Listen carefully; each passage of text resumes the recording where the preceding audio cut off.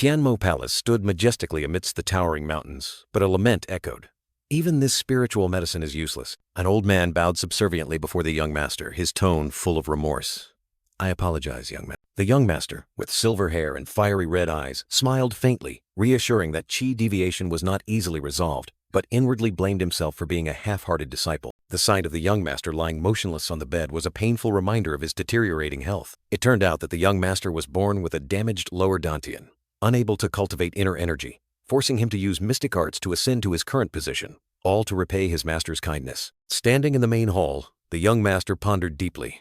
The spiritual medicine from the Hebei Peng family also had no effect. Was there any other remedy that could salvage this situation? Suddenly, a figure appeared, their decisive footsteps breaking the silence of the space. The young master looked up, and the mysterious man slowly inquired about his condition after a long absence. It turned out to be Martial Hegemon Chian Hajin, a martial uncle of the young master with a stern appearance and a distinctive full beard. The young master subtly smirked, replying that Chian Hajin's trip seemed to have lasted longer than expected. Chian Hajin, with a dignified expression, declared that he would shoulder the responsibility of vice-sect leader to maintain the prosperity of the Tianmo sect. While the sect leader and young master were facing difficulty, the young master maintained an inscrutable smile, thanking Chian Hajin for his dedication, but his eyes were full of vigilance. Inwardly, the young master called Chian Hajin a venomous snake, convinced that the old man's trip was not as simple as it seemed. The young master's eyes suddenly turned cold, a flash of killing intent appearing as he realized he needed to act before Chian Hajin could play his tricks. Sitting in the main hall, the young master suddenly realized he had been ambushed right in his own young master's hall. Fresh blood seeped from the corner of his mouth, and the young master let out a sinister smile, admitting that the wine he had just drunk truly tasted fatal. A series of dark figures loomed on the ceiling, yet the young master calmly raised his cup, inviting those in hiding to enjoy this precious wine. The command attack rang out, but the young master merely let out a faint "oh," showing little surprise at the ambush. The black-clad assassins rushed down like a storm, but the young master roared in fury. "How dare you lay hands on me right in my own hall!" Amidst the dense encirclement, the young master remained seated, his body radiating a brilliant purple light, ready to face the challenge. The assassins realized in horror that they had fallen into a trap. An illusion? When did he do that? The young master walked leisurely, leaving behind a perfect illusion, mystical purple light enveloping his figure. With a confident half-smile and a trace of blood still on his lips, the young master sarcastically remarked that if they wanted to capture him, they should have prepared more thoroughly. The assassins cried out in pain as they were sent flying by the young master's powerful purple energy. He had already warned them. The young master clenched his fist, his entire body erupting with purple energy, declaring loudly that this many enemies were still not enough to deal with him. From above, gigantic chains with sharp tips, enveloped in purple energy, plunged down like pythons. The chains tightly coiled around the black-clad assassins, dragging them away mercilessly, creating a chaotic scene. The young master turned to look at Chian Hajin and the elders, his eyes filled with disdain as he asked, "Is this all you can do?" With a savage smile and glowing purple eyes, the young master bluntly expressed his extreme disappointment with Martial Hegemon Chian Hajin's poor performance. Chian Hajin and the elders stood stunned, their faces showing extreme panic as they faced the young master's terrifying power. Chian Hajin was utterly terrified, unable to believe that the young master could still smile after drinking red crane poison, a potent toxin that could melt an entire ox. He secretly cursed the young master as a monster. The young master stood amidst the defeated, blood splattered everywhere, regretfully saying that if his body hadn't been weak, Chian Hajin would already have a hole in his head. Chian Hajin, holding his sword, replied with a sinister smile, saying that he also felt sorry for the young master and could not allow an orphan who knew no martial arts to become the sect leader, while also revealing that he had orders from above to act. Chian Hajin and the other elders simultaneously charged to attack the young master, determined to defeat him at all costs. The young master merely let out a faint "oomph," completely unfazed by their relentless assault. With a sarcastic smile, the young master called the elders cowardly cats, mocking them for ganging up on a child who knew no martial arts after poisoning him. Chian Hajin angrily pointed his finger, loudly blaming the young master for his lack of caution and respect, stating that otherwise, things would not have come to this. The young master coldly cut him off, asking directly, "Stop with the nonsense.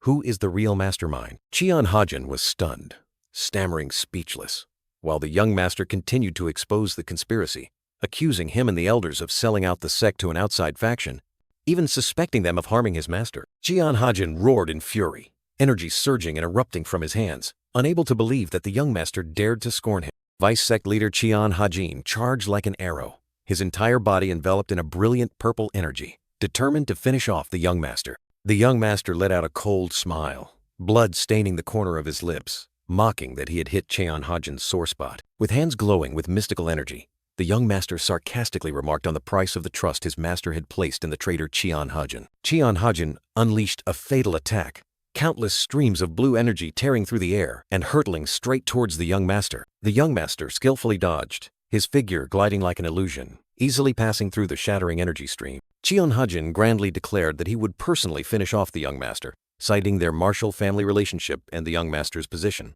The young master sneered faintly, his sharp eyes piercing through, exposing Chian Hajin's conspiracy and stating that he was merely a pawn being used by others. Chian Hajin roared Yonwun, Hui's name in anger, blood gushing from his mouth. Unable to control his rage at being exposed by the young master, Chian Hajin smugly declared that he would rectify the young master's mistakes and bring prosperity to the sect. While the young master only responded with a meaningful sneer, the young master cried out in pain. Blood splattered across his face, but the purple energy still surged around his body. Suddenly, countless shadow assassins emerged from the darkness, simultaneously charging to attack the young master with killing blows. Despite being severely wounded, the young master still wore a mysterious smile, his eyes sharp as if to say, "Do you still not understand who I am?"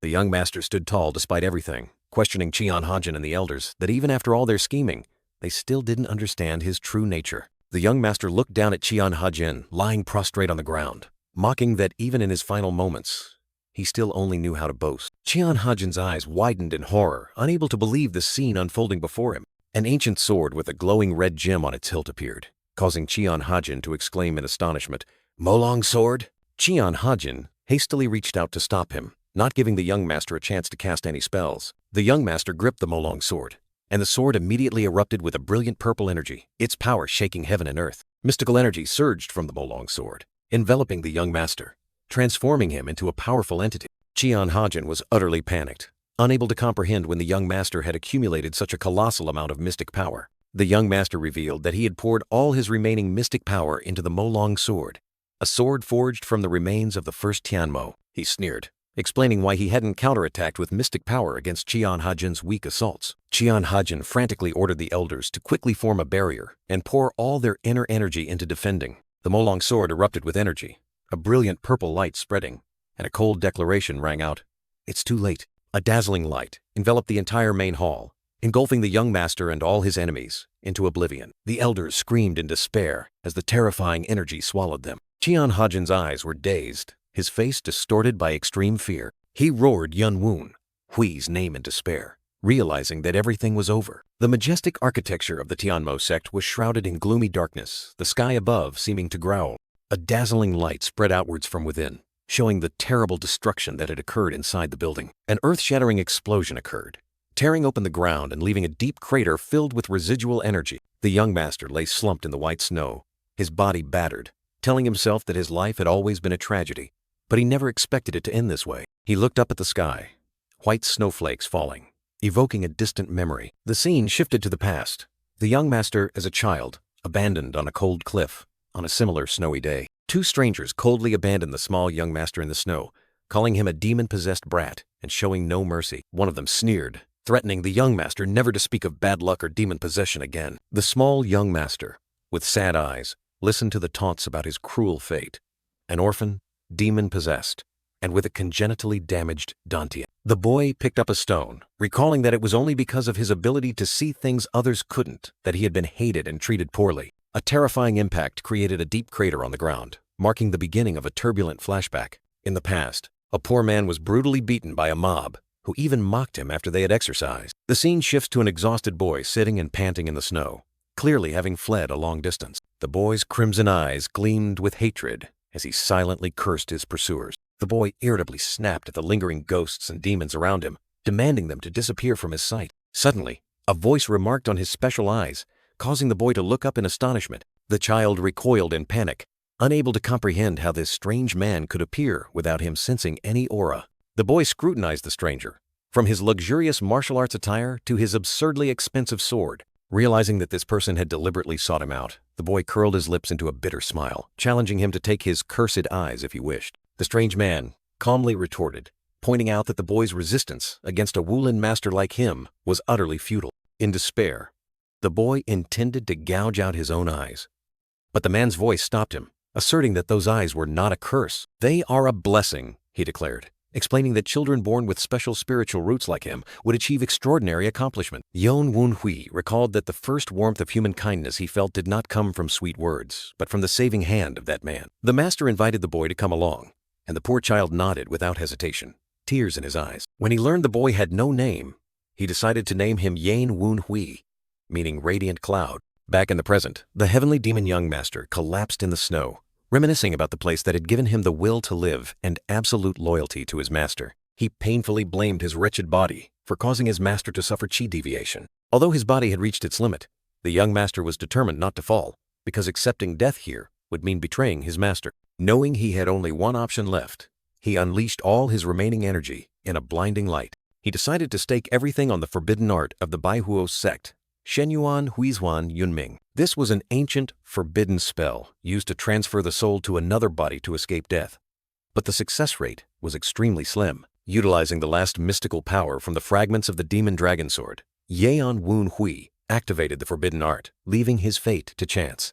Amidst the swirling energy, his final thought was a prayer for his master's safety. A pillar of brilliant golden light erupted violently, shaking the entire area. The light shot straight up into the sky, carrying his hope that his master would be safe until the day he returned. Suddenly, Woon Hui's consciousness was invaded by an annoying nagging voice, while his new body ached all over. His eyes snapped open, unable to believe the insane truth.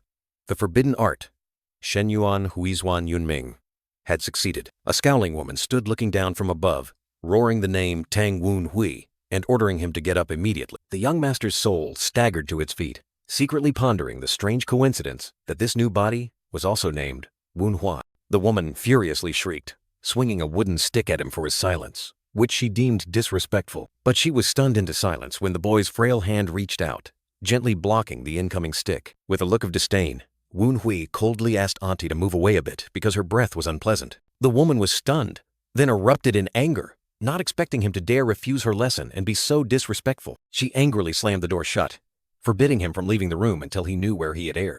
Finally, in peace, Woon Hui flopped onto the bed, relying on his remaining memories to confirm that the wicked woman was indeed his stepmother. He deduced that the forbidden art only worked on recently deceased or dying bodies, which meant this woman had beaten her husband's stepchild to death. Woon Hui grimaced, realizing his previous life had been unfortunate. But this Tang Woon Hui's life was no better, possessing a weak body that had never trained in martial arts. However, he discovered a shocking fact that his previous Yan Woon Hui body never had: a complete lower dantian. Now, with the mystical arts and death god's eyes from his previous life, plus a lower dantian for cultivating martial arts, he had enough power to resolutely protect his master. The young master, Tang Woon Hui, with blazing purple eyes and a scarred face, clenched his fists, vowing to avenge those who had harmed the heavenly demon sect. He declared that he would make them pay, his eyes burning with determination. The scene shifts to introduce the Tang family in Sichuan, one of the 6 great families of Wulin, and the dominant family in Sichuan. A Wulin geographical map is displayed, showing major forces such as Patala Palace, Kunlun sect in the west, Shaolin Temple, Beggar's sect,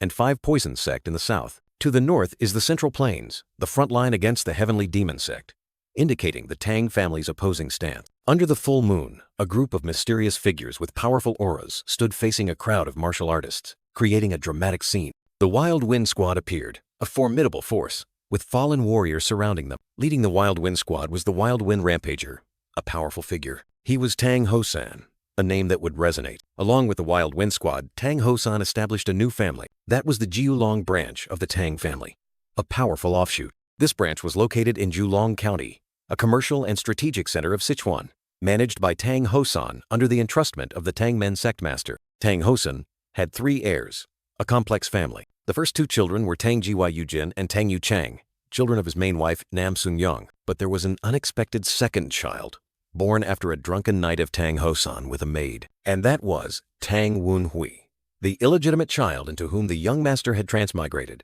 An ironic twist of fate. His illegitimate status caused Tang Woon Hui to be scorned and isolated within the Tang family. A servant was complaining about being starved due to Madam's orders, and urged Tang Woon Hui to go beg. The servant Hyung Sam continued to grumble, advising Woon Hui to beg Madam if they didn't want to starve.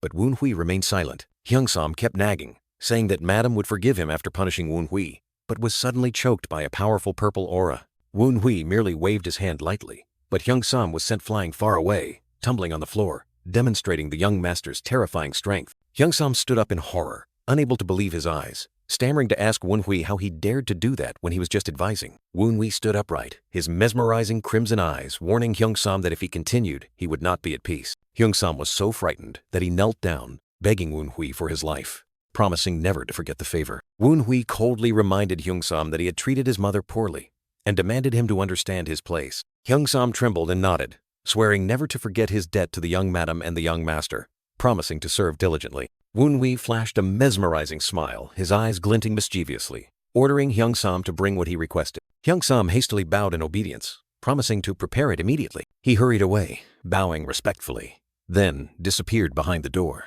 Woon Hui rubbed his numb hand, telling himself that this body was too weak, feeling numb just from a light slap. He pondered Tang Woon Hui's isolated situation within the Tang family, realizing that being ostracized by his stepmother left the boy with no one to support him. The only solution was to cultivate internal energy, but there was a big problem.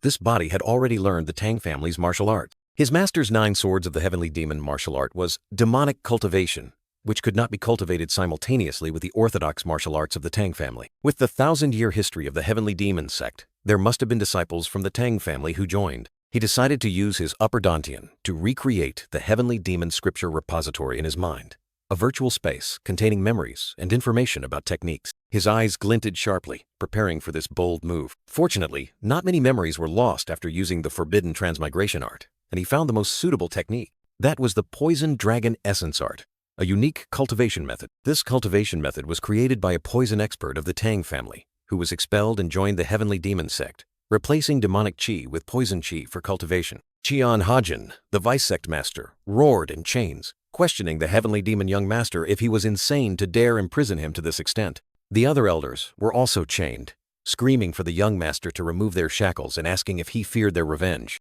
The heavenly demon young master, with a cold expression and blazing purple eyes, calmly sat watching the traitors writhing in chains, sarcastically remarking that he was very happy to see his uncle and the elders so happy. The elders furiously accused the young master of bringing his vile nature from his previous life into this one, asserting that this was why they rebelled against him. The young master coldly retorted that if they wanted to kill him, they must be prepared for the consequences, while clenching his fist, and purple demonic energy erupted around his hand. The violent purple demonic energy surged out, sending Chian Hajin, the vice cult leader, crashing hard onto the floor, writhing in pain.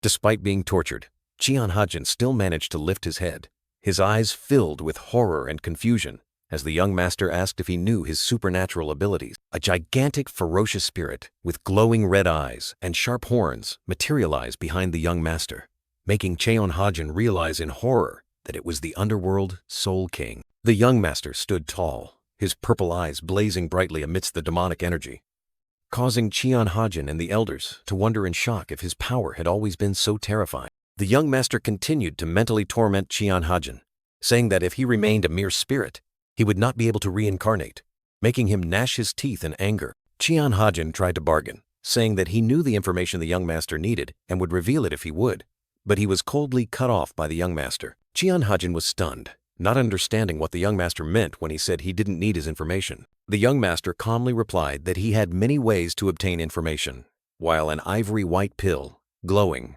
floated above his palm. Chian Hajin stared at the pill in horror, realizing it was made from his own soul, tears streaming down his face as he was about to be purified. Chian Hajin's soul was sucked into the pill, vanishing in a blinding light, leaving behind desperate screams. The young master held up the pill, explaining to the elders that this was a soul elixir containing the resentment and hatred of the dead, more poisonous than any other poison. With a crazed look in his eyes and a terrifying smile, the young master decisively swallowed the soul elixir, the crisp chewing sound echoing. The elders witnessed the horrifying scene, their faces contorted with fear and disgust at the young master's brutal act. The young master writhed in pain as the soul elixir took effect, but he gritted his teeth and endured purple demonic energy erupting fiercely. The elders couldn't believe their eyes, seeing the young master still standing after swallowing the soul elixir, a poison that even the crimson crane poison couldn't compare to. The young master, with blazing purple eyes and an eerie smile, declared that vice cult leader Chian Hajin had become the foundation for his poison dragon essence art, and now it was the elders' turn to choose. He presented a grim choice: confess obediently or be completely devoured, making the elders tremble in fear. An elder tremblingly admitted that they, The elders of the heavenly demon cult merely followed the orders of a mysterious organization called the Society, while his hand clenched something. The elder spirits fearfully affirmed that they were not lying, and that the organization had no true name. The young master pondered, realizing the real problem was that the organization had actual members. The elder spirits begged the young master to trust them, saying that those individuals refused to reveal anything about themselves. The young master recalled the scene of the elders, who once worshipped the heavenly demon like a god, gathering under the moonlight to oppose him. He remembered the moment of betrayal, when he lay slumped on his bed, his body poisoned and his soul drained. He remembered his face then, with silver white hair and blazing red eyes, smiling cruelly even as blood flowed from his mouth. The elders betrayed him simply because they feared the members of the society more than the heavenly demon they worshipped. The young master mused, once thinking that the traitors were merely victims of the orthodox or demonic factions. He realized that the society consisted of individuals who had transcended as they tried to climb the tower standing in the sky. He realized they were absolutes or half-immortals, entities that could be considered natural disasters. The young master sat silently in his room, realizing that the true masterminds had far surpassed all his predictions. He no longer had time to slowly adapt to the toxins in his new body, as the threat was imminent. The young master was determined to accelerate his cultivation, his eyes blazing with ruthlessness and resolve. 2 months later, in Woon Hui's aunt's room, a porcelain vase was smashed to pieces, signaling her anger. Woon Hui's aunt angrily questioned the servant why Tang Woon Hui was still safe and sound, even though she had ordered him to be starved. She was furious because rumors were spreading throughout the clan that she had killed and replaced him with an imposter, and she worried about how to face Patriarch Tang Hosan, who was about to visit. Woon Hui's aunt gritted her teeth, her eyes filled with annoyance and suspicion, as she wondered why Tang Woon Hui had changed so drastically in just 2 months. She continued to ponder, her face clearly showing irritation and doubt as to whether Tang Woon Hui had a new backer. Woon Hui's aunt worried that if Tang Woon Hui impressed the patriarch, his position in the clan would become more secure, and someone might be manipulating him. Her rage erupted. Woon Hui's aunt slammed the table and stood up abruptly, roaring that only Gyu Jin and Yu Chang were worthy of catching the patriarch's eye. A trembling servant reported that young master Yu Chang had arrived, making Woon Hui's aunt ask in surprise if he had finished his secluded cultivation. She coldly ordered the servant out of her sight, and to immediately report any suspicious moves by Tang Woon Hui. Tang Gyu Jin appeared with a smug smile, cupping his hands respectfully to greet Woon Hui's aunt. Woon Hui's aunt, pleased, told him to sit down and asked if he had achieved his secluded cultivation goals. Tang Gyu Jin confidently replied that although he could still improve, he had successfully acquired hidden qi, making Woon Hui's aunt proud. Gyu Jin recounted the rumors about Tang Woon Hui on his way there, then coldly asked if he had repented and begged for his aunt's forgiveness. Woon Hui's aunt rubbed her temples, sighing tiredly and irritably as she thought about Tang Woon Hui, wondering what he was plotting. Gyu Jin asserted that, based on the situation, someone was definitely secretly supporting Tang Woon Hui, to which Woon Hui's aunt agreed. He analyzed that a weakling like Tang Woon Hui couldn't survive 2 months without food and drink. Someone must have secretly given him elixirs every night. Woon Hui's aunt clenched her hands, her eyes sharp as she agreed with Gyu Jin's deduction, but still wondered which fool was trying to use Tang Woon Hui. Gyu Jin proposed a bold plan. He would recommend Tang Woon Hui during the festival when the patriarch visited, making Woon Hui's aunt ask in surprise for the reason. He explained that if Tang Woon Hui had a great opportunity, the person behind him would be forced to reveal themselves to openly help him. Woon Hui's aunt narrowed her eyes in thought, realizing this was a good idea, and that the person would surely provide more elixirs to enhance Tang Woon Hui's abilities. She concluded that once the person behind him revealed themselves, they would be able to eliminate them. But she still worried that if Tang Woon Hui made a mistake, it would affect the branch family's reputation. Gyu Jin flashed a sinister smile, confidently declaring that no matter how much that person helped, Tang Woon Hui couldn't achieve anything significant. He continued, saying that if Tang Woon Hui caused any mistakes or accidents, he would step forward to stop him as his older brother. A mysterious purple aura hovered above the rooftop, signaling the presence of an extraordinary power. The heavenly demon young master, with long black hair and sharp eyes, was absorbing the purple aura, telling himself that someone who had only just learned the basic qi cultivation techniques of the Tang Clan could not reach a high realm in a short time. A gigantic purple qi dragon appeared behind the young master, demonstrating the terrifying power he was absorbing. The young master meditated amidst the blazing purple energy, determined not to let anyone achieve accomplishments in a short time. Hyung-sam knelt to report, making the young master gasp in astonishment upon hearing that 6 years had passed. Hyung-sam confirmed that the heavenly demon cult had undergone a 6-year civil war. The young master recalled asking Hyung-sam 2 months ago to bring news about the martial arts world. He told himself that he had anticipated time would pass when using the forbidden technique Divine Origin Reversal of Fate, but he hadn't expected it to far exceed all expectations. 6 years passed. Young Master Tang Woon-hui, with long black hair and desperate eyes, realized this was a moment of despair. Hyung-sam continued to report that the heavenly demon of the era had gone missing, making the young master ask again in shock. Hyung-sam explained that it was a wicked plot by the cult that had been planned for a long time, and everyone feared when the heavenly demon would appear. The heavenly demon young master bowed his head, his eyes filled with sorrow, wondering if his master was still alive, but still holding on to a faint glimmer of hope. He clenched his hands, determined to rush to the Tianshan Mountains immediately, but then realized he lacked strength, information, and money. The young master's fist flared with a blue light, demonstrating his strong will. He emphasized that he particularly lacked information, which hindered all his plans. Young Master Tang Woon-hui, shirtless and muscular, was cultivating with purple chi swirling around him, vowing not to let the traitors find his master before him. He asserted that if they hadn't found his master yet, he needed information as good as theirs,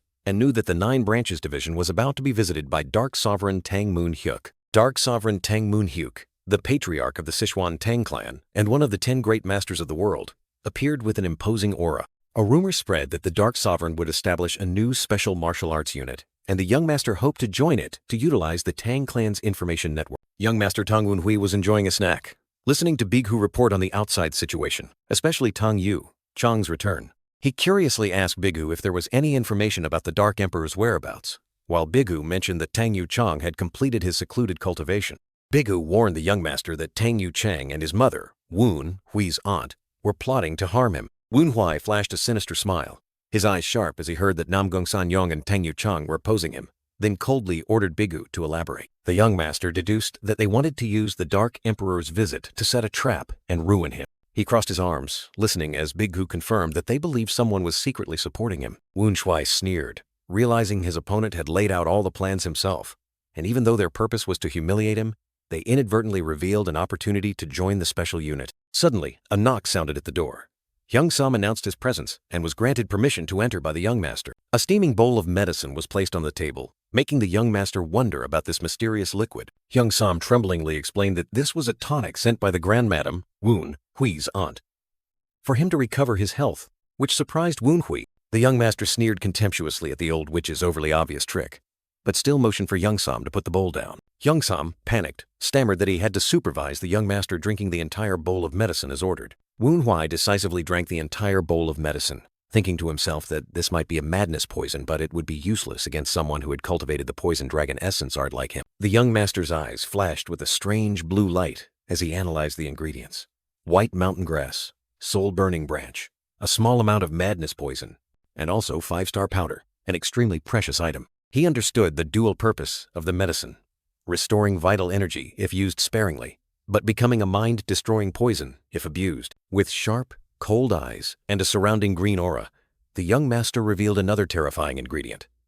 Cinnabar poison. Bighu exclaimed in horror, unable to believe that Namgung Sanyang dared to use cinnabar poison to harm the young master with dark magic. The young master coldly ordered Bighu to remain silent and go investigate which sorcerer was working for that witch. Bighu immediately vanished in a flash of light, swiftly carrying out his master's command. Woon Shui held the empty bowl, pondering Woon Shui's aunt's conspiracy to use madness, poison, and dark magic to turn him into a puppet. He was curious to know the skill level of the sorcerer she had hired. Woon Hui asked Hyung-sam why he was still standing there, and Hyung-sam hastily reported that a martial arts master was waiting outside. The young master was surprised, his eyes full of doubt upon hearing the mention of a martial arts master. Outside the courtyard, a man introduced himself as Tang Gon, the martial arts master who would be in charge of teaching martial arts to the young master. Tang Gon, with a lazy expression and a blade of grass in his mouth, said that he would only be here for a short time. He was Wild Wind Warrior Tang Gon, a high-ranking member of the elite Wild Wind Squad and one of the top 5 martial arts masters of the 9 Dragons branch family.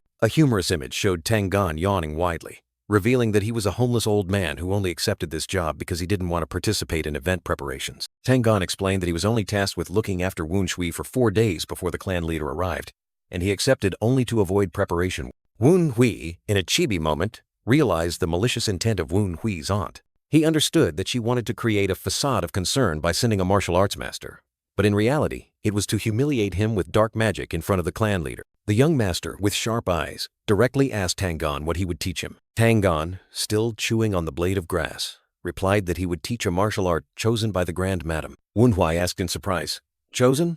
as Tang Gan prepared to demonstrate, telling him to pay attention. Tang Gan moved like a ghost, leaving countless afterimages, demonstrating an extremely agile and illusory footwork technique. The young master's eyes widened. He recognized this footwork. Tang Gan's feet glided lightly over the ground, leaving no traces. Tang Gan revealed that it was shadow step, the footwork that Tang Yuchang frequently used. Wen Huai sighed, realizing that Wen Huai's aunt wanted to make him look inferior to her son, while Tang Gan explained that shadow step emphasized stealth and effectiveness when combined with hidden weapons and poison arts. Tang Gan left deep footprints on the ground, then told the young master to try and copy it. Before Tang Gan could leave, the young master declared, "I've mastered it." Martial arts master Tang Gan was utterly astonished, his eyes wide with disbelief at the declaration he had just heard. The demonic young master stood tall, confidently declaring to Tang Gan that he had completely mastered shadow step. Tang Gan, with a smug expression, began to ramble on about the difficulty of shadow step, stating that even geniuses like him took many days to master it. He continued to boast about his talent, claiming that ordinary people would take at least 3 months to grasp the basics, while the young master merely sneered inwardly. Tang Gan lazily waved his hand, telling the young master to practice diligently if he understood, unaware that he was facing a true final boss. The young master firmly reiterated that he had mastered the technique, leaving Tang Gan bewildered and unable to comprehend. Tang Gan, flustered, covered his face, trying to explain that shadow step was not something that could be learned with just one glance, but the young master quickly countered. The young master raised 3 fingers, challenging martial arts master Tang Gan to bet 30 silver coins to verify his ability, which horrified Tang Gan. With a cunning smile, the young master taunted Tang Gan for finally opening his eyes, and further revealed that 30 silver coins were equivalent to 3 months of his salary, making the bet even more dramatic. Tang Gan coughed, trying to regain a serious demeanor, declaring that shadow step was a precious martial art of the Tang family, not to be gambled away casually. The young master tilted his head, his sharp, cold eyes looking directly at Tang Gan, preparing to deliver a fatal blow. With a challenging smirk, the young master bluntly asked Tang Gan if he was a chicken, coward, making the atmosphere as tense as a stretched bowstring. Tang Gan's eyes suddenly widened, his face flushed with anger at the young master's blatant provocation. The young master continued to taunt, saying that a genius like Tang Gan was cowardly for not daring to bet, and declared that he would practice by himself if Tang Gan didn't dare. Tang Gan suddenly stopped, a cunning and dangerous smile spreading across his face, admitting that the young master was very good at provoking and accepting the bet money as punishment for insulting martial arts. The young master flashed a triumphant smile, warning Tang Gan not to go back on his word, his eyes full of confidence in a victory already within reach. Tang Gan waved his hand, challenging the young master to prove his ability. But unexpectedly, the young master had vanished in the blink of an eye. Tang Gan was utterly astonished, his face pale and cold sweat pouring down, unable to believe the scene that had just unfolded before his eyes. The young master stood there, smiling meaningfully, gently calling out martial arts master as if nothing had happened. The young master raised a money pouch, cunningly asking Tang Gan if he planned to drink alcohol today, implying that the money in his pouch had been completely swiped. Tang Gan stared in horror at his empty money pouch, his face changing color as he yelled, "Impossible!" He angrily accused the young master of cheating, incessantly questioning when the young master had learned shadow step, while the young master calmly retorted. Tang Gan stammered, admitting that the young master had never learned martial arts before, but still couldn't understand how he could master the technique after just one glance. The young master smirked, taunting Tang Gan as a petty person who couldn't accept defeat, then continued to provoke him. He asked Tang Gan if he knew any other martial arts, because just one shadow step technique was too boring, his eyes burning with challenge. Tang Gan was so angry that his entire body seemed to ignite, but the young master continued to taunt, asking if he was at a great disadvantage because he was a genius. Tang Gan angrily ran off to borrow money to continue betting, while the young master burst out laughing, feeling that everything was too easy. Tang Gan returned, confidently declaring that he knew countless secret techniques much more difficult than shadow step, challenging the young master to see if he could keep up. The young master smiled meaningfully, thinking to himself that martial arts master Tang Gan must be very confused, having just had all his money swiped, and also being outclassed by someone who had never practiced martial art. He recalled that in his previous life, he had fought countless renowned masters, so remembering basic martial arts techniques was a trivial matter. Bigu hovered around the young master, proudly asking him what he thought of the recent performance, and the young master merely praised him gently. The young master explained that no matter how strong he himself was, taking Tang Gan's money pouch by himself was impossible due to the difference in cultivation levels. But for Bigu, it only took a snap of his finger. The young master's eyes flashed with a dangerous purple light. He looked at Tang Gan, who was kneeling, pondering whether to plunder all of this martial arts master's techniques. 4 hours later, the adorable, chibi young master was practicing new techniques, from soul-foot flying butterfly to wild wind body art. He continued to practice, even performing wild wind triple shift, astonishing onlookers with his extraordinary learning speed. Tang Clan screamed in despair, surrounded by flying gold coins, indicating that he had lost everything. Two spirits, possibly Bighu and another spirit, looked at Tang Clan with pity. One spirit even comparing his pain to what they had once experienced. The young master stood upright, calmly asking Tang Clan if he had any money left, while Tang Clan knelt on the ground, desperately saying he couldn't borrow any more from the bank. The young master flashed a cunning smile, extending his hand with the money pouches he had just won, offering Tang Clan one last game, betting everything he had. Tang Clan frantically asked if the young master intended to sell himself into slavery, but he immediately denied it. With a cunning smile, the young master pointed out that the martial arts master still had one important secret technique that he hadn't yet grasped: the legendary Wild Wind Dance. The young master's eyes flashed with a sharp, cold light, harboring a profound intention. Tang Clan surprisingly called out young master Wun Hui's name, seemingly sensing something unusual. The young master unexpectedly unleashed a powerful martial arts move, creating a fierce swirling wind, confirming the existence of Wild Wind Dance. Martial arts master Tang Clan immediately recognized the power of the technique, his eyes sternly asking if this was the essence of the Wild Wind Squad, and demanded the young master stop. The young master sneered, sarcastically remarking that Tang Clan, despite his lazy appearance, was actually the renowned Wild Wind warrior, then retorted by asking if Tang Clan thought he was unworthy of learning Wild Wind Dance. Tang Clan closed his eyes, calmly replying that, as a family disciple, the young master had every right to learn it, especially since he had taught it to others before. The young master faced Tang Clan, declaring that the right he spoke of lay not in bloodline, but in a person's true ability. Martial master Tang Clan raised his head, his eyes showing a hint of confusion at the young master's cryptic words. The young master's aura erupted, and he roared, asking Tang Clan if he believed he possessed the innate talent to become a true mad wind. With the image of a powerful warrior appearing behind him, the young master continued to question whether Tang Wun Hui had the right to inherit the great legacy of the Mad Wind Squad. Tang Clan looked directly at the young master, his eyes full of contemplation as he mentioned the legacy of the Mad Wind.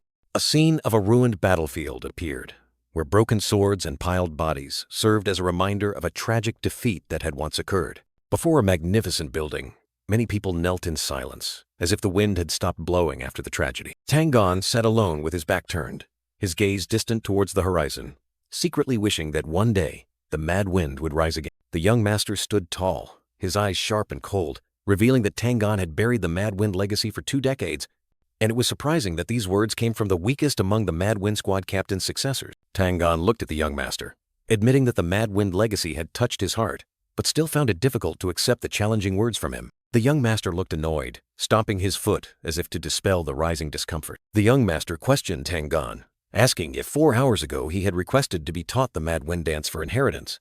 Would the martial master have been willing to impart it? The young master continued to expose him, leaving Tang Clan speechless and flustered, because even when teaching shadow steps, the martial master had struggled greatly. Tang Clan looked directly at the young master, his eyes sharp as knives, finally realizing that he had used the bet to provoke and prove his worth. Tang Clan looked at the young master in surprise, admitting that he had heard rumors of his change, but only now truly saw the hidden wisdom and potential power he had concealed. Martial master Tang Clan affirmed that the martial arts he had imparted, including shadow steps, were techniques that young master Wun Hui had previously found difficult to grasp. Tang Clan pondered, realizing that the young master had secretly accumulated internal energy for a long time, and now, seizing the opportunity of the impending arrival of the Heizun, he had decided to reveal the sharp claws he had long hidden. The young master smirked meaningfully, confirming that all of Tang Clan's speculations were accurate. A glint flashed in Tang Clan's eyes. He secretly thought this was truly a malicious scheme, deceiving even those within the clan. Bighu whispered that the scoundrel Tang Clan had realized the young master's true worth and couldn't help but admire the power of the Shen Jiao, making the young master annoyed, thinking that these fossils merely wanted to turn into demonic pills. The young master directly asked Tang Clan if he would agree to teach, leaving the martial master flustered and unsure how to respond. The young master sneered, and in Bighu's mind, a confident voice echoed that no one could escape the young master's manipulation, and he decided he would turn the stubborn ones into demonic pills. As the young master continued to display his power, Tang Clan turned away in panic, stammering for mercy. Finally, Tang Clan looked directly at the young master, his expression resolute, declaring that he would impart the Mad Wind Dance to him. The young master smirked contentedly. His plan had succeeded. The young master cupped his hands, bowed respectfully, and formally requested Martial Master Tang Gan to impart the martial arts. Tang Gan raised his head, his eyes showing a hint of surprise and confusion at the young master's unexpected attitude. A faint smile flickered across Tang Gan's lips. Perhaps he had accepted his fate. The two stood facing each other, Tang Gan formally accepting the young master's request, agreeing to impart the martial arts. Tang Gan began to demonstrate, his feet gliding lightly, while also warning that the mad wind dance would be harder to master than any previous technique. The young master unexpectedly raised his hand, slyly proposing a new bet, whether he could master the mad wind dance within the day, and the loser would have to treat the other to a lavish meal. Tang Gan, with a sly smile, accepted the new challenge, confident that this time he would win. Martial Master Tang Gan smiled confidently, his eyes sharp as if to say, "Watch closely, my dear student." With just a soft sound, Tang Gan moved at astonishing speed, leaving a blurry trail on the ground, making the onlookers marvel. In the young master's mind, he recalled the old oath of the Mad Wind Detachment not to interfere in succession disputes, but he believed he would find a way to make them change their mind. Young Master Yan Woon Hui, with resolute eyes, told himself that he had found an excellent comrade in arms, a true drinking buddy. Powerful, swirling currents of energy erupted around the young master, showing the extraordinary power and potential rising within him. The young master confidently declared that he would become a new Mad Wind, but then subtly denied it, leaving people curious. Tang Gan, with a tired expression, told himself that losing the bet wasn't important, but the piled-up plates of food were eloquent proof of his utter defeat. Martial Master Tang Gan secretly thought that young Master Yan Woon Hui's exceptional talent could only be a great blessing for the clan. However, Tang Gan quickly changed his attitude, roaring in anger when he saw the young master devouring a mountain of food, questioning him. "Is this your 4-person meal, you swindler?" A cheerful waiter asked Tang Gan if he needed anything else, while the martial master could only sigh, requesting more wine to endure this scene while sober. Young Master Yan Woon Hui, with an innocent expression, asked Tang Gan if he was a drunkard and if they should go to the more expensive Dragon Lord Inn. Tang Gan angrily retorted, pointing out that the Dragon Lord Inn was extremely expensive and the current inn was already the best place with the best food in the area. The young master nodded in agreement, but secretly calculated that despite the expense, he still wanted to treat Tang Gan to a proper meal, only he hadn't expected the martial master to order enough food for an entire week. Tang Gan continued to drink wine like water, while the young master secretly calculated that going to the Dragon Lord Inn would not fit his grand plan. The young master sat quietly, hands on the table, his gaze distant as he thought about the countless similar inns on the main street. He recalled Nam Sung Young's house arrest order that had forced him to wait patiently for 2 months, and he could not delay any longer. Young Master Yan Woon Hui activated a mysterious skill, creating small blue spirits that fluttered around, telling himself that this was the secret art of communication with the Bai Huo Jiao. He clenched his fists, his eyes resolute, determined to inform those in despair that young Master Tian Mo Yon Woon Hui had returned, stronger than ever. 10 days passed without any suspicious activity, and Bigu, hidden on a tree branch, wondered how much longer he had to keep watch. Bigu startled, his large round eyes looking down, discovering a familiar figure. It recognized the uniform of the Ching Chung sect, and wondered why someone from the Tang Clan was wearing it, then suddenly realized it was Tang Gyu Jin. Bigu quickly realized it was Tang Gyu Jin, the eldest young lady of the clan, and worried about what she might be plotting, especially since she was Nam Sung, Yong's daughter. Bigu sadly thought of another child, hoping that child was safe and peaceful amidst the turmoil. Bigu suddenly realized he had no time for idle thoughts, and quickly moved, leaving a streak of light in the air. It swiftly descended to the ground, deciding it had to find a way to ingratiate itself with the young master to ask for help in this urgent situation. Bigu was horrified to hear Woon Hui's aunt question Tang Gyu Jin whether she intended to stab her own mother in the heart. Tang Gyu Jin angrily criticized her aunt for confining and starving Yan Woon Hui, stating that it was nothing compared to the times her aunt had hurt him before. Woon Hui's aunt, with a smug expression, dismissed Tang Gyu Jin's worries, revealing that someone was secretly supporting the young master, so she didn't need to worry. She coldly told Tang Gyu Jin that she only needed to worry about the Hades visit schedule, implying that the young master was not a priority. Tang Gyu Jin slammed her hand on the table, her eyes flaring with indignation, unable to accept her aunt's attitude. She roared, asking her aunt if she thought that was a reason to treat Woon Hui that way, and accused her aunt of not even knowing there was someone secretly supporting him, questioning if she wanted to kill him. Woon Hui's aunt sneered contemptuously, calling Yon Woon Hui a bastard and asking Tang Gyu Jin why she was making a fuss over an illegitimate child. Tang Gyu Jin, with pained and disappointed eyes, replied that her aunt hadn't changed, still calling him a bastard, and she would have no choice but to reveal the shocking truth. Woon Hui's aunt panicked, hastily stopping Tang Gyu Jin, calling her name with worry and fear. Bigu watched Tang Gyu Jin collapsing, realizing that integrity had always been her weakness since childhood, and it worsened after joining the Ching sect, wondering how she would succeed with such an attitude. Bigu wondered in confusion how to report this situation, whether he should say this family is truly chaotic. A question full of humor yet also poignant. Woon, Huai's aunt, with murderous eyes, slammed her hand on the table, roaring that it was all that bastard's fault, and there was no need to wait for the Haidi's visit anymore. She stood up and walked away angrily, while Bigu panicked, realizing that Woon, Hui's aunt, was going out because of the young master, and he was sure she was going to see a sorcerer to resolve the issue. The young master delivered a powerful, sweeping strike, creating a terrifying vortex of aura, showing remarkable progress in his martial arts. He continued to charge forward at terrifying speed, each step tearing through the air, determined to overcome all limits. Despite his best efforts, the young master still felt anxious upon realizing that the current situation was not promising, forcing him to become even stronger. Tang Gan sighed, reluctantly praising the young master's ability to mimic martial arts, then asked if he was still sulking. Martial Master Tang Gan frowned, finding it difficult to understand why the young master learned weapons before even assassination and poison arts.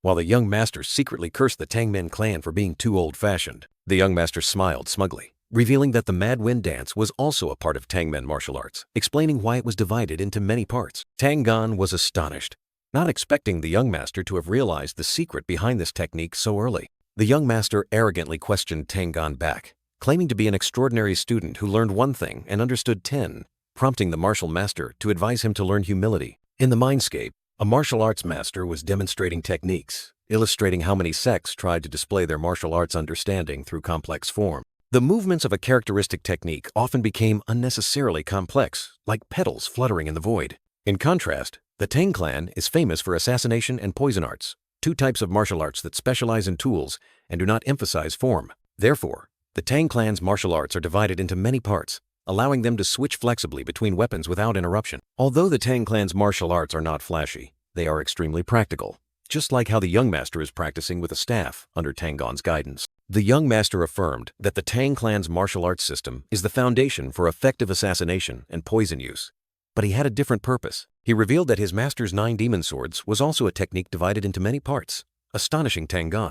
The young master sneered, declaring that learning the Tang Clan's martial arts would help him use the 9 demon swords more effectively, bypassing assassination and poison arts, which made Tang Gan suspicious. Tang Gan looked at the young master warily, asking what he was plotting when the young master mentioned that Lady Gyu Jin had arrived. The young master nodded, confirming the close relationship between him and Tang Gyu Jin. Tang Gyu Jin, his older sister and the only one in the 9 Dragons clan who treated Tang Wenhui like family. She had been deeply etched into the young master's mind as part of his family. Even after transmigrating into Tang Wenhui, the young master still received countless letters from her. Those letters were filled with worry and sincere affection, warming the young master's heart. He hoped Tang Gyu Jin would have a good relationship with his Tang Wenhui, whose body he was borrowing. However, the young master also wondered if Tang Gyu Jin would still stand by him, as he planned to become a sworn enemy of Nan Sungyung. Tang Gan told the young master to go greet the clan elders today, and he would return tomorrow.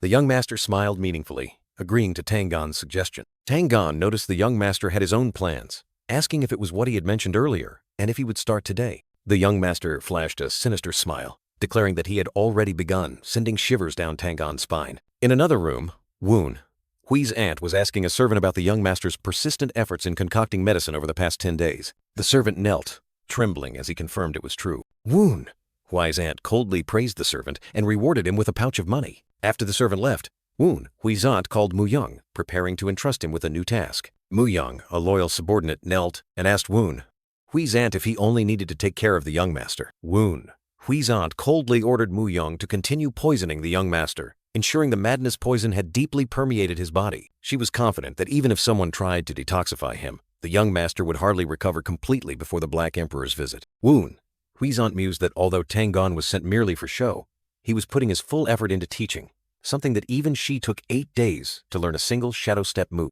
She believed that no matter how hard Tang Gan tried, the young master would hardly learn a single technique before the Black Emperor arrived. However, the biggest problem lay with the young master's older sister, who had a fierce argument with her mother as soon as she returned home, potentially ruining the current plan. Woon, Hui's aunt, looked out the window, her eyes full of ambition, telling herself that she should have been the official successor of the 9 Dragons branch family.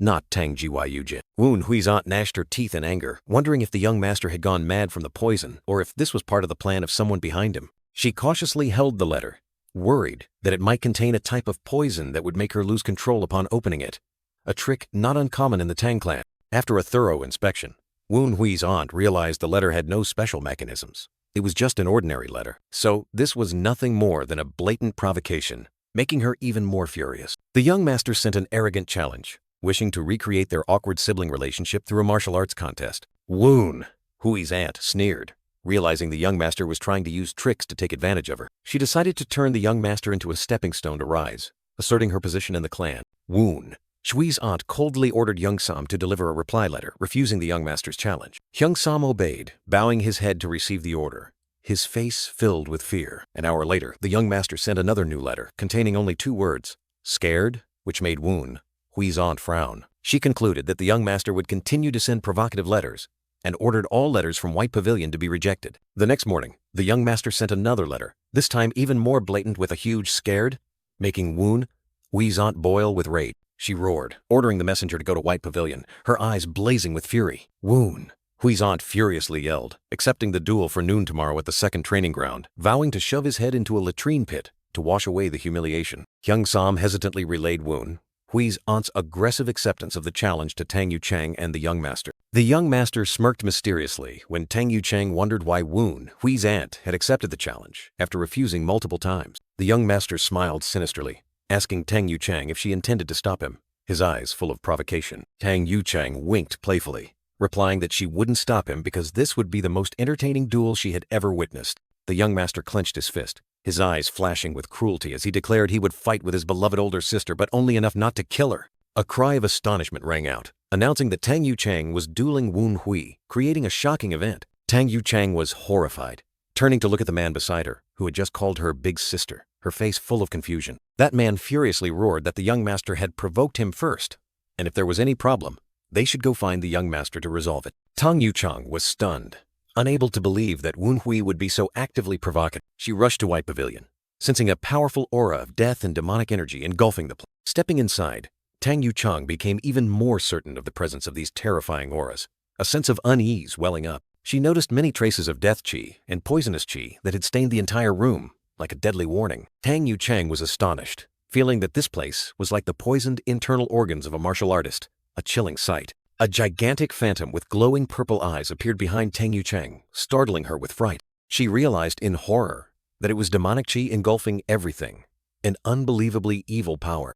Suddenly, Tang Yuchang drew her sword, unleashing a powerful, decisive slash. Her sword shot towards the young master with terrifying speed, carrying immense killing intent, but the young master merely used 2 fingers to lightly pinch the blade, easily blocking her fatal attack. Tang Yuchang was dumbfounded, unable to believe her eyes at the young master's extraordinary strength. She stammered, asking if the person in front of her was Woon Hui. Seeing him easily block her attack, the young master looked at her coldly, saying, "Your greeting is quite violent." His eyes deep, Tang Yuchang quickly apologized, explaining that she had tried to hold back but didn't expect her attack to be blocked midway. The young master secretly thought that Tang Yuchang had arrived just as he was cultivating the poison dragon essence qi, and he had recognized her too late. He worried his plan would be ruined if his current poisonous qi and internal energy were discovered by Tang Yuchang. The young master looked at Tang Yuchang and smiled with relief, recognizing her genuine concern and sighing with relief knowing she wasn't sent by Nan Sung Yong. The young master affirmed that the energy emanating from him was indeed the cursed poison everyone suspected. He explained that it was actually a combination of mystical energy and poisonous qi, disguised to resemble cursed poison. The young master revealed his plan. Concealing mystical energy and death qi would be difficult, so he needed a similar energy source to divert the enemy's suspicion. Tang Yujin, with a face full of skepticism, questioned the young master why he chose cursed poison. The young master replied that this was the only poison he could use without the clan's support. Seeing Tang Jin's unconvincing expression, the young master smirked meaningfully. He declared that as a member of the Tang Clan, always pursuing power, it was natural to use everything available. The young master decisively stepped forward, his aura erupting, declaring that if Tang Jin was still not satisfied, she should use her strength to stop him. Tang Jin recoiled in astonishment, her eyes wide at the young master's terrifying change. She admitted that Woon Hui had changed too much, a fact that left her stunned. The young master secretly thought that Tang Jin, still seeing him as the old Woon Hui and trying to protect him, would be a big problem. He was determined to draw a clear line, even if it might worsen their relationship. Tang Jiwayu, with sharp eyes and a cunning smile, admitted that the young master was very different from before. She continued to provoke, saying there was a reason why his mother and Chang had to be wary of him, and that he even knew how to say such provocative words. The young master glared at Tang Jiwayu, his eyes flashing with surprise and a hint of anger. He was startled to realize the terrifying killing intent erupting from Tang Jiwayu, making the atmosphere extremely tense. The young master sneered, secretly praising Tang Jiwayu for exceeding his expectations. Tang Jiwayu, with a wild smile and eyes full of murderous intent, fully revealed her terrifying nature. The young master calmly observed, confirming that it was exactly the kind of energy he had predicted. He realized that the energy was the seed of the metamorph, a soul root, and more specifically, it was the green ghost face root. The young master recalled the terrifying rumors from the past about this root. He wondered how Tang Jiwayu, the first heir of the Tangmen Jiulong family and one of Sichuan's new geniuses, could have become a disciple of the Qingcheng Pai. The young master explained that this soul root was a prerequisite for becoming a metamorph, granting the owner supreme talent. However, the soul root is a root of the spirit, and it develops with the cultivation of the soul. This aligns with the Qingcheng Pai's cultivation method, which emphasizes mental cultivation. More importantly, the green ghost face root is a soul root that thrives on conflict. The young master concluded that when blended with Tangmen's martial arts principle of the strong are right, Tang Jiwayu would become a cold-blooded demon, heedless of consequences. The young master retorted, stating that Tang Jiwayu had no right to comment on his energy when she herself was emitting such a terrifying aura. Tang Jiwayu was startled, the killing intent in her eyes immediately vanishing. She bowed her head in apology for forgetting her original purpose for coming here, for drawing her sword and interrupting the young master's training. The young master secretly noted that Tang Jiwayu had withdrawn the green ghost face root's killing intent with astonishing ease. He speculated that cultivation from the Qingcheng Pai must have played a significant role. But Tang Jiwayu was inherently a person with high self-control. Tang Jiwayu softly asked the young master if he would like some tea, trying to ease the atmosphere. She happily said that this tea was delicious, and she had often enjoyed tea in Qingcheng, but this kind was special. The young master, with a slightly surprised expression, realized that Tang Jiwayu had prepared a special tea from Tianyan, and secretly thought she seemed more knowledgeable about tea than he had imagined. Tang Jiwayu excitedly said that she had brought this too, a surprise gift. She placed bright red candied hawthorn skewers on the table, explaining that they were candies sold in Meishan. Tang Jiwayu smiled and asked the young master if he liked this, but he replied that he didn't really like sweets, though he would still accept it for Tang Wenhui, and praised its taste. Tang Jiwayu was overjoyed when the young master accepted the gift. While the young master secretly thought he still couldn't get used to the rapid transformation from a person full of murderous intent to such a lovely girl, the girl anxiously asked Mu Yong about the upcoming confrontation, because even though his energy was very strong, the opponent named Cheng was not to be underestimated. Mu Yong calmly sipped his tea, asserting that he had prepared thoroughly for this fight. The girl continued to warn, saying that even if he defeated Cheng, he could not underestimate his and his mother's power within the family. She added that if Cheng lost, his mother would do everything to hide the truth. Mu Yong smirked, his eyes sharp, telling his sister not to worry too much, because this duel was happening because he wanted it to. He invited her to watch tomorrow at the second arena, which surprised the girl greatly. The next day, at the second arena, the atmosphere was as lively as a market, with vendors selling honey rice cakes and steamed buns. Gamblers cheered, placing bets enthusiastically, some even offering 3 coins for the second young master to win within 10 moves. The large arena was packed with spectators, all whispering and discussing, awaiting the earth-shattering match. The girl looked at her brother, Tang Wenhui, with worried eyes, wondering if he was plotting something. Tang Wenhui gave a sinister smile, his eyes flashing purple, asserting that if things went this way, even the great madam would find it hard to deny the result. He pointed towards Tang Yucheng, who was huddled in a corner, looking quite terrified of the match. Tang Yucheng bowed his head, his whole body trembling, a fiery red aura erupting around him, showing extreme tension. Tang Wenhui smirked, nibbling on a candy skewer, arrogantly declaring that as an older brother, he should help his younger brother. The arena was packed, thousands of eyes focused on the center, creating a magnificent spectacle. A bearded man stood high above, looking down at the crowd and remarking that young master Wenhui had decided to create a grand spectacle. Tang Te and Tang Jin, 2 Zhengfeng Hall members, appeared and stated that they were here on duty. Tang Te explained that with such a large number of people gathered to watch the match between the 2 heirs, they needed to maintain order and prevent any accidents. The bearded man smirked, curiously asking Tang Te and Tang Jin who would win. Tang Te did not hesitate, asserting that even if young master Wenhui had received help, it had only been 10 days, so Tang Yucheng would definitely win. The bearded man nodded, admitting that was everyone's common thought. But he reminded them that Wu Hui himself had arranged this duel. He narrowed his eyes and smiled meaningfully, asking if that made them curious about Wu Hui's plan.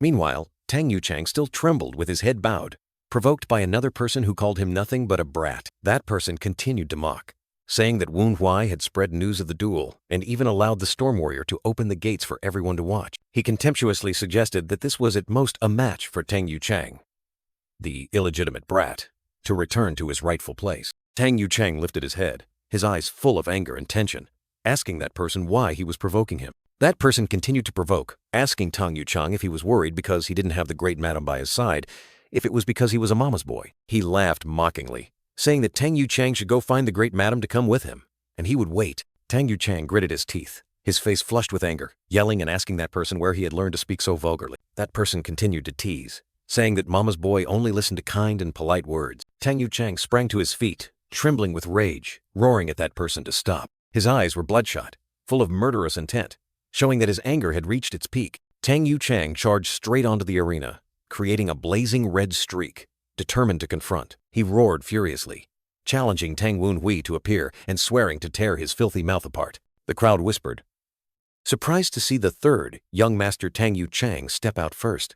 They wondered if it wasn't the second young master Tang Wu Hui who had issued the challenge. Tang Wu Hui, with a calm expression and a smirk, stepped onto the arena, sighing that his younger brother was too easily provoked. He added that Yuchang being so easily agitated only made things easier for him. The two young masters, Tang Wu Hui and Tang Yuchang, stood facing each other on the vast arena, preparing for their fated battle. Wu Hui's sister watched anxiously, while the crowd whispered about how young master Wu Hui skillfully turned himself into the one accepting the challenge, subtly manipulating public opinion. Although Wu Hui looked confident, the crowd couldn't help but worry, because young master Yuchang, the Tangmen family's shadow genius, was also not to be underestimated. This match would certainly be extremely intense. Young master Yuchang snorted coldly, contemptuous of his opponent's crude provocations, then bluntly asked Wu Hui if he had only come to gossip.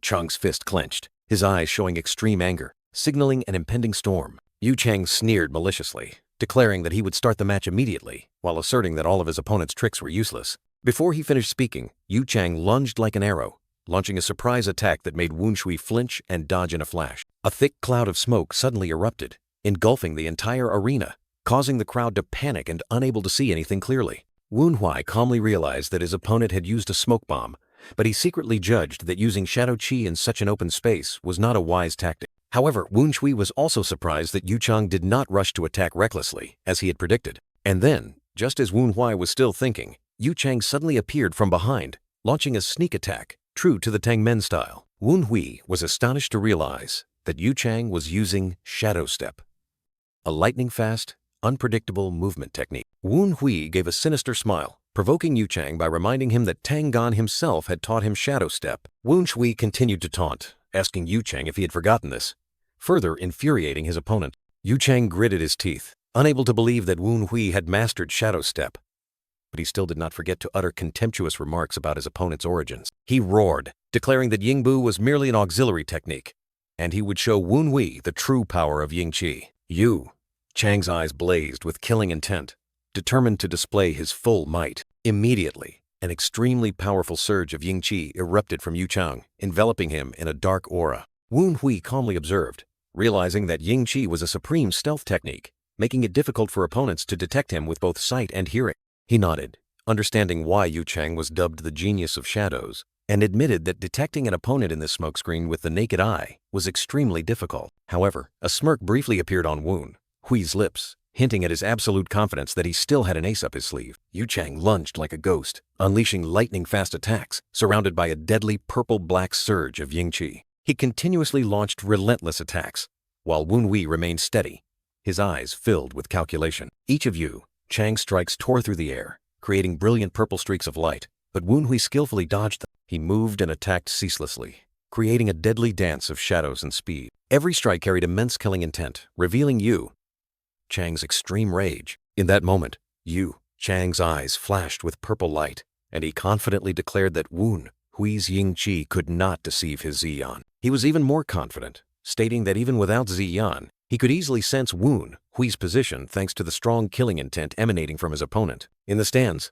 the Tangmen members were astonished by Wu Hui's Yingbu mastery and Yu Chang's remarkable progress in controlling Ying Qi, wondering if this was the result of their secluded training. However, some in the crowd began to murmur, saying that this match was nothing more than a game of chase, and wondered if Wen Hui intended to keep dodging until the smoke cleared. Tang Te, with a serious expression, worried that if Wen Hui didn't have a finishing move, prolonging the match would only be a waste of time. Suddenly, Tang Jin chuckled, revealing that he had taught Wen Hui a finishing move, which made Tang Te surprised and asked if Jin had exceeded the madam's instructions. Tang Jin laughed loudly, scolding Tang Te for lacking trust in his comrades, and confidently asserted that they understood Wen Hui better than anyone else here. At the same time, the thick smoke on the arena floor began to dissipate, revealing the full scene of the intense battle. Yu Chang roared in anger, calling Wen Hui an illegal rat, and continued to unleash powerful attacks. He gritted his teeth, realizing that using Ying Qi was becoming increasingly difficult as the smoke gradually disappeared, revealing his position. Wen Hui, with his feet firmly planted on the arena floor, secretly thought that he had initially only intended to break Yu Chang's leg, but now he would show his opponent the consequences of bringing trouble upon himself. Yu Chang frantically charged forward, unleashing countless consecutive strikes, forming a fierce storm of attacks. He was confident that no matter how skillfully Wen Hui used Yingbu, he wouldn't be able to dodge all of these attacks. Wen Hui was surrounded by a barrage of fatal blows, but his eyes remained eerily calm. Tang Yu Chang surrounded Tang Wen Hui with dense Ying Qi, triumphantly declaring that he would not be able to escape this attack. Yu Chang roared with killing intent, ordering Wen Hui to die, his eyes filled with contempt. Wen Hui calmly faced the fatal attack, his body enveloped in a blazing red surge of Ying Qi. Tang Gyu Jin horrifyingly realized it was the golden pear blossom rain, the sinister technique Yu Chang was using to kill her younger brother. Wen Hui remained standing amidst the red smoke, his eyes sharp and cold, preparing to counterattack. He smirked, declaring that it was time to end this game, not wanting to drag it out any longer. A surge of blue energy erupted from Wen Hui, tearing through the red smoke and creating a powerful vortex. Wen Hui stood at the center of the energy storm, blue currents swirling around him, pushing everything back. The audience was astonished, unable to believe their eyes as they witnessed this extraordinary wind. Wen Hui shot forth amidst the blue wind, declaring this was his Feng Bao. Tang Gyu Jin was stunned, realizing this was the martial art her younger brother had practiced yesterday, but she couldn't see clearly due to the poisonous aura. The girl finally understood. Wen Hui had learned the legendary Wu Dao Feng Bao. Tang Yu Chang was deeply shocked, unable to believe his ears when he heard the name Wu Dao Feng Bao. He roared in despair, unable to accept that Wen Hui could unleash a technique that even he and his older sister couldn't master. Wen Hui smirked, revealing that someone had arranged for him an exceptionally skilled martial arts master. He declared that he would show his gratitude by decisively ending this match. Wen Hui charged forward with terrifying speed, creating a dazzling blue streak of light. Tang Yu Chang watched in horror as Wen Hui charged, unable to react in time to his opponent's terrifying speed. Wen Hui unleashed an extremely powerful Wu Dao Feng Bao strike, aimed directly at Yu Chang. Tang Yu Chang was sent flying into the air, his face contorted with pain and surprise. He screamed in despair as he was struck, completely unable to resist. Wen Hui finished off his opponent with an extremely powerful surge of blue energy, piercing straight through Yu Chang. Tang Yu Chang was flung against the wall, creating a massive dent, completely unconscious. The bearded man and Tang Jin were deeply shocked, unable to believe that young Master Yu Chang had lost to young Master Wen Hui in just one move. The entire stands were shaken,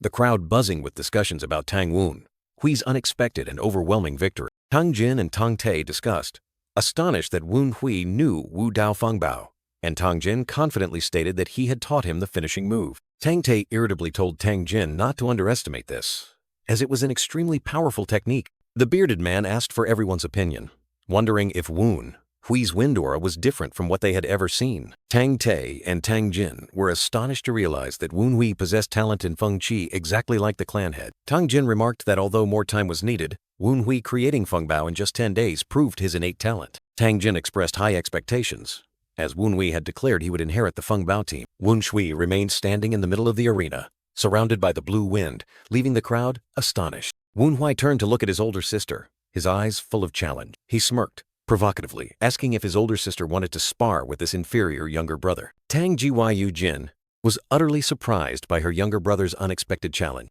The crowd buzzed, realizing the girl was Tang Gyu Jin, the current heir of the Jiulong Fen Jia. A man realized that Tang Gyu Jin had returned from Qingcheng just in time for Heidi's visit, and he hadn't recognized her as he hadn't seen her in several years. The crowd excitedly discussed an upcoming peak battle between Tang Wen Hui and Tang Gyu Jin. They cheered joyfully, eager to witness Tang Gyu Jin's heavenly flower beauty skills. From above, Tang Mu Jin thoughtfully remarked that the atmosphere below was heating up and asked Tang Gan if young Master Woon Hui had a chance to win. Tang Gan frowned, his eyes filled with worry as he thought Woon Hui wasn't strong enough to face her, wondering what his younger brother was planning. In Tang Gan's mind, defeating young Master Yu Chang was enough to elevate Woon Hui's status. But if he could defeat young lady Gyu Jin, he might aim for the heir position, whereas if he lost, it would only make his older sister the center of today's event. Tang Gyu Jin stood silently, her eyes filled with endless worry, wondering what Woon Hui was thinking when he issued this bold challenge. The young lady secretly thought that if no one were here, she wouldn't care about her reputation,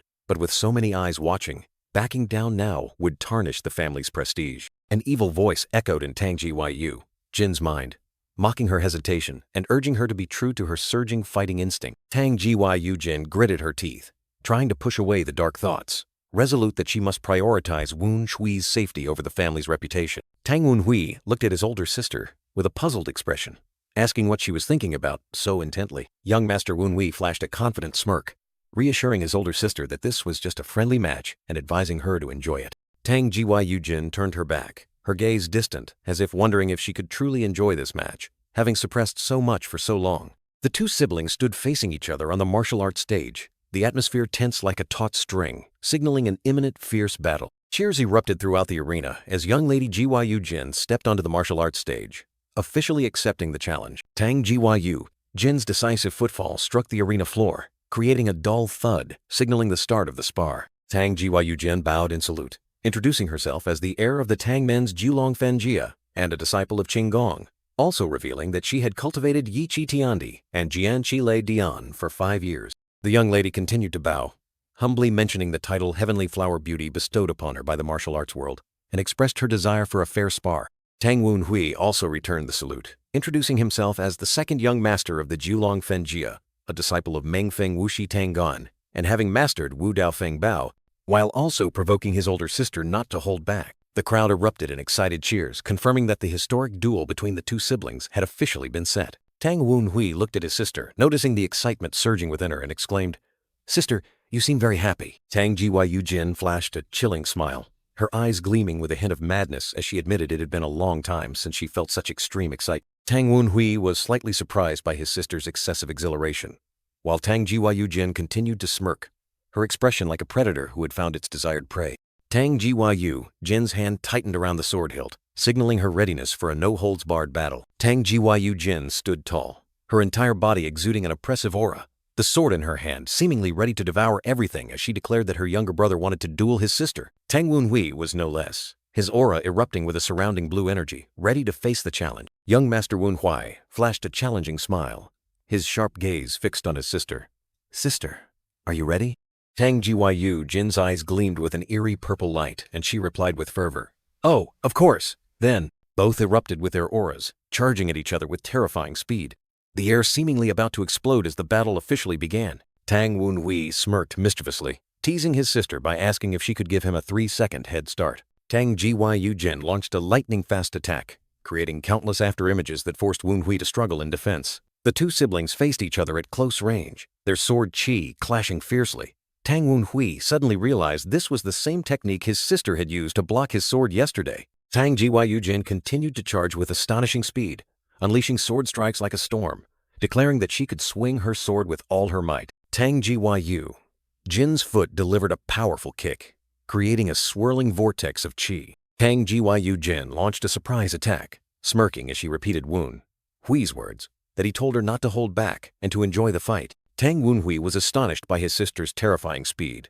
An idea quickly formed in his mind. Young Master Woon Hui did not hesitate, immediately deploying Shadow Chi and Lingering Shadow to counter his opponent's terrifying speed. Tang Gyu Jin's eyes widened in astonishment, unable to believe that Woon Hui was using Yu Chang's technique, making her exclaim that he truly stunned her. However, a demonic smile reappeared on Tang Gyu Jin's lips, and she charged straight towards Woon Hui with a fierce aura. The young lady unleashed a deadly blow, making Woon Hui groan in pain as he was struck, accompanied by a contemptuous remark, "It's still half-baked." Woon Hui was sent flying, his body sliding across the ground from the tremendous impact. Woon Hui's eyes were filled with astonishment and anger. He couldn't believe that the Qing Qing sword art could be this ferocious. Tang Gyu Jin observed her younger brother, realizing that Woon Hui's current move was not the Qing Qing sword art. She flashed a sinister smile, declaring that she would keep her true power a secret in response to Wu Hui hiding his energy yesterday. Tang Wen flinched slightly at his sister's words, but his gaze remained firm on his opponent. The corner of Wu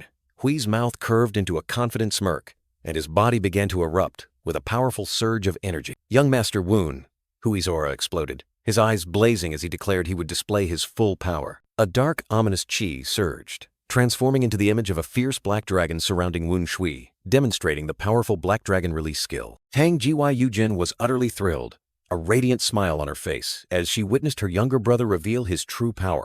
The girl darted like a whirlwind, her sword swinging to create swirling vortices of poisonous and ominous ki, attacking relentlessly. Jin's smirk was full of challenge, her eyes as sharp as if to pierce through her opponent. Tang Jin stood firm within the swirling chi, declaring that she had been eager to confront this power. With a confident expression, Jin generously declared that she would give Wu Hui a chance to strike first. Tang Wu Hui realized the atmosphere had completely changed. The ferocious killing intent of Ghostface Root had been suppressed by Jin's Ching sword art. Wu Shui stared in astonishment at Jin, who was enveloped by an eerie chi, making her look like a demon disguised as a maiden.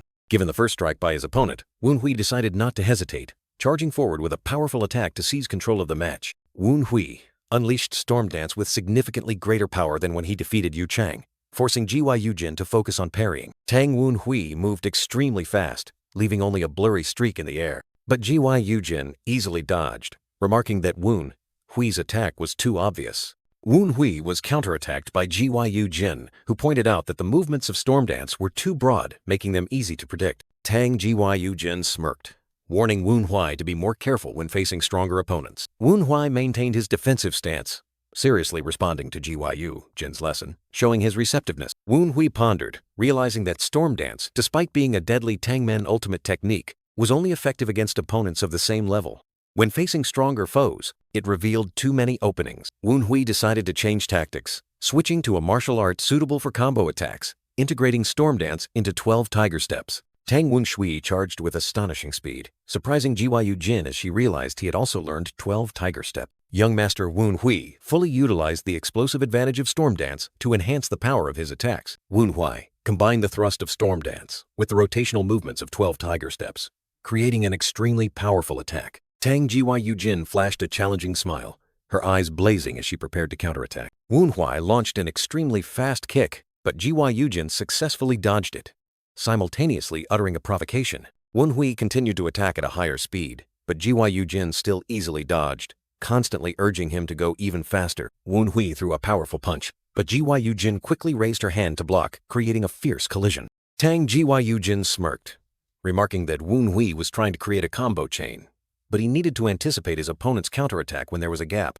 Tang Jin unleashed the Ching sword art, with sharp sword strikes continuously slashing towards Wu Hui. Wu Hui took the full force of Jin's deadly sword strikes, his body pushed back in pain. Wu Hui gritted his teeth, wondering if he had been too reckless in charging forward to attack. Wu Hui's eyes suddenly flashed with determination.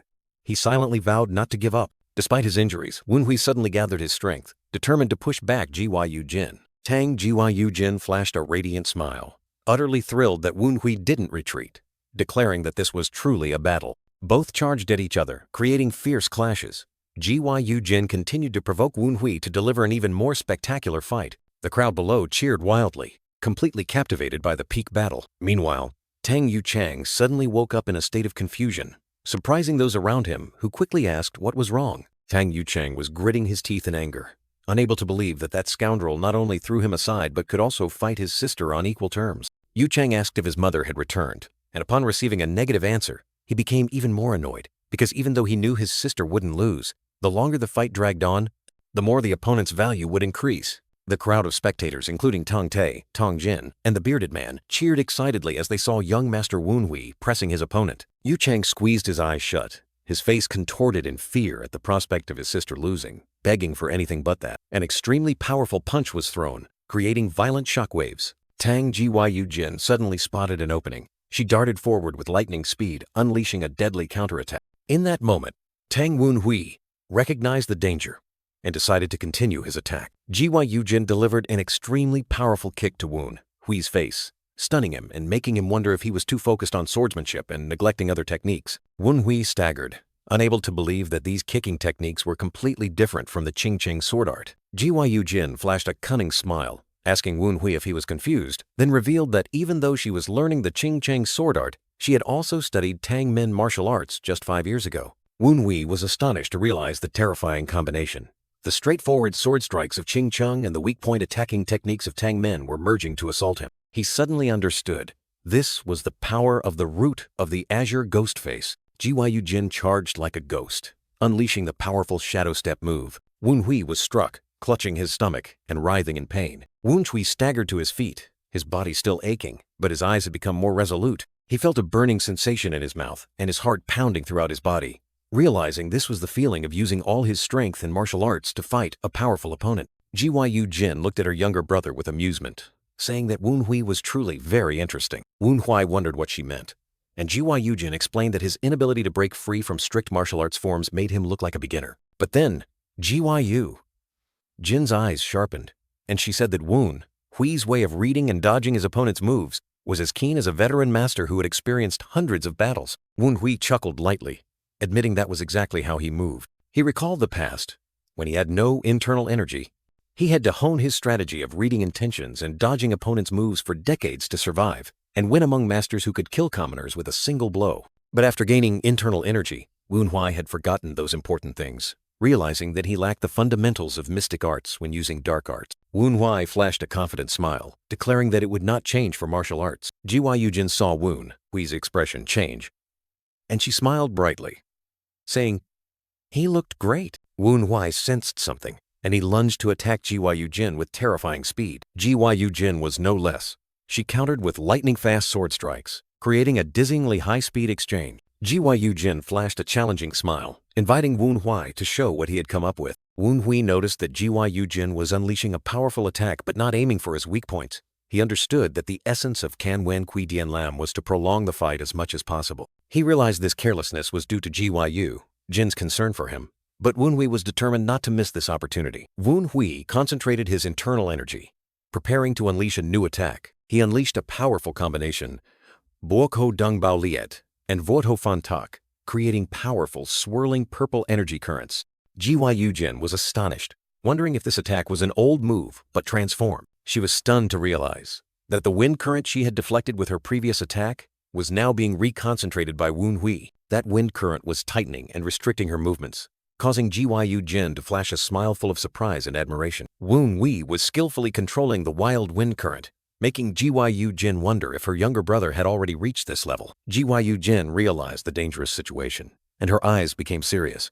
Wu Hui unleashed his final attack, a powerful burst of purple energy. The energy explosion spread everywhere, creating a scene of destruction. The crowd of spectators, including Tang Te, Tang Jin, the bearded man, Tang Gon, Tang Mu Jin, and Tang Myung-hoon, were all horrified and deeply shocked by the power of that attack. The crowd of spectators, including Tang Te and Tang Jin, opened their eyes wide in horror, unable to believe the sight before them. Tang Te's mouth hung open, his dazed expression showing extreme shock at the power that had just been unleashed. Tang Wu Hui unleashed an incredibly fast spinning kick, creating dazzling streaks of light, demonstrating his astonishing speed. Young Master Wu Hui bowed his head, his eyes concealing intense concentration, perhaps gathering energy for the next strike. He raised his head, his gaze sharp and resolute, ready to face the challenge. Tang Wu Hui unleashed an extremely powerful blow, releasing a burst of purple energy that directly collided with his opponent. The power from Wu Hui's attack created an earth-shattering explosion, causing the entire space to tremble violently. After the explosion,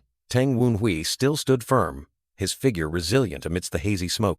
The crowd of spectators above, including Tang Te, Tang Jin, Tang Gon, Tang Mu Jin, and Tang Myung-hoon, all gaped in astonishment, speechless. Tang Te and Tang Jin turned to look at each other, their faces still dazed after the recent shock.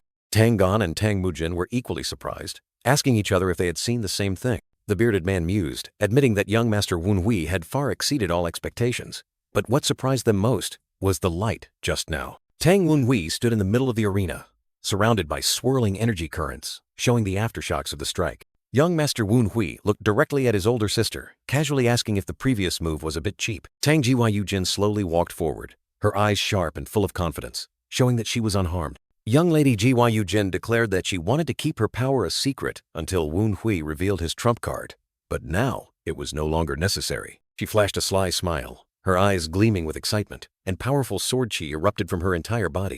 Violet blue sword chi violently erupted around Tang Jin, forming an overwhelming energy.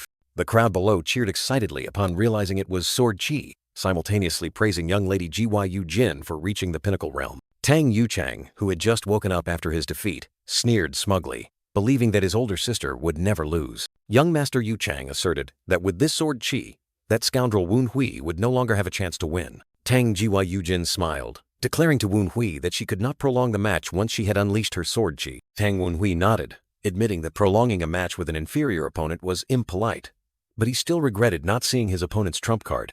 Tang Wen Hui's eyes flashed with determination, realizing that this match would end in the very next exchange. Young Master Wen Hui told himself that the Cat Geo back skill he just used could only block Tang Jin's blade, but not her sword chi. He clenched his fist, realizing he couldn't use hidden weapons at this moment and only had one final card to play. Tang Jin playfully asked if Wen Hui seemed to have thought of something, while he smiled in response. Young lady Jin looked at her younger brother with eyes full of interest, remarking that his heart was pounding. Tang Wen Hui was surprised, but then flashed a sly smile, admitting he was a bit excited. Young Master Wen Hui said that in a desperate situation like this, acting like a martial arts fanatic was truly strange. Tang Jin smiled mysteriously, explaining that those who are fanatical about martial arts are martial artists. Tang Wen Hui suddenly came to a realization, his eyes wide with astonishment as he grasped the profound meaning of those words. He smiled thoughtfully, muttering about the concept of a martial artist. Tang Wen Hui realized that after his reincarnation, he had been too engrossed in martial arts training and had forgotten the type of martial artist that Yeon Wen Hui, who had no Dantian, once yearned to be.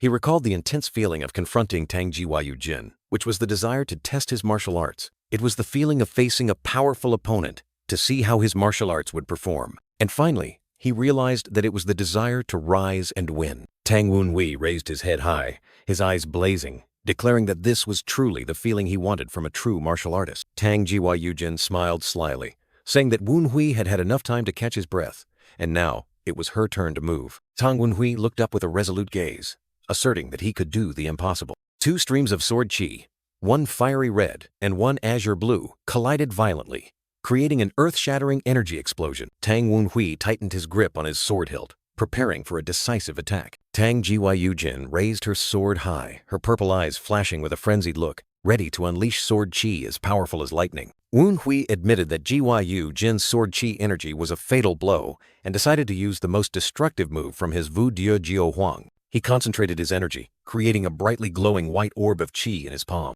Wen Hui compressed demonic chi into the orb, transforming it into a powerful dark purple energy current. The two martial artists lunged at each other in a high-speed exchange, widespread cracks on the ground testifying to their destructive power. Wen Hui suppressed his pain, wondering if his strength was enough to contend with a peak master like Jin. He quickly cast aside trivial thoughts, focusing entirely on the match. Wen Hui decisively stomped his foot, asserting that as long as his strike landed, it would be enough. He charged like a whirlwind, leaving deep cracks on the ground, determined to end the match. Wen Hui continued to charge, unleashing a powerful attack that even shook the surrounding air. Tang Yuchang woke up after being defeated, his face filled with worry at the thought of Wen Hui possibly surpassing his older sister. Yuchang was horrified to realize the impossible, as Wen Hui still stood firm after the terrifying attack. Wen Hui, with sharp eyes, told himself that he had been waiting for this moment for a long time. Sword chi erupted from Tang Jin's sword, creating an enveloping wave of dark purple energy. Jin swung her sword, creating a sharp arc of energy that slashed directly at Wen Hui. After the sword chi was released, Jin's sword returned to its normal state, but she continued to attack. Wen Hui painfully clutched his paralyzed arm, but his eyes remained unwavering. Even though his sword was broken, Wen Hui didn't give up, determined to fight until his last breath. He believed that a master like Tang Jin wouldn't be stopped just by a broken sword. Jin flashed a wild smile, her purple eyes shining brightly, asserting that the same was true for her. Wen Hui focused all his remaining strength into his final strike, charging towards Jin with unwavering determination. He unleashed Wild Wind Dance, Devil Wind Hammer, a powerful attack like a storm. Jin laughed loudly, excited by Wen Hui's display, praising her younger brother as the greatest. Wen Hui stomped his foot with all his might, preparing for the final blow. He charged forward, his eyes blazing, ready to unleash his ultimate technique. Wen Hui unleashed Dragon Ascent Leg Technique, Ascending Heaven Kick, Yang Burst, a powerful kick like a soaring dragon. The crowd of spectators, including Tang Yuchang, Tang Te, Tang Jin, and the man with the beard, realized in horror that both had become too excited and could be seriously injured. They held their breath, anxiously watching the climactic battle. Wu Huai and Gyu Jin clashed in a decisive blow, creating an earth-shattering impact. After the explosion, both lay collapsed on the ground, exhausted from the battle. A middle-aged man appeared, looking down at Wu Hui and Gyu Jin with a stern expression. The man asked if they intended to greet the clan leader from their sickbeds, implying their exhaustion. Gyu Jin and Wu Hui immediately stood up and bowed to them. Gyu Jin introduced herself, and Wu Hui greeted the clan leader. Wu Hui realized the man was his father, the clan leader of the Nine Dragons branch family. Wu Hui's father, the clan leader of the Nine Dragons branch family, looked at his two children with an authoritative gaze. Yan Wu Hui, with a thoughtful expression, concluded that the young master needed to be cautious because he thought the opponent had weakened after the Wild Wind Squad disbanded, but unexpectedly, he had achieved so much. A sharp glint flashed in Yan Wu Hui's eyes as he silently affirmed that even though the other person specialized in leading large organizations, he was still the leader of the Tang Clan's special martial arts unit. It turned out that the subject of those remarks was Tang Hosan, who exuded such a powerful aura that Yan Wu Hui had to wonder if he could have defeated him in his past life. Tang Hosan turned, his cold gaze piercing through Yan Wu Hui, and said bluntly, "Your eyes clearly show your dissatisfaction." Caught red-handed, Yan Wu Hui was startled, thinking to himself that he had been staring too obviously, while the imposing Tang Hosan asked, "Is there something you want to say to me?"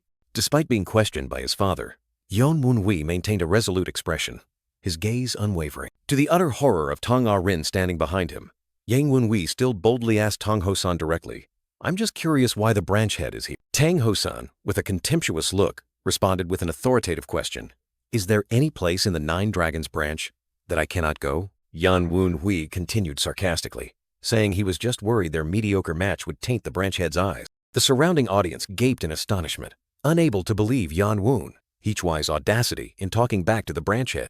Tang Rin turned pale with fear, breaking out in a cold sweat, silently begging Yan Wu Hui to stop before things went too far. Living up to his reputation as the abandoned son of the Tang Clan, Yan Wu Hui was openly defying the head of the Nine Dragons branch, creating a tense atmosphere. But from Yan Wu Hui's remaining memories and what he had seen with his own eyes, he realized that Tang Hosan was not simple at all.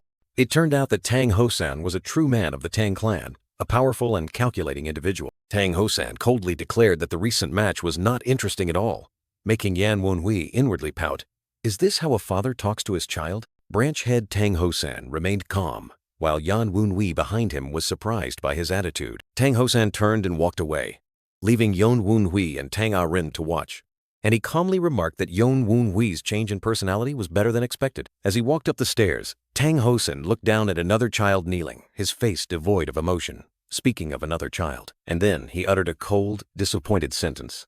How disappointing. That child, Tang Jin, kept his head down, his eyes bloodshot, and his face contorted with extreme humiliation and resentment. Tang Hosan called out the names of 3 other sons, Tang Gon, Tang Jin, and Tang Te, all of whom were prostrated on the ground, bowing their heads in apology. He continued to reprimand them for their slow reactions and ordered them to train harder, causing all 3 sons to say, "Yes," in unison with resignation. Finally, Tang Hosan ordered the crowd to disperse, entrusting the handling of the aftermath to the clan members, and then left decisively. After his father left, Yan Wu Hui turned to Tang Rin and asked, "Why do you look so sad?" Tang Rin sadly admitted that they were still too weak to attract their father's attention and concern. Tang Rin worriedly asked if Yan Wu Hui was okay, but he just replied indifferently that the branch head had always been like that.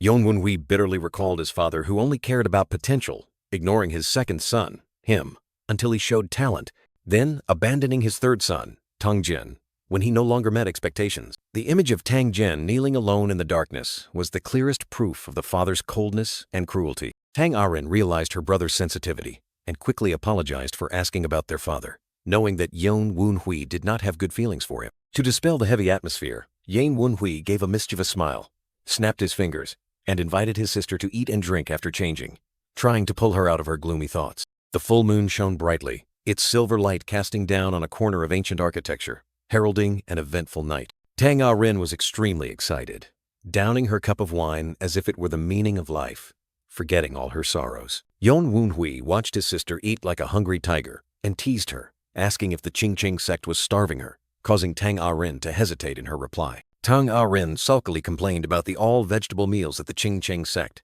making Yan Wunhui suddenly realize it was one of the ascetic Taoist temples. She exploded in anger, slamming the table repeatedly, declaring that at her age, she should be able to eat meat and drink wine to her heart's content. Yan Wunhui was surprised by his sister's advice, while Tang Rin resentfully poured him another cup of wine. Yan Wunhui kept refilling his cup, enthusiastically responding to Tang Rin's encouragement. After a few cups, Yang Wunhui abruptly changed the subject, asking about the mysterious senior brother of the Qingcheng sect with a meaningful expression. Tang Rin immediately blushed beet red, stammering as she asked why her brother suddenly brought up her senior brother. Yang Wunhui then exposed her, revealing that Tang Rin had mentioned her senior brother quite a few times in her letters, embarrassing her so much that she screamed for her brother to stop immediately. Yan Wunhui continued to tease, saying he needed to learn more about the esteemed guest from the Qingcheng sect to welcome him properly, which made Tang Rin angrily accuse him of having learned the bad habits of the Tang family. The smile on Yan Wunui's lips vanished,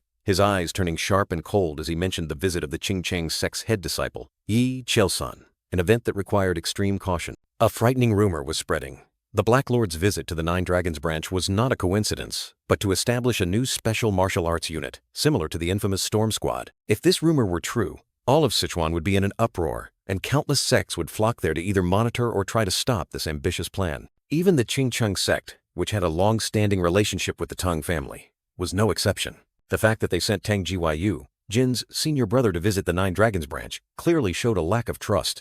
Meanwhile, Tang Rin continued to eat and drink carefree, completely unaware of the complex schemes behind this visit. Yan Wunhui looked at his naive sister, frowning slightly in thought, then suddenly turned his head as if he sensed something. A deep voice rang out, and Tang Gan appeared with a displeased expression, scolding Yan Wunhui for not holding back in the training yard, causing a surprised Tang Rin to call out to her uncle. Tang Gan bowed his head and praised Lady Jiyu Jin, Tang Rin, for her remarkable progress, even being able to manifest sword ki, which made the young girl quickly thank her uncle respectfully. Tang Rin turned to glare at Yan Wunhui, blaming him for not warning her about Tang Gon's arrival, but her brother just smirked and replied that she hadn't asked, making the girl angrily call him a brat. Tang Rin quickly pulled up a chair and invited Tang Gan to sit, showing hospitality and respect. Tang Gan looked at the lavish meal and asked Yan Wunhui if he had ordered it under his name, and the young man mischievously asked back if he could do so next time. Yan Wunhui unexpectedly clinked cups with Tang Gan,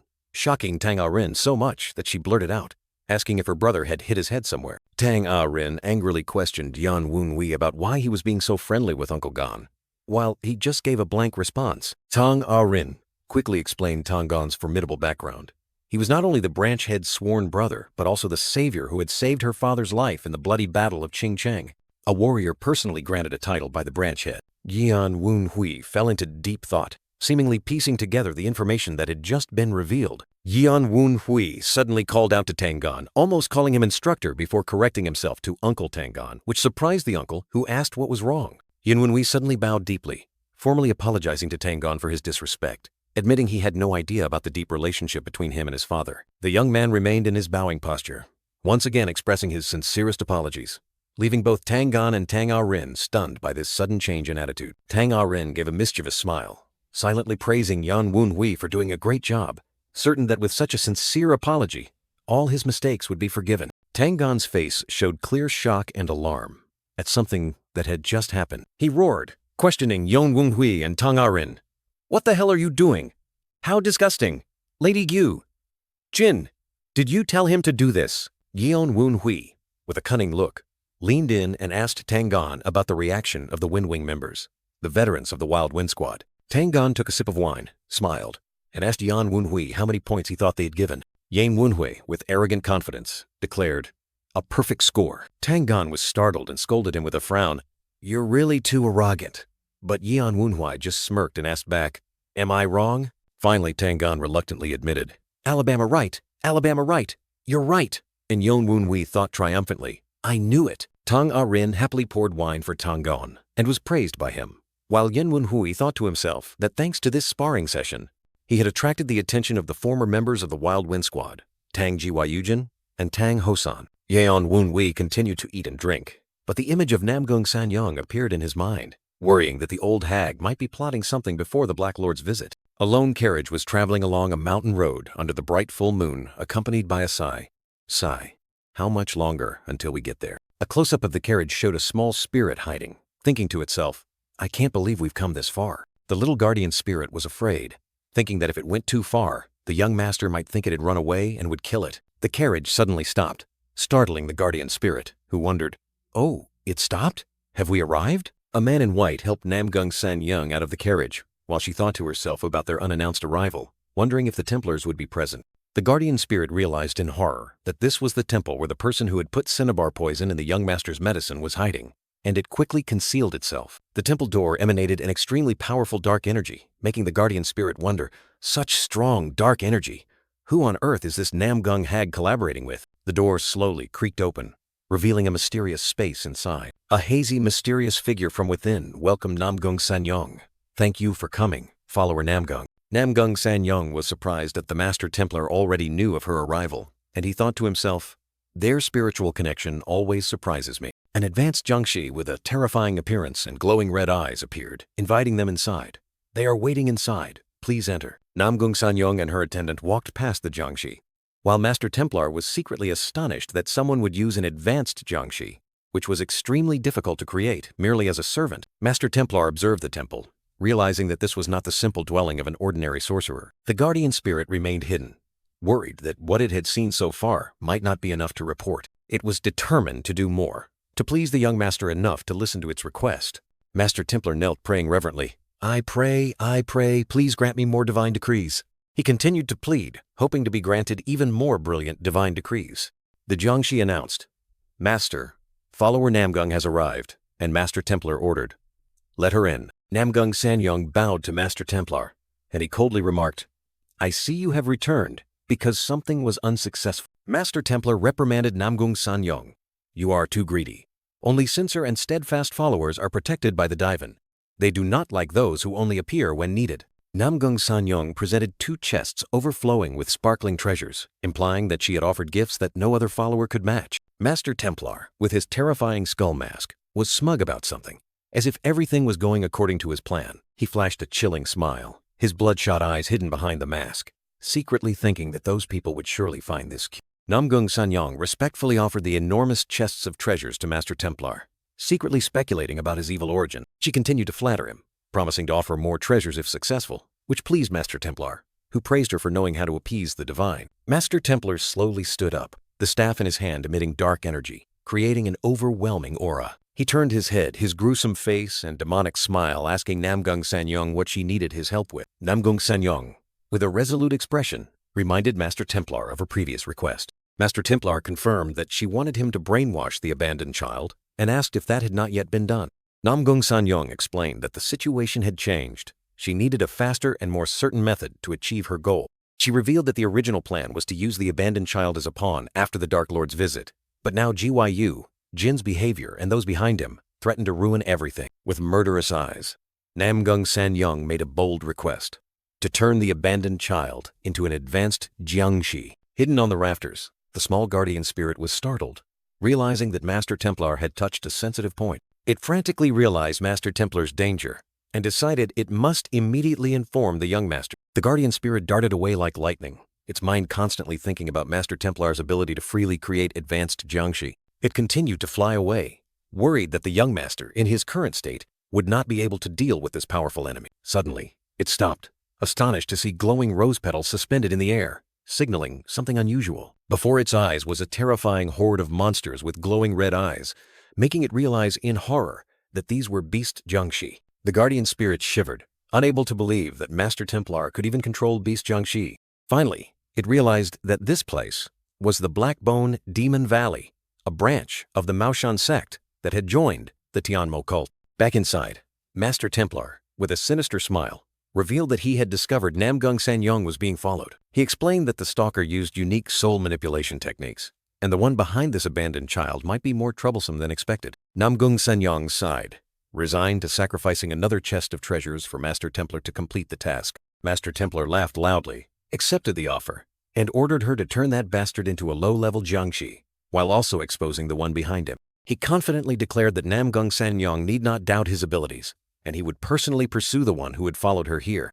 Namgung Sanyong was startled when Master Templar summoned a mysterious, powerful figure. An advanced jiangshi with white hair and bulging muscles appeared, respectfully asking its master for orders. Master Templar ordered the advanced jiangshi to pursue the escaped spirit and find the sorcerer behind it. The advanced jiangshi bowed in obedience, while Namgung Sanyong looked at it with a mix of astonishment and fear. The advanced jiangshi darted away, leaving a faint streak of light, its terrifying speed making it impossible for anyone to keep up.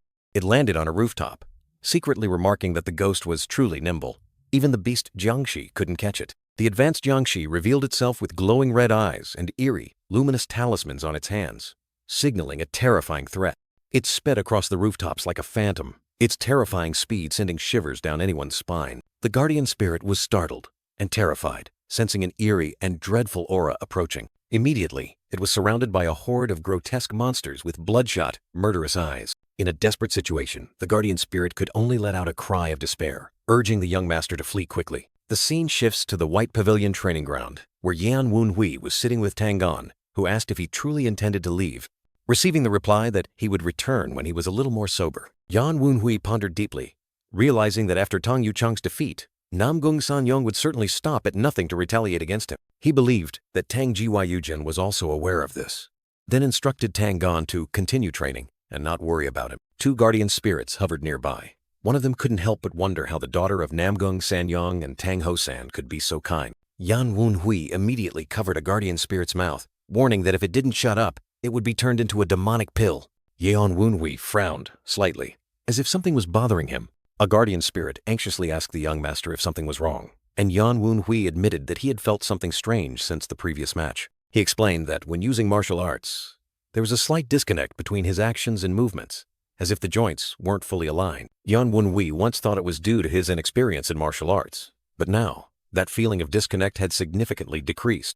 The long-bearded guardian spirit confidently boasted that it was a famous teacher of the demonic cult in its youth, then asked permission to examine the young master's body, and Yan Wunhui agreed. Yan Wunhui stood among the guardian spirits, his gaze thoughtful as they began to examine his body. A guardian spirit asked Yan Wunhui if he knew what cultivation energy was, and after he asked if it was internal energy, it explained that the concept was a bit more complex. The guardian spirit explained that internal energy, even when cultivated by the same method, would still develop different characteristics depending on one's identity, physique, clan, and personal comprehension. Yan Wunhui asked in surprise, "So a person's mind and will are also contained within their internal energy?" The guardian spirit confirmed this, and further explained that this was why martial arts like Daxigong, which drains others' internal energy, could not bring about a significant increase. It continued to explain that internal energy absorption techniques only yielded minor benefits, but also admitted that Yan Wunhui was a special case, making it difficult to draw a definitive conclusion. The guardian spirit speculated that the feeling of disconnect Yan Wunhui experienced was due to the difference between the 17 years of internal energy accumulated in Tangwun, Hui's body, and the new internal energy he cultivated himself. But the good news was that the feeling of disconnect was gradually disappearing, indicating that Yan Wunhui's internal energy and Tang Wunhui's original internal energy were slowly merging into one. Yan Wunhui suddenly realized, did this mean he was gradually accepting the identity of Tang Wunhui and integrating with the original internal energy of this body? Although he had no other choice but to live with the identity of Tang Wunhui, he had always unconsciously considered this body to belong to someone else. However, the recent match itself helped him shift from thinking borrowing Tang Hui's body to use martial arts to performing martial arts himself. The genuine emotions upon meeting Tang Jiwaiyujin, someone he previously only knew through the lingering memories of this body, were gradually breaking down that unconscious barrier. Yan Wunhui asked the guardian spirit about the current integration rate, and upon learning he had reached about 40%, he immediately considered ways to increase the speed of fusion. The guardian spirit affirmed that if he could do that, the young master would easily reach a higher realm of martial arts, which greatly pleased Yan Wunhui. With a decisive step, Yan Wunhui understood that the unification of body and mind was not only important in martial arts, but also the key to all magical art. Yan Wunhui decisively swung his weapon, his inner thoughts calculating that when Tang Wunhui's soul and body were fully integrated, his mysterious power from his previous life would be completely restored. Tang Clan thoughtfully observed Yan Wunhui, secretly noticing that the young master had changed rapidly, now full of confidence and completely focused on martial arts. Tang Clan's eyes showed a hint of sadness, regretting that Yan Wunhui was forced to change in this way. However, Tang Clan was also surprised to witness Yan Wunhui building a solid foundation for himself. He believed that the foundation Yan Wunhui was building would become even more solid. But then, a worry struck Tang Gan as he suddenly thought of Mother, who would never patiently wait for Yan Wunhui to strengthen his foundation. Immediately, Tang Gan sensed an unusual presence, a ghostly shadow with a chilling smile lurking behind him, sending shivers down his spine as he secretly thought, "Just as expected." Yan Wunhui stood with his back turned, his sharp eyes looking directly into the hazy mist enveloping the space in front. Two guardian spirits frantically flew around Yan Wunhui, warning about the strange mist, and he immediately confirmed, "Yes, this is demonic mist." Yan Wunhui flashed a meaningful smile. He had long realized that the opponent was a dark sorcerer due to the poisonous cinnabar component in the mist. He confidently held his weapon, declaring that the prey had taken the bait, and now it was time to see how big this fish was. On the rooftop, a masked man with silver-white hair was stealthily lurking, muttering to himself that it had been a long time since he had a chance to hunt. His eyes flashed with a terrifying pink light, deducing that if his master's prophecy was correct, then the one behind that bastard child must be using an incredibly unique form of dark arts. He continued to speculate that if the dark arts were so unique, then the tools that person used must be equally special. Looking down at the fog below, he confirmed that the traces on the spider had led him here, proving that the spellcaster was hiding inside, and he couldn't hide his excitement to begin the hunt. He formed a hand seal, both arms covered in glowing characters, declaring that the parasitic vulture demonic fog was ready. A complex magic circle appeared on the ground. He was confident that this was a fog that could disrupt perception, and when combined with the thorny demonic fog formation, then he stomped his foot down hard, creating a giant vortex of fog that engulfed everything in an illusion. His hand glowed with magical characters, smugly thinking that no one outside this fog could know what was happening inside. His chest emitted a brilliant purple light, and he arrogantly asked, "Now then, where's my prey?" Suddenly, he froze, a strange pink energy thread connecting him to Yan Wunhui, who was standing with his back turned. Yan Wunhui was startled, his eyes revealing confusion as he realized he was the masked man's second target. The masked man clicked his tongue in annoyance, realizing Yan Wunhui had been left alone. He wondered if the spellcaster was controlling Yan Wunhui to activate the spell, instead of directly using dark arts. Yan Wunhui gave an enigmatic smile while the masked man behind him was panicking because he couldn't see anything in the fog, realizing the mastermind was even more cunning than he had imagined. Nevertheless, the masked man still decided Yan Wunhui was the target, believing that if he captured him, the mastermind would surely reveal themselves. He reached out towards Yan Wunhui, confident that he couldn't see or do anything in the demonic fog, and threatened to turn him into a perfect advanced jiangshi if he dared to resist. While Yan Wunhui faced the masked man, another figure suddenly appeared from behind, startling him. A mysterious female swordswoman, her entire body emitting a faint purple light, was striding directly towards them. The mysterious female swordswoman swung her sword to attack the masked man with a malicious smile, gloating upon discovering not only a heretic warrior but also a parasitic vulture here. The guardian spirits warned Tang Gan that these heretics definitely came from Higuigui Valley, and that heretic warrior seemed to be level 3. Tang Gan pondered, worried that a Qingchang Taoist would hardly lose to a jiangshi of equal strength, but the problem was that this jiangshi was sent by Namgung Sanyong, and the question was whether Tang Jiwa Yujin could restrain herself or would act on the instinct to eradicate evil of a Qingchang Taoist. In this precarious situation, all Tang Gan could do was place absolute trust in her judgment. The masked man realized in horror that the sword energy that had just struck was the renowned Qingchang sword Qi, a fatal blow that stunned him. He couldn't believe his eyes when he realized the one who had just attacked was Tang Jiwa Yujin, the eldest daughter of the family, and wondered why she was here. The masked man tried to call Tang Jiwa Yujin's name and asked her to stop and listen to him, but it seemed all words were meaningless. Tang Jiwa Yujin didn't bother to listen to any words from the heretic faction. She charged forward with terrifying speed, determined to finish off the enemy. "Die, filthy jiangshi!" Tang Jiwa Yujin roared, unleashing an extremely powerful sword energy attack that made the masked man groan in pain. Despite trying to defend himself, the masked man was still miserably pushed back by the opponent's overwhelming power. The masked man angrily cursed to himself, realizing this was an extremely disadvantageous battle for him, a truly tough fight. He hesitated, knowing that if he went all out and harmed Tang Jiwa Yujin, his deal with follower Namgung would fall apart, even if the mission was completed. And, if that happened, his ferocious master would surely torture him in the most cruel ways. "What are you hesitating for?" Tang Jiwa Yujin growled, giving the opponent no time to think, continuing to press him. She unleashed the Qingchang sword art with the move Aurora Electrified Sword Qi, creating dazzling sword streaks like lightning. "You only have death awaiting you," Tang Jiwa Yujin shouted, unleashing a finishing blow that made the masked man scream in pain. He realized he was on the verge of death. Fresh blood gushed out, and if this continued, he would surely die here. "If that's the case, then fine," the masked man roared.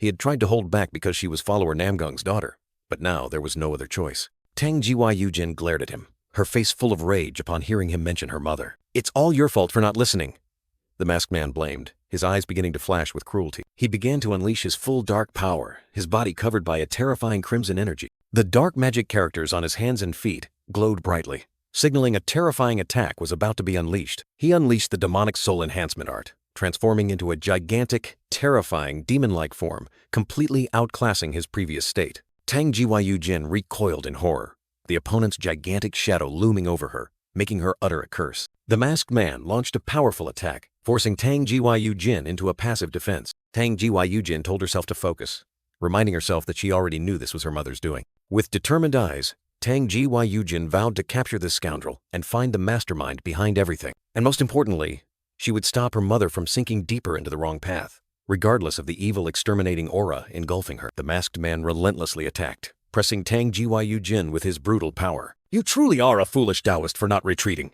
the masked man roared, angered by her stubbornness. The masked man was unleashing an extremely powerful attack, creating a dazzling explosion of light on the ground. He revealed a grimace, secretly cursing because his opponent was a Qingqing Taoist. The masked man worried that if the battle dragged on, he would be discovered by Feng Tong Zhengdao, even though he had used the demonic fog formation to conceal himself. He grew even more anxious, realizing that the cursed spellcaster could appear at any moment, making the situation even more disadvantageous for him. He decided he had to unleash his ultimate move, Parasitic Vulture, because his main target was still that bastard child. A gigantic, pitch-black, vulture-shaped monster with glowing red eyes roared terrifyingly as it soared into the night sky. From below, Yon Wunhui and his two guardian spirits looked up as one of them reported that the parasitic vulture had stopped emitting demonic fog.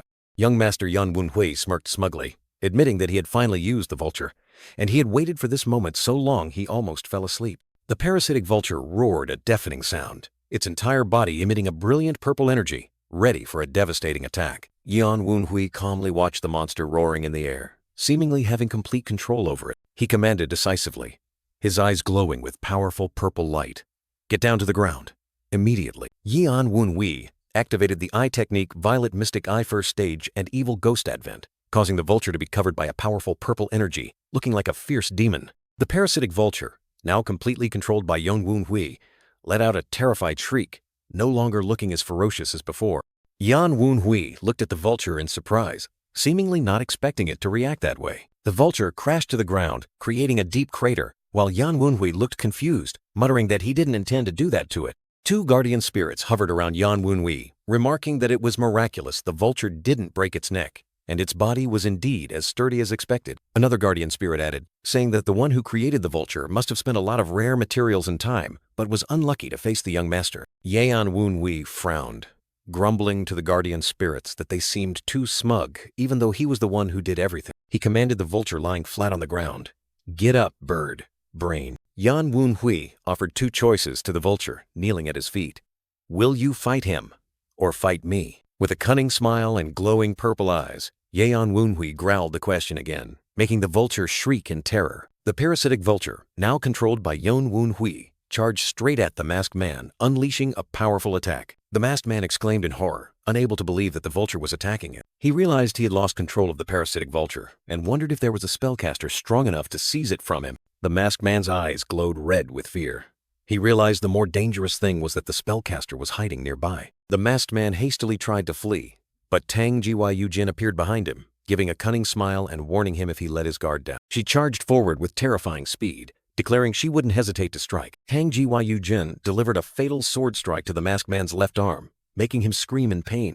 The masked man clutched his injured arm. He realized he needed to retreat and reassess the situation. Tang Jiwa smirked, retorted defiantly that she wasn't holding back, but only wanted him to repent and be saved. Tang Jiwa, bathed in a brilliant purple light and a terrifying smile, declared that she would tear the masked man apart piece by piece, causing him to exclaim in horror that she was insane and nothing like a Taoist priestess who promised salvation. The masked man clutched his head in pain, fiercely attacked from above by his own vulture, its growls echoing everywhere. He gnashed his teeth, cursing the damned bird that had betrayed its master, his eyes filled with resentment, as he realized he had completely lost control. Tang Jiwa, seizing the golden opportunity, focused her energy to unleash the one energy of heaven and earth technique, determined to eliminate the remaining demonic mist. She charged forward like a whirlwind, unleashing the powerful exorcism current technique, swirling streams of energy attacking the masked man. The masked man realized in horror that his demonic mist was dissipating, and his enhancement technique had also been completely neutralized. He panicked,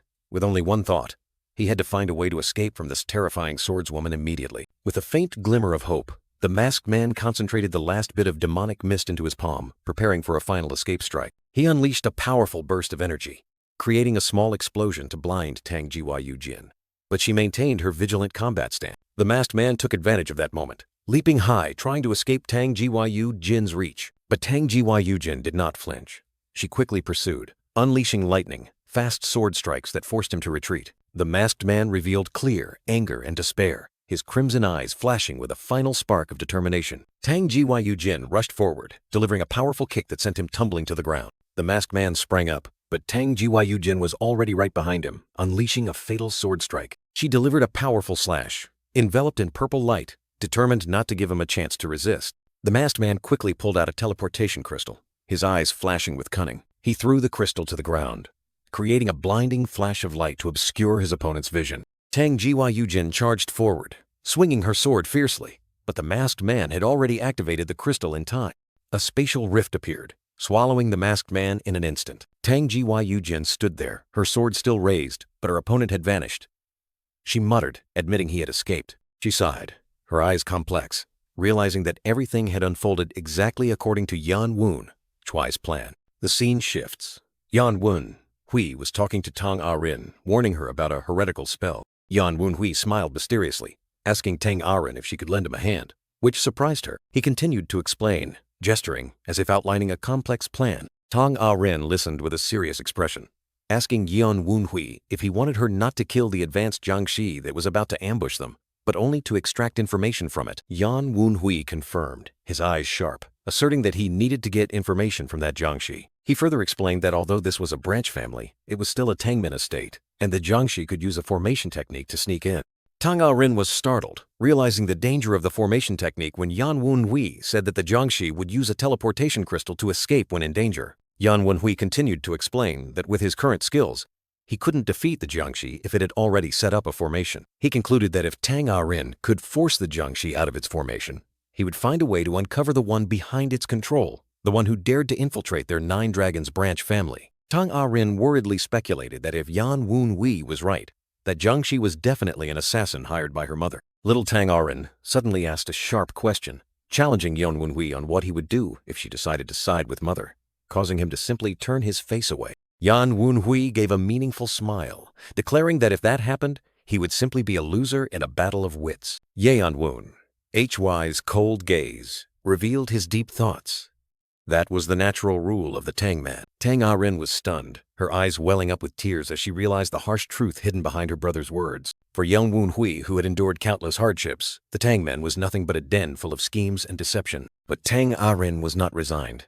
She clenched her fists, determined to prove to Yan Wenhui that the Tangmen had more than one face, and therefore she needed to work even harder. Suddenly, a gigantic monster Jiangshi appeared, with a fierce roar, causing Tang Rin to exclaim in surprise, "Isn't that a monster Jiangshi?" Realizing the monster was still here, Tang Rin immediately drew her sword, her eyes resolute and ready to confront it. A dazzling beam of light tore through the night, streaking swiftly through the gloomy forest. The masked man appeared, having just landed in a miserable state, his entire body covered in injury. He gnashed his teeth, blaming himself for failing the mission and having to flee, even though an arm could regrow. But what infuriated him even more was losing the parasitic vulture, and the Nine Dragons branch family would certainly be on high alert. His master would absolutely not tolerate this failure. He roared in utter fury, cursing the damned Taoist priestess who had brought him to this state. Suddenly, Yan Wenhui appeared right behind the masked man, coldly remarking with sarcasm that he should have run further before stopping, not so close to the mansion. The masked man flinched in terror, unable to believe someone had caught up to him all the way here. He panicked, realizing it was the illegitimate child Yan Wenhui, wondering why he was here and how he could have tracked him. The masked man wondered if Yan Wenhui was being guided by the dark sorcerer behind him. Yan Wenhui calmly explained that if the opponent was capable enough to seize the parasitic vulture, then it was not strange for them to find the exit point of the Thorn demonic mist formation. The masked man suddenly flashed a sinister smile, seeing this as a heaven-sent opportunity. If he could capture this illegitimate child, everything would be different. He smugly thought that, through Yan Wenhui, he could discover the identity of the dark sorcerer behind him and even reclaim the parasitic vulture. Suddenly, a massive surge of demonic qi erupted from Yan Wunhui, causing the masked man to exclaim in astonishment, "Demonic qi!" Yan Wunhui smiled meaningfully, remarking that the dark sorcerer had lent the masked man a demon, then wondered why Namgung Sanyong, despite her desperation, could ally with He Gugui Gu when she was a member of the Namgung clan. The masked man was completely stunned, unable to believe Yan Wunhui knew such a shocking secret. Yan Wunhui merely sneered, replying with a challenging question. "What do you think?" The masked man trembled, furious to the extreme but unable to utter a word, only able to gnash his teeth and curse. His eyes widened in horror, realizing something unusual was happening. Yan Wunhui stood tall, his figure shrouded in shadow with swirling purple energy, creating an overwhelming aura. He donned a mystical dark purple battle robe, causing the masked man to exclaim in horror, "The demon's battle robe." Yan Wunhui sneered, casually remarking that his opponent must be an old hand if he could recognize this demon's battle robe. 10 years ago in He Gugigu, everyone deeply remembered the image of the young master of the demonic cult, Yan Wunhui, clad in the world-shaking demon god armor, ready to flatten everything. The masked man exclaimed in horror, unable to believe his eyes as he realized this earth-shattering demonic qi belonged to the demon king, and questioned Yan Wunhui how someone like him could possess it. With a mysterious sneer, Yan Wunhui coldly retorted, "The one in your memory, do you think he would answer such foolish questions?" Yan Wunhui declared he had many questions, but the masked man immediately roared his refusal, determined not to utter a single word. With a confident sneer, Yan Wunhui simply stated, "You're only saying that now." His crimson-purple eyes glowed with cruelty.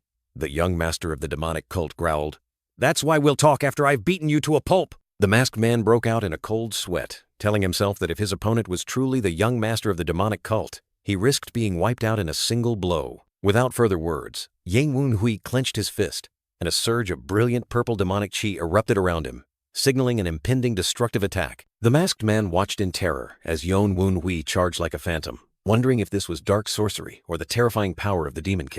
In a flash, Yan Wunhui closed in, delivering a fatal blow that left the masked man no time to react. The masked man staggered back, his eyes filled with disbelief at the scene that had just unfolded. He was stunned to realize that the attack was not dark sorcery but a pure martial arts technique, something the young master of the demonic cult should not be able to do. The masked man was sent flying to the ground, fresh blood splattering, completely overwhelmed by Yan Wunhui's crushing power. His body slammed hard against the ancient tree trunk, creating a loud thud, indicating the terrifying force of the blow.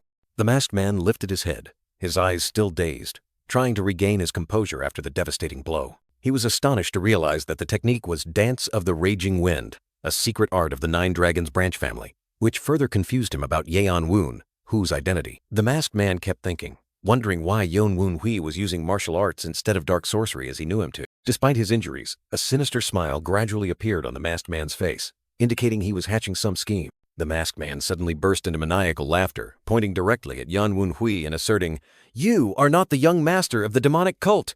The young master cannot use martial arts. He is a monster who can blow away a heretic like me with just one finger." He suspiciously looked at the two swirling brilliant purple demonic qi, wondering how Yan Wunhui had learned to imitate the young master's skills. Immediately, purple energy chains erupted, tightly binding the masked man, leaving him no time to react. The masked man, horrified, realized these were the magic imprisonment chains, equipment personally crafted by the young master of the demonic cult, further confusing him about Yan Wunhui's identity. Yan Wunhui clicked his tongue in regret for missing his target, then sneered mockingly, "Monster?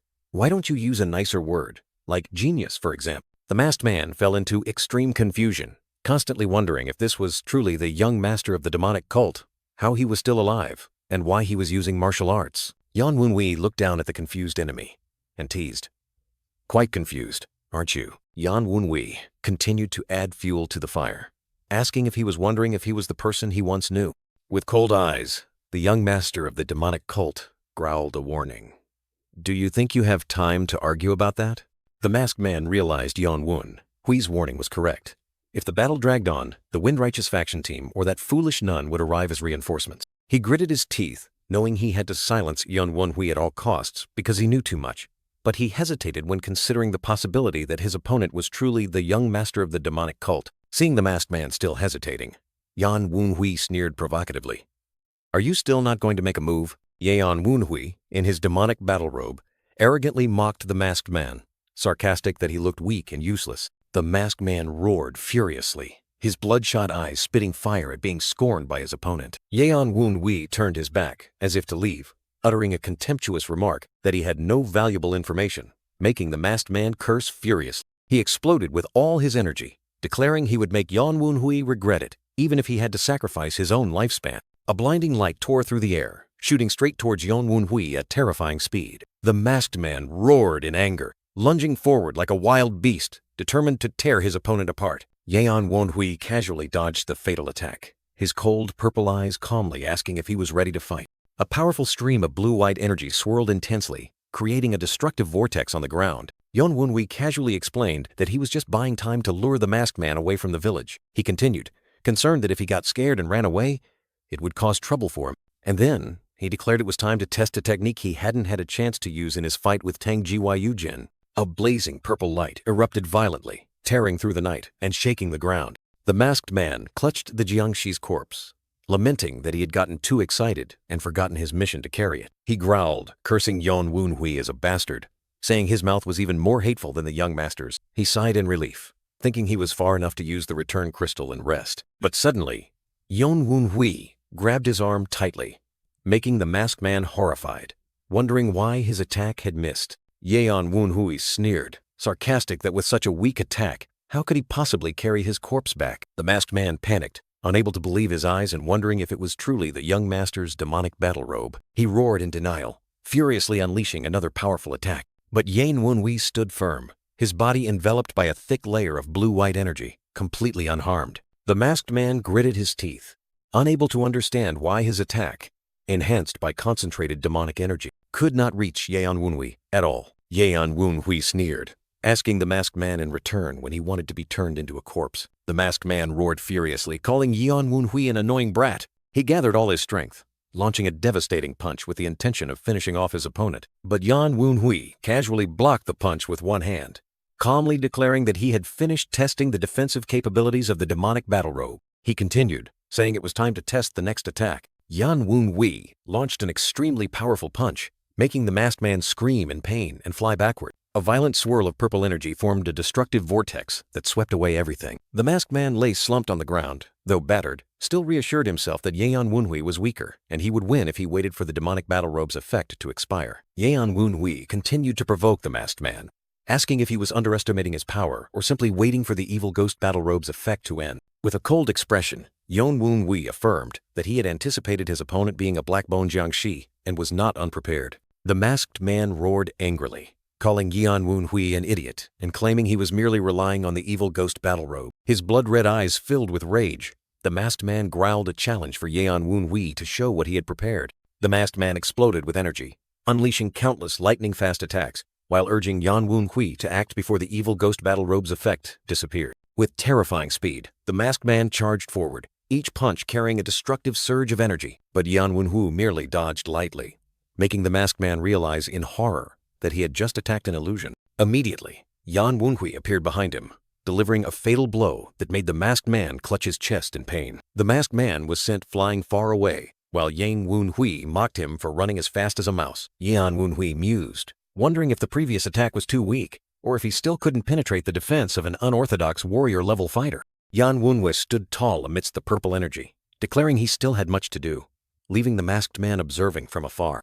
A giant tiger spirit materialized behind him, Yeon Woon Hui wondering if he should end this regrettable battle now. The masked man angrily exploded with energy, roaring with resentment. He furiously charged at Yeon Woon Hui, unleashing a barrage of powerful punches, but all were in vain. Yeon Woon Hui stood firm as a rock, completely unharmed by his opponent's relentless attacks.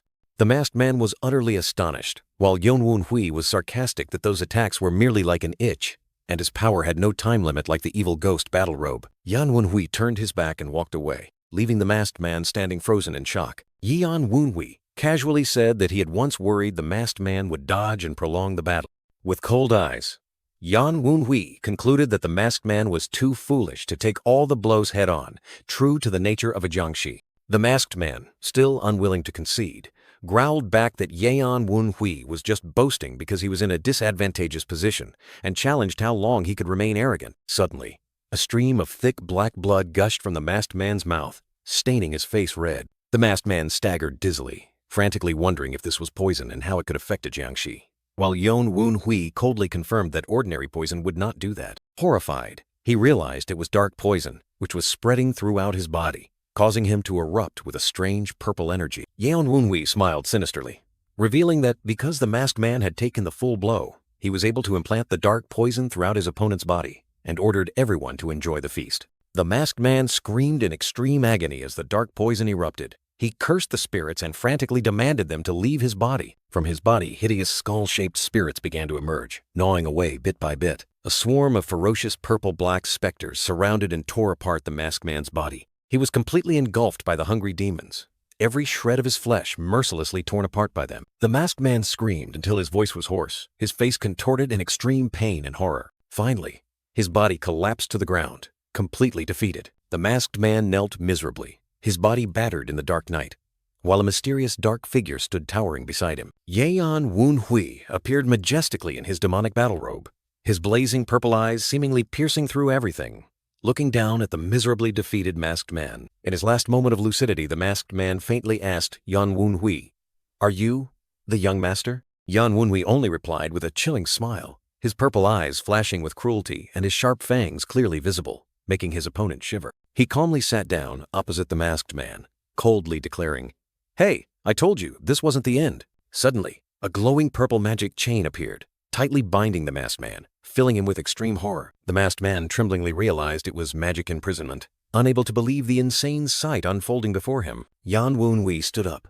turned his back, and walked away, leaving the masked man chained and surrounded by demonic spirits, coldly saying, "Elders, I'll be going now."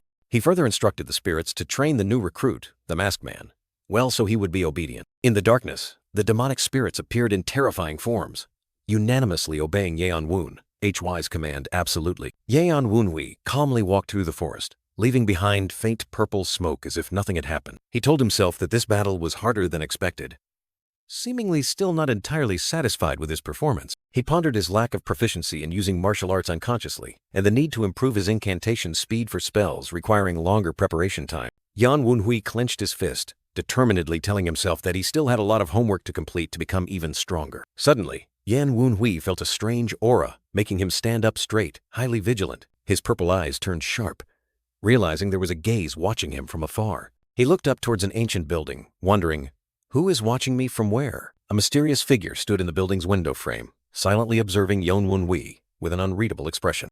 It turned out to be Tang Ho-san, the patriarch of the Molong clan, with a stern face and sharp eyes. Yon Wun-hui sighed, thinking to himself that even though Tang Ho-san was a cunning member of the Molong clan, his standing by and doing nothing was truly despicable. He irritably concluded that even if Tang Ho-san was too far to clearly see the actions, he must have seen him fight the intruder, and his failure to intervene was truly contemptible. Suddenly, Tang Arin appeared, calling out Yon Wun-hui's name loudly, startling and slightly confusing him. Yon Wun-hui seemed a little embarrassed to see his younger sister arrive, intending to tell her she didn't need to look for him. Tang Arin anxiously asked if he was injured and how the fight went, while dragging a battered advanced Jiangshi. Yon Wun-hui reassured her that he was fine, but surprisingly asked what she was doing with that Jiangshi. Tang Arin innocently replied that she wanted to learn something from it. The girl explained that she wanted to cut its wings so it couldn't fly, but its wings were harder than she thought, so she couldn't cut them. So she decided to beat it up a bit, making Yon Wun-hui secretly think he should be careful not to provoke her in the future. Yon Wun-hui apologized that the masked man had escaped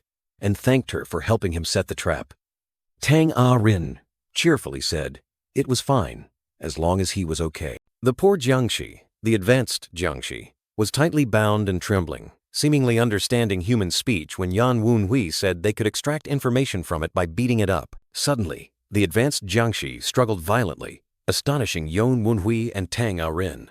"What? It can still move?" Yang Wun-hui, in his blue martial arts uniform, thoughtfully looked at the giant advanced Jiangshi, telling himself that bringing a monster of this size inside would not be easy. Suddenly, the giant advanced Jiangshi erupted in dazzling purple light, then shrunk into a tiny, adorable creature with large, round pink eyes, looking like a flying ball of fluff. Yon Wun-hui looked at the tiny creature in surprise, asking if it knew how to use magic, and the creature responded with a lively kyo-hi-yu cry. Yon Wun, whose eyes suddenly flashed with thought.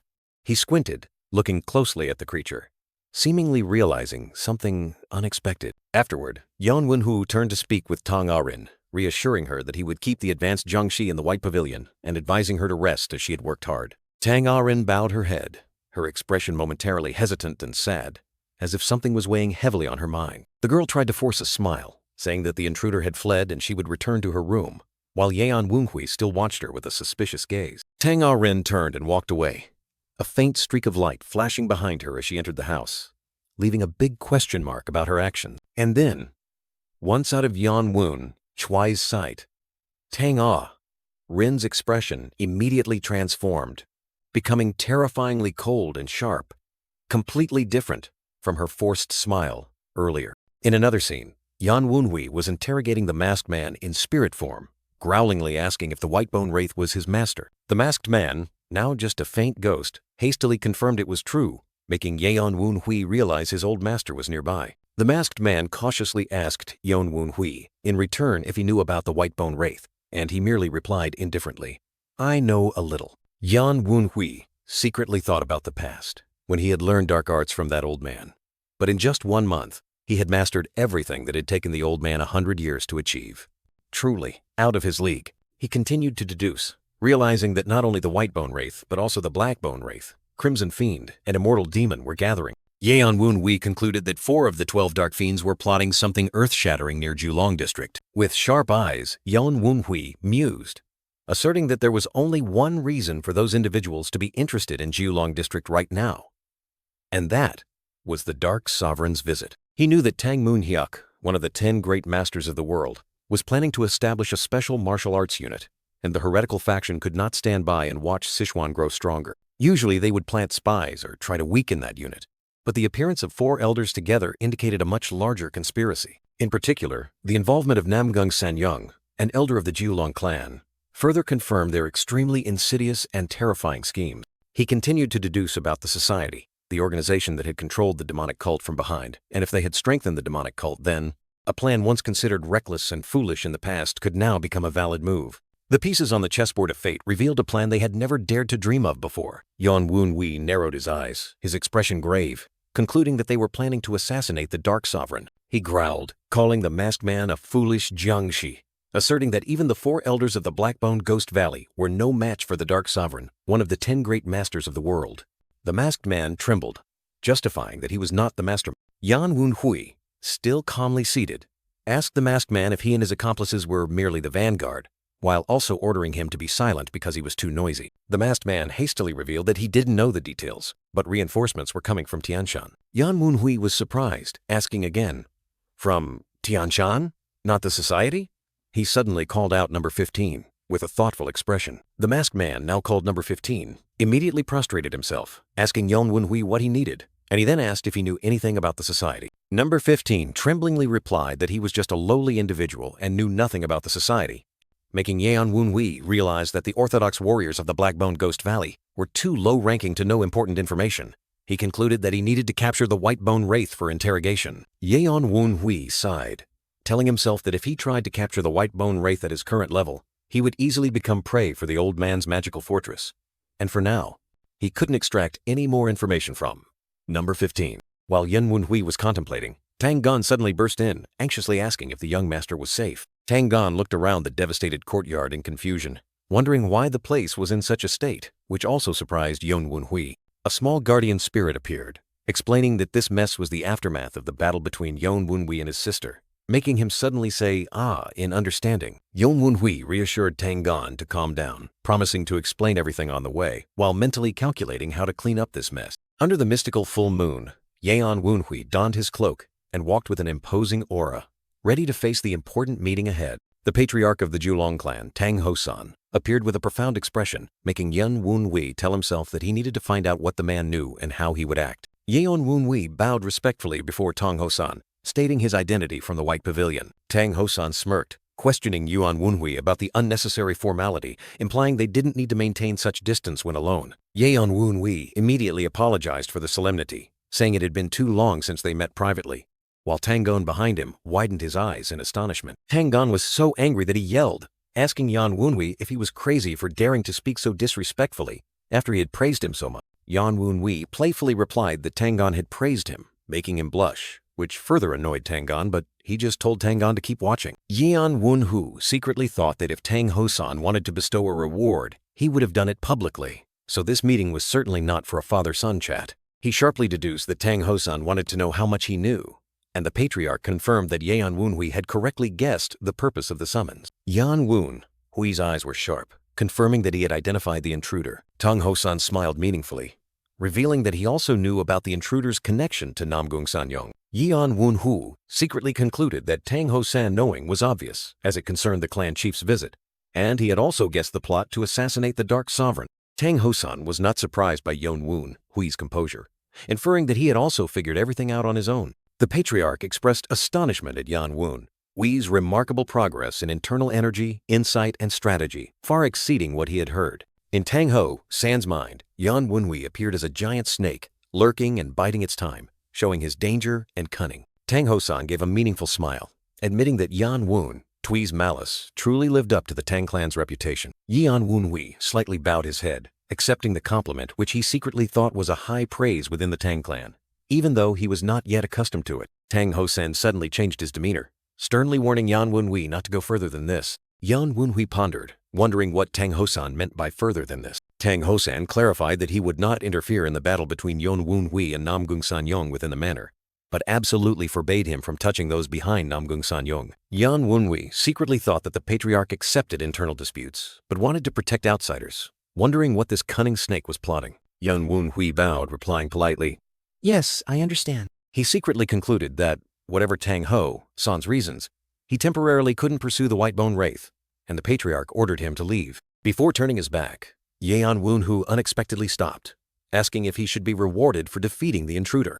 Tang Hosan looked at him searchingly, inferring that Yan Wunhui wanted something specific that he couldn't obtain on his own. The patriarch directly asked Yan Wunhui what he wanted, and he unhesitatingly revealed his desire to train in the Spiral Forest, a place teeming with poisonous insects and strange beasts, where he could quickly restore his mystical powers from his previous life. Tang Hosan pondered Spiral Forest, where Yan Wunhui had just requested to train. The patriarch of the Nine Dragons clan flatly refused Yan Wunhui's request, explaining that only the patriarch had the authority to decide on the Spiral Forest, causing him to inwardly click his tongue as his initial plan had fallen apart. But immediately after, Patriarch Tang Hosan extended his hand, as if to compensate for the recent refusal. Yan Wunhui looked up, and an image of a giant, brilliant pink-purple butterfly mysteriously appeared before his eyes. Patriarch Tang Hosan gently held a small, crimson butterfly on his fingertip, declaring that Yan Wunhui could take it. Tang Gan, standing nearby, was stunned, exclaiming in horror as he realized the terrifying value of the item the patriarch had just given. Patriarch Tang Hosan coldly ordered Tang Gan to be silent, leaving him only able to stammer protests and helpless. Yan Wunhui swallowed, secretly wondering what this item was that could make a seasoned martial artist like Tang Gan so panicked. He stared at the crimson butterfly in the patriarch's hand, secretly thinking it looked no different from a piece of jewelry, but his intuition told him something was amiss. Patriarch Tang Hosan inquired if Yan Wunhui liked this gift, and he simply replied, "I like it." However, Yan Wunhui realized that the patriarch was deliberately emitting an invisible energy flow, preventing him from approaching, as if challenging him to find another way to take the gift. With sharp eyes, Yan Wunhui ordered one of his guardian spirits.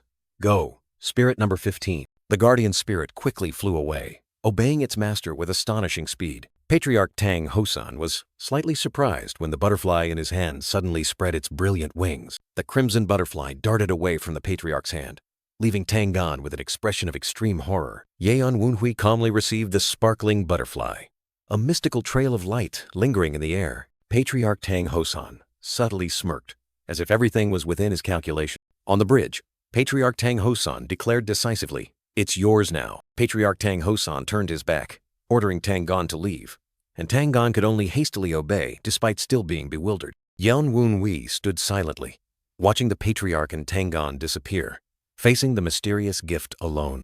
He stared at the butterfly in his hand, secretly cursing the patriarch of the Nine Dragons clan for giving him such a mysterious item. His guardian spirits began to whisper, suggesting it was merely an expensive piece of jewelry, but Yan Wunhui suspected it might be a sophisticated assassination weapon. Yan Wunhui angrily grabbed a guardian spirit, growling, asking if anyone needed their opinion and why they weren't following the patriarch. The guardian spirits hastily flew away, obeying their master fearfully. Tang Clan anxiously asked the patriarch if giving the blood butterfly, an extremely precious item, to Yan Wunhui was all right. Patriarch Tang Hosan nodded, confirming the value of the blood butterfly, but explained that the Wild Wind Squad had disbanded, and the Nine Dragons clan had also been established for 20 years. He continued to explain, emphasizing that Yan Wunhui was the only one who wanted to continue the legacy of the Wild Wind Squad. Tang Clan finally understood, realizing that the patriarch also had regrets about not being able to fulfill the expectations of the Wild Wind Squad, and that was why he gave the blood butterfly to Yan Wunhui. Patriarch Tang Hosan concluded that his other children, including Gyu Jin, showed no interest in the blood butterfly, and only Yan Wunhui had taken it with the win. Patriarch Tang Hosan believed that Yan Wunhui was the only one who could unveil the secrets hidden within the blood butterfly, a powerful item of the clan. Tang Clan was still bewildered when the patriarch revealed his trust in Yan Wunhui, especially since he himself had never thought of using wild wind to decipher the blood butterfly. Yan Wunhui thoughtfully looked at the blood butterfly, while the guardian spirits whispered that even without knowing its function, it was certainly a precious treasure from the Tang Clan. Whenever the blood butterfly vibrated, it consumed a large amount of spiritual energy, leading the guardian spirits to conclude that it must be an extremely powerful magical artifact. Yan Wunhui frowned, a little surprised to hear the spirits suggest it was a magical artifact. He extended his hand, ordering the spirit to approach the blood butterfly to confirm its nature himself. Yan Wunhui pondered, wondering how an item from the Tang Clan, which was not specialized in spiritual energy, could consume such a terrifying amount of spiritual energy. The blood butterfly suddenly glowed brilliantly, powerful purple energy rays radiating around it, revealing its astonishing latent power. Yan Wunhui and the guardian spirits stared in astonishment at the blood butterfly's sudden energy burst. His face became tense, his eyes showing intense concentration as he faced this mysterious item. He poured all his spiritual energy into the blood butterfly, but it was inexplicably difficult, causing Yan Wunhui to growl to himself. Why is it so hard to charge this thing? Under Yan Wunhui's urging, the blood butterfly finally absorbed enough spiritual energy, hovering in midair and emitting a mystical purple light. Now, the blood butterfly was fully charged, emitting a brilliant light, ready to reveal its deepest secrets. He thoughtfully looked at the fully charged blood butterfly, while the guardian spirits hovered around, awaiting the young master's next move. After many failed attempts, Yan Wunhui irritably wondered if there was another way to harness the blood butterfly's power. He collapsed onto the bed, sighing wearily, lamenting that the blood butterfly had caused him to lose sleep and appetite because he couldn't decipher it. He decided to temporarily set aside the mystery of the blood butterfly, shifting his attention to the white bone wraith. Concerned that the old man would make a new move after yesterday's defeat, Yan Wunhui recalled Patriarch Tang Hosan's warning.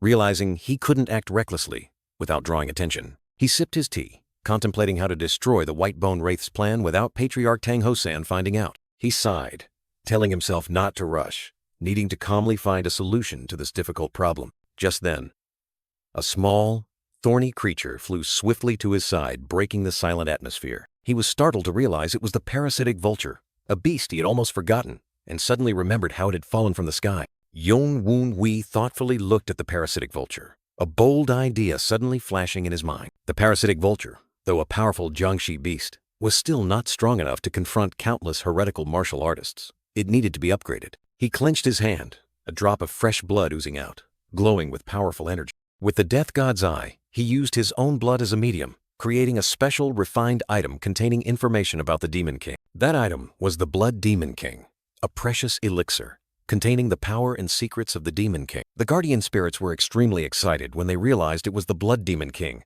a supreme elixir for creatures related to spirits, and even joked among themselves about saving face for demons. Yan Wunhui smiled mischievously, offering the Blood Demon King to the parasitic vulture, and the beast reacted immediately with an excited shriek. The small parasitic vulture was utterly surprised when Yan Wunhui asked what it had done to deserve this. Yan Wunhui, with a mysterious smile, offered to bestow the Blood Demon King upon the parasitic vulture if it revealed the locations of the White Bone Wraith's Jiangshi farm. The parasitic vulture was extremely excited, letting out a shrill cry full of anticipation, ready to devour the elixir. Yan Wunhui gently placed the Crimson Blood Demon King in his palm, signaling the parasitic vulture to eat it. Immediately, the parasitic vulture swallowed the Blood Demon King, its body erupting with brilliant purple energy, beginning a world-shaking transformation. To the astonishment of the two guardian spirits, the parasitic vulture completely transformed from a small creature into a colossal, powerful bird. The guardian spirits recognized this new creature as Ju, a legendary evil beast known as the war drum signaling the arrival of demons. Yan Wunhui smiled meaningfully, asking Ju how it felt to be reborn, and remarked that this new body was much more useful than a spider. A glowing blue hand appeared, indicating a spirit gradually taking form. Ju stared in astonishment at the spirit, gradually taking the form of an old man with white hair and beard. The two guardian spirits recognized with horror that it was Elder Huan, unable to believe that he had not yet been destroyed. Elder Huan, with a confused and bewildered expression, asked Yan Wunhui, the young master, why he had chosen him. Yan Wunhui held up 3 fingers, declaring that he had 3 reasons for choosing Huan. The first reason, he revealed, was a reward for Huan's loyalty, recalling how the old man had not cursed him like others when pursued. Yan Wunhui continued, his eyes sharp, saying that the second reason was because Huan had expected him to ensure the safety of his daughter. Elder Huan was deeply shocked, his face changing color as his deepest secret was exposed by Yan Wunhui. Yan Wunhui, maintaining a calm expression, asked Huan in return how he could protect someone whose face or name he didn't even know. He smirked, challenging Huan that instead of making him waste time, he should go find his daughter himself with his own hand. Elder Huan was utterly bewildered, his eyes wide with astonishment at Yan Wunhui's bold challenge. The third reason, Yan Wunhui casually stated, was because he found it easier to understand the words of a demon than a bird, leaving both the guardian spirits and a chibi version of himself gaping. Elder Huan gritted his teeth, realizing he couldn't escape the young master's binding, even though he had once thought himself freed. Huan recalled his painful past. After losing his wife, his only goal was his beloved daughter, but then she was kidnapped by Chian Hajin, causing his life to collapse. He continued to recall his betrayal of both the sect leader and the young master, but in the end, he still couldn't protect his daughter. With eyes full of resentment, Huan realized that a chance for atonement had returned to him. Elder Huan, now called the resentful demon, swore absolute loyalty to young master Yan Wunhui, his face alight with determination. Huan, in his spirit form, and Ju, the giant bird, bowed together, declaring they would follow the destiny the young master had bestowed upon them. Yan Wunhui asked Ju if the memories of the parasitic vulture still remained, and if it knew the location of the Jiangxi farms. Ju, with fiery eyes, eloquently replied that if the young master commanded, it would fly there immediately and tear apart the enemies with its new beak and claws. Yan Wunhui, with cold eyes and a mysterious smile, ordered the resentful demon to destroy the farms and inform the traitors of the divine cult about the upcoming advance. Ju, the upgraded parasitic vulture, valiantly swore absolute loyalty to Yan Wunhui, ready to obey every command. Yan Wunhui sat silently in the luxurious room, a pristine white feather gently falling, signaling that a grand plan had just been set in motion. He secretly thought that once Ju began destroying the Jiangxi farms, the white bone wraith would be caught off guard. This was his way of buying time with Ju's sharp beak and claw. A solitary carriage glided along the deserted village road in the dawn light, carrying an important guest to a distant place. Namgung Sen-young, with a tired expression after the long night journey, entered the room, lamenting the arduousness of the trip. She frowned, surprised to receive an urgent report from Muyong, sensing that something was amiss. Seeing the folded corner of the envelope, she realized this was extremely urgent news, which made Namgung Sen-young anxious. After reading the report, Namgung Sen-young's eyes widened in horror, unable to believe that Yuchang had fought with that bastard. Her anger flared as she realized the unbelievable. That bastard had defeated Yukong! Her anger reached its peak when she learned he had also fought with Gyu, her beloved daughter, and the result was a draw. She grew even more furious when this evenly matched fight took place right in front of the clan head, making Namgung Sen-young feel humiliated. As Namgung Sen-young was consumed by rage, a cold voice rang out, "Mother," making her turn around in surprise. Tang Jin, her daughter, stood there with sharp eyes, questioning her mother. "Where have you been?" Namgung Sen-young tried to hide her embarrassment with a forced smile, asking her daughter in return, "Oh, Jin, why are you here at this hour?"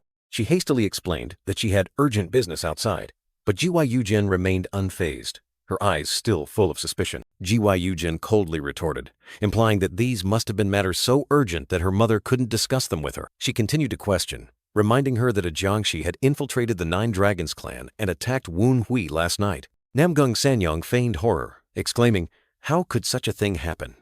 It must have been terrible, but her eyes clearly showed evasion. She secretly thought about that girl who had dealt with that bastard yesterday.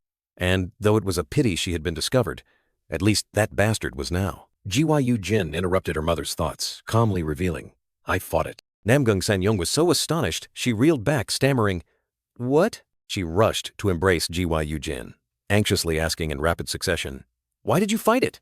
Are you hurt anywhere?"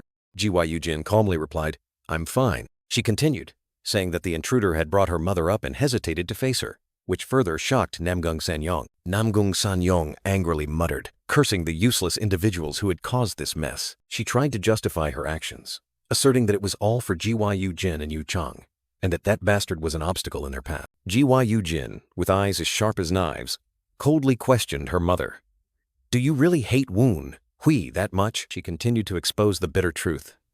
"So much so that you had to hire a Jiangshi while your daughter was cultivating at the Qingcheng sect?" Namgung Sanyong completely collapsed, her face contorted with shock and despair, unable to utter any justification. Namgung Sanyong was writhing in extreme pain, a horrifying scream tearing through the blood-red space. She gritted her teeth, her eyes blazing with hatred, blaming that bastard Yan Wenhui for everything and swearing that she should have crushed him long ago. With a determined and somewhat frantic expression, Namgung Sanyong declared that she must go to the temple immediately, as it was the only path for Tang Gyu Jin. Yan Wenhui and Tang Gon walked through the crowded streets, Tang Gon grumbling about Yan Wenhui's recklessness in daring to go out after last night's attack. Yan Wenhui coldly retorted to Tang Gon, asserting that he had to obey the clan head's orders, and told him to stop complaining.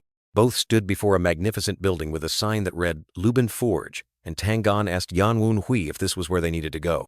Yan Wenhui confirmed, explaining that Luban was the god of skill and craftsmanship, and anyone who dared to name their forge after him must be very confident. Stepping inside, they saw a bustling forge with blacksmiths working diligently, and Tang Gon asked if the master was inside. The blacksmith replied, indicating that the master fierce wind warrior was in the back, making Tang Gon surprised and asked if Wild Horse was here. Tang Gon bowed to a burly man with long silver hair, introducing him as Tang Chukyong, the master of the Lubin Forge. Tang Chukyong looked at Yan Wenhui with a scrutinizing gaze, directly asking if he was the second son of that stubborn fellow. Yan Wenhui was surprised by Tang Chukyong's way of referring to clan head Tang Hosan, but still confirmed his identity. Tang Chukyong turned to Tang Gon, saying that he surely didn't bring the Wild Horse here just for an introduction, and asked for the real purpose. Tang Gon explained that Yang Wenhui wanted to commission something, which made Tang Chukyong scoff, thinking he had come at such a busy time. Tang Chukyong accepted, telling Yan Wenhui to leave the design and go home, implying that he had many other orders.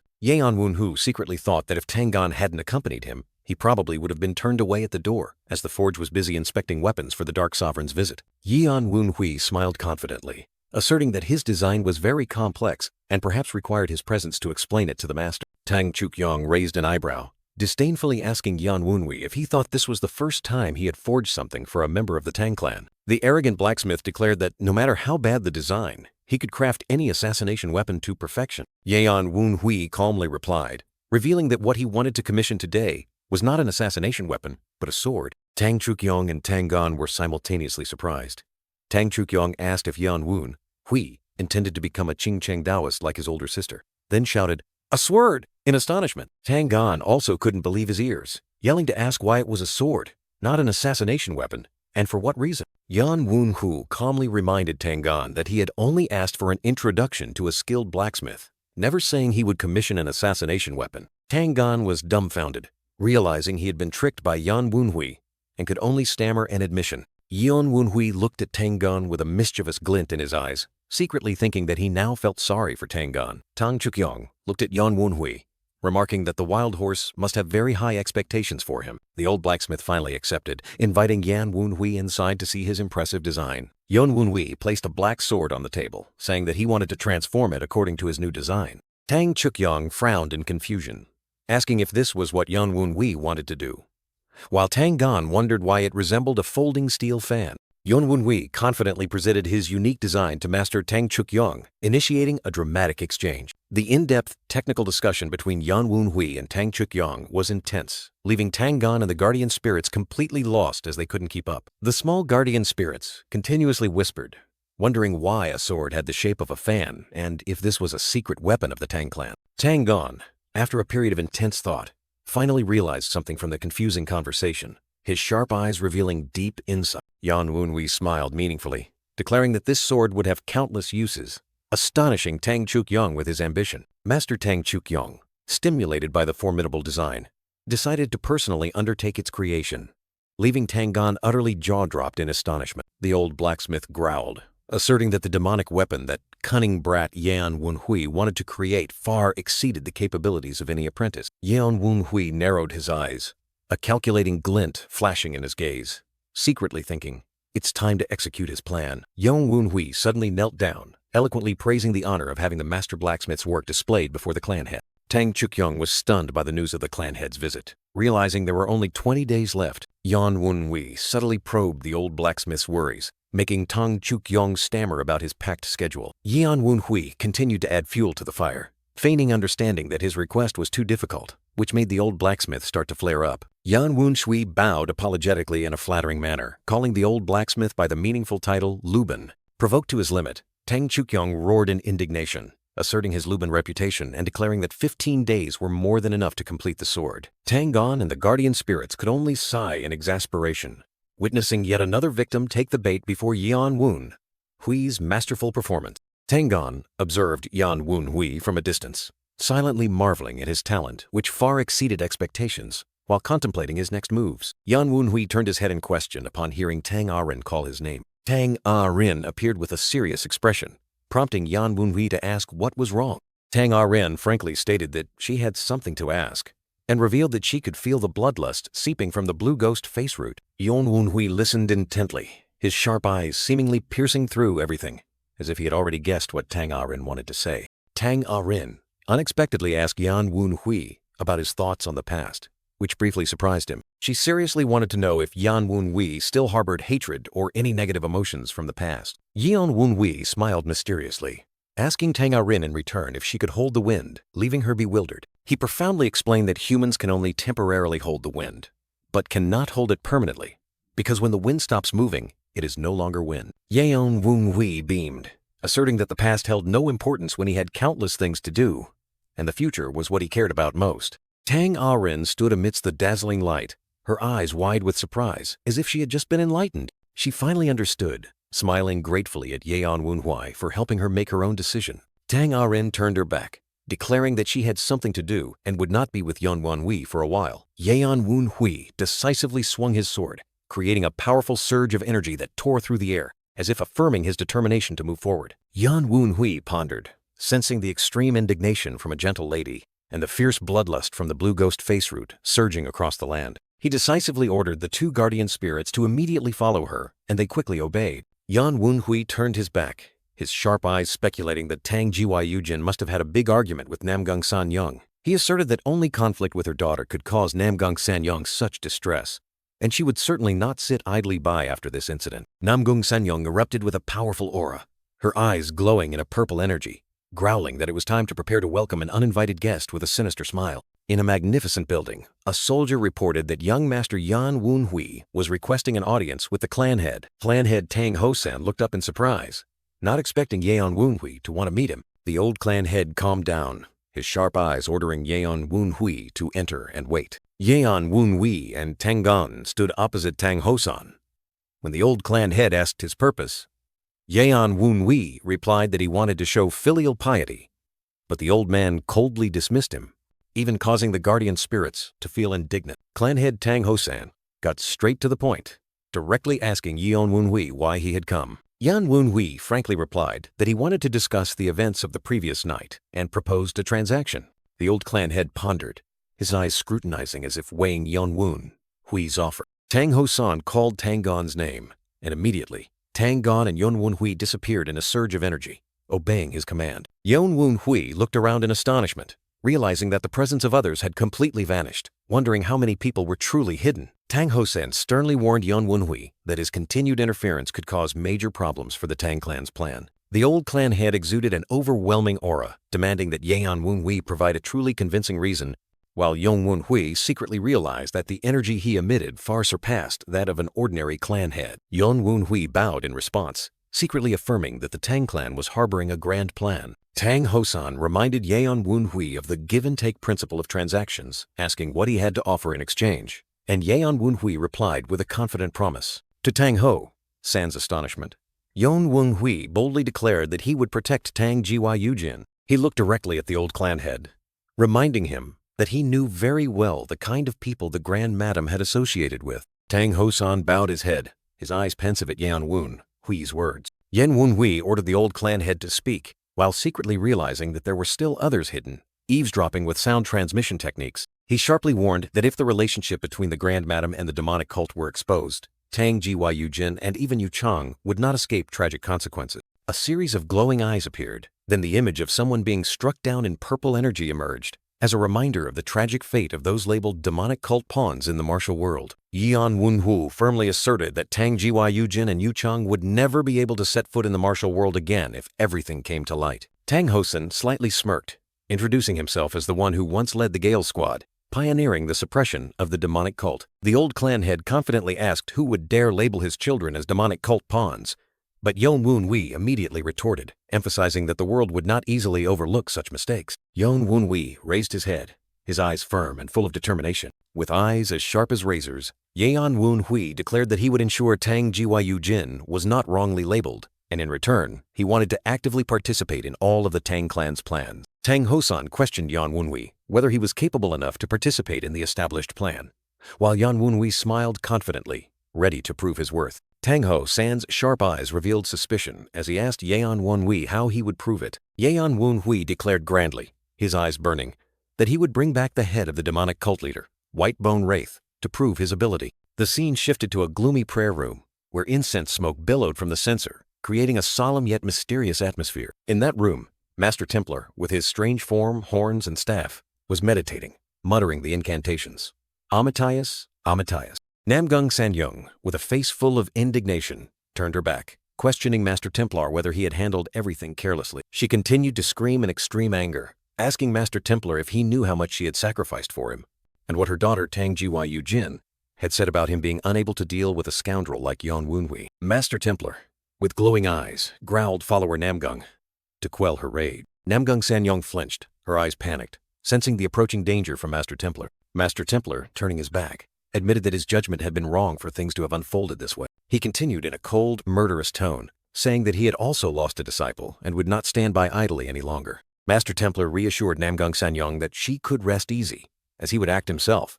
But suddenly, a Jiangxi child rushed in. The Jiangxi child, with glowing red eyes and a panicked expression, urgently informed Master Templar, ignoring his question about Namgung Sanyong's presence. Master Templar, after hearing the news, calmly asked Namgung Sanyong to sit and wait, while she reluctantly accepted. Namgung Sanyong sat down, her face full of displeasure, but secretly thought that despite her dissatisfaction at being bullied, Master Templar's power was real. She gave a sinister, smug smile, believing that the scoundrel Yon Wunhui would be neatly dealt with by Master Templar this time. But her smile vanished when Master Templar suddenly roared, "What?"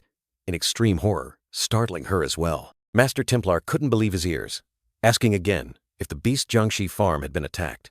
His eyes burning with rage, he horrifyingly realized that his secret Jiangxi farms in Sichuan, which had been operating for decades, had been attacked and destroyed. A giant bird with glowing red eyes, emitting evil energy, appeared majestically, showing the terrifying transformation of an advanced Jiangxi. Master Templar roared in fury, realizing that a single Jew had transformed his parasitic vulture into a terrifying monster. Namgung Sanyong, still sitting on the ground, bewilderedly asked Master Templar what had happened to make him so angry. Master Templar, without a word, reached out and brutally attacked Namgung Sanyong, his eyes full of murderous intent. Master Templar's giant hand seized Namgung Sanyong's neck, terrifying her and making her disbelieve this sudden action. She screamed in pain as Master Templar violently threw her to the ground, a powerful and merciless attack. Master Templar growled, accusing Namgung Sanyong of deceiving him, his eyes burning with hatred. He continued to roar, unable to believe that a high-level sorcerer powerful enough to transform his parasitic Jiangxi could collude with a lowly member of the Tang Clan branch. Master Templar indignantly declared it absurd, and accused Namgung Sanyong of conspiring with that sorcerer to stab him in the back. Namgung Sanyong, with an utterly panicked face, trembled as she denied all accusations, unable to understand what Master Templar was talking about, while he roared, asking if she didn't know, or was pretending not to know. Namgung Sanyong horrifyingly realized she had been deceived when she heard Master Templar mention black-boned ghosts and demonic cult power, wondering if that impostor was part of the demonic cult. Master Templar cursed under his breath, realizing her surprised expression was not feigned, and concluded that the main Namgung family had used her and then intended to discard her. In a chillingly calm tone, Master Templar admitted he had misunderstood, but Namgung Sanyong's ignorance was even more suspicious. Namgung Sanyong trembled, unable to believe that she, Namgung Sanyong, could be associated with a demonic cult leader. She recalled that she had been introduced to that demonic cult leader by her own family, under their orders. That meant the Namgung family had colluded with the demonic cult leaders, a horrifying truth she had just realized. Master Templar called follower Namgung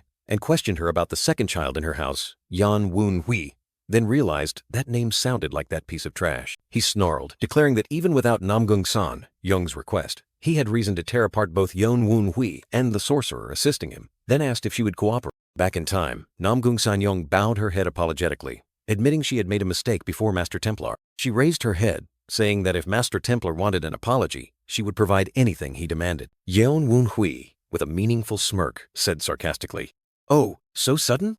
Is the Grand Madam apologizing again?" Namgung San Young's cold gaze revealed her displeasure. She explained that she didn't want to do this, but it was the order of that damn demonic cult leader. Master Templar, in his terrifying skeletal form, ordered Namgung Sanyong to ingratiate herself with Yeon Woon Hui to make his guards lower their vigilance. Namgung Sanyong protested in horror, not understanding why she had to do that with that bastard. Master Templar gave a gruesome smile, declaring that if that were the case, he would have no choice but to turn her into an advanced Jiangshi and force her to do his bidding. Namgung Sanyong cried out in panic, "Stop!" then quickly agreed, "All right, I'll do as you say." Back in the present, Namgung Sanyong thought that she needed to seduce that scoundrel Yeon Woon Hui to catch the person behind him. Though humiliating, she had to do it to survive. Yeon Woon Hui, with eyes sharp as knives, said that she was acting quite boldly. He smirked, leaning over the table, and asked if she was afraid that the clan head would discover the truth. Namgung Sanyong was stunned, her whole body trembling as she heard Yeon Woon Hui reveal that she had allied with the demonic cult, wondering how he could possibly know. Yeon Woon, whose eyes were full of certainty, proving that he wasn't just talking. Namgung Sanyong shivered repeatedly, thinking that she had only just learned those people were demonic cult members. So how could Yeon Woon Wu possibly know? Yeon Woon Hui gave a chilling smile, saying that the Grand Madam seemed very confused. She continued, thinking that she had been mistaken to assume that someone else had been controlling Yeon Woon Hui for the past few months. But no, Yeon Woon Hui's eyes were not the eyes of someone being controlled. Even if she didn't know whether the person behind him was helping him, Namgung Sanyong still felt a horrifying truth. The one controlling everything from beginning to end was Yeon Woon Hui. Namgung Sanyong still couldn't understand what Yeon Woon Hui was saying, thinking that he only had a shallow understanding of everything. Yeon Woon Hui smiled smugly, asking again if she would have no problem if he told the clan head, right? Namgung Sanyong, with a face full of indignation and despair, growled, asking what he ultimately wanted from her. In response, a sinister and chilling smile spread across Yeon Woon Hui's lips, signaling a deeper conspiracy. Yeon Woon Hui casually extended his hand, declaring with a smug expression that he wanted quite a lot of things, his cold eyes flashing with calculation. And so, for an entire week, Namgung Sanyong had to offer countless precious treasures such as Tian Si Yi and Ying Hu Shou, Duan Diao Pi Wo, and many other expensive items to him. To be able to acquire these rare items in such a short time, Namgung Sanyong had no time left for calculations or scheme. As a result, Yeon Woon Hui smugly remarked that the Namgung clan was truly too wealthy, to the point of still having items to offer even after being squeezed dry, while the spirit guardians gloated, believing Namgung Sanyong must be on the verge of bankruptcy. However, Yeon Woon Hui then turned to remind the spirit guardians that they shouldn't talk too much about this matter. He smiled contentedly, admitting that the items he had just acquired would certainly be very helpful for his plans. But then, his gaze shifted to focus on a mesmerizing, glowing green orb in his hand, asserting that this was the most important item. The spirit guardians were astonished by the terrifying poisonous aura emanating from the orb, while Yeon Woon Hui casually revealed that it was a poison he had personally concocted from Ku Wei Jun, Du Huo Cao, and Bai Shengyu. The spirit guardians realized in a panic that this was clearly poison, then asked in shock if the young master was planning to break through Dolong Jing Hua Ju to level 6. Yeon Woon Hui gave a confident smile, confirming that he would indeed open his Zhongdan Tian and reach the peak realm. He explained that Ku Wei Jun was often used in spiritual medicine, but if used incorrectly, it would turn into a deadly poison, corroding the body from within. To enhance its toxicity, he had combined it with Du Huo Cao and Bai Shengyu, creating an extremely potent poison. But for practitioners of Dulongjing Hua Jue, this was the most excellent spiritual medicine. The spirit guardians were extremely worried when they saw Yeon Woon Hui kneeling, surrounded by poisonous aura. They tremblingly asked if his body could withstand this terrifying poison. Yeon Woon Hui calmly replied, placing a hand on his chest, saying that was why he had prepared something else. He opened a small box, revealing a glowing jade green pill, which was the Shen Qing Yu Dan. Yan Wunhui explained that this was a supreme spiritual medicine refined by the renowned physician Sheng Si Shen Yi, capable of enhancing internal energy. With eyes flashing with determination, Ying Wunhui unhesitatingly put the pill into his mouth, declaring that he would use it to forcefully enhance his internal energy. Immediately, a surge of pure energy erupted around Yan Wunhui, making him clearly feel the power flowing throughout his body, truly worthy of its reputation as a famous spiritual medicine. After stabilizing his internal energy, he continued by taking out the green poison pill, preparing to truly absorb the Ku Wei Jun. He told himself that, according to the elders, this type of poison was originally indigestible, but with Dulongjing Huaju having reached its current realm, he could absolutely, even though he knew for certain that he would have to endure an unbearable, extreme pain. The poison pill suddenly erupted with a fierce surge of green energy, forming a terrifying vortex of poisonous aura. Yan Wunhui tensed his body, screaming in extreme pain as the poisonous aura surged throughout his body, his expression contorted in agony. His body was thrown upwards by the enormous poisonous aura, feeling a terrifying amount of poison, destroying everything. The spirit guardians frantically surrounded him, asking with extreme worry if the young master was all right. Despite the mushroom's toxicity exploding throughout his body, Yan Wunhui steadfastly tried to convert all the poison into internal energy according to Dulongjing Huaju. Finally, the green poison pill in his chest glowed brilliantly, signaling a breakthrough that was dangerous yet incredibly powerful. Yan Wunhui concentrated intensely, his eyes sharp as if to pierce through the night, compressing all the energy in his body. Internal energy surged like a tidal wave, gathering into a brilliant purple energy mass, which he guided directly to his Shang Dan Tian. A sphere of pure energy erupted with dazzling light right in his chest, signaling an earth-shattering breakthrough. Brilliant purple energy fiercely burst forth from Yan Wunhui's body, forming an overwhelming aura that engulfed everything around him. Yan Wunhui gave a satisfied smile, sighing in relief as he declared that he had successfully broken through the realm. The spirit guardians flew around, continuously congratulating the young master for reaching the peak realm in just 2 months, praising his unparalleled progress. Yan Wunhui looked at the small energy sphere in his hand, feeling the essence that had stabilized in his Zhongdantian,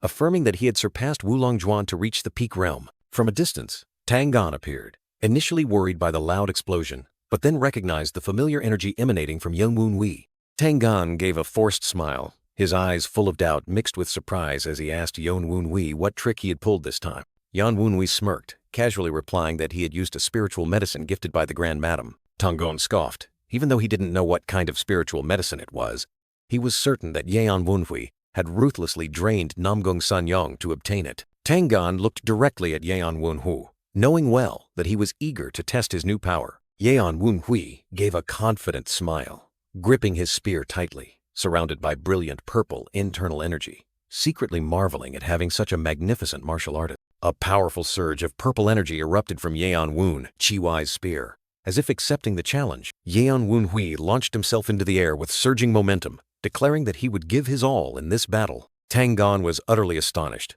unable to believe that Yan Wunhui could infuse qi into his weapon, exclaiming about his monstrous talent. Both charged at each other in a high-speed clash, brilliant purple energy streams colliding with sparks. Tang Gan narrowed his eyes decisively, admitting that Yan Wunhui's recent attack carried an extraordinary force. Yan Wunhui confidently challenged Tang Gan, secretly realizing in his mind that the moves he couldn't keep up with before were now clearly visible before his eyes. Yan Wunhui's eyes were sharp and highly focused, reflecting absolute confidence in his new abilities. In Yan Wunhui's eyes, Tang Gan seemed to split into multiple afterimages, but he still kept up with every movement, launching lightning-fast counterattacks. 2 streams of purple and blue energy collided fiercely.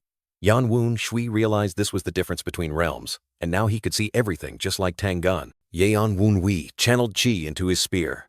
A colossal purple dragon shadow appeared behind him, enhancing the weapon's power to a new level. Tang Gan was utterly shocked, astonished to realize that Yan Wunhui was skillfully performing Shi Ermong Hu Chang Fa. Yan Wunhui unleashed a continuous spear technique, each strike carrying explosive power, forming dazzling purple energy streams. Yan Wunhui spun around extremely quickly, creating a powerful purple energy vortex, ready to sweep away everything in his path. Tang Gan stepped back a few paces, his eyes filled with extreme astonishment as he witnessed Yan Wunhui's superior power. Tang Gan finally became serious, his face hardening with determination as he realized he could no longer be half-hearted with Yan Wunhui. Yan Wunhui gave a meaningful smile, reiterating his promise to train Tang Gan to the bone with his new power.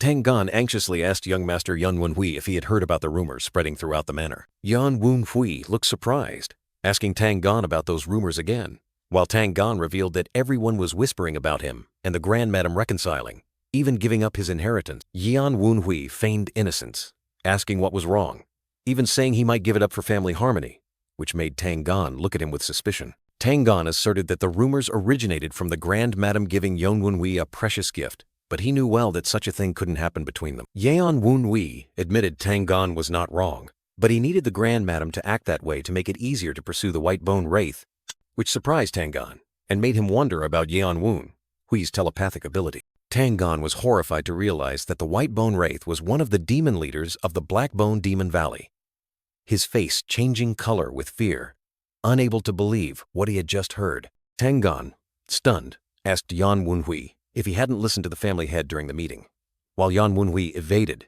his expression as if he had just been caught. Tang Gan sighed, realizing that Yan Wenhui already knew about the Grand Madam's connection to those abominable people, and noted that although Yan Wenhui was usually idle, he was extremely serious when it came to cults. Tang Gan warned Yan Wenhui that even with a plan to deal with the White Bone Wraith, the sorcerers of the Black Bone Demon Valley always fortified their base with spells, and Yan Wenhui confirmed it was the Phantom Demon Formation. Tang Gan solemnly explained that within that formation, advanced Jiangshi became many times stronger, and even he was not confident he could defeat a demon leader inside. Yan Wenhui calmly replied, "I know. If we confront them directly, we will suffer heavy losses," his eyes revealing deep calculation. A terrifying image appeared, showing the Jiangshi child standing among 4 heretical warriors, illustrating information from Ghost number 15 that the temple's forces included 4 heretical warriors and a warrior-grade Jiangshi created by White Bone. The image of the White Bone Wraith in its colossal, majestic advanced Jiangshi form, believed to have reached a higher realm after death, possibly empowered by the council, made the enemy more formidable than ever. Tang Gan, confused, asked Yan Wenhui what they should do, and if he had a plan, his eyes filled with worry about the situation. Yan Wenhui flashed a sinister smile, asserting that he definitely had a plan, and, "The final piece is about to fall into my hands." The scene shifted tonight. Namgung Sanyong knelt desperately, begging Yan Wenhui to save her life, while he stood looking down with cold eyes. Yan Wenhui smiled meaningfully, asking Namgung Sanyong to beg him for help in the dead of night like this. "Outsiders would think, 'I'm trying to kill you, Grand Madam.'" Yan Wenhui said he understood her difficulties, all thanks to the temple and the Namgung clan, his eyes full of sarcasm. Namgung Sanyong painfully admitted her predicament, her face gaunt and desperate. Pushed to the brink, she revealed that the demon leader was threatening to turn her into an advanced Jiangshi if she didn't provide clues about the sorcerer behind Yan Wenhui. Namgung Sanyong desperately said that given the situation, she had no way out. Yan Wenhui cruelly interrupted her, declaring that she would not enjoy a peaceful death, his eyes filled with murderous intent and a chilling smile. Namgung Sanyong frantically pleaded, willing to do anything he wanted. "I'll do anything you want. Anything." Yan Wenhui stared at her, asking if she would give up the inheritance position she had prepared so much for. Namgung Sanyong gritted her teeth, her eyes filled with resentment and pain, but had no choice but to accept her fate. She gritted her teeth and accepted, stating, "I will convince Gyu Jin and Yu Chang to relinquish their right of succession." Namgung Sanyong prostrated herself, vowing, "I will isolate myself and never appear before you again, so please save me." Yan Wenhui accepted on the condition that she follow his every word, and Namgung Sanyong immediately agreed, as long as she escaped that demon leader. Yan Wenhui flashed a wicked smile, revealing that he still needed her to prepare one more thing, and this was the final piece in his insidious plan. In a dark room, Tang Gan sighed in exasperation, telling himself he was in big trouble. The old blacksmith Tang Gan sat with his arms crossed, his face scrunched up, lamenting that even though he had been distracted by the blueprint, dealing with the black sword that Kid brought would still take half a month. The pitch-black sword, containing terrifying demonic energy and forged from black iron, appeared eerily astonishing Tang Gan that the Kid would demand to use it as material for such a difficult blueprint. Tang Gan broke out in a cold sweat remembering Yan Wenhui, the kid who, though young, was a real snake and had tricked him badly. The old blacksmith grimaced, realizing this blueprint required working tirelessly day and night for half a month, while his disciples were still too inexperienced to help. Tang Gan told himself he was all alone and would have to inform the Kid that delivery would be late, when suddenly a strange voice rang out, teasing if he was actually backing down for once. The old blacksmith flinched, his eyes wide with surprise at the sudden appearance of the uninvited guest. Tang Gan turned around in horror, shouting to question the mysterious figure in the dark cloak. "What the hell? Why are you here?" The mysterious figure merely smirked, casually replying that it had been a long time, so why was Tang Gan so angry? The cloak slipped down, revealing an old man with messy white hair, a long beard, cunning eyes, and a dignified aura, who was none other than the Black Venerable Tang Moon Hyuk. Tang Gan roared in anger, scolding the Black Venerable that he should have been with the Nine Dragons clan, so how dared he appear here alone without guards? The Black Venerable winked mischievously, admitting he had secretly snuck out, leaving Tang Gan to only sigh in exasperation, knowing this old man was causing trouble for Yewan again. The Black Venerable Tang Moon Hyuk stared at the black sword, his eyes full of interest, curiously asking who had requested the creation of this interesting toy. Tang Gan pointed at the Black Venerable, explaining that it was the request of the son of that emotionless statue. The Black Venerable examined the blueprint, surprised to hear about the Dark Genius, and wondering if Ho, San's third son, had requested it. Tang Gan immediately corrected him, saying it wasn't the third son but the second son, Yeon Woon Hui, which made the Black Venerable surprisingly reconfirm the identity of the one who made this request. The Black Venerable looked puzzled, recalling that Yeon Woon Hui was known to be weak and useless, but Tang Gan immediately asserted that he himself was surprised to meet him again, because that kid was truly a cunning snake. Tang Gan continued to explain, revealing that Yan Woon Hui wanted to create a unique weapon that could combine both swordsmanship and fan techniques to deceive opponents. Yeon Woon, whose plan was to use that chaos to create distance, then unleash deadly hidden weapon. The Black Venerable Tang Moon Hyuk smiled with great interest as he examined the blueprint, remarking that this was indeed a toy worthy of the Tang family's reputation. Tang Gan sighed, saying that if that were all, it wouldn't have been so difficult. But this blueprint had two other parts, which piqued the Black Venerable's curiosity. The old blacksmith pointed at the pitch-black sword, emphasizing that this was the material Yeon Woon Hui had left behind, a demonic weapon made from black iron. The Black Venerable Tang Moon Hyuk observed the sword, realizing that Yeon Woon Hui had learned evil poison techniques to control terrifying poison. The Black Venerable understood that Yeon Woon Hui wanted to infuse both his sword and hidden weapons with poison. Then he asked about the final challenge. Tang Gan explained that Yeon Woon Hui was also the disciple of some fool, which made the Black Venerable surprisingly ask again if Tang Gan had taken on a disciple. The Black Venerable was stunned when Tang Gan revealed that Yeon Woon Hui had tricked that fool to learn the mysterious Dance of the Raging Wind. The Black Venerable Tang Moon Hyuk repeated the name Dance of the Raging Wind with a look of astonishment, seemingly having realized its danger. Tang Gan concluded that Yeon Woon Hui wanted a single weapon that not only had multiple forms but could also control both the raging wind and evil poisons, asking the Black Venerable if he saw how terrifying that kid's ambition was. The Black Venerable Tang Moon Hyuk smirked meaningfully, as if he had grasped Yeon Woon Hui's entire scheme. The Black Venerable looked at Tang Gan, repeating the old blacksmith's words that there weren't enough people to help with the crafting, and Tang Gan could only reluctantly admit it. Tang Moon Hyuk chuckled gleefully, his eyes full of cunning, unable to wait to see how that kid would use his new toy. In the silent night, Yeon Woon Hui stood next to Tang A-rin, announcing that he had completed all preparations as requested. Tang A-rin looked at Yeon Woon Hui skeptically, asking if this trip was just the two of them. Yeon Woon Hui gave a mysterious smile, pointing behind him as Tang Gan appeared, rushing over at an astonishing speed. As soon as Tang Gan landed, he complained about having to depart at such an odd hour, but Yeon Woon Hui asserted that this was the best time. With cold eyes, Yeon Woon Hui revealed that he had dealt with Mu Young as ordered. Tang A-rin was horrified and angry, questioning Yeon Woon Hui about what he had done to Mu Young and why he had acted so cruelly. Yeon Woon Hui explained that Mu Young had leaked confidential information to the Nine Dragons clan, the Namgung family, and even the temple, making Tang A-rin realize the seriousness of the situation with a shock. Yeon Woon Hui went on to reveal a shocking truth.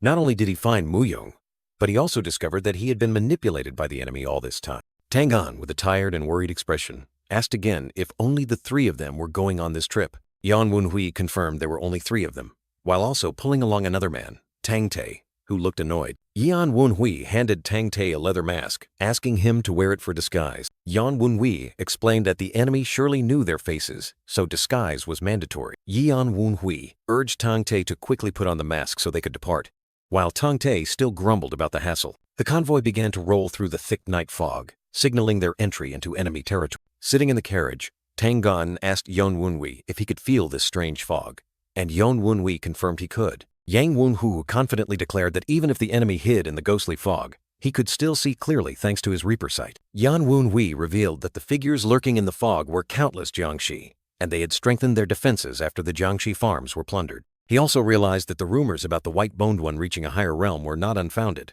as his magic array had become much more sophisticated. Yeon Woon Hui suddenly recognized a familiar mystical power, making his eyes turn sharp and cold. He ordered decisively.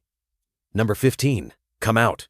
And a small ghost appeared, reporting its readiness to carry out the mission. Yan Wenhui gritted his teeth in anger, realizing that the white-boned old man had taken his magic manual. Ghost number 15 trembled as it explained that it didn't know the details, only hearing that the 12 black devils had found a great bargain while clearing the ruins of the young master's temple. The other ghosts angrily protested being called stupid Jiangshi, asserting that they had not stolen the young master's knowledge. Yan Wenhui irritably told himself that he thought everything had been blown to dust by the Hell Soul explosion ritual.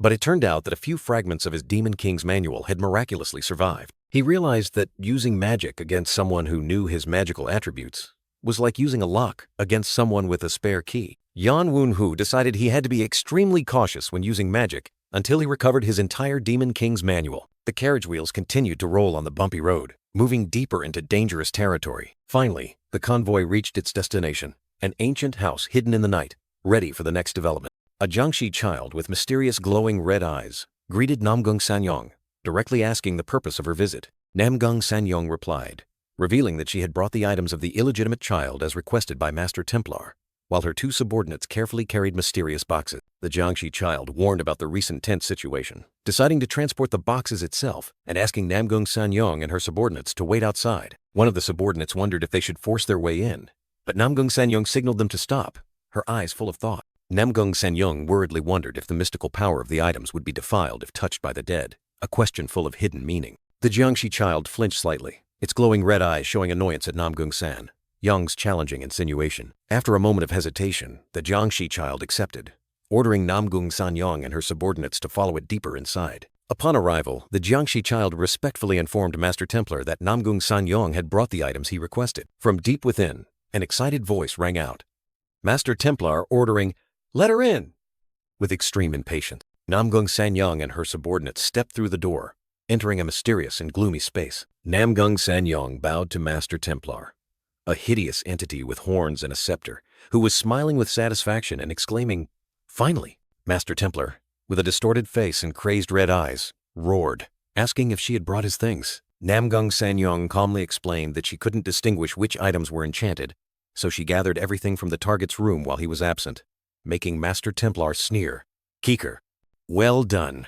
This is more certain than you guessing." Namgung Sanyong glanced at one of her subordinates, her eyes sharp as if signaling a plan. The two subordinates carefully placed the wooden boxes on the floor, creating a dry sound that echoed in the silent space. Master Templar exclaimed joyfully, "Oh, I can feel the mystical power without even opening the boxes," his eyes full of greed. He excitedly praised, "You've done very well, follower Namgung," and declared he would immediately use these items to track him. Master Templar reached out, beginning to open one of the boxes, his eyes full of anticipation. He suddenly froze, his glowing red eyes narrowing suspiciously, muttering, This isn't—" He looked inside in horror, exclaiming, "Black powder bombs?" as the box was filled with pitch-black gunpowder bomb. Master Templar was utterly horrified and enraged, growling as he questioned Namgung Sanyong, "Follower Namgung, what is the meaning of this?" Without a moment's hesitation, Namgung Sanyong suddenly launched a fatal attack, striking directly at Master Templar. Her extremely fast and powerful strike tore through the air, hurtling towards Master Templar like a bolt of lightning. At the same time, the gunpowder bombs in the box began to explode in quick succession,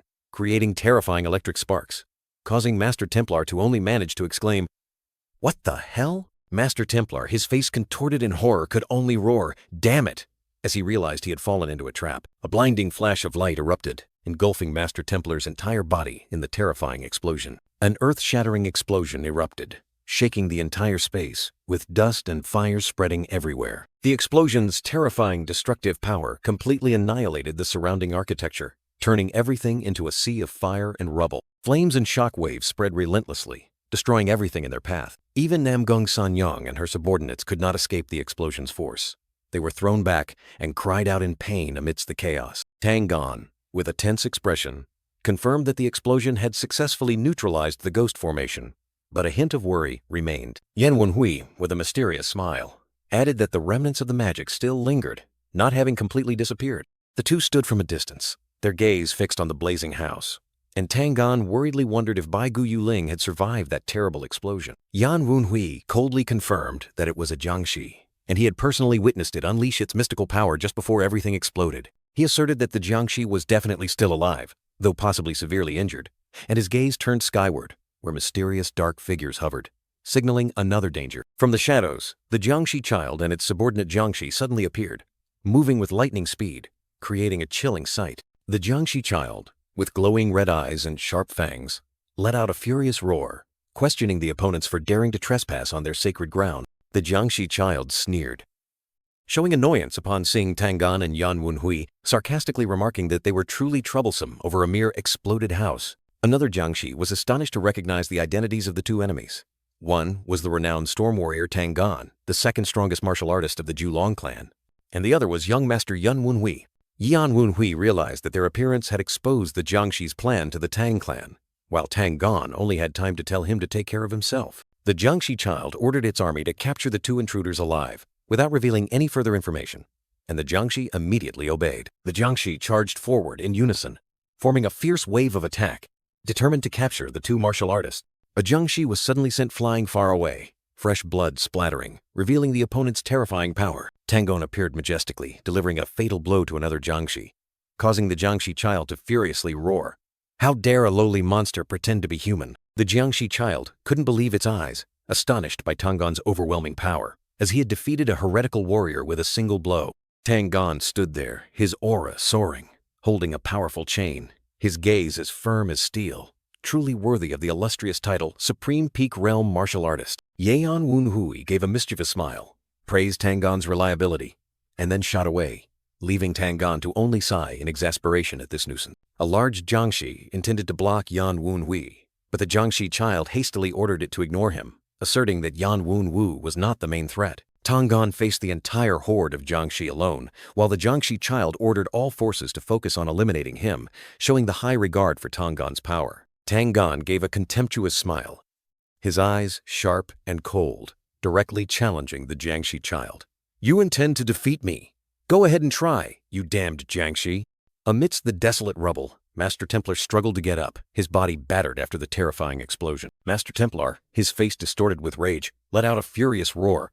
"How dare that foolish bitch betray me?" He struggled to recover, realizing that the explosion had destroyed the ghost formation, making healing slow, and he was facing a life or death decision: rebuild or flee. Suddenly, Yan Wenhui appeared behind Master Templar, startling him into turning around, and he sarcastically remarked, "I've gone to all this trouble to come here, and you're thinking of running away?" Yan Wenhui gave a knowing smirk, sarcastically questioning Master Templar.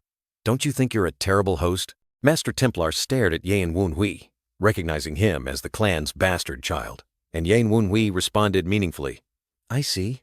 So this is the plan of the one behind you." Yan Wenhui gave a sinister smile, greeting Master Templar. "Long time no see, old man. We haven't met privately since I learned the dark arts from you." Master Templar was horrified by Yan Wenhui's words, growling back, "Long time? Learn dark arts from me? What nonsense are you spouting?"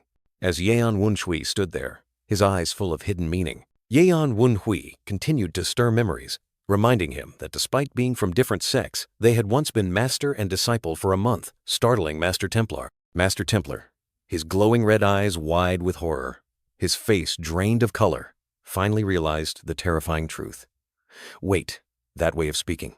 It can't be. Master Templar stood amidst the eerie purple energy, growling reproachfully at Yan Wenhui for daring not to recognize him, even after stealing his magic. Yan Wenhui appeared powerfully, standing amidst the surging purple energy, his eyes sharp and cold, bluntly declaring that Master Templar had hurt his feelings. Master Templar, with his gaunt face and glowing red eyes, horrifyingly realized that Yan Wenhui was indeed the Xiaomo Zunye Wenhui he once knew. Master Templar roared in anger, unleashing a powerful attack with surging blue-white energy, creating immense pressure. Yan Wenhui stood calmly and firmly, facing the enormous energy surge hurtling towards him from Master Templar, completely unfazed. Yan Wenhui gave a confident smirk, asserting that Master Templar had reached a higher realm and admitting that things would have been dire if he hadn't destroyed his formation. Master Templar was powerfully pushed back, his body staggering amidst the exploding blue-white energy, showing that Yan Wenhui's power was completely overwhelming. A violent, earth-shaking explosion occurred right where Master Templar had been struck, creating a massive crater in the ground. Yan Wenhui tilted his head, his sharp eyes observing,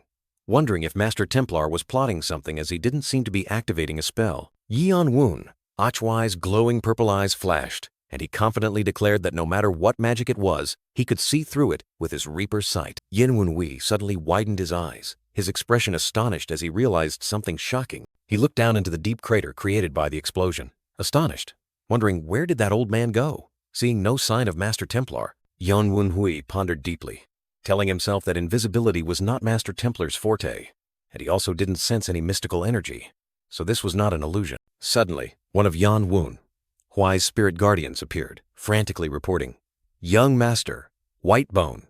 He's up there." Yan Wunhui looked up at the night sky, where Master Templar was soaring away like a shadow, and another spirit guardian confirmed, "I think he's fleeing, sir." Yan Wunhui, with an adorable and humorous expression, was confused whether to mock Master Templar for being cowardly or praise him for being swift and decisive. Yan Wunhui gave a cunning smile, his eyes sharp, declaring that of all the directions he could have chosen, Master Templar had taken the wrong path and was truly unlucky. Master Templar, soaring away, was horrified to realize that Xiao Mozun was still alive and wondered how that damned worm could still be alive. He told himself that the important thing wasn't that Yan Wunhui was alive, but that he had revealed himself, which meant he had a sure way to defeat him, and he needed to retreat immediately. Master Templar, with a panicked and pained expression, sped away, trying to escape Yan Wunhui. Yan Wunhui raised his hand, summoning a powerful surge of energy, preparing to launch an attack. Yan Wunhui was astonished to realize that this anti-demonic energy was Tang Gyu Jin. Tang Gyu Jin appeared powerfully, his entire body emitting a brilliant golden light, charging directly at Master Templar. Master Templar screamed in agony, his face contorted in horror as he endured the fatal attack from Tang Gyu Jin.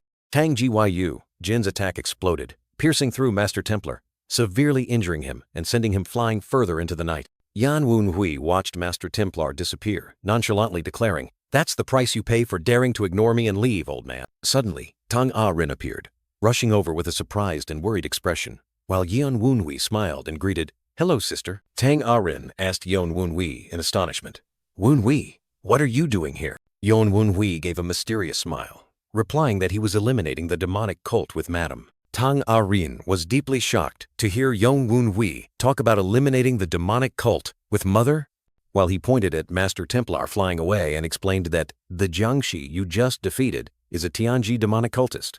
I'm here to defeat him. Tang Rin, with a tense expression, explained that she came because she heard that Madam was colluding with a sorcerer residing on this mountain. Yan Wunhui understood his sister's confusion upon learning that the one Madam was colluding with was a demonic cultist, but he couldn't hesitate. Yan Wunhui's sharp, cold gaze immediately shifted, focusing on Master Templar before he could escape again. Yan Wunhui pointed into the distance, suggesting Tang Rin provide assistance because Tangon was fighting many enemies alone to protect Madam.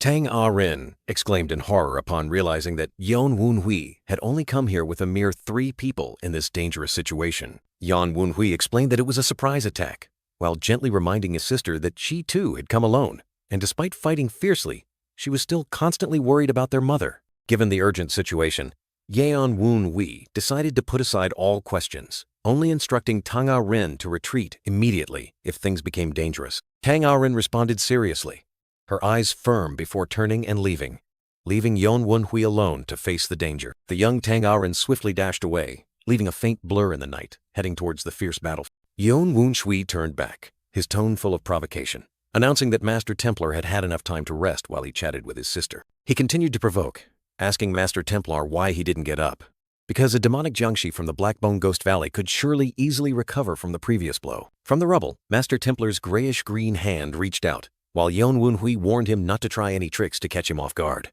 Master Templar, with his gaunt body and skull cap, let out an annoyed hiss, clearly showing his irritation. Master Templar's face was contorted with rage, his sharp teeth clenched, and his crimson eyes glowed with hatred. He struggled to his feet, his entire body emitting a faint glow, revealing the terrifying power of a demonic Jiangshi. Master Templar gasped, roaring questions at Yan Wunhui about his familiar mocking tone and his unbelievable resurrection, as he was certain he had seen him die. Yan Wunhui calmly replied, admitting that his resurrection was indeed hard to believe. He raised his hand, purple energy surging powerfully, declaring that immortality and rebirth were the eternal aspirations of all mages. With a confident smirk, Yan Wunhui looked directly at Master Templar, asking in return if this was enough proof of his immortality. Master Templar horrifyingly recognized the Ghost Soul battle robe and exclaimed that Yan Wunhui had truly overcome death. Yan Wunhui now donned a mysterious purple robe, his entire body exuding a demonic aura, as he powerfully declared his title, Heavenly Demon Yan Wunhui. He looked directly at Master Templar,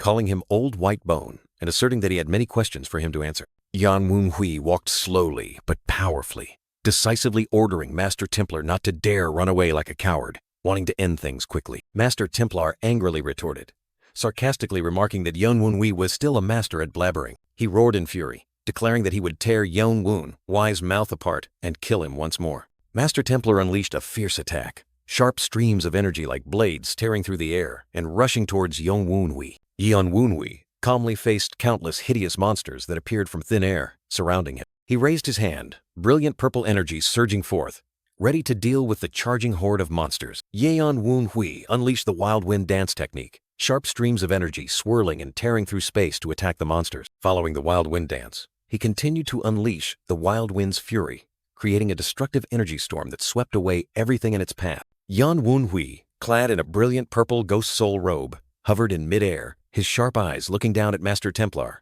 who was looking up in astonishment. Master Templar couldn't believe his eyes.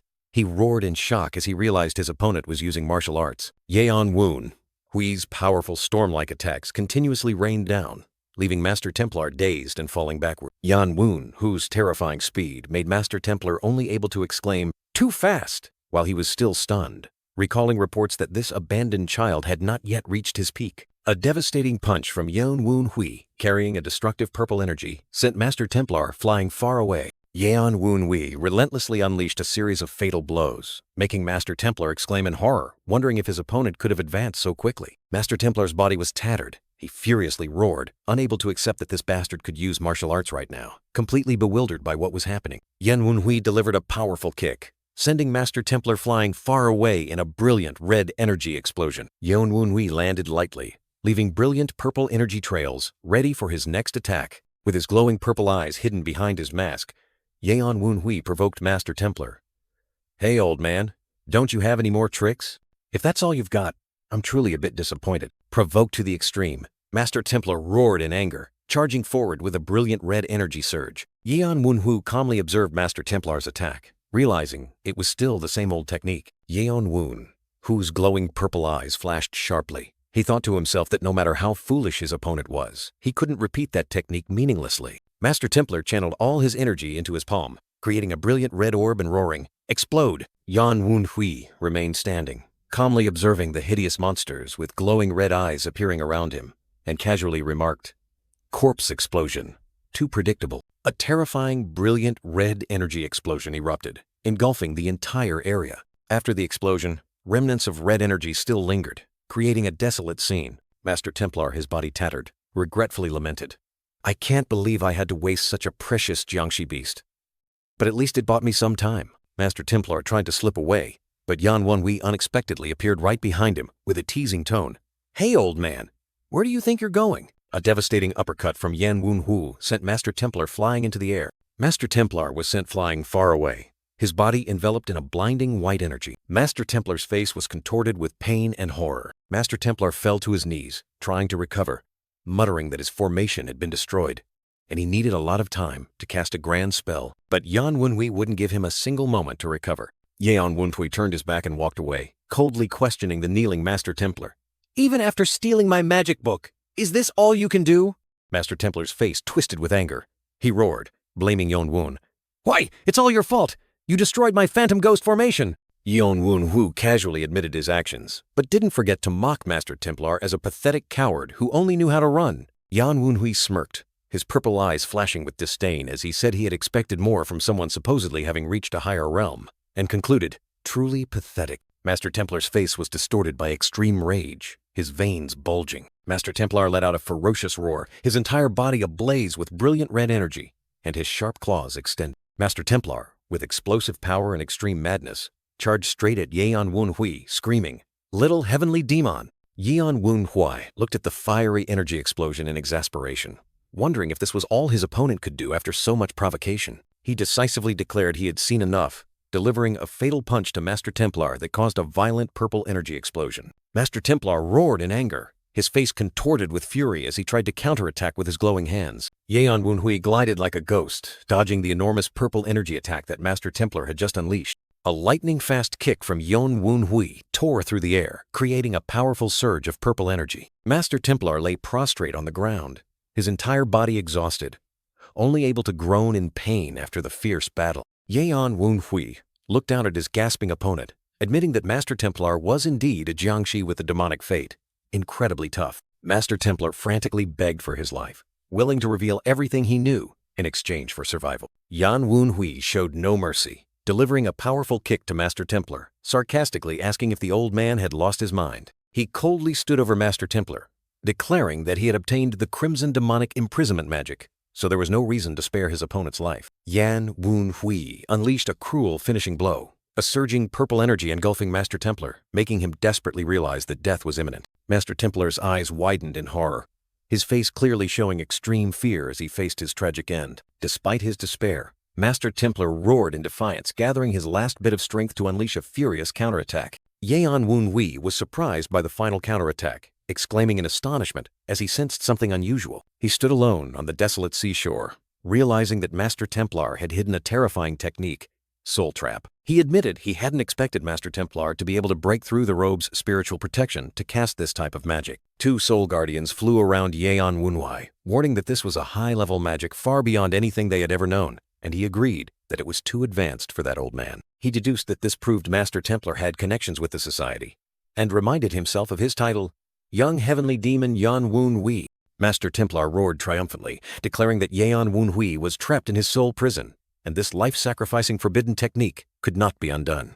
Master Templar furiously cursed Yeon Woon Hui for forcing him to such extremes, but he merely casually asked why he was angry with. Yeon Woon Hui casually blamed Master Templar, saying it was his fault for not having a backup plan for his ghost soul formation. Master Templar screamed at him to shut up, while Yeon Woon Hui sarcastically remarked that he had anger issues, and the Soul Guardians firmly declared they wouldn't let their young master die so foolishly. Master Templar's soul appeared, declaring that he would drown Yeon Woon Hui's soul within his own. Yeon Woon Hui was pulled down by a powerful surge of purple energy. Feeling his opponent's intention to seize everything, he fell freely in the soul space, clearly hearing Master Templar's threat that he would steal everything that belonged to him. Yeon Woon Hui was surrounded by a sea of water in the soul space, while the Soul Guardians were astonished, not expecting Old White Bone to possess such terrifying magic. He floated in the eerily realistic artificial space, concluding that such magic would not have an easy escape. Yeon Woon Hui decided he had to analyze the magic structure before being submerged, because even though everything seemed the same,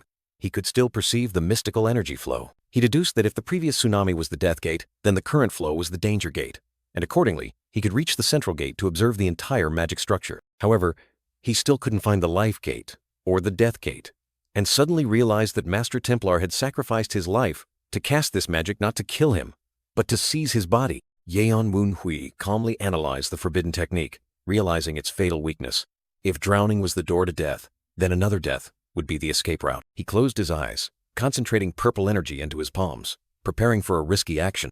In the illusory space, Yeon Woon Hui suddenly charged forward, his entire body erupting with brilliant purple energy. A horrifying scene unfolded as young Master Woon Hui unhesitatingly stabbed himself fatally in the heart, causing the guardian spirits to shriek in terror. "Young Master, what are you doing? Suicide?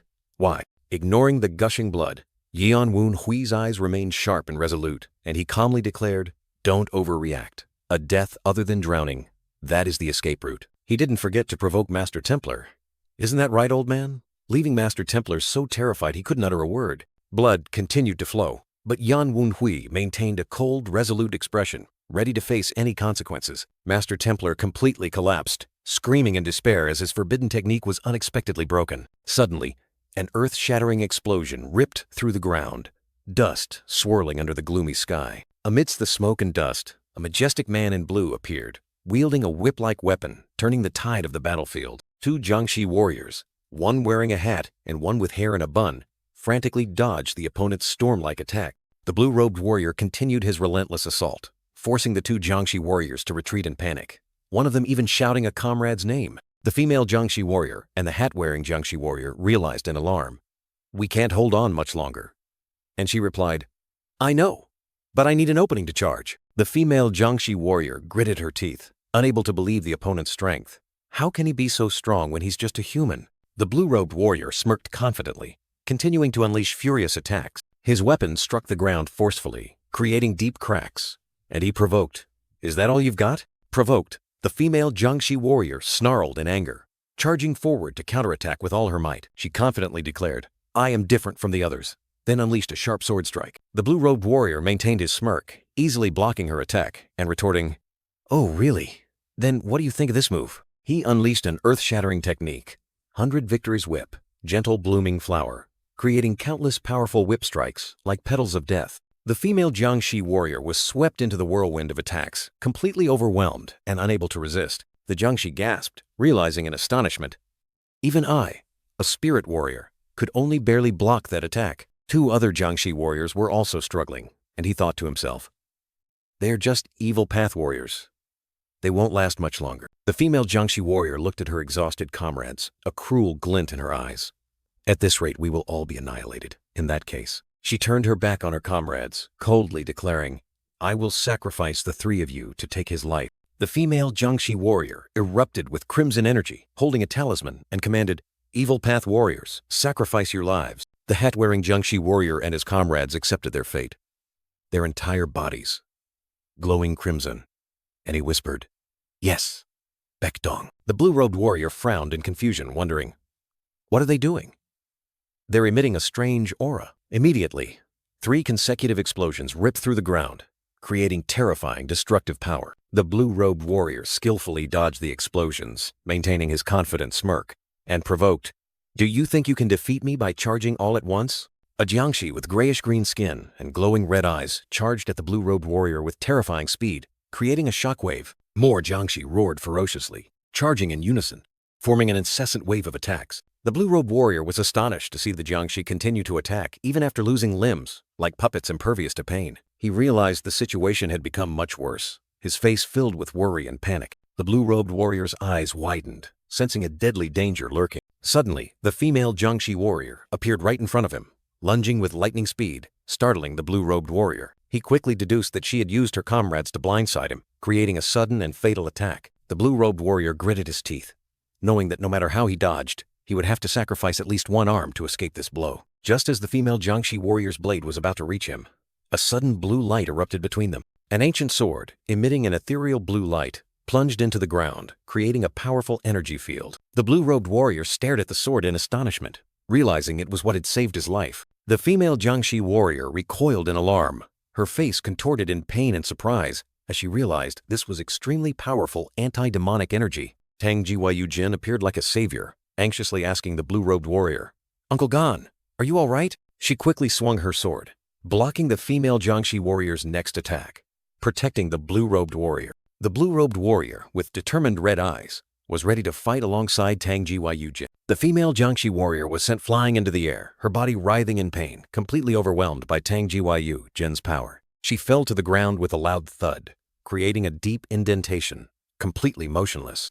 The female Jiangxi warrior whispered Master Templar's name in despair, before completely collapsing. The blue-robed warrior confirmed that all Jiangxi here had been eliminated, as Tang Jin approached. The blue-robed warrior wondered about Tang Jin's appearance, but she quickly changed the subject, anxiously asking about Yan Wunhui. He explained that Yan Wunhui had told them to wait at the temple, as he wanted to deal with the boss himself. The blue-robed warrior reassured her, saying that Yan Wunhui looked very confident, so everything would be fine. Amidst the deep swirling space, Master Templar's voice roared in fury.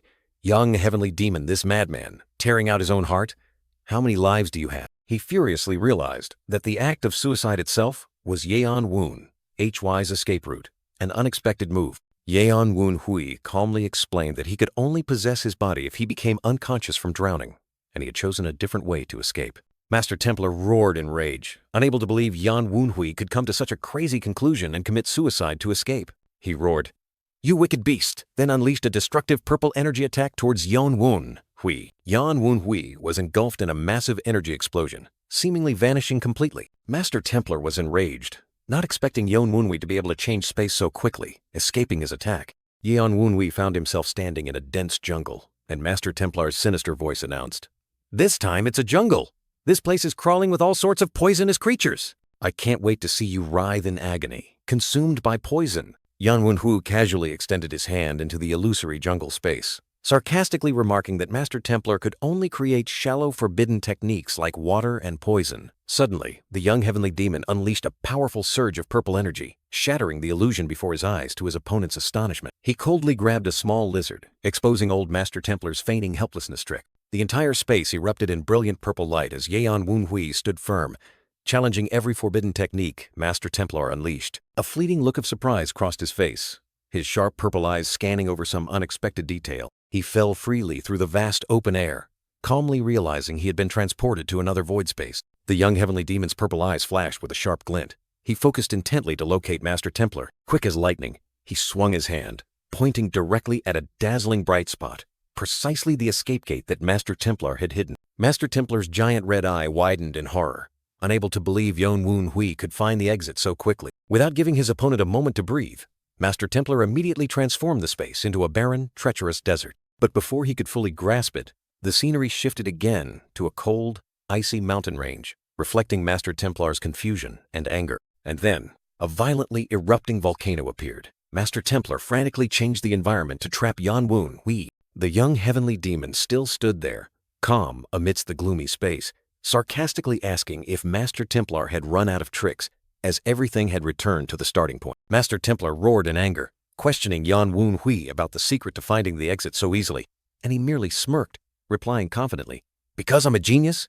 He began to explain the nature of his opponent's forbidden technique, which was the art of soul imprisonment in a false world. With a mysterious expression and a cunning smile, Yeon Woon-hui correctly named Master Templar's forbidden technique, Phantom Maze of Soul Imprisonment. Master Templar was utterly shocked, unable to believe Yeon Woon-hui had not only broken but also correctly named his ultimate forbidden technique. Yeon Woon-hui smirked, revealing that Master Templar himself had been too confident and boastful about his forbidden technique, which helped him easily analyze and understand it. He continued to explain, emphasizing that the name of a forbidden technique is not just a designation but also its essence, and sorcerers always keep them hidden, unlike martial artists, because the fewer people who know about a forbidden technique, the more effective it is, and its name is the most concise description of its structure and nature. When the essence and structure of a forbidden art have been seen through, it becomes useless, and Yeon Woon-hui is proving this by breaking through the illusionary shell. With a smug smile, the young heavenly demon declared that a deciphered forbidden art would no longer be able to imprison anyone. Master Templar roared in despair as the forbidden art he had sacrificed his life to create shattered into pieces. He was horrified to realize the truth, angrily calling Yeon Woon-hui the young heavenly demon. When the essence and structure of a forbidden art have been seen through, it becomes useless, and Yeon Woon-hui is proving this by breaking through the illusionary shell. With a smug smile, the young heavenly demon declared that a deciphered forbidden art would no longer be able to imprison anyone. Master Templar roared in despair as the forbidden art he had sacrificed his life to create shattered into pieces. He was horrified to realize the truth, angrily calling Yeon Woon-hui the young heavenly demon. Finally, Yeon Woon-hui escaped the soul space, landing on the head of a monster with a triumphant expression, declaring, "I'm back." He flashed an eerie smile, casually thanking Master Templar for teaching him such an interesting forbidden art, making his opponent furious to the point of spitting blood. Master Templar, in his pale soul form, frantically clutched his head and screamed, unable to believe he was dead. Yeon Woon-hui, with an overbearing aura, stood tall over the prostrate Master Templar, coldly asking if he found it wonderful to meet again after death. Master Templar continued to scream, questioning Yeon Woon-hui about how he reincarnated, then hastily offered to exchange information for that method. He reached out in despair, pleading that he would share all the information he had if Yeon Woon-hui cooperated. Yeon Woon-hui said little, using a powerful surge of purple energy to crush Master Templar, growling a warning not to dare make demands of him. With sharp, cold eyes, Yeon Woon-hui asserted his dominance, forcing Master Templar to clearly understand that he had only one option: to answer. Yeon Woon-hui turned, beginning to recount his death 6 years ago at Tiansui Peak, opening the door to a bloody past. He, in his original form with blue attire, sat down and questioned Master Templar about what had happened in Tianshan. In the dim space of the deep forest, Yeon Woon-hui coldly ordered Master Templar to recount everything, without missing a single detail. A flashback appeared. 6 years ago, a bloody battle erupted at Tiansui Peak, after Yeon Woon-hui and many elders and leaders were dragged into hell. A terrifying rebellion occurred within the Mojao, when 5 of the powerful Judamozong joined forces to form an alliance. The rebellious alliance devastated the Heimozong Ryue, which protected the Grand Hall of the cult leader, and then dared to invade the sacred land of the Shenhuozong Bai Mo. Their ultimate goal was none other than to seize the body of Master Yeon Woon-hui. The mastermind with a sinister smile believed that by simply eliminating Yeon Woon-hui and seizing the master's body, the Shenhuozong Bai Mo would be the only faction daring to resist. He calculated that the other sects would have no choice but to submit, and the alliance would easily maintain power. But a civil war erupted. Yeon Woon-hui looked down, deep in thought as Master Templar revealed that the Alliance had failed to seize the Master's body, contrary to rumors. His eyes suddenly flashed with brilliant purple light, and Yan Wunhui growled, asking Master Templar, "So, what happened to the Master?"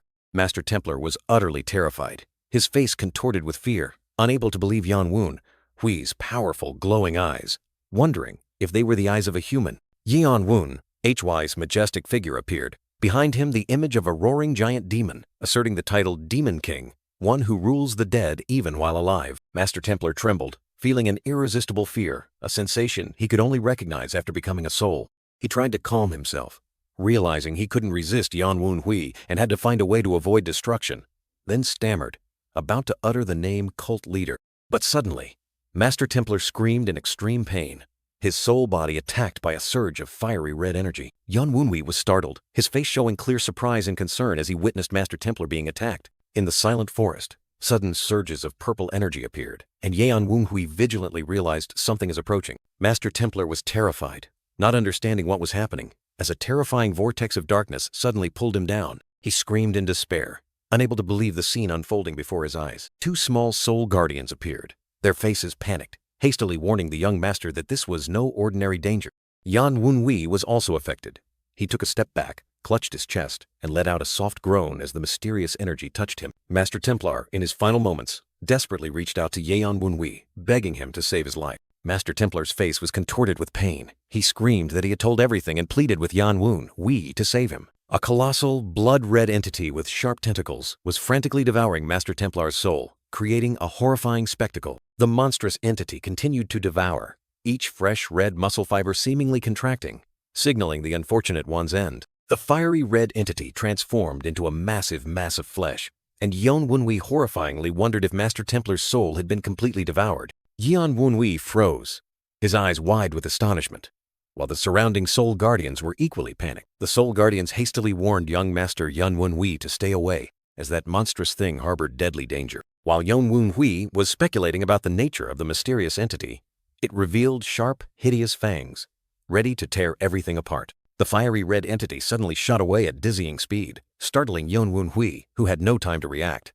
A massive surge of darkness swept past Yan Wunhui like a whirlwind, leaving a chilling sensation. The mysterious entity coiled itself into a pitch-black vortex and then vanished without a trace, leaving behind an eerie silence. Where it vanished, only a small black hole remained on the ground, along with a faint wisp of smoke, as if nothing had ever happened. Yan Wunhui stood staring into the void, still stunned by the sudden disappearance of that terrifying entity. He frowned in confusion, wondering if that thing had only appeared to devour Master Templar's soul and then vanish. A Soul Guardian suddenly spoke up, revealing that the mysterious entity's name might be Raga, which surprised Yan Wunhui. The Soul Guardian explained that Raga was not a monster, but a natural phenomenon, a bizarre, inexplicable entity with a terrifying, nightmare-like appearance. It further revealed that Raga bestows terrifying power upon those who make a pact, but is also ready to devour their souls if they cannot control it. Yan Wunhui muttered, realizing that Raga's pact had even overshadowed his own Demon King power, and the Soul Guardian confirmed it. He knelt down, gritting his teeth in anger, because the provider of crucial information had been snatched away right before his eyes. His fists clenched, anger surging, as the valuable source of information was foolishly lost. However, a glimmer of hope appeared. Yan Wunhui suddenly realized that it wasn't over yet. Yan Wunhui's eyes suddenly emitted a brilliant purple light.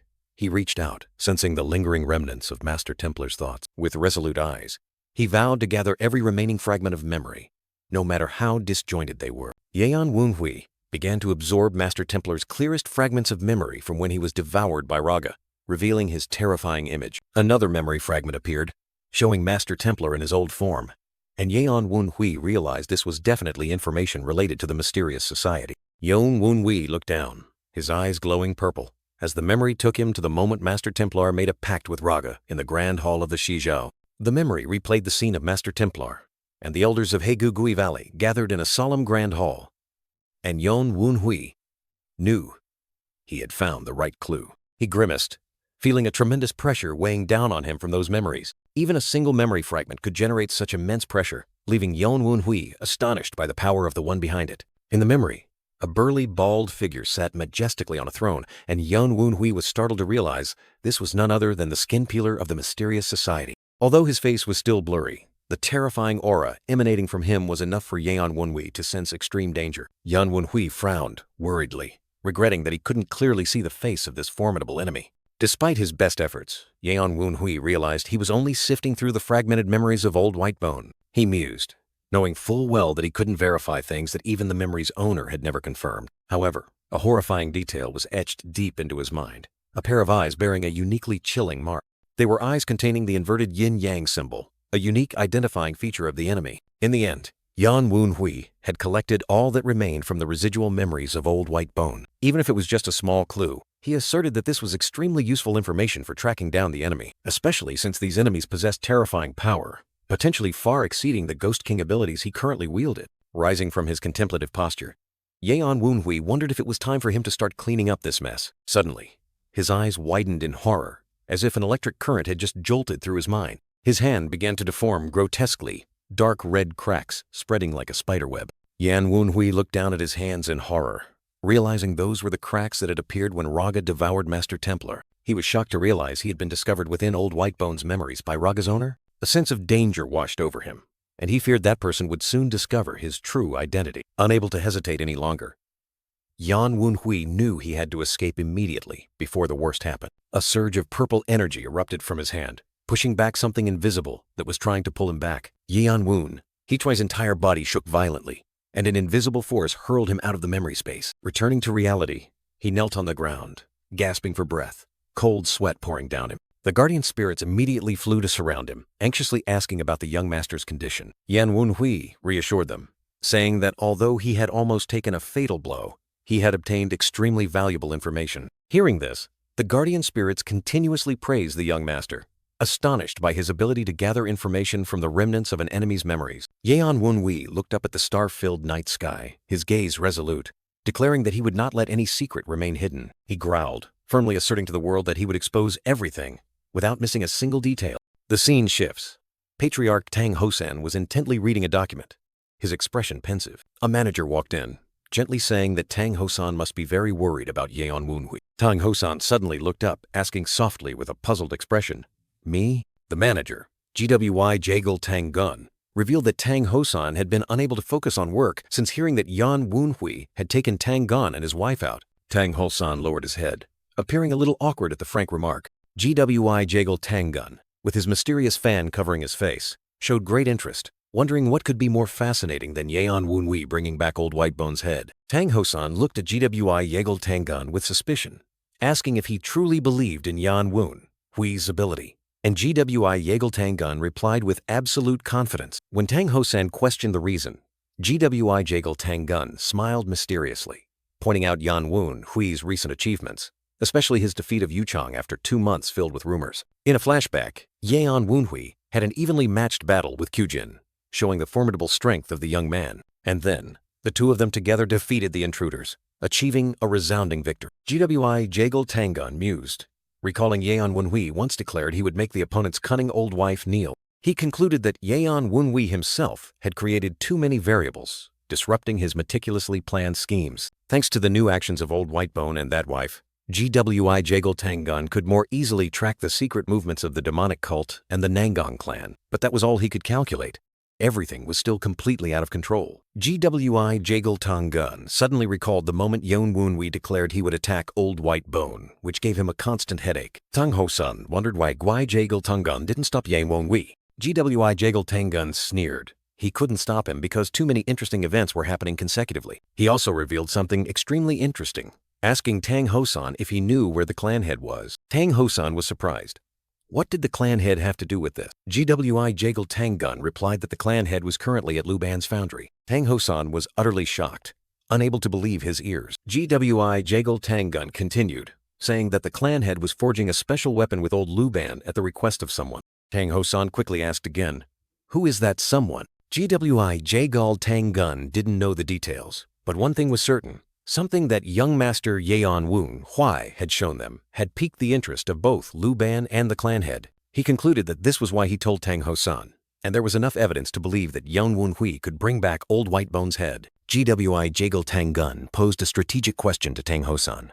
Should they reveal the entire plan to young master Yan Wenhui, assign him a new mission, or let him act freely as before. Tang Hosan observed that Gui Jagal Tangun seemed to want to keep Yen Wenhui in the dark. Because Yeon Wenhui always delivered better results than they expected, Tang Hosan suddenly recalled Tangon's recent words. Just let things happen naturally, and it will be fine. Don't try to grasp everything, lest you hurt yourself. He thought to himself, annoyed. To speak to his master like that, how disrespectful. I will teach him a lesson. Gwi Jagal Tangun smiled mysteriously. He would simply assume young master Yang Wenhui had defeated Old Whitebone, and then he would adjust the plan to suit that outcome. Tang Hosan nodded in agreement. Do it that way. In a desolate scene under the moonlight, 3 figures stood amidst the ruins of a structure. Suddenly, Yan Wenhui appeared with great momentum, soaring through the treetops, landing in front of everyone. Tang Te teased. Oh, what took you so long? I thought you'd been caught. Yan Wenhui replied with a mischievous smile. You should trust your disciple more. Tang Arin asked worriedly.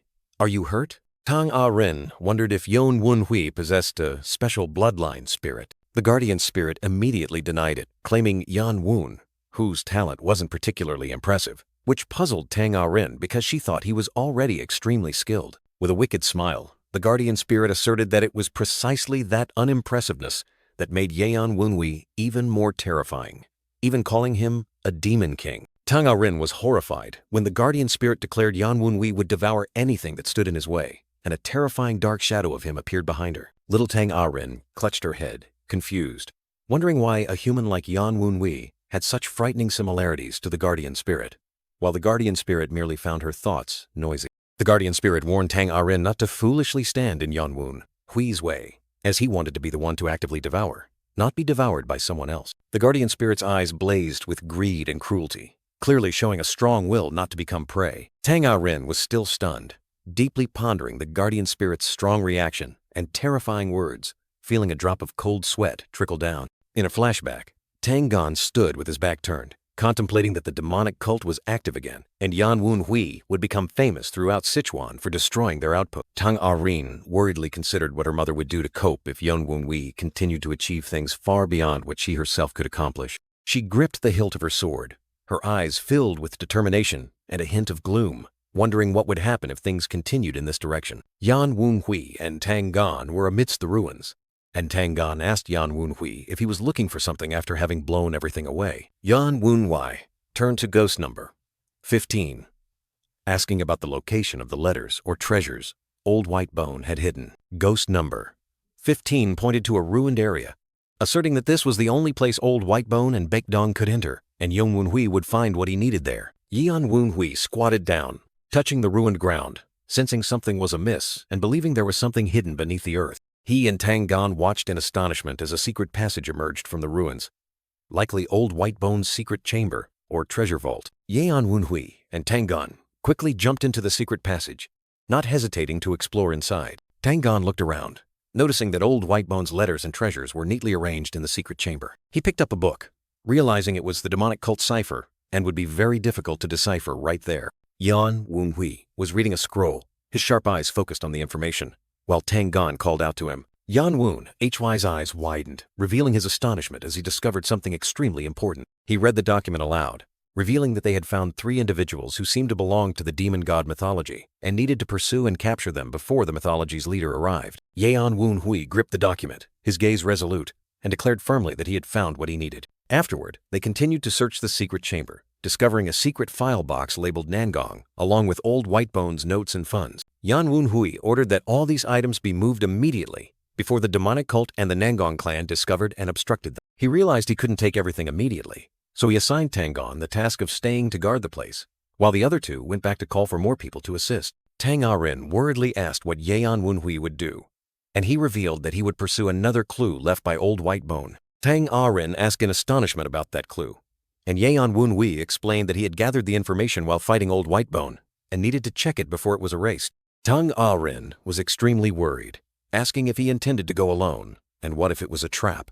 But Yan Wenhui remained firm that he needed to go and check. Tang Gon sighed, knowing he couldn't stop Yan Wenhui, and decided to go with him, just in case one of the other 12 dark shadows appeared. Yan Wenhui stared straight ahead with determination, knowing that dealing with the 12 black ghosts would be many times harder than with Old Whitebone. Tang Gun was stunned when Yang Wenhui entrusted him with the heavy responsibility of protecting this place, emphasizing that failure would be a great loss for Tangmen. Tang Rin was astonished, surprised when Yan Wenhui gave her the important task of being the only one who could accurately convey information. The young girl watched Yon Wun, Chui's retreating figure, in astonishment, realizing his intentions and feeling extremely uneasy. Tang Rin pondered, realizing that even if Tang Gun went along, her mother could still distort the information, and only she could report the truth to her father. Yan Wenhui smiled confidently, instructing Tang Rin that he would leave a trail and asked her to send aid once everything here was handled. Tang Rin bowed her head, her eyes closed in deep thought, accepting the difficult task Yan Wenhui had entrusted to her.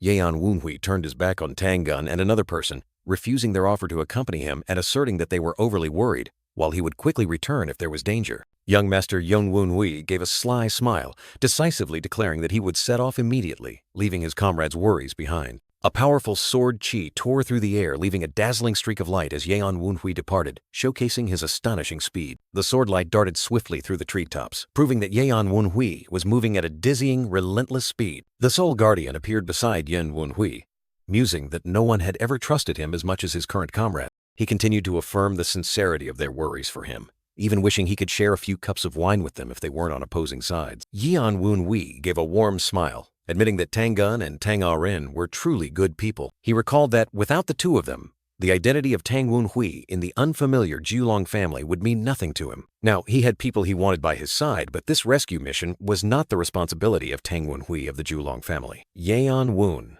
Ai Wei's eyes flashed coldly, asserting that this was the responsibility of Shao Tianmo Yan Wunhai, not a Tangmen member. An energy surge erupted, tearing through space with mystical purple streaks of light, signaling the rise of Shao Tianmo's power. Yan Wenhui and his comrades arrived in Daocheng Sichuan, where he wondered why it had become so crowded and bustling. Small spirits flew around Yan Wenhui, explaining that all inns in Julong were overloaded due to Heizun's visit, causing everyone to flock to Daocheng. Yan Wenhui pondered, realizing that with such a large crowd, finding clues would take a long time. He decisively ordered the spirits to spread out and search for clues, whether it be the survivors of the Huoshenjiao or traces of the trackers from Guigugu. Yan Wenhui looked up at the sky, telling himself that with this crowded situation, he needed to find a high vantage point to observe. He looked towards an ancient building, judging it to be an ideal spot for a panoramic view. A nimble waiter greeted Yan Wenhui, and he asked if there were any empty rooms on the top floor. The waiter cheerfully replied that there was an empty table, and Yan Wenhui immediately agreed, making the waiter happily promise to serve him most attentively. The waiter led Yan Wenhui to a seat with a magnificent view, boasting about its prime location. Yan Wenhui sat down, deducing that any cult member wandering in a place like this would surely conceal their aura. Fortunately, he detected a faint lingering scent of mochi, proving that those individuals had not yet left Daocheng. Spirit number 15 reported finding the hidden trackers and eavesdropping on their conversation, prompting Yan Wenhui to immediately ask about the content. Yan Wenhui listened thoughtfully as the Soul Guardian reported that the Huoshenjiao had discovered they were being tracked and were constantly trying to shake them off. While green tea was poured into the cup, the Soul Guardian continued to report that 3 Huoshenjiao followers were being pursued by 9 trackers. Shao Tianmo took a sip of tea, surprised when the Soul Guardian revealed that one of the trackers was highly likely from the Juda Mohiao. Yan Wun. HY's eyes turned sharp and cold. He quickly deduced that it was the Beihai Daomojiao, a force connected to Guigugu. The information was revealed. The Beihai Daomojiao was once the Bingong Beihai, a powerful sect in the far north, famous for its ability to freeze everything. The terrifying power from their Bingfeng Qi and Binglong Qi could turn the surrounding environment into ice mountains, making them one of the Juda Moxiao after joining the Tianmojiao. And here's the twist. The Beihai Daomojiao possessed the Bing Shuangzu, a treasure containing immense yin energy. This treasure was, in turn, a crucial component for Guigugu to refine high-level Jiangxi, forcing Guigugu to bow down and act as hunting dogs for the Beihai Daomojiao. So, the true mastermind behind Heizun's assassination was none other than the Beihai Daomojiao. A horrifying truth revealed. The Soul Guardian appeared tense when Yan Wenhui asked about the strength of the individual from Beihai. He admitted he could not probe the opponent's internal energy. Judging the opponent to be a peak-level master, Yan Wenhui gravely ordered the Soul Guardian to pinpoint the Huoshenjiao followers' location more precisely. Time passed, and as dusk fell, Yan Wenhui looked out the window impatiently, while below, a desperate cry rang out. "No more room!" The waiter hurriedly apologized to Hyuk Woogie because the establishment was too crowded. But the man continued to grumble, making Yan Wenhui secretly comment on the noisiness of these. Yan Wenhui's gaze swept over the 2 girls accompanying Hyuk Woogie. He was surprised to realize their internal energy was far from ordinary, even comparable to his younger sister's. Hyuk-woogi, arrogantly proclaiming himself Hyuk-woogi of the Jinjian Pai, brazenly demanded a seat in a rude manner. Yeon-woon-wee secretly thought about the Jinjian Pai, a nascent sect that had recently risen due to trade with Shiyu, and this man was merely one of their disciples. The two girls, Sima and Yu, hurriedly tried to dissuade Hyuk-woogi, saying that if there was no room, there was nothing to be done. But he still looked annoyed. Hyuk-woogi secretly grumbled, regretting that his display had failed miserably in front of the two beauties. Suddenly, Hyuk-woogi's eyes widened in surprise when he saw an acquaintance. He burst into loud laughter, eagerly greeting Yen-won-wee of the Julong clan, making Xiao Tianmo secretly think that this would be a big problem. Hyuk-woogi unhesitatingly approached, demanding to share a table with Yeon-won-woo because the establishment was full, while Xiao Tianmo secretly noted that this man was no friend of his. Yeon-won-wee replied indifferently, "Do as you wish," secretly thinking that he had no time to waste on someone like him, and he would leave as soon as the spirits found their target. Hyuk-woogi cheerfully invited Sima and Yu to sit with them. The two girls also politely bowed in thanks and asked for permission. Just as Hyuk-woogi was pompously ordering food, the Soul Guardian and other spirits suddenly appeared, reporting that they had found the Hu Shenjiao followers exactly 3, as predicted. Yeon-woon, whose eyes suddenly became terrifyingly sharp. He abruptly stood up, his aura exploding. A determined and cold gaze appeared on Xiao Tianmo's face, signaling that a hunt was about to begin. The waiter retreated in fright, stammering, begging Yeon-won-wee to stop. Yeon-won-woo coldly ordered the Huoshenjiao tracker blocking the way. "Move aside." The tracker was stunned, unable to believe Yeon-won-w's arrogant attitude. Yeon-won-wee confronted the group of Huoshenjiao trackers, his overwhelming aura demanding that they all clear the way. The waiter exclaimed in horror, not understanding what was happening, while Yeon-won-wee maintained an indifferent expression. The Soul Guardian appeared, analyzing the powerful energy source and identifying them as blade wielders from the Shizi Pai. A descriptive panel appeared, revealing that the Shizi Pai was a famous sect in Guizhou province, characterized by sharpness and ferocity like lions. A blade wielder from the Shizi Pai, Bai Duoyang, spoke up, asking Sima Xiongyi if she was Bai Jian Mulan of the Qingtian Shanzhuang. Yeon-won-wee was surprised to hear of the Qingtian Shanzhuang, suddenly recalling rumors that Qingtian Jiandi had a daughter despite his old age. Sima Xiongyi, with her radiant demeanor, was precisely the precious daughter of Qingtian Jiandi that Yeon-won-wee was thinking of. He secretly confirmed that Qingtian Jiandi was one of the illustrious Shida Zongxi, and his daughter's appearance here was truly noteworthy. Yeon-won-wee recalled the match a year ago, when the Lion Blade King had challenged Qingtian Jiandi and lost miserably in less than 10 moves. He deduced that these individuals wanted to reclaim their honor by defeating the Sword Emperor's daughter, and Sima Xiongyi replied defiantly, "What if I am?" Bai Duoyang bowed formally, but his eyes were full of provocation.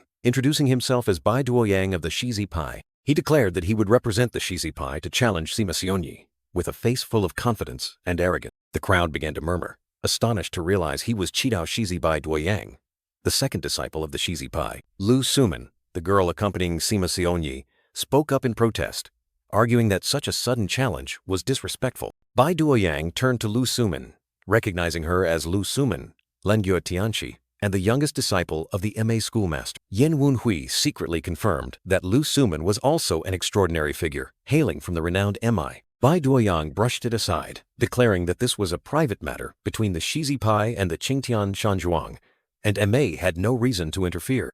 He continued to provoke, saying that Liu Suman could join if she thought Sima Xiongyi couldn't win on her own, which angered Sima Xiongyi. Sima Xiongyi decisively accepted the challenge, her eyes gleaming with determination and not a hint of fear. Lu Suman anxiously called Xiongyi, but Sima Xiongyi reassured her, telling her not to worry. Sima Xiongyi declared with great spirit that she would not be worthy of being Qingtian Jiandi's daughter if she were afraid of challenges like this. Bai Daoyang laughed loudly, praising her courage, truly worthy of being a relative of the Sword Emperor. He suggested they both go outside to fight, saying that the tea house had a large garden perfect for exchanging sword techniques. The Soul Guard reported to Yeon-won-wee that everything here was settled, and the followers of the Fire God sect had entered an alley, with their seniors closely monitoring them. Yeon-won-wee agreed, saying they had wasted time watching this meaningless drama, and ordered the Soul Guard to lead the way as quickly as possible. Yeon-won-wee stood up, preparing to leave, while the crowd was still buzzing about the upcoming challenge. A member of the Lion sect suddenly blocked Yeon-won-wee's path, demanding he stay until the match between the young master and Sima concluded, which surprised Yeon-won-wee. Bai Daoyang laughed loudly, declaring that all customers here would be witnesses to the match between him and Sima Xiongyi. He specifically emphasized that Yeon-won-wee must stay, as he was part of Sima Seon-yi's party. flashing a cunning, meaningful smile. Yan Wunhui coldly ordered the blocker, "Get out of the way!" But the man stubbornly refused to move. The blocker drew his sword, growling as he asked Yan Wunhui if he heard their young master's words, forcing him to sit down. The poor waiter turned pale, his eyes wide with terror as an invisible hand covered his mouth, rendering him speechless. In the next moment, Yan Wunhui acted, unleashing a lightning-fast attack that left his opponent no time to react. Chu Daoyang, a disciple of the Lion sect, stared at the chaotic scene, his eyes showing irritation and anger. Sima Sionyi and Lu Suman were also stunned, terrified by the sudden escalation of the situation. Yan Wunhui, with a fierce surge of purple demonic energy, coldly repeated his command. "I said, get out of the way!" His face was now stained with blood, a chilling demonic smile spreading across it as he growled, "Why won't you listen?" The purple demonic energy grew increasingly violent, engulfing Yan Wunhui like a deadly warning to anyone who dared to block his path. His mad smile and bloodshot eyes made the atmosphere tense as a taut string, signaling an impending outburst of rage. One of the soul guards appeared beside the young master, secretly thinking that these people were truly foolish to provoke him at this moment. Two members of the Lion sect, scowling, drew their swords and charged forward, growling as they questioned Yan Wunhui. "Bastard! How dare you do that to our Lion sect brother?" Immediately, Yan Wunhui plunged into the encirclement, directly confronting the two Lion sect disciples who were swinging their swords to attack. His eyes flashed with a cold, killing intent, and he growled in response to the challenge. "You ask how dare I?" Yan Wunhui erupted with power, his entire body enveloped in purple demonic energy, unleashing an earth-shattering blow. With just one fatal punch, he sent a Lion sect disciple flying, making him soar through the air like a broken puppet. The remaining Lion sect disciple, sword in hand, laughed arrogantly. "Ha ha! That's the price for daring to challenge the great Lion sect." But his smile vanished, his eyes wide with shock, as the sword in his hand shattered into pieces. Immediately after, he took a devastating punch from Yan Wunhui, screaming in pain as he was sent flying. Not stopping there, Yan Wunhui continued by unleashing a powerful spinning kick on the remaining Lion sect disciple, shouting, "Bastard!" The other Lion sect disciple roared, "Hi-ya!" as he swung his sword, determined not to give up easily. But Yan Wunhui was a step faster, delivering a direct punch to his face, sending fresh blood splattering. He exclaimed in horror, "What?" as he felt the terrifying force of Yan Wunhui's punch.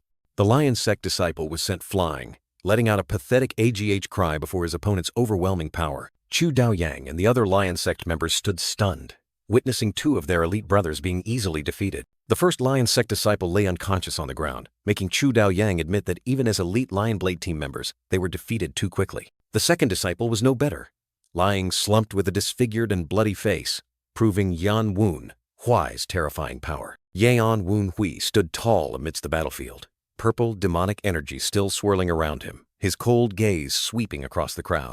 Chu Daoyang tightened his grip on his sword hilt, his eyes burning with anger, secretly thinking that he had originally wanted to save face for his own match. The gleaming sword in hand, Chu Daoyang roared a challenge, declaring his identity.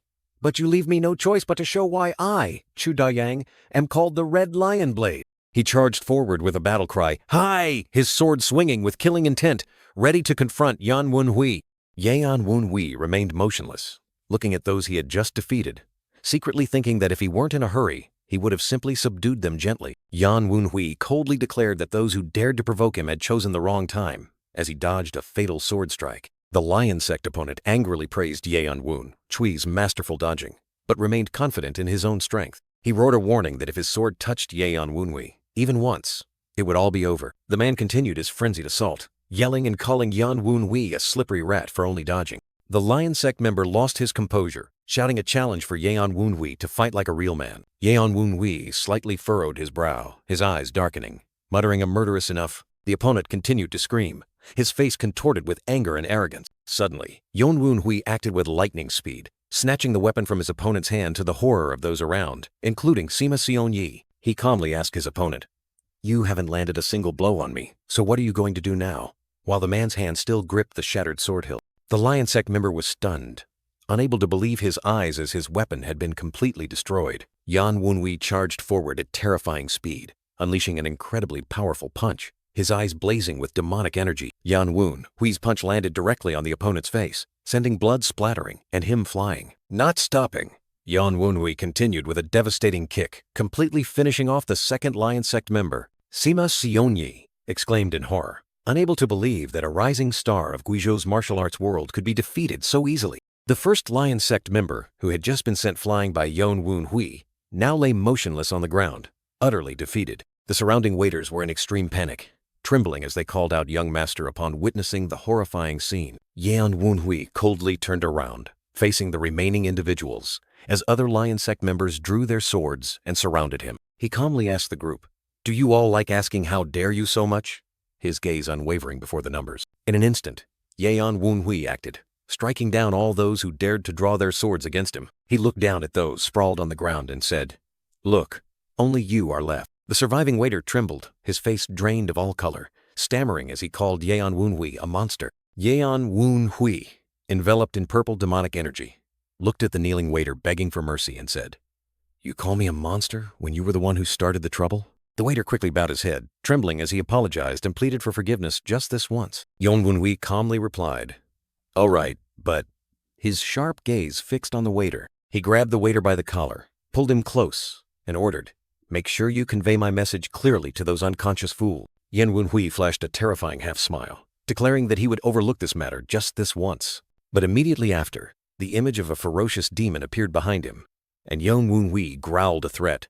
"If you dare to block my path again, I will show you what hell on earth is like." The waiter was so terrified that he foamed at the mouth, stammering a promise to convey the message without fail. After the threat, Yeon Woon Hui unleashed a final surge of purple demonic energy, sending the waiter tumbling to the ground. Sima Seon-yi and Lu Suman stood watching the chaotic scene, deeply shocked by Yeon Woon Hui's power and brutality. Sima Seon-yi exclaimed in astonishment, realizing that a new, powerful figure had emerged in his generation. Amidst the brilliant sunset, Lu Suman thoughtfully repeated the impressive name, Woon Hui. A white-haired, disheveled Jiangshi was fleeing in panic, but the masked man charged at terrifying speed, leaving him no escape. The masked man, with bandages wrapped around his head and sharp eyes, unleashed a fatal attack, blue light enveloping his blade. The incredibly powerful blow pierced through the Jiangshi's cloak, causing him to spit blood and collapse in pain. The masked man stood tall, coldly looking down at the defeated Jiangshi.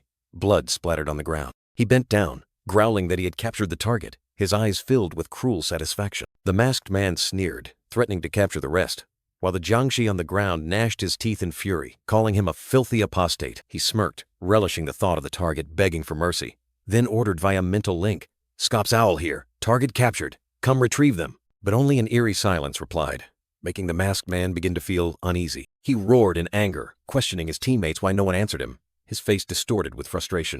The masked man stood with his back turned, staring at the wall, a bad premonition rising in his heart. He frowned suspiciously, muttering that this was strange, because even if distracted, his teammates should have responded by now. Suddenly, a chilling aura enveloped him, and the masked man startled.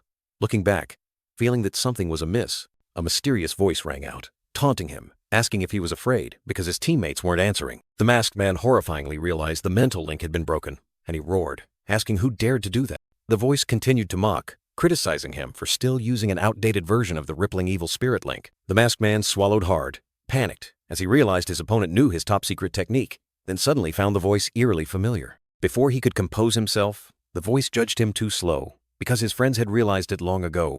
The masked man flinched, fearfully asking when that happened, while a mysterious shadow appeared behind him. That shadow, the Divine Fire Sect's tracker, with glowing purple eyes, appeared powerfully on the rooftop, ready to strike. The masked man horrifyingly recognized his opponent, uttering the names Evil Spirit, Battle Robe, and Purple Profound Eye, unable to believe his eyes. The Divine Fire Sect's tracker slowly stepped down, his tone cold.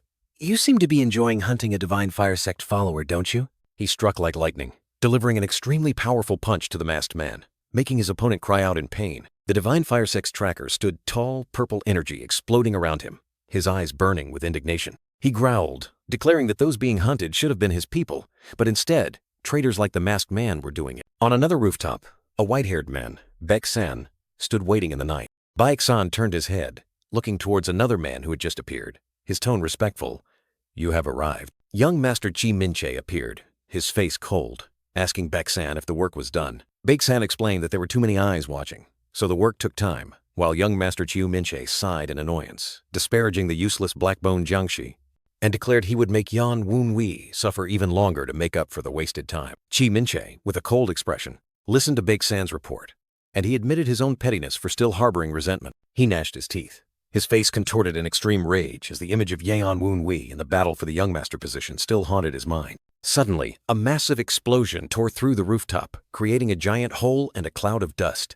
Amidst the rubble, the masked man lay unconscious, his body in pain and his face showing clear agony. A jiangshi with a gloomy aura, radiating purple energy all over its body, appeared mysteriously and looked disdainfully at the fallen masked man. The masked man trembled, trying to get up, wondering about the jiangshi's power as it hadn't used martial arts but only magic. The jiangshi coldly ignored him, cutting off the masked man, not wanting to be infected by his weakness. The masked man's eyes widened in astonishment, unable to believe what he had just heard and witnessed. The jiangshi turned its back, declaring that the masked man was not worthy as an opponent and was just wasting its time, signaling him to leave. Chi Min-che knelt down, his body trembling, recalling the moment he had lost everything after a single defeat. He gritted his teeth, clenching his fists until veins bulged, hating that Yeon Woon-wee had died before he could personally finish off his enemy. Chi Min-che let out a mad smile, declaring he would tear apart Yeon Woon-wee's followers to make him feel revenge from hell. Baek-san stood on the rooftop with Chi Min-che, vowing to dedicate the rest of his life to carrying out the young master's revenge.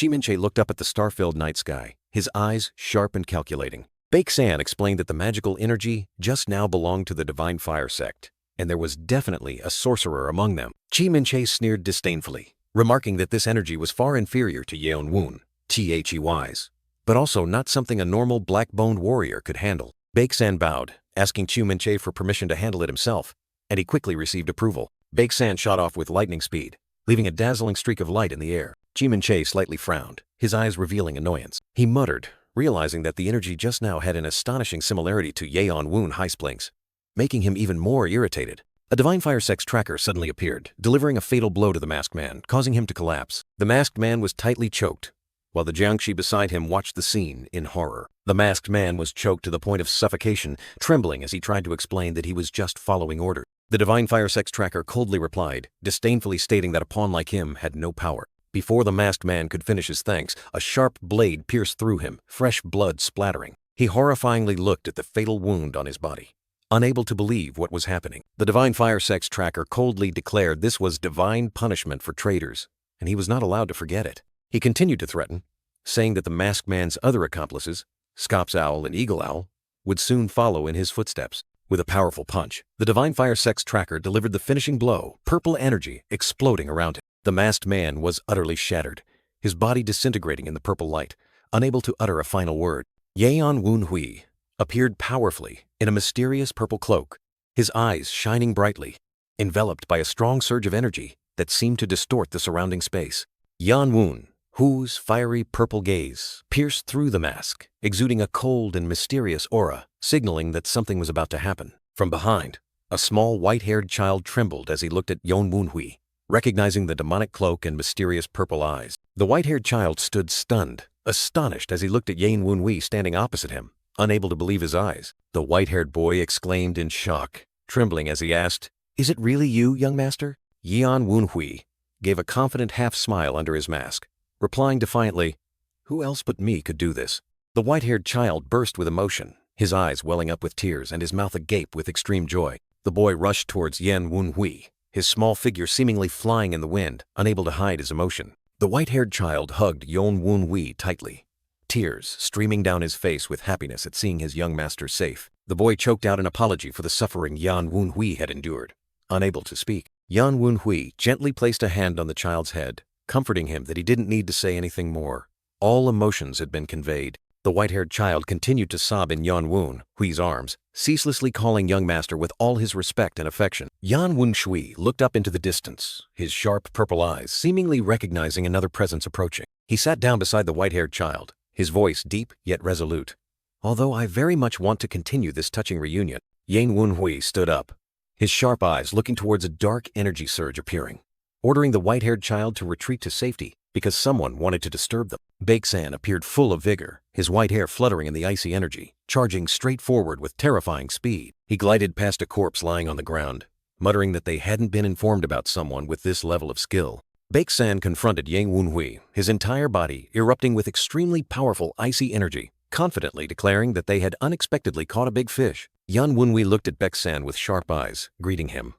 "Long time no see, Baek-san. and couldn't help but be surprised that the walking corpse of the Beihai faction was still alive. Baek-san looked at Yeon Won-hui in surprise, exclaiming, "Is Chi Min-che here? How is that weakling doing these days?" Yeon Won-hui narrowed his eyes, recognizing Baek-san's familiar attire, and concluding that only one person would dare to speak of the young master like that. Yeon Won-hui gave a knowing smirk, confirming, "I am indeed the one you are thinking of." Baek-san roared in anger, his entire body erupting with maximum icy energy as he realized Yeon Won-hui was the infamous Xiao Tianmo. Small ghostly figures appeared around Yeon Won-hui, warning him to be careful of Baek-san's terrifying ice chi. Chi Min-che's second strongest. Sword Soul.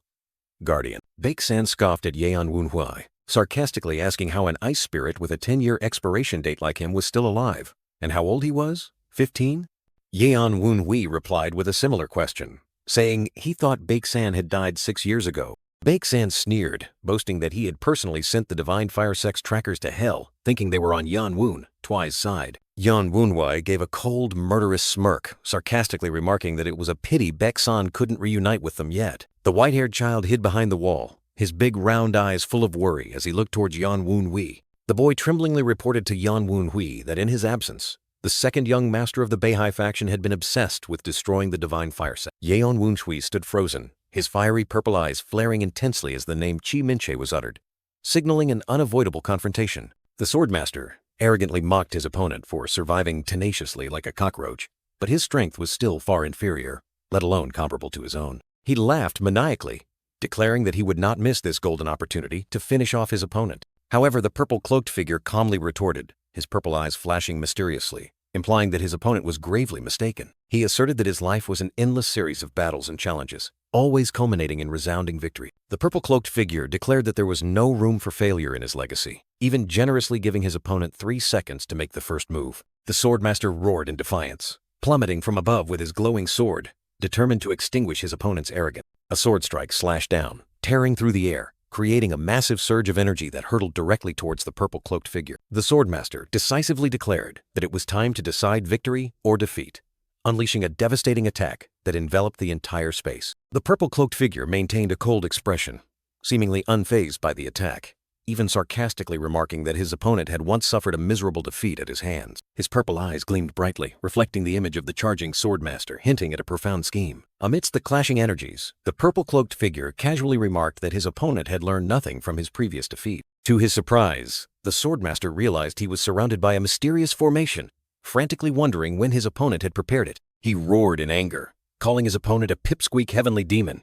then chastised himself for being foolish enough to charge directly at a sorcerer. The swordmaster gritted his teeth, struggling to resist within the formation, a pained expression clearly visible on his face. He recognized this mist as the demonic thorn mist formation, but still arrogantly believed that such a weak formation could not imprison him. The purple-cloaked figure smiled mysteriously, asserting that this formation was far from simple, causing the swordmaster to exclaim in surprise as he sensed something unusual. A surge of purple energy erupted, engulfing the swordmaster, forcing him to retreat in astonishment. The swordmaster knelt, realizing in horror that this was no ordinary demonic thorn mist formation, but one that had been combined with another type of magic. The purple-cloaked figure casually admitted that he had specially modified this formation for his opponent. He revealed that this was the soul-imprisoning illusion maze, a high-level formation requiring an enormous amount of magical power that he currently could not fully unleash on his own. However, the purple-cloaked figure confidently asserted that it was not necessary to use the original soul-imprisoning illusion maze. He revealed the secret lay in his mysterious purple eyes,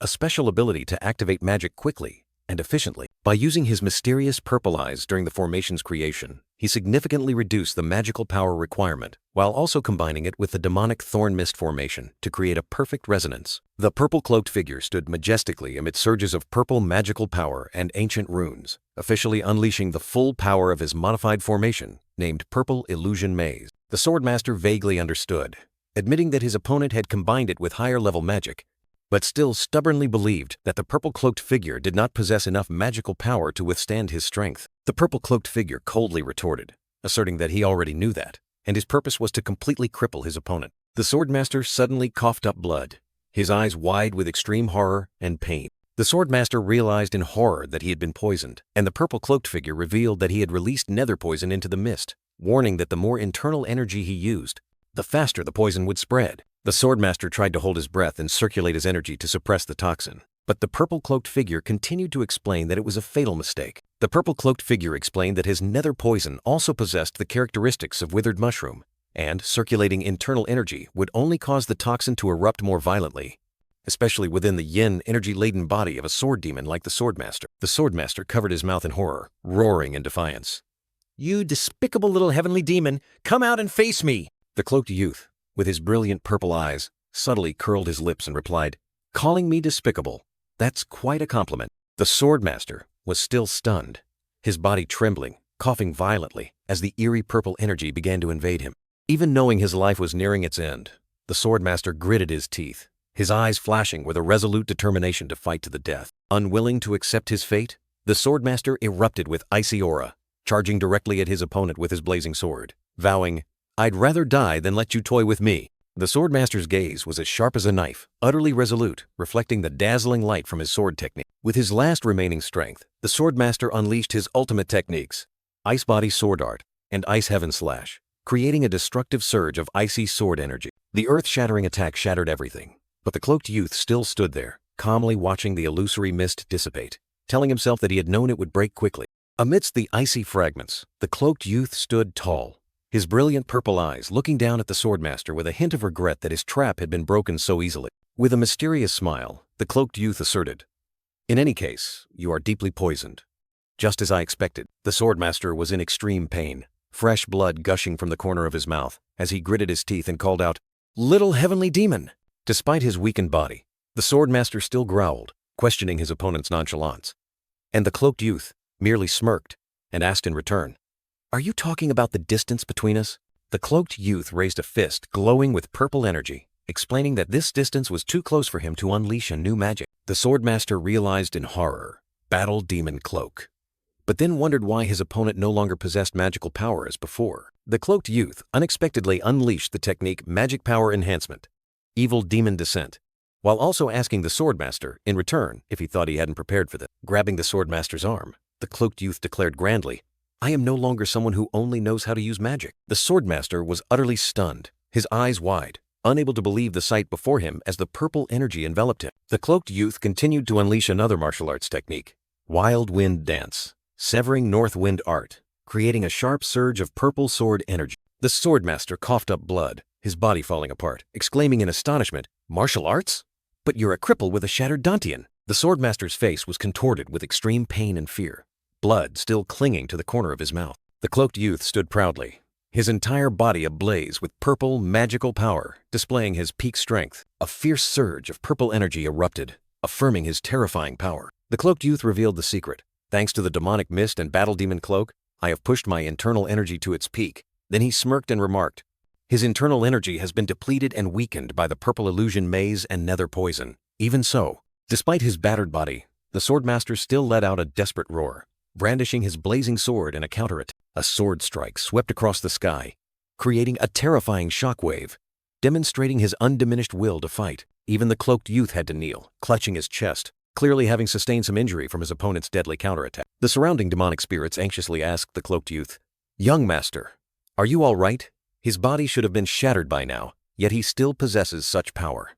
His resentment is truly terrifying." The cloaked youth raised his head, his brilliant purple eyes shining brightly, and a wicked smile spread across his face amidst his subordinates. He exclaimed, "How interesting!" He stood up, purple, magical power surging around him, looking at his hands with delight, feeling his progress and confirming his own strength through this battle. As the two once again clashed, the cloaked youth used martial arts against sword techniques. He secretly mused, "The world of martial arts is truly full of wonders worth exploring." The cloaked youth smirked smugly, declaring that confronting his enemy directly helped him clearly see the flaws in his 12 fierce tiger steps. He continued to explain that analyzing and dissecting every small movement would help him achieve a deeper understanding of martial arts. In a fleeting moment of combat, the cloaked youth grasped the Swordmaster's weakness, demonstrating his astonishing analytical ability. He maintained his distance, observing the Swordmaster's every move, like a predator stalking its prey. The cloaked youth confidently asserted that martial arts, to him, were merely a supplementary tool for self-expression,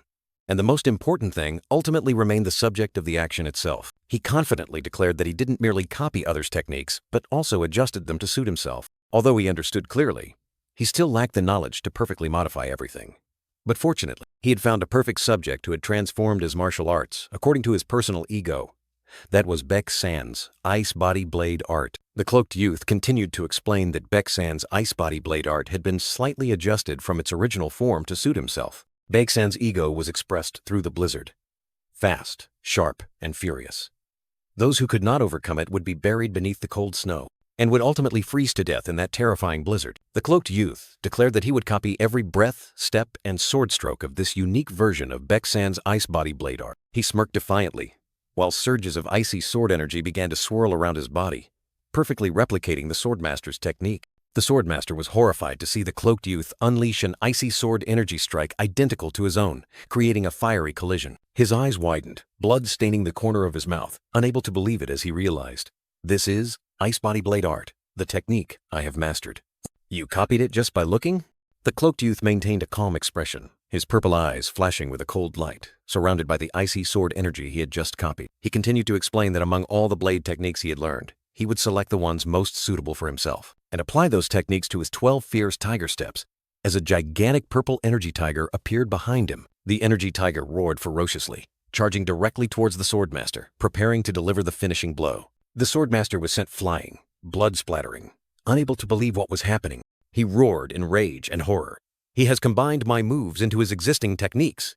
You not only copied my sword techniques, but also modified them? The swordmaster gritted his teeth, his eyes wide with hatred, and roared, "You monster!" The cloaked youth calmly replied, his gaze sharp. I don't know why everyone keeps calling me that. He launched a powerful blow, making the swordmaster scream in pain, blood gushing out like a fountain. The cloaked youth finished his sentence. When you could call me a genius. A sharp, blood-stained blade pierced straight into the swordmaster's chest, ending the cloaked youth's brutal attack. Lying slumped in a pool of blood, the swordmaster muttered weakly, his will to fight still unextinguished. I cannot die like this. He roared one last time, his eyes blazing with a desperate will to fight to the death. Otherwise, I will disgrace the young master. The swordmaster unleashed all his remaining power, launching his final move, Ice Body Divine Palm, creating a fierce, icy explosion that engulfed the cloaked youth. Despite his heavily injured and bloody body, the swordmaster still roared wildly, vowing not to bring shame to his young master. In response to his opponent's vow, the cloaked youth coldly unleashed the Ice Body Divine Palm technique with terrifying power, engulfing the entire space. Two figures collided violently in a dazzling stream of icy energy, creating an earth-shattering explosion. The cloaked youth suddenly looked up, his purple eyes flashing with extreme surprise as he sensed something unusual from his palm. As fast as lightning, the cloaked youth lunged to attack, leaving a cold purple streak of light that forced the swordmaster to hastily dodge. Despite his tattered body, the swordmaster still sneered arrogantly, mocking his opponent. "Kikiki, little heavenly demon, you've let your guard down!" He roared wildly, his face contorted in pain but his eyes full of triumph. "How is it?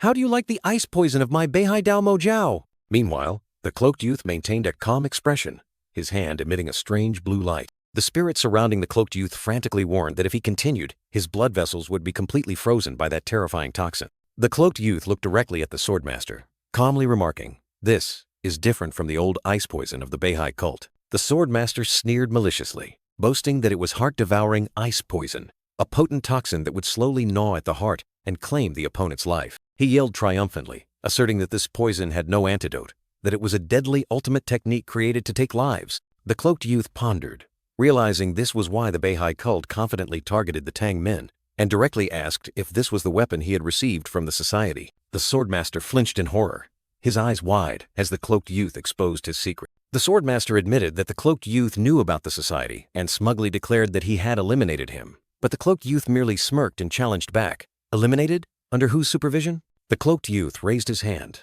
5 shimmering purple pills glowing, and declared that he had annihilated 5 heretical blackbone warriors, despite the frantic warnings from the surrounding spirits.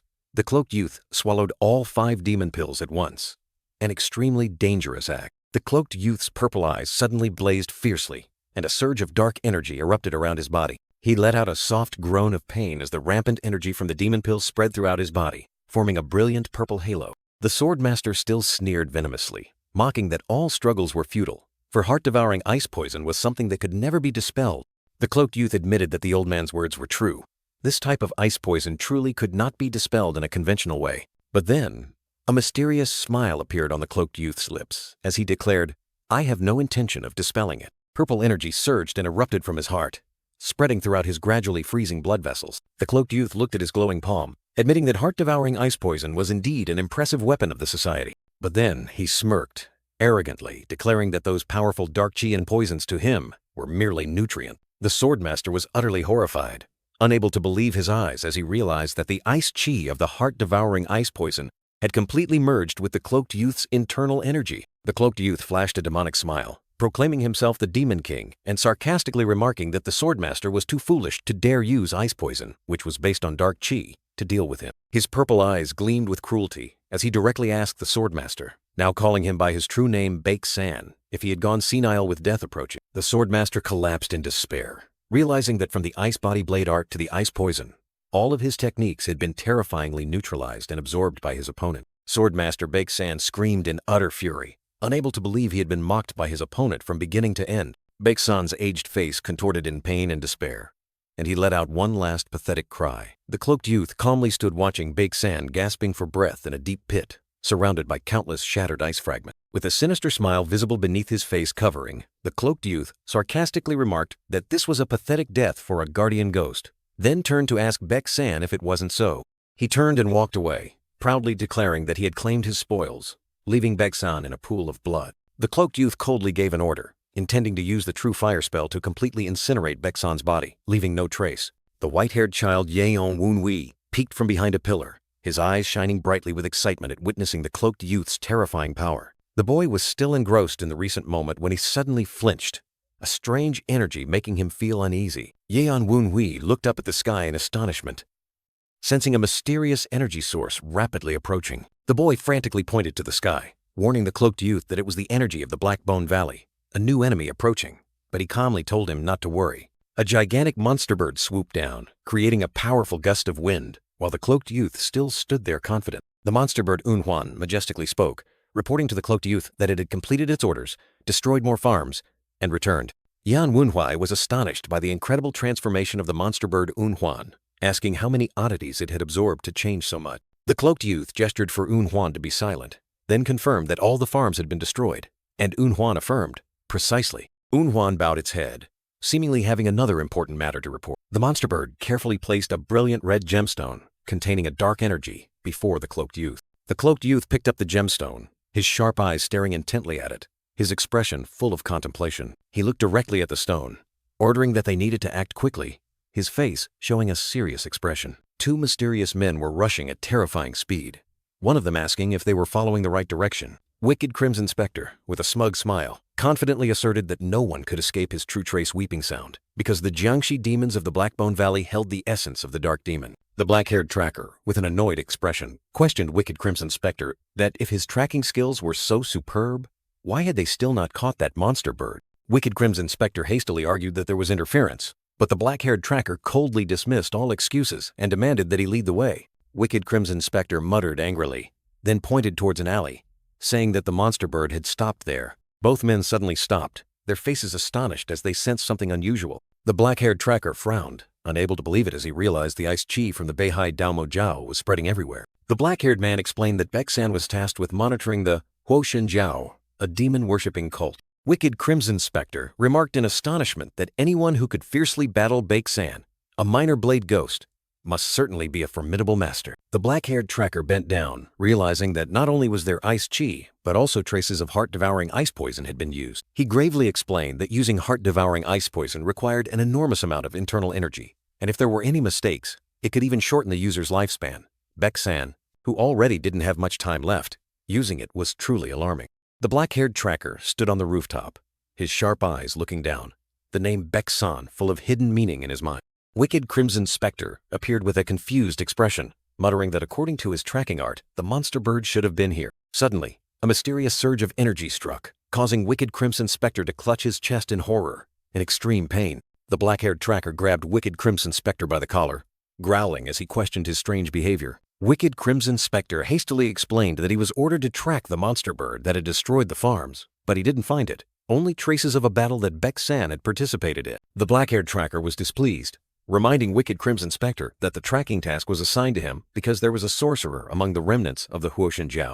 He emphasized that there were traces of marrow-freezing ice poison being used, but no traces of Beksan having left. The black-haired tracker drew his glowing sword, threatening Wicked Crimson Spectre to reveal everything he knew about the connection between the monster bird and its master. Wicked Crimson Spectre exclaimed in horror as he realized it was the Jiulong Tangmen. He tremblingly revealed that the oddity they were tracking was the transformation of the parasitic vulture sent to assassinate the son of the Jiulong Tangmen. The black-haired tracker, with eyes as sharp as knives, demanded that he provide more details about the Jiulong Tangmen, where the plan to assassinate the Supreme Cult Lord would be carried out.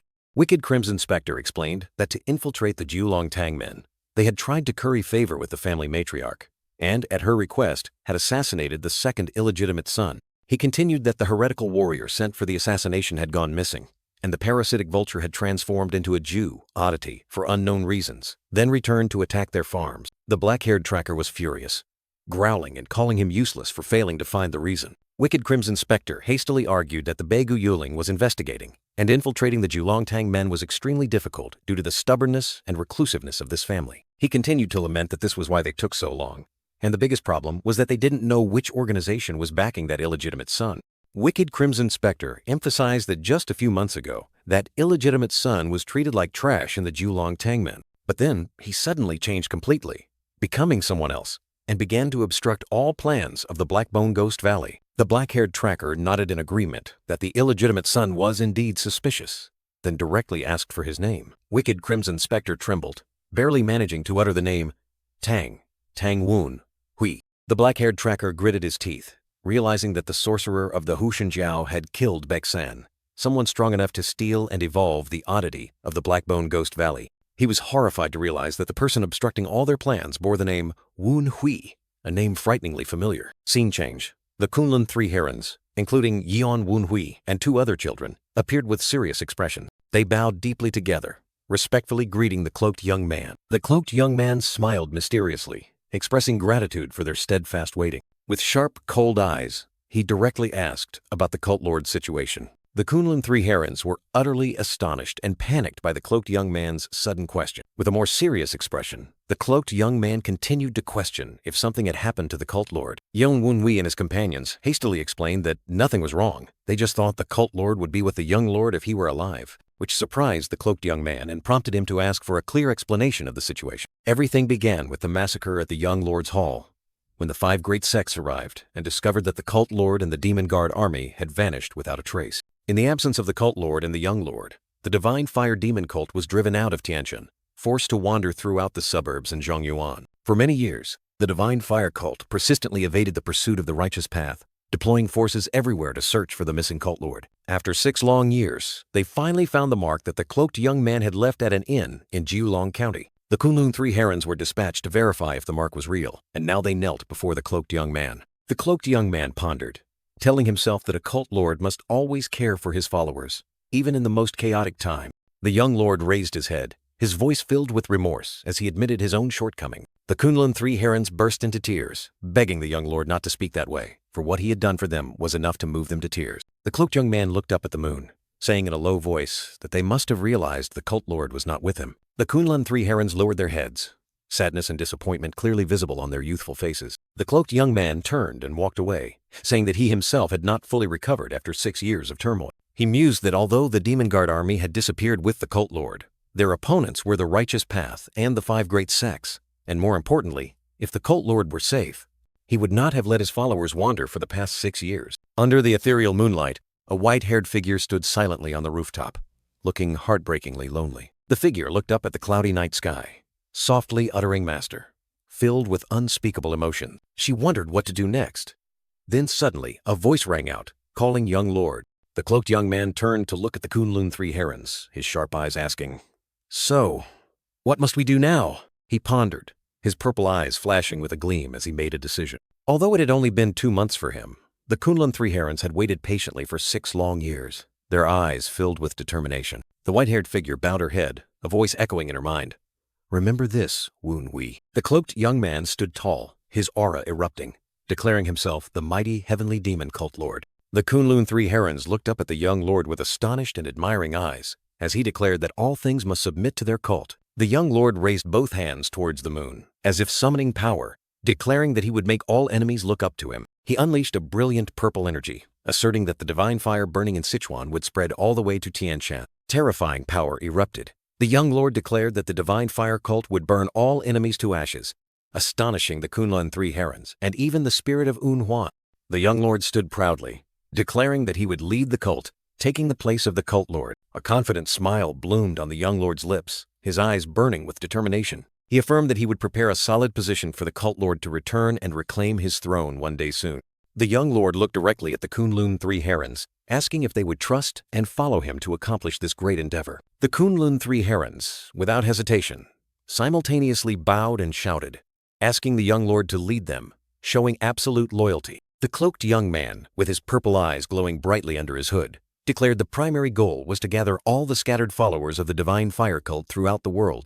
Yeon Wunwi, the white-haired, frizzy-haired child, tremblingly revealed that the one commanding their unit was one of the 5 great sword venerables, the wicked Crimson Spectre. The cloaked young man was surprised to learn that the wicked Crimson Spectre was still alive, considering it a blessing from the heavenly demon first, and ordered Yeon Wunhui to report this good news immediately. Yeon Wunhui was asked by his 2 pink-haired and green-haired friends to stay and look after the young lord, while they would go deliver the news. The cloaked young man, standing tall under the ethereal moonlight, decisively ordered the other 2 children to relay the message that a new sect master of the divine fire cult was awaiting the wicked Crimson Spectre in the Tang family village. An old carriage rattled along a deserted forest road under the night sky, carrying some secret. The young lord, now revealed with his black hair tied up high and tired eyes, asked if his internal injuries were truly that severe. Huan, the monster bird's spirit, explained that the young lord's internal injuries were in an extremely dire state.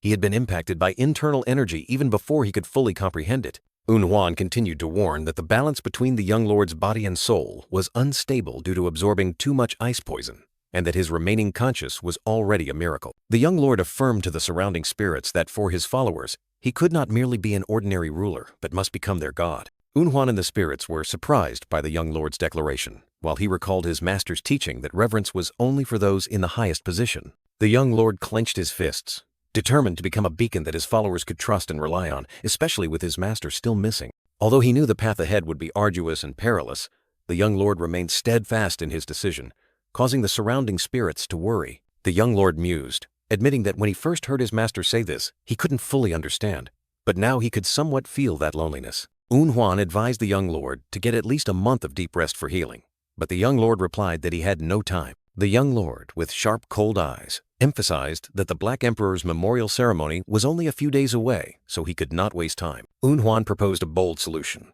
The young lord must refine the black qi and completely dissolve it with his comprehension. The young lord agreed that this was the only way, and he had no other choice, despite the astonishment of Huan and the spirits. Huan and the spirits frantically asked if the young lord intended to circulate internal energy in a bumpy carriage, worried for his safety. The young lord closed his eyes, determined to deal with the black qi before it worsened his internal injuries. He explained that this internal injury appeared because his comprehension became unstable, forcibly filling his heart with various energy. Those energies could not balance and eventually formed a knot, and only by untangling this knot could he remove the excess energy. The refinement process took place, removing unnecessary elements and creating a new, purer stream of black qi, suitable for his body. The young lord meditated, concentrating intensely to stabilize this new stream of black qi in his central dantian. Huan and the spirits were utterly astonished, unable to believe that the young lord had dissolved each energy one by one and refined them, an extremely strenuous operation. They praised the young lord for achieving an unimaginable level of concentration,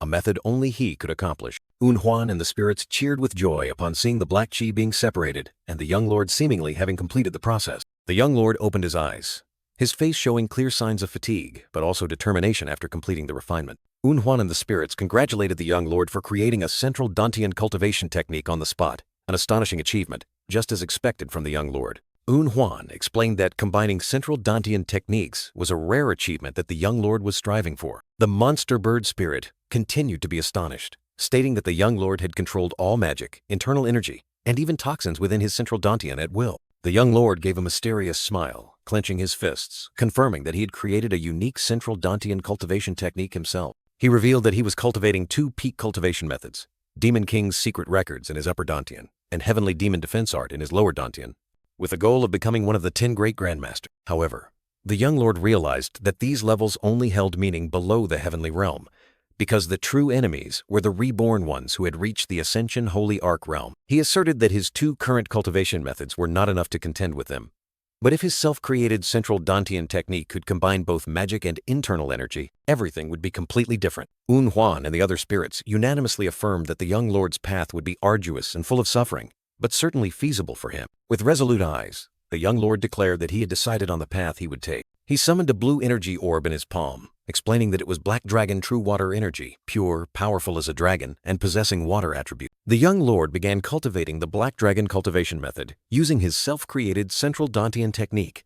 A majestic giant black dragon appeared behind him, radiating terrifying power. At an ancient building, a group of people, led by the captain of the Feng Zheng team, was ready to depart, the female attendant reported. The female attendant expressed gratitude that the captain of the Feng Zheng team had personally come to assist. The captain of the Feng Zheng team replied that it was their responsibility, but also muttered that things would be easier if Tang Gun had reported the situation accurately, surprising the person next to him. A small carriage rattled along a gravel road in the early morning, carrying a mystery. A small, frizzy-haired Tang family gatekeeper stopped the carriage and asked the purpose of the visit at this hour. A young man with black hair tied in a ponytail, Tang Wen Hui, stepped down from the carriage, announcing that he had just completed his mission and returned. The Tang family gatekeeper exclaimed in surprise, unable to believe his eyes when he recognized Tang Wenhui. Tang Wen, Hui's older sister, rushed over and hugged her brother tightly, calling his name with joy and worry. His sister asked if he was injured, and Tang Wenhui reassured her that he was fine. His sister sighed in relief, secretly thinking that the mission must have failed because he returned early,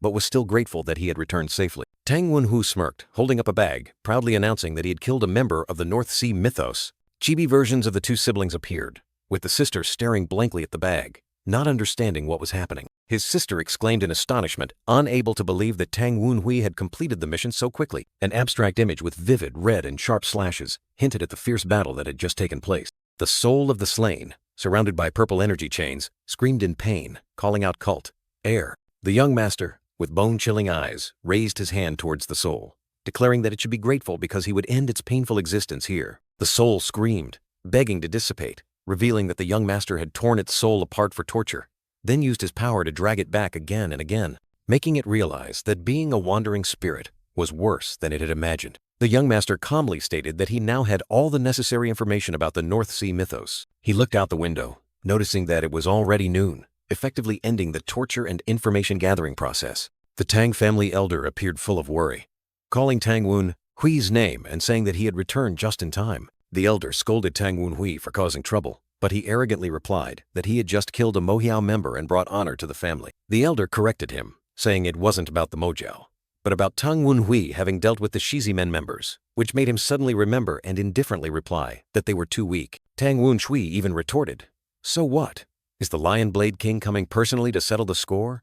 And the elder could only sigh in confirmation. He was utterly surprised to learn that the Lion Blade King, a supreme figure of the region, was truly on his way to settle accounts with him. The Tang family elder emphasized that a powerful figure like the Lion Blade King was personally coming because of Tang Wenhui's petty squabbles, which greatly surprised him. Tang Wenhui clicked his tongue, wearily saying that he thought he would be praised, but instead got scolded, then told the elder to just lead the way to resolve it. Sparkling light reflected on the ceiling, signaling that a mysterious space was about to be revealed. Tang Wenhui bowed to the elder, declaring that he had completed his mission. The Tang family elder looked at him with a thoughtful gaze, seemingly pondering something. The elder began listing Tang Wenhui's achievements, starting with him having claimed the head of Baigu.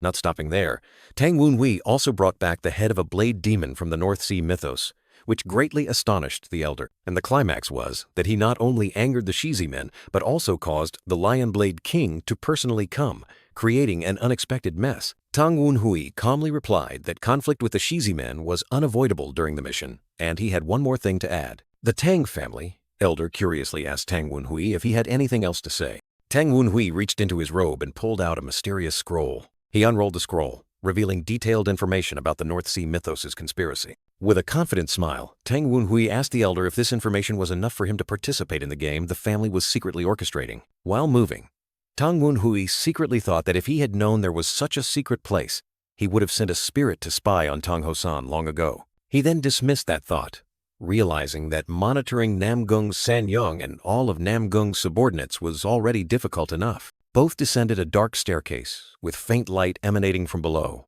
revealing a vast space. Tang Wenhui exclaimed in astonishment that this place far exceeded all his expectations. He couldn't believe such a massive space was located deep underground. A small spirit hovered over the map, exclaiming in surprise that this was a map covering the entire world, detailed beyond belief. This map not only displayed Sichuan, Xinjiang, India, and Europe, but also meticulously recorded every small organization, their relationships with the Tang family, and even the locations of the Tianmo Shenzhou and the Banchen Ta. Tang Wenhui looked at the map, his eyes sharp, finally understanding the Tang family's true conspiracy. A white-masked figure appeared, named Tang Gun, expressing his impression that the cult lord had quickly brought Tang Wenhui here. Tang Gun, with glowing blue eyes behind his mask, held a mysterious fan, looking at Tang Wenhui meaningfully. He asked Tang Wenhui how he felt gazing upon this Wind Evolution Center. Tang Wenhui stood opposite Tang Gun, his expression stern as Tang Gun revealed the Wind Evolution Center and his intention to unleash wind upon the world. Tang Wenhui turned his back, his sharp gaze fixed on the map, realizing that Tang Gun's grand objective was not limited to China but encompassed the entire world. Suddenly, the Tang family elder lunged forward.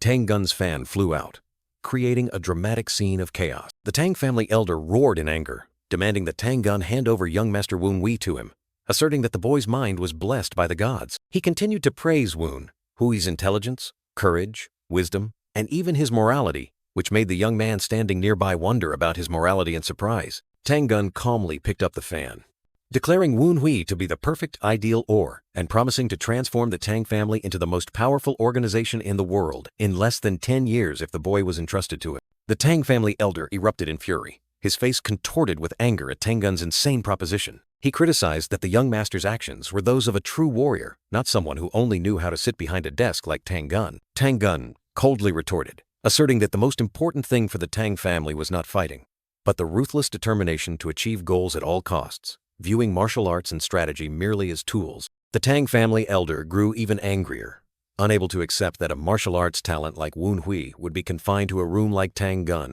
The two faced each other fiercely, sparks flying from their eyes, as Tang Gun declared that a king's talent could only shine when they stood above all, leaving the elder stunned. Tang Wenhui, with a calm expression, unexpectedly spoke up. "Stop," ending the tense argument between the two. He calmly declared that his path was his own choice and asked the two elders to set aside their dispute over him. The Tang family elder turned to Wenhui, his gaze stern but seemingly satisfied, and began to explain that this was the Tang family's secret base to connect the entire world. He went on to reveal that the martial arts world referred to the Sichuan Tang family as a fortress wall, preventing external forces from intruding. A colossal black dragon with fiery red eyes appeared, symbolizing the dangerous forces that the Tang family had kept out of the Jianghu. The Tang family elder and Tang Wenhui stood before the map. He asserted that neither he nor the patriarch wanted the Tang family to remain just a wall forever. The image of the Tang family appeared majestically like a colossal fortress, enveloped by a brilliant sunset, symbolizing their ambition to reach the pinnacle. The Tang family elder flashed a cunning smile, his arms spread wide as if to embrace the world, declaring that the Tang family wanted to become a towering fortress that no one would dare to climb over. To make that a reality, the Tang family must first become an impregnable fortress, untouchable by the Mojiao. He revealed that half a year ago, the Mojiao had dared to conspire to assassinate the patriarch, or more precisely, the Namgang family had used the Mojiao to assassinate the head of the Tang family. A memory surfaced. The Tang family patriarch, with a pensive expression, looked down at another man, saying that stopping it was merely catching the tail. They needed to catch the entire body. The Tang family patriarch, with sharp, cold eyes and a confident smile, declared that he would serve as the bait for the grand plan. The plan to eliminate the Mojiao had been set, utilizing the Dark Faction's own supreme assassination plot. Tang Wenhui stood before the map, understanding everything, that the Tang family wanted to use this assassination attempt as a pretext to attack the Mojiao, gathering forces as they had before. He looked at the Tang family elder, remarking that putting the patriarch's life at risk for this supreme assassination plan was an act of madness. The Tang family elder, with proud eyes, praised the patriarch's information-gathering abilities and decision-making skills as incredibly impressive. Tang Wenhui unexpectedly declared that the plan would fail, utterly astonishing the Tang family elder. He revealed that the biggest variable in this plan was societal information, hinting at an underground force or an unforeseen factor, while a mysterious giant hand reached out from the shadow. Tang Wenhui, with a cold and resolute expression, firmly declared that the family's plan would fail. The Tang family elder, with sharp cold eyes and an intimidating aura, questioned Wenhui about his bold prediction. Tang Gun, wearing his mask, confidently explained that the Tang family had meticulously prepared everything for the assassination, leaving no detail overlooked. He raised his fan, revealing that they had installed countless mechanisms and formations throughout the manor, and had deployed personnel with extreme caution. Tang Gun further asserted that even the patriarch's personal guards were part of the plan, demonstrating meticulous calculation down to every step.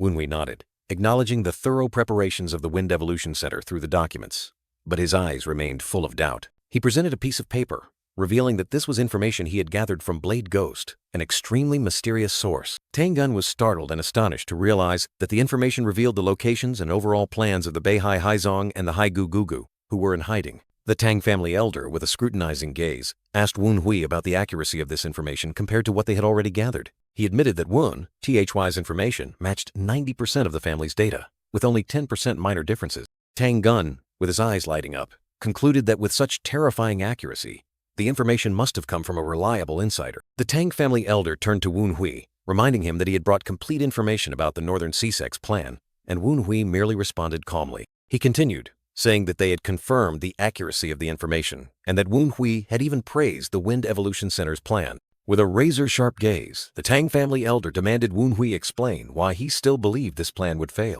Wunhui calmly replied that the reason was simple. The family's assessment of the demonic cult's strength was completely wrong. He emphasized that the demonic cult was currently much stronger than what the Tang family and the Wind Evolution Center had estimated. The Tang family elder angrily retorted, reminding him that he and the Wind Guard had once fought the Northern Sea Sect and had accounted for the opponent possibly being stronger after the Civil War. However, Wunhui firmly insisted that even that estimate was still too low, leaving the two elders astonished. Tang Gun, with an impressed expression, admitted that the opponent had assessed the enemy's strength at such a high level and still presented a winning plan. He explained that that was only the case when facing ordinary enemies. But after receiving power from the society, the White Ghost and Baek San had reached a much higher level than 6 years ago. A flashback image of the Tang family head appeared, with a sinister smile and a glowing sword, hinting at his terrifying power. Wunhui went on to reveal the soul-imprisoning illusion maze, a technique requiring a large amount of mystical power and almost impossible to escape. He also mentioned the heart-gnawing ice poison, a technique that consumes a lot of internal energy but is impossible to neutralize once hit. The Tang family elder summarized Wunhui's words, asking if he was claiming that the Sichuan Tang family was not strong enough to deal with the demonic cult, and Wunhui frankly confirmed it. The Tang family elder, with a stern expression, challenged Wunhui to prove his words, to prove that their assessment was wrong.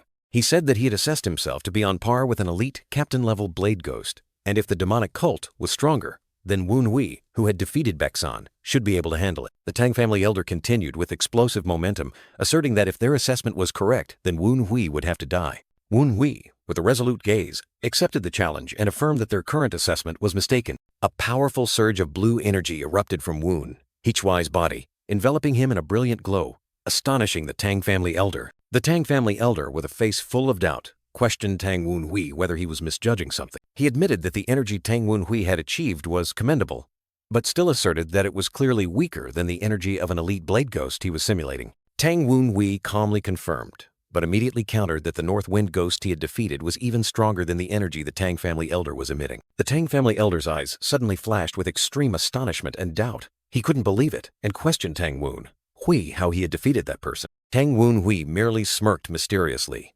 while a powerful surge of blue energy erupted around him, making the atmosphere extremely tense. The Tang family elder looked at Tang Wunhui meaningfully, realizing that he would not easily reveal his hand, and admitted that it was commendable. Two earth-shattering surges of power collided fiercely, creating shockwaves that swept across the entire space. Tang Gun was utterly stunned, as his fan was torn to shreds in the blink of an eye. Tang Gun panicked intensely, yelling for Tang Wunhui to let go as he snatched important documents from his hands. Tang Wunhui coldly dodged an attack, secretly affirming that the Tang family elder was intentionally holding back. He realized that the Tang family elder's gaze was so sharp it could precisely grasp every trajectory of his movement. Nevertheless, Tang Wunhui clearly saw that his attacks were always a beat slower, as if intentionally creating distance. Tang Wunhui understood that the Tang family elder was trying to maintain himself at the skill level of an elite Blade Ghost captain that he had set for himself. Tang Wunhui decisively launched a powerful counterattack. A solid plan was already in his mind. He believed that the Tang family elder was trying to prove that the intelligence he and the Wind Evolution Center had gathered was completely accurate. With an expression of extreme displeasure,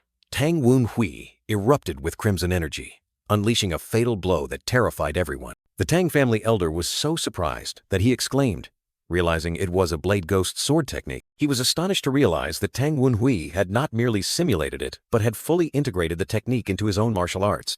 Tang Wun-hui was slightly surprised to see a unique green energy erupting from the Tang family elder's hand. He calmly observed the wound on his hand, realizing that the Tang family elder had blocked the blood vessels immediately upon being hit by the heavenly poison hand, and had even expelled the poison by spitting blood. The Tang family elder looked at Tang Wun-hui with a profound gaze, realizing that he had intentionally allowed himself to be lightly wounded in order to deliver a finishing blow, a strike that even a Northern Sea faction blade ghost would find hard to survive. Tang Wun-hui smirked provocatively, declaring that he only acted this way after confirming that the Tang family elder was holding back, and that very fact annoyed him. Tang Gun roared in anger, asserting that the challenge was over and vowing to protect the Wind Evolution Center with his life. The Tang family elder sternly looked at Tang Wun-hui, reiterating his claim that the family's prepared plan would fail. He questioned Tang Wun-hui if he had any countermeasures, and Wun-hui confidently replied, "Of course I do." The Tang family elder looked directly at Tang Wun-hui, demanding that he reveal exactly what that countermeasure was. Tang Wun-hui remained silent,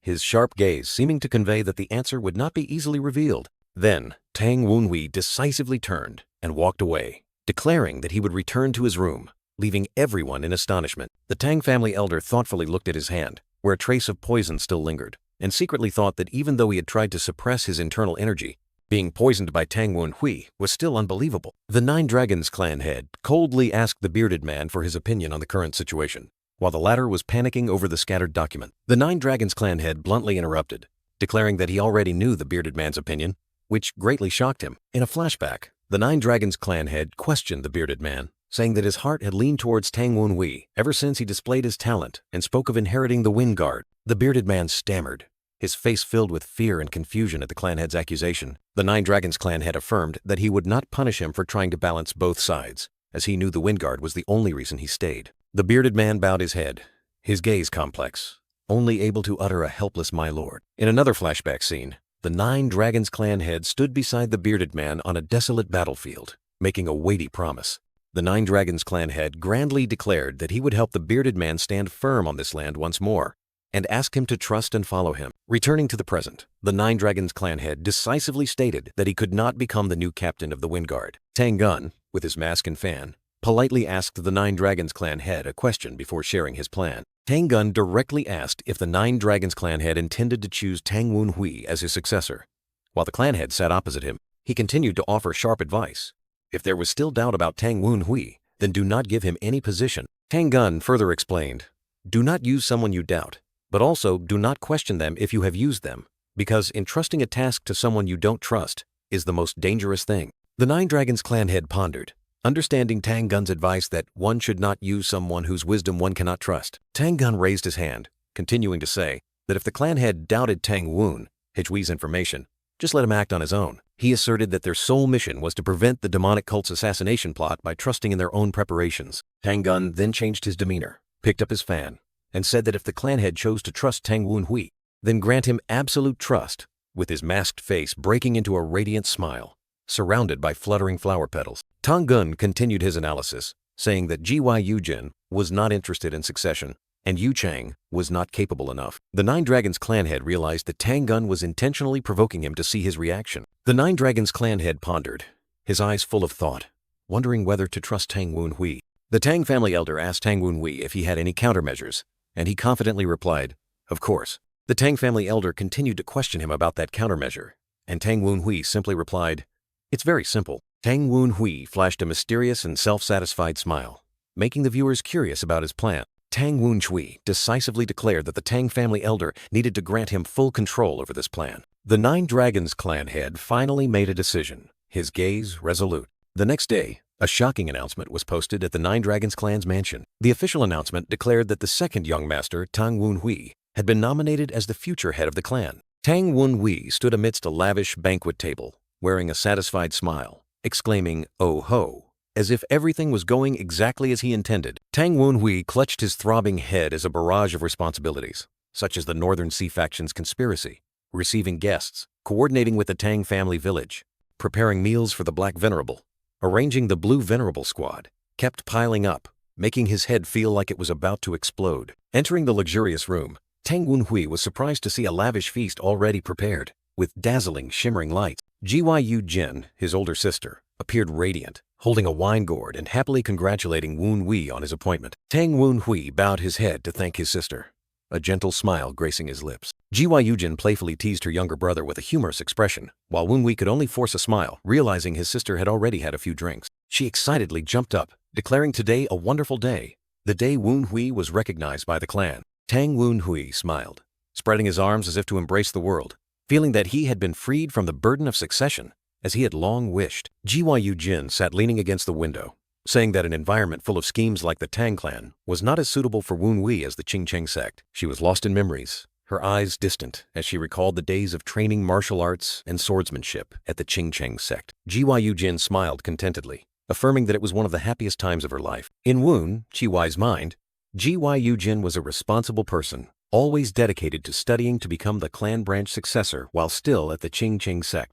Although all her efforts might have been in vain, Woon Hui still felt the sincerity in his sister's congratulations. Gyu Jin excitedly stood up, saying that Woon Hui's new subordinates had prepared more food, inviting him to enjoy the feast together. She hastily placed a precious wine gourd on the table, proudly declaring that she had brought a fine wine for this special occasion. Tang Woon Hui was astonished when Gyu Jin introduced it as Huadiao Ju, a rare wine that one might only taste a few times in a lifetime. This wine, according to Sichuan tradition, is buried when a girl is born and only opened when she marries or achieves great success. Woon Hui hesitantly asked if it was all right to open this precious bottle of wine, which was originally reserved for Gyu Jin when she became the head of the clan branch. Gyu Jin smiled gently, affirming that today was a happier day than her becoming the head of the clan branch herself. Tang Woon Hui agreed to open the wine with a grateful heart, and just then, Instructor Gon suddenly burst in, laughing loudly and congratulating young Master Woon Hui.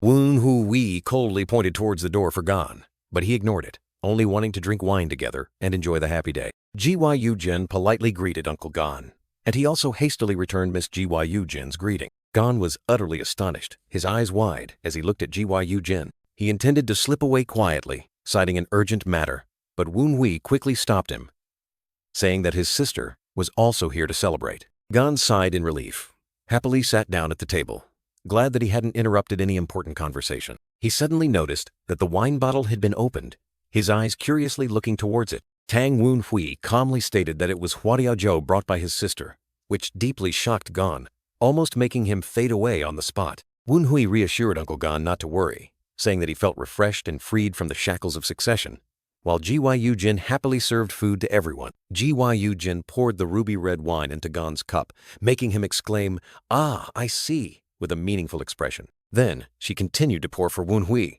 and he politely offered to pour for his sister in return, creating a cozy atmosphere. A cup of fragrant ruby red wine, reflecting Gyu Jin's joyful image, signaled that a grand feast was about to begin. Gyu Jin raised her wine cup high, smiling radiantly, and declared a toast to Woon, Dachuai's, and the clan branch's brilliant future. All three, Tang Woon Hui, Gyu Jin, and Gon, raised their cups together, wine splashing in the exhilarating moment of celebration. Chopsticks swiftly picked up food, showing that the feast was lively and delicious. Gon ate, while exclaiming about the wonderful servant Tang Woon Hui had, adding to the cheerful atmosphere. Tang Woon Hui turned to Gyu Jin, unexpectedly asking his sister about the plans for the Qingcheng sect's head disciple. Upon hearing that name, Gon immediately spat out his wine in shock, while Tang Woon Hui calmly observed everyone's reaction. Gyu Jin slammed the table, angrily asking why he mentioned senior brother Yi Cheo-san. Gon was still stunned, awkwardly denying that he meant that. Gon abruptly stood up, eagerly demanding to call a matchmaker and report to the clan head. But Gyu Jin quickly stopped him, asserting that it was not like that. Tang Woon Hui coldly declared that he had no intention of getting married, stunning everyone. He continued to shock them by revealing his intention to resign from the Tang Clan after Mo Zun's visit, horrifying Gon and Gyu Jin. Gon couldn't believe his ears, questioning Tang Woon Hui about his decision to resign and whether it was because of Miss Nangong Sanying's matter. Gyu Jin looked down thoughtfully, revealing that it wasn't the only reason, but that she had been thinking about this for many years. In a memory, Gyu Jin practiced swordsmanship with a determined expression, asserting that what took a year to learn in the Tang Clan, she could master in a month at the Qingcheng sect. Returning to the present, Gyu Jin affirmed that the way of the sword simply suited her better, while Tang Woon Hui and Gon listened in silence. Gon admitted that he was very confused, as he had dedicated his entire life to the Tang Clan. However, Gon also expressed understanding, saying that he knew Gyu Jin had suffered a lot and had thought very carefully about this decision. Tang Woon Hui turned to Gyu Jin, expressing regret at having to say this while she was there to congratulate. He looked directly into his sister's eyes, asking a weighty question. Do you want to become my sword? Gyu Jin didn't hesitate, readily accepting if it was to destroy the Mojiao. Tang Woon Hui unexpectedly reached out, gently touching his sister's face. He coldly declared that the Mojiao was not the only opponent his sword had to destroy, startling Gyu Jin. Tang Woon Hui looked at his sister with unwavering resolve, saying that if his sword lost its sharpness against certain opponents, then Gyu Jin would need to discard that sword and find a new one. He gently touched Gyu Jin's forehead, asserting that if she couldn't maintain her sharpness, he could help her join the procession in the event instead of fighting. Gyu Jin looked at her brother with eyes mixed with hurt and resilience, blaming him for being so cruel in moments like these, as she had always stood by him when confronting their mother. Tang Wenhui turned away, gravely warning that he was only reminding her because they would have to venture deeper into danger, and he was determined about this. Gyu Jin decisively pushed Tang Wen Hui's hand away, stood upright, and declared that both the Tang Clan and the Qing sect had taught her one thing: the spirit of chivalry. Tang Wen Hui's bare feet walked on the wooden floor, creating a mysterious and subdued feeling. Gyu Jin firmly declared that her sole criterion was chivalry, and if the opponent's plan adhered to that, she would follow. Otherwise, Tang Wen Hui sharply replied, asserting that if it didn't adhere, Gyu Jin would refuse. Gyu Jin confirmed, explaining that she had considered her mother's actions unchivalrous and thus had made her own plans. She continued, if Tang Wen Hui doubted her principles, the two of them would have to go their separate ways, while he stood with his back turned, contemplating by the dining table. Tang Wen Hui secretly thought that chivalry was a foreign concept, because what he had seen from the Zhongyuan people was always full of self-interest. But Gyu Jin's chivalry was different. It resonated in his mind, making him feel a deep resonance. Tang Wen Hui apologized for his short-sighted words, realizing that Gyu Jin was ready to sever familial ties if necessary. Gyu Jin looked at him with full understanding, affirming that he had every right as the young master, and she accepted. She raised her wine cup, swearing to become a sword that would live and die for him throughout this process. Tang Wen Hui also raised his cup in return, promising to do his best not to defile that sword. Gan, their uncle, laughed loudly, teasing Tang Wen Hui, saying it would be very sad if he left him out of this fun. The three of them raised their cups together, celebrating in a joyful and cozy atmosphere, with shimmering lights throughout the room. The scene shifted to an ancient architectural complex, with bells echoing in the air, signaling an important event. The tranquil night sky with a full moon and the words Golden Longsword, Daocheng County appeared, revealing the new location. The Wind Enforcement Team captain was roaring in rage, unable to believe that the foolish Tang Wen Hui had become the young master. He recalled the humiliation he had suffered in front of Suman and Sionyi, all because of Tang Wen Hui. He grew even angrier at having to bring gifts to apologize to the Dark Cult Lord for Tang Wen Tui's visit. While he believed Tang Wen Tui was the one at fault, he smashed objects, confident that if he had the same noble background as Tang Wen Hui, he could easily achieve the same. He gnashed his teeth, asserting that he would be even stronger than that bastard, then crushed an object in his hand. A mysterious figure appeared behind him, saying that he needed to bring a gift for Tang Wen Hui, and that person had come to the right place. The Wind Enforcement Team captain turned back in horror. The Wind Enforcement Team captain frantically asked who that person was, but the black-haired stalker coldly replied that his identity was not necessary to know. The black-haired stalker launched an extremely powerful attack, sending the Wind Enforcement Team captain flying high into the air, utterly terrified. He continued his attack, declaring that he would use the captain of the Fengzheng team to meet Tang Wen Hui, while the victim screamed in pain. The black-haired stalker flashed a sinister smile, his eyes sharp and full of confidence, asking if that was all right. The scene returned to Tang Wen Hui and Gyu Jin, sitting on the rooftop under the moonlight, with Gyu Jin asking if it was all right for a bookworm like him to drink alcohol like this. A drunken Gyu Jin protested, demanding to be called Qing Zheng instead of a bookworm, while Tang Wen Qi chuckled in teasing response. Tang Wen Hui looked at his sister, suddenly asking a thoughtful question. Sister, there's something I've always wondered. He continued to ask Gyu Jin, who was holding a wine gourd and looking at him intently, why she treated him so well. Gyu Jin held the wine gourd, deciding that it was time for her to tell Tang Wen Hui an important story she had kept to herself for a long time. She told Tang Wen Hui that she had made a promise to his mother, causing him to ask in surprise, "A promise?" Gyu Jin smiled gently, lost in memories of the important promise she made to her deceased stepmother. In the memory, Gyu Jin's stepmother was a kind person, and little Gyu Jin used to run to her,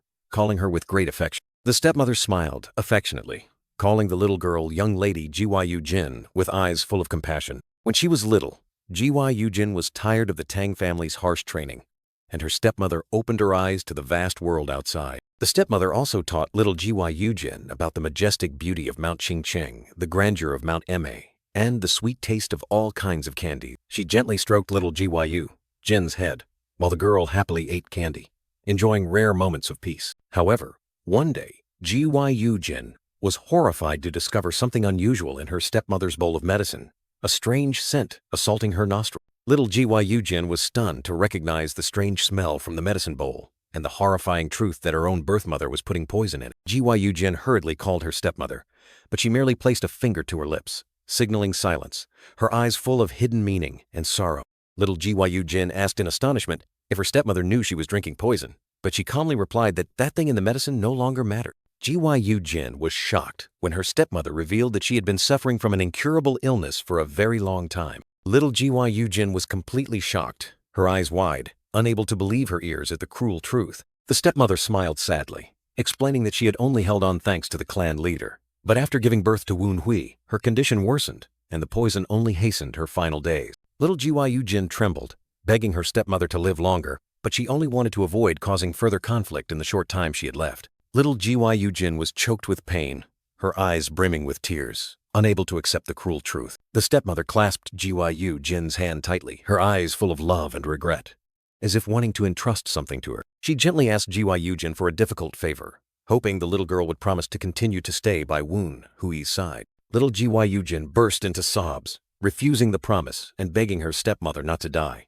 her heart shattered by fear. In the pouring rain, the stepmother still gently said that she knew Gyu Jin would grow up to be a great person. She embraced Gyu Jin, whispering for the little girl to preserve that kind heart until the very end. And then Gyu Jin sadly recounted, her stepmother passed away forever, leaving an irreplaceable void. But even after that, her birth mother, Namgung Sanyong, continued her cruel actions, sowing more suffering. Gyu Jin revealed a malicious rumor spread by Namgung Sanyong within the Julong branch clan, claiming that Woon Hui was the son of a lowly woman who had taken advantage of the clan leader when he was drunk. Little Gyu Jin appeared in the memory, witnessing her birth mother, Namgung Sanyong, standing next to another man, her eyes full of calculation and cunning. The adult Gyu Jin continued to explain that a steadfast man like Tang Ho-san, at the peak of his power, how could he get so drunk that he lost control of himself? Although the rumor damaged Tang Ho-san's reputation, Namgung Sanyong relentlessly disparaged Woon Hui and his mother to create a solid foundation for herself and her children. Gyu Jin apologized to Tang Woon Hui for him, knowing the reason behind her kindness, but he merely smiled and said she was mistaken. Tang Woon Hui gave a knowing smile, saying that he guessed Gyu Jin had treated him well even before knowing about her birth mother's mistake and his mother's dying wish. Gyu Jin also smiled in return, simply saying a heartfelt thank you. Tang Woon Hui continued to tease her, saying that it was truly mysterious how she could be born from such a cold father and a witch mother, and that he was the one who should be thanking her. Tang Woon Hui's eyes flickered with a hint of contemplation, as if something was stirring within his mind. He wondered about the lingering emotions of the original Tang Woon Hui's body, an emotion he couldn't comprehend. Namgung Sanyong, the woman who had caused so much trouble, had now been outmaneuvered and would be dealt with as a traitor after the Black Monarch's visit. However, a powerful emotion still surged within Tang Woon Hui's body, despite his personal thoughts. The greatest conflict between Tang Woon Hui's body and Yeon Woon Hui's soul was the regret lingering from the body's previous owner. It was a feeling of loss and resentment that an orphan like him could never fully understand. The image of the original Tang Woon Hui huddled alone in the darkness, showing extreme pain and loneliness. But recently, Tang Woon Hui had begun to understand those complex emotions, as an image of him and a silver-haired man standing amidst white snow appeared. Tang Woon Hui's hand clenched tightly, showing strong determination. He told Gyu Jin that he had something to take care of and would be leaving. She happily wished him good luck. Tang Woon Hui turned and flew away, not forgetting to warn Gyu Jin that if he returned and she was still drinking, he would tell Big Brother, causing her to frantically protest. Gyu Jin sighed deeply, slumping down in helplessness and a touch of self-pity. Tang Woon Hui drew his sword, his eyes sharp and resolute, preparing for a new journey. He leaped onto the rooftop, soaring away under the full moon, leaving behind a solitary and mysterious figure. The next morning, the atmosphere at the madam's residence became suffocatingly tense. Namgung Sanyong was trembling with rage, growling because the illegitimate child, Tang Woon Hui, had been declared the branch clan leader immediately upon his return. She gnashed her teeth, resentfully realizing that this meant she and her children had been completely sidelined. Namgung Sanyong's eyes flashed with madness, telling herself that she could still do something to change the situation. She yelled furiously, asking if those bastards from Yufeng Hall dared to barge in again. Yu Chang, Namgung-san, young son, suddenly appeared, surprising her as she asked how he managed to get past the guard. Yu Chang replied that he had asked his father for permission, and Namgung-san-yong nodded, saying he had come at the right time. Namgung-san-yong gripped Yu Chang's hand, hair tone grave. "Listen to me, son." She warned Yu Chang that the illegitimate child, Tang Woon-hui, would never leave them alone after becoming the branch clan leader, and advised him to return to his own clan to plan for the future. Yu Chang interrupted his mother, revealing that everyone from the Namgung clan who had come here was being closely monitored by Yufeng Hall. Namgung-san-yong confirmed that, but then revealed a shocking secret. There was still a secret contact with the Namgung clan within Yufeng Hall itself. She instructed Yu Chang on how to make contact. If he left a sign along with a letter arranging a meeting at Hung Pavilion at midnight in the backyard of Yufeng Hall, that person would seek him out. Yu Chang was in extreme pain as he faced the harsh question. Someone who is allied with the demonic cult? Namgung-san-yong was horrified as her secret was exposed, while Yu Chang cried out indignantly that he wanted to achieve everything himself through his own strength and wit. She screamed frantically, justifying that receiving help from the external Namgung clan was only to support her own development, and that she had always wanted to prove her worth herself. Yu Chang sadly told his mother that he only wanted to win as a member of the Tang family, causing Namgung-san-yong to look at her son with a fleeting moment of confusion. Namgung-san-yong was startled and terrified when the masked director coldly declared that they already knew the entire story. The mysterious masked director revealed a shocking truth. There were still Namgung family moles within Yufeng Hall, causing him to exclaim in shame, thinking he had eradicated all the rats. Yu Chang spun around, astonished to see the director and Gyu Jin appear, and a bad premonition struck him, making him wonder if everything was true. Yu Chang remained silent, his eyes vacant, while Namgung-san-yong looked at her son with an expression of extreme panic. Namgung-san-yong furiously questioned who had instilled such misguided thoughts into Yu Chang's head, but Tang Woon-hui interrupted, coldly reminding her of Madam's previous promise. Tang Woon-hui continued to expose her, reiterating her promise to relinquish the right of succession for her children if he requested it, leaving Namgung-san-yong stunned in shock. She desperately cried out, urging Yu Chang not to listen to Tang Woon-hui, but it was already too late. Gyu Jin intervened with her mother, her voice firm, asserting that they had already shown Yu Chang all the evidence. Namgung-san-yong completely collapsed, her eyes wide with horror, as she screamed Gyu Jin's name. She sank to the ground in despair, while the masked director coldly declared that he would hear all detailed testimonies at Yufeng Hall. The masked director looked down, his eyes emotionless, stating firmly that she must have understood this was the end of everything. Namgung-san-yong looked up at those opposite her, her voice trembling as she asked again, "Is this the end?" Gyu Jin and Yu Chang, each with their own feelings, both realized that everything had truly ended, one with sorrowful eyes, the other filled with resentment. Namgung-san-yong knelt on the floor, head bowed, screaming internally that there was no way everything could end like this. She suddenly looked up, her face distorted with hatred, her entire body erupting with a crimson energy, vowing that she would never accept this outcome. A surge of dark red energy violently exploded from Namgung-san-yong, sweeping away those around her as if to tear apart space itself. Tang Woon-hui stared in astonishment at the scene before him, his sharp eyes recognizing this terrifying energy as pure demonic qi. Yu Chang froze, frantically calling out "Mother," while Namgung-san-yong remained immersed in her frenzied rage. Tang Woon-hui was surrounded by ghostly spirits, and he realized this was bloodburst reversal art, a forbidden technique of the demonic cult. He explained that bloodburst reversal art was a terrifying forbidden technique that could temporarily amplify internal energy many times over. But the price to pay was extremely high. The practitioner would lose their sanity, see everyone as an enemy, and ultimately destroy their own life, causing Namgung-san-yong to growl in her madness. Tang Woon-hui looked at Namgung-san-yong, who had now transformed into a demonic creature engulfed by demonic qi, and he asserted that this was a demonic art only for those at their wits' end. In her monstrous form, Namgung-san-yong screamed Tang Woon-hui's name, wishing he had never existed in this world. Tang Woon-hui calmly replied, saying that her anger was misplaced, for it was her own Namgung clan that had introduced her to the White Bone Spectre. Namgung-san-yong completely lost control, roaring, "Shut up!" then lunged forward, her hands blazing with crimson demonic qi, ready to destroy everything. Namgung-san-yong screamed madly, her entire body erupting with crimson demonic qi, charging straight forward like a demon. Tang Woon-hui quickly drew his sword, blocking her terrifying attack with a powerful parry. Yu Chang was thrown back by the shock, his face clearly showing pain and bewilderment at the scene before him. Yu Chang cried out in pain, unable to believe that his mother had fallen so deeply into dark arts. Gyu Jin appeared, calmly asking Yu Chang to step back a few more paces, while Yu Chang called her name in surprise. Gyu Jin resolutely faced Namgung-san-yong, advising her mother not to sink deeper into sin. Tang Wunhui coldly told Gyu Jin that it was too late to reason with her. He explained that Namgung San, Young's mind had completely shattered, while she screamed with a distorted face, blood flowing from the corners of her eyes and mouth. Namgung San Young, engulfed by demonic qi, frantically declared that she didn't need Gyu Jin if her daughter wouldn't obey her. She lunged at Gyu Jin with terrifying speed,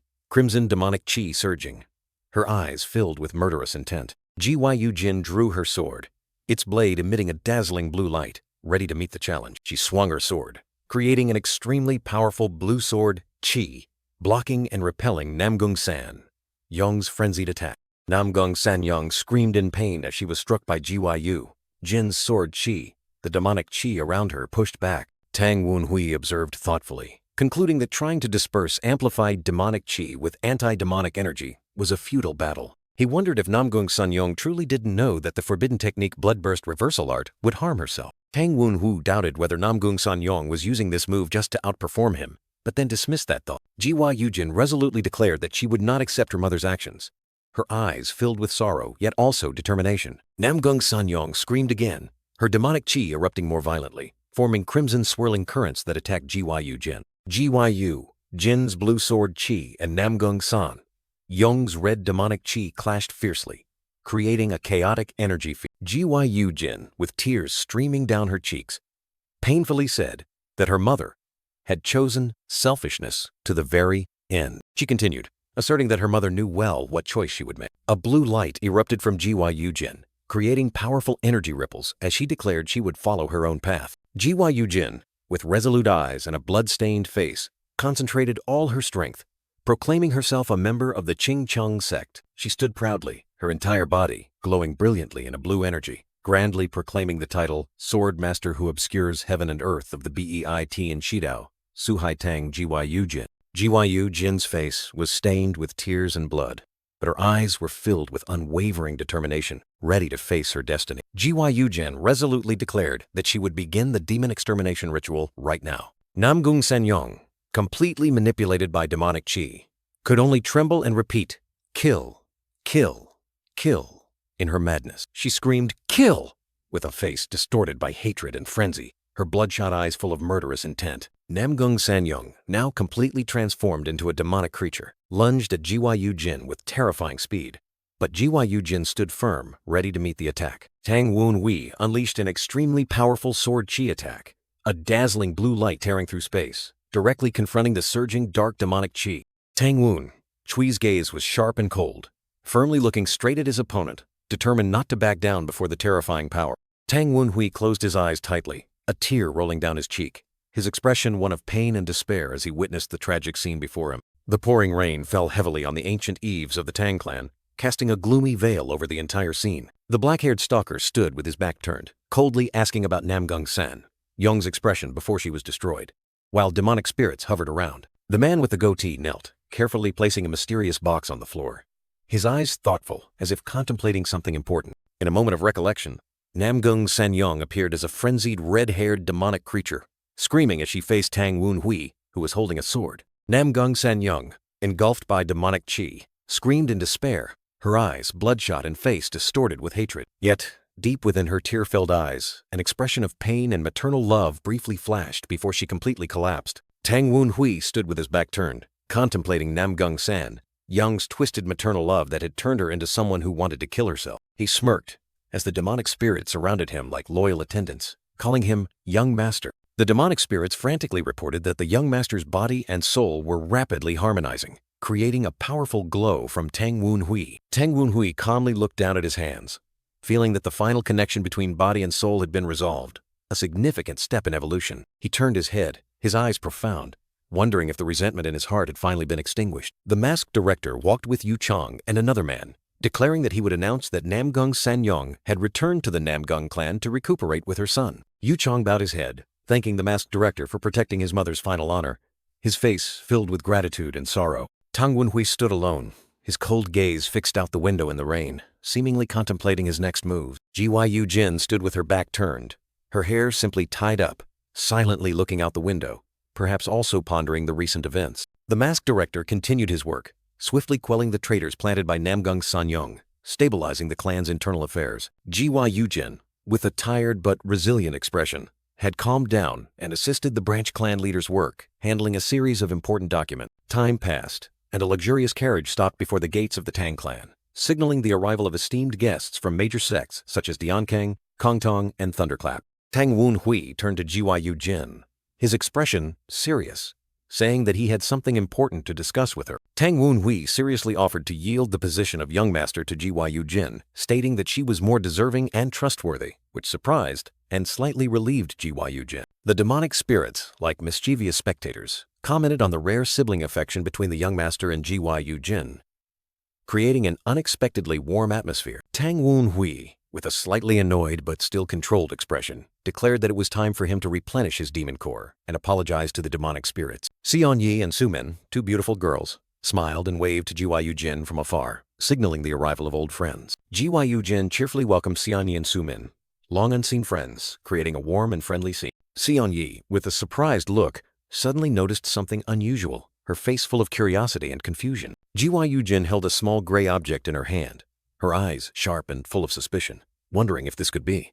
Gyu Jin was astonished to see two unfamiliar girls also calling Tang Wen young master, wondering if they knew each other from before. Tang Wen, with a dirt-stained face and a wry smile, suddenly recalled the terrifying performance at the tea house and hastily apologized for the awkward incident. To break the awkward atmosphere, Gyu Jin flashed a bright smile, offering to formally introduce everyone. She introduced Liu Sumin, the Cold Moon Fairy of the Mi sect, who had met Tang Wen at the Shushan martial arts tournament, and Sumin smiled back at him. Next, Gyu Jin introduced Sima Xion Yi, the White Sword Mulan of Qingkong Mountain Villa, who had also had the fortune of meeting Tang Wen.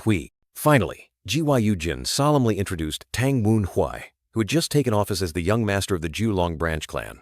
But Sumin and Xion Yi unexpectedly asked, "Wasn't Gyu Jin the one who was supposed to take over?" Gyu Jin gave a forced smile in acknowledgement, while Lu Sumin didn't hesitate to tease that she had successfully pushed the position onto someone else because she didn't want to bear the responsibility. Gyu Jin hastily signaled Sumin to be quiet, while Sima Xion Yi fixed her meaningful gaze on Tang Wen, making the atmosphere even more awkward. Noticing Xion Yi's strange look, Tang Wen politely asked if something was wrong, but she immediately denied it awkwardly. Lu Sumin chuckled, teasing Xion Yi as an old fox, while the latter maintained an annoyed expression, making the situation even more amusing. After the introductions and teasing, Sumin and Xion Yi hastily bid farewell to Gyu Jin, promising to meet again later, leaving her alone. Tang Wen slumped down tiredly, thinking these might be the last guests of the day.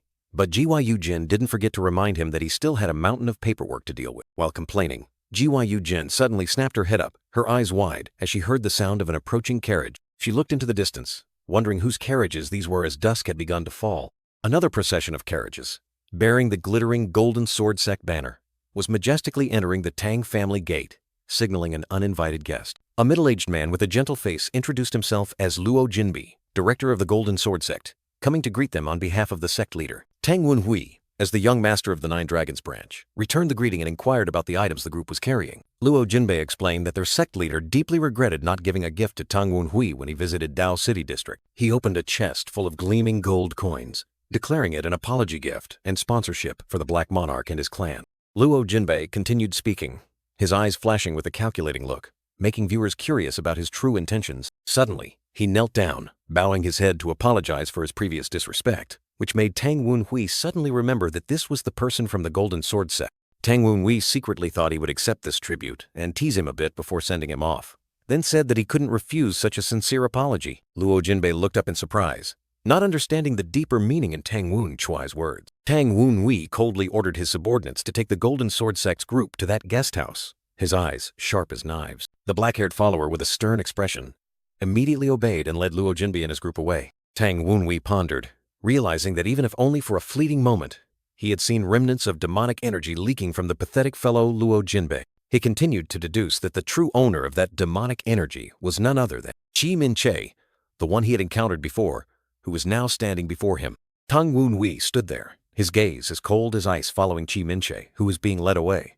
A new conspiracy seemed to be unfolding. Sumin playfully poked Gyu Jin's cheek, teasing her for being engrossed in watching Tang Wen, but Gyu Jin quickly denied it. Sumin didn't let up, continuing to tease Gyu Jin with a meaningful smile, asking again if there was truly nothing. Gyu Jin helplessly pulled at her own cheek, explaining that she only sensed an unusual sword aura from Tang Hui. Sumin and Sion Yi looked at Gyu Jin in surprise, wondering about that sword aura, as Tang Hui had never had it before. Sion Yi pondered, speculating whether Tang Hui had learned swordsmanship recently. But Gyu Jin shook her head, feeling as if he had been practicing swordsmanship for years. Gyu Jin fell into deep thought. The feeling of sword aura on Tang Hui was not just a few years, but perhaps decades, or even longer. Suddenly, Gyu Jin startled awake, her eyes sharp, as if realizing something terrifying. She frantically stepped back, shouting a warning that this sword aura was terrifyingly familiar. Sumin and Sion Yi flinched, staring in shock at Gyu Jin, who stood upright, her eyes full of vigilance. Gyu Jin, with determined eyes, declared that this sword aura belonged to the one who had fought her father, and they needed to quickly find Tang Hui. At the same time, Tang Hui stood on the paved road, staring at Luo Jinbei and the approaching Golden Sword Sect carriages, immediately recognizing the person as Qi Minche. Tang Hui, with a cold expression, told himself that Luo Jinbei was trying his best to conceal his demonic energy, but it wasn't enough to deceive him. One of the demonic energy spirits hovering around Tang Hui wondered who he was looking at, and he confirmed it was Qi Minche. The demonic energy spirits exclaimed in astonishment, unable to believe that the 7th assassin had appeared, and that the second son of the Northern Sea mythology leader had infiltrated them. Tang Hui pondered. He had anticipated this move, but didn't expect them to act so quickly, and wondered what he would do next. He covered his face with his hand, his eyes revealing clear hatred, admitting he desperately wanted to tear him to shreds for what he had done.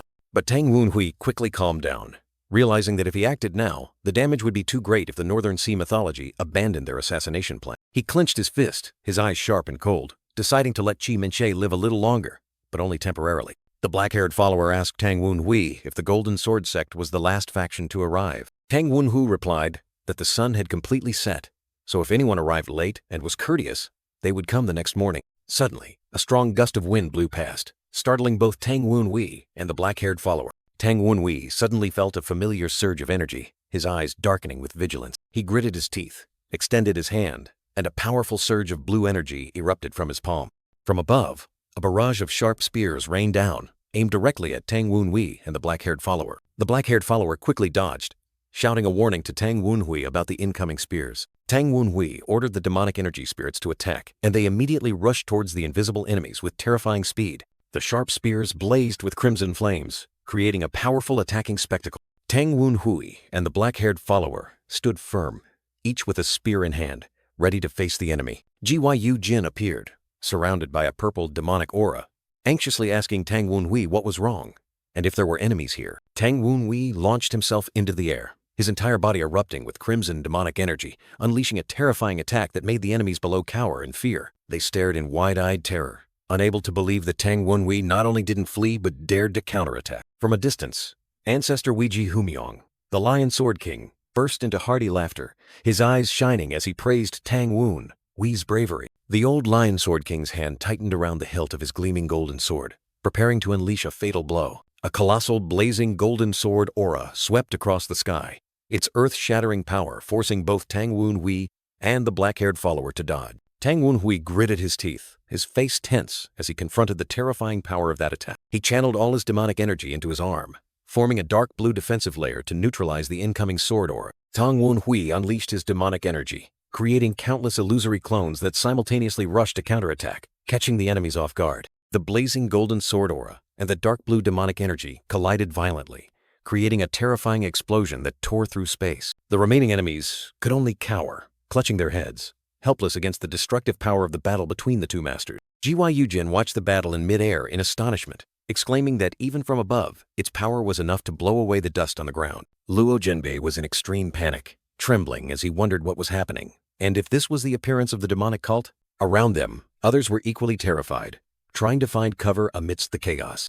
Wicked Crimson Spectre stood from afar, a sinister smile on his face, his eyes full of hidden meaning as he watched the developments. The Lion Sword King laughed loudly, declaring it was just a light attack, but he didn't expect Tang Hui to be able to neutralize it so easily. While Tang Hui was still slightly unsteady, Tang Hui panted, trying to maintain his stance, but his gaze remained firm, looking directly at his opponent. He bowed deeply, solemnly introducing himself as Tang Hui, deputy clan leader of the Nine Dragons branch of the Tang family, and extended his greetings to the master of the Lion Gate.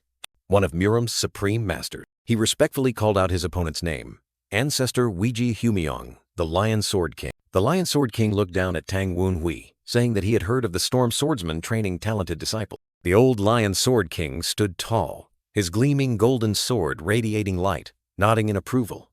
Indeed, not bad at all. He continued to assess, deeming Tang Wunhui capable enough to directly confront his disciple. With an excited smile, the Lion Sword King affirmed, definitely worth a try. Tang Wunhui clutched his chest, secretly cursing that just one sword aura attack had worsened his internal injuries, and realized this was the level of Murum's peak masters. He broke out in a cold sweat, his face showing clear anxiety as he sensed a new, green aura enveloping the surroundings. Tang Wunhui secretly thought that the Lion Sword King wouldn't stop easily, but he also told himself that he wouldn't be the one to resolve this matter. He looked up, seeing a group of people approaching, carrying a majestic aura. The clan leader of the Nine Dragons branch appeared, his entire body erupting with a powerful green aura, questioning the Lion Sword King for arriving without prior notice. Tang Wunhui was utterly astonished, and the two demonic energy spirits beside him also fluctuated intensely, as he realized that the clan leader's aura was in no way inferior to the Lion Sword King's, and he had underestimated this person's hidden strength. The Lion Sword King sneered, calling the clan leader of the Nine Dragons branch by the nickname Nine Dragons Fool, but then seriously admitted that his storm had not only not weakened, but had become much stronger. Tang Wunhui observed from above, secretly telling himself that the title didn't matter as much as seeing that person was safe and sound.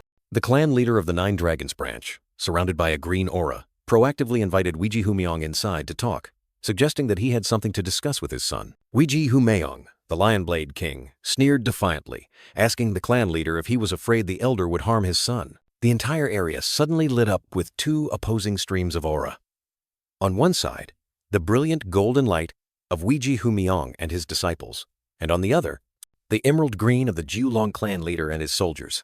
Weiji Humyong maintained a meaningful smile, as if waiting for something. The Lion Blade King and his army advanced, declaring themselves ready to retaliate against any actions from the opponent. The Jiulong clan leader, with sharp, cold eyes, and his soldiers were also ready for battle, their momentum no less formidable. The Jiulong clan leader's eyes suddenly flashed with a resolute emerald green light, asserting that if anyone wanted to touch Tang Wunhui, they would have to step over his dead body first.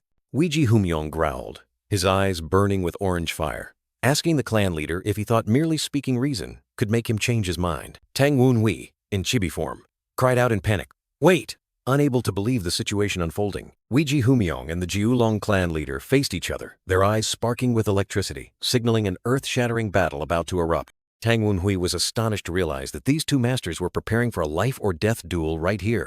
The entire square became a battlefield, with Weiji Humyong's fiery yellow-clad army on one side, the Jiulong clan leader's blue-clad army, with a tempestuous aura on the other, and Tang Wunhui standing in the eye of the storm. Tang Wunhui, with the spirit weapon Soul beside him, was surprised to learn that the Fengzheng team had brought out the Lianhuan crossbow, proving they were prepared for a full-scale confrontation. The spirit weapon Soul explained that the Lianhuan crossbow was a special long-range weapon of the Fengzheng team, once used against the Mojiao. The arrows of the Lianhuan crossbow were not ordinary.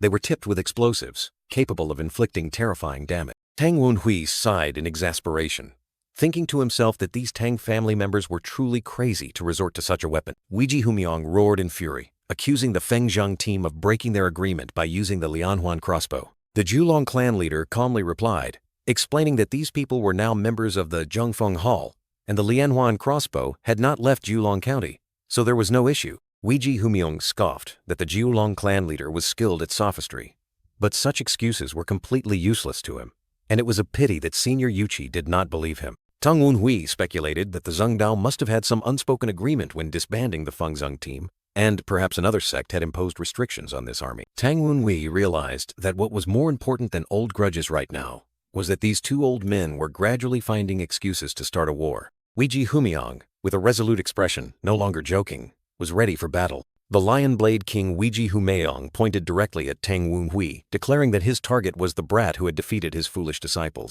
Weiji Humyong, with eyes as sharp as knives, asserted that he needed to test whether Tang Wunhui was qualified to tame a lion. The Jiulong clan leader, his eyes flashing with an emerald green aura, coldly retorted that if Weiji Humyong wanted to touch Tang Wunhui, he would have to step over him first. Weiji Humyong laughed loudly and arrogantly, his eyes blazing with brilliant orange fire, declaring that he would accept the challenge. Weiji Humyong unleashed a sword cheese strike as fiery as the sun, but it was immediately blocked by the Jiulong clan leader with a giant snake-shaped emerald green aura, Luo Jinbei, the director of the Jinzhen sect, sighed in exasperation, accepting his fate to witness the great battle between masters. Weiji Humiang unleashed an extremely powerful sword, Qi Strike, tearing through space with terrifying force. Immediately, the Jiulong clan leader was not to be outdone, unleashing a mighty surge of energy, directly confronting the old Blade King. Luo Jinbei and those around him swallowed nervously in horror, unable to believe that merely probing had created such terrifying Qi waves from the peak masters. One of them wondered in shock.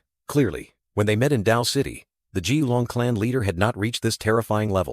The black-haired observer also pondered, wondering when the young master had reached such an astonishing realm. The crowd began to murmur, and a tense atmosphere enveloped them. A light brown-haired man was startled to recognize the familiar ice Qi emanating from the Jiulong clan leader. Tang Wunhui coldly declared that Yu Qi was an honored guest of the Jiulong clan, but if he harbored hostility, he was not worthy of being received. The Jiulong clan leader, with sharp, cold eyes, agreed with Tang Wun, Chui's words, asserting that anyone who showed hostility could not be their guest. Tang Wunhui continued, reiterating Weiji Humiang's words that he came here because of it. He asserted that the right to decide whether to receive him or not was his, surprising Weiji Humiang. The old Blade King smirked, his eyes full of challenge. Weiji Humiang burst into laughter, asking Tang Wunhui if he dared to accept him as a personal guest, while meaningfully calling him Jiulong fool. The Jiulong clan leader remained silent, his eyes as sharp as razors staring directly at Weiji Humiang. Suddenly, the Jiulong clan leader swung his hand, and a sharp sword Qi tore through the air, shooting straight towards Weiji Humiang like an unspoken warning.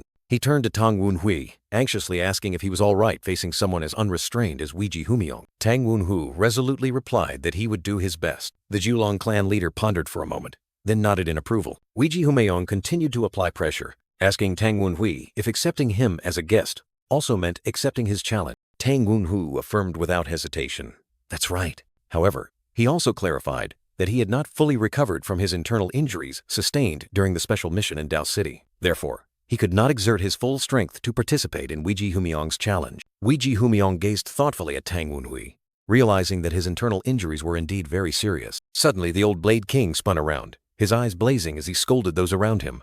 "Your opponent is so severely injured, yet you still allow yourselves to be humiliated? Useless fools!" His subordinates bowed their heads in fear, hastily apologizing to the old Blade King. Weiji Humiang asked Tang Wunhui if he was asking for more time, and he confirmed it. The elder asked how long he needed, and he replied, "If you could give me 10 days." Weiji Humiang dismissed it, stating that with the Tang family's medical skills, 10 days were unnecessary. He would only grant 3 days. But Tang Wunhui tried to negotiate. "I need at least 5 days." Weiji Humiang decisively made his final decision. 4 days. I will not wait any longer. And Tang Wunhui had no choice but to accept the challenge after 4 days. Tang Wunhui warned Weiji Humiang not to cause any trouble in the Jiulong clan before the 4-day deadline, and the old Blade King reluctantly agreed, after which he asked Tang Gun for a favor as dusk fell. Tang Wunhui coldly ordered his subordinate to investigate the mysterious item he had ordered, making the man sigh in resignation. At the main gate, Tang Wunhui offered a polite smile, extending his arms to warmly welcome the esteemed guest, Yu Qi. Yu Qi majestically stepped in, followed by 2 attendants, and one of them suddenly recognized something. Xian Yi was still trembling in Su Min's arms, seemingly still in shock after what she had just witnessed. Tang Wunhui skillfully invited Yu Qi to dine, and the elder burst into hearty laughter, admitting he was starving. As Yu Qi and Tang Wunhui proceeded together, Xian Yi and Su Min remained standing there, their eyes full of apprehension. Gyu Jin appeared, reassuring Son Yi and Su Min that the recent battle was a good opportunity to learn from the seniors. Xian Yi breathed a sigh of relief when Yu Qi paid no attention to her, and Su Min also nodded in agreement. Gyu Jin pondered thoughtfully, realizing that the Lion Blade King, Weiji Humiang, came here not just because Wunhui defeated his disciples, but seemingly harbored a much deeper purpose. Xian Yi hesitantly called Gyu Jin's name, breaking the silent atmosphere. Xian Yi wondered about Hy's swordsmanship, but Gyu Jin replied in astonishment that he had never been taught swordsmanship before.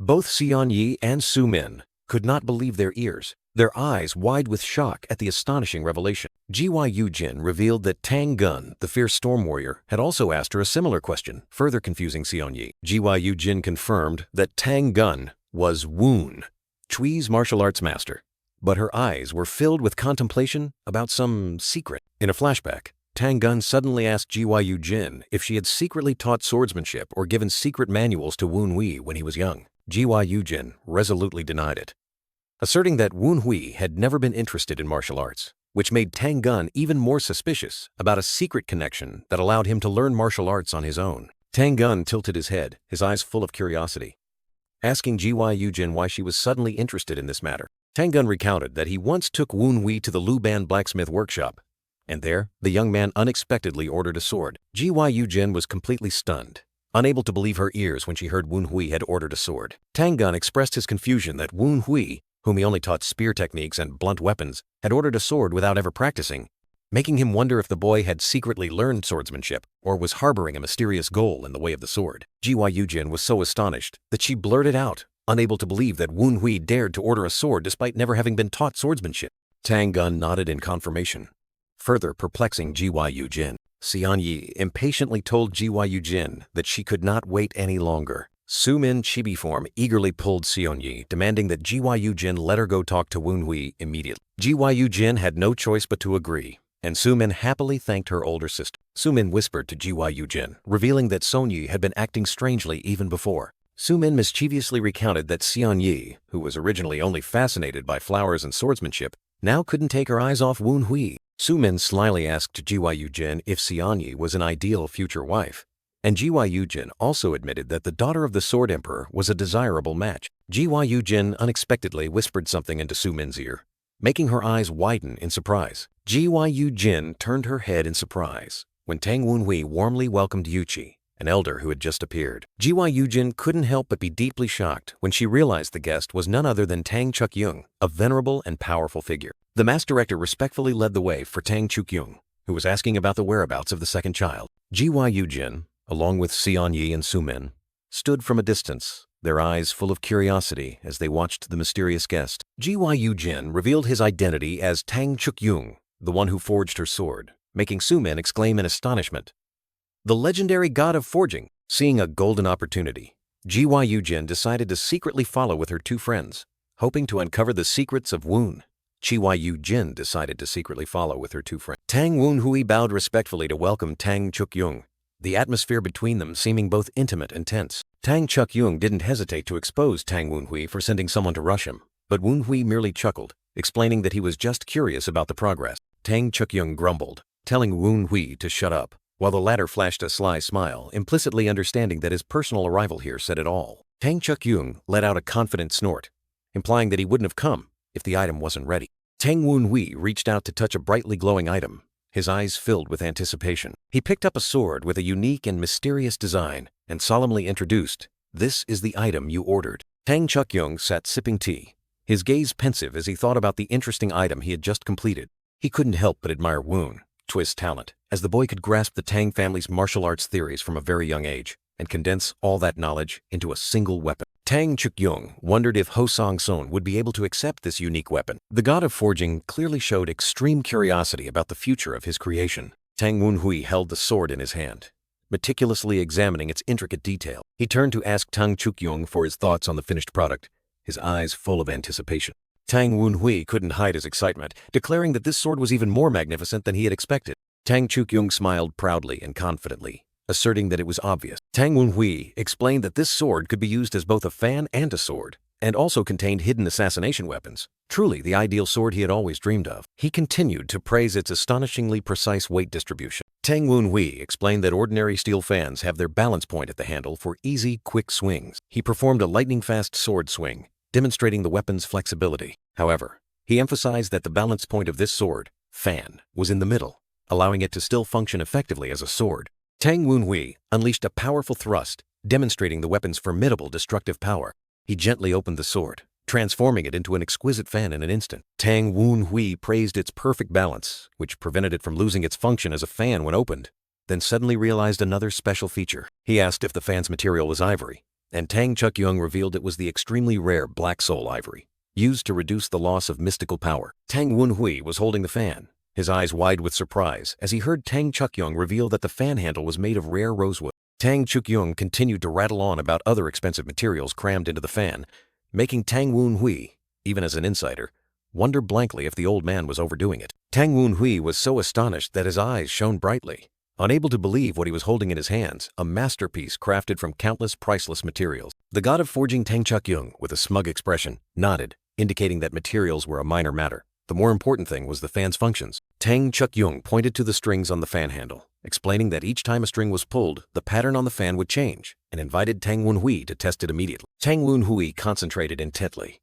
gently pulling a string on the fan handle, preparing to uncover the hidden mystery within the new weapon. Immediately, razor-sharp needles sprang out from the fan, making Tang Wun-hui exclaim a surprised, "Oh!" Tang Chuk-yung instructed Tang Wun-hui to aim the fan at the ground and gently pull another string to test the next function. Tang Wun-hui bent down, decisively pulling the string as instructed, ready to unleash deadly needles onto the ground. A barrage of tiny but dagger-sharp needles shot out like rain, forming an incredibly impressive storm of metal. Tang Wun-hui realized that pulling hard would change the pattern, while pulling gently would unleash hidden weapons, and Tang Chuk-yung confirmed they were Jinhuali, pear blossom needle. The god of forging Tang Chuk-yung continued to instruct Tang Wun-hui to test the second pattern, his eyes full of anticipation. Tang Wun-hui complied, aiming the fan at the wall behind Tang Chuk-yung, preparing for another display of power. With a decisive motion, Tang Wun-hui unleashed a barrage of needles, which flew swiftly like lightning bolts tearing through the air. The needles embedded deep into the wall behind, creating a terrifying rain of metal, and Tang Chuk-yung revealed these were Jin Lei Zhen,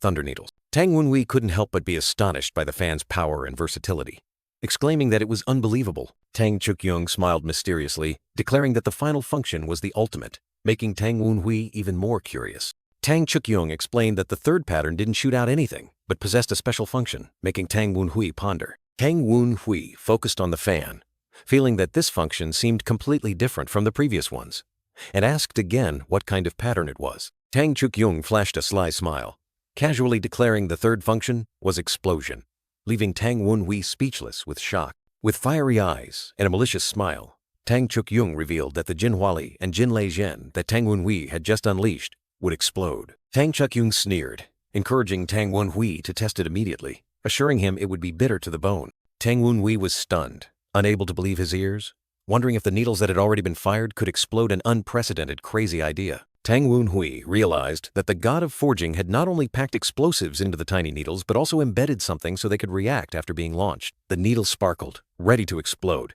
indicating this was a sinister weapon that could catch opponents by surprise and leave them no time to react. Tang Wun-hui concluded that this was a highly effective weapon with extreme destructive power, a perfect testament to the ideals of the demonic path. With a joyful expression, Tang Wun-hui praised Tang Chuk-yung as the reincarnation of Lu Ban, making the god of forging burst into proud laughter. Tang Wun-hui flashed a cunning smile, declaring he would immediately test this explosion function. With a mysterious smirk, Tang Wun-hui prepared to activate the final function, promising a truly explosive display. A barrage of sharp needles, glowing brilliant purple, shot out at terrifying speed, creating a relentless assault. Tang Wun-hui's eyes widened in horror as the rain of needles continued to pour down, engulfing him in a deadly vortex. He flipped the fan in his hand, revealing the hidden sharp needles, ready for a surprise counterattack. Tang Wun-hui spun to dodge, the needles swirling around him like a dangerous dance of death. The god of forging Tang Chuk-yung, with a calm expression, uttered, "I thought you would easily dodge them without any problem." Tang Wun-hui swallowed hard, bewildered,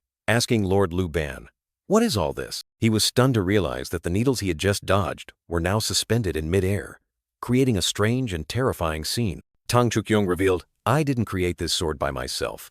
The one who helped me wants to challenge you." Tang Wun-hui remarked that the person seemed cunning, and Tang Chuk-yung sneered in agreement. "Heh, cunning.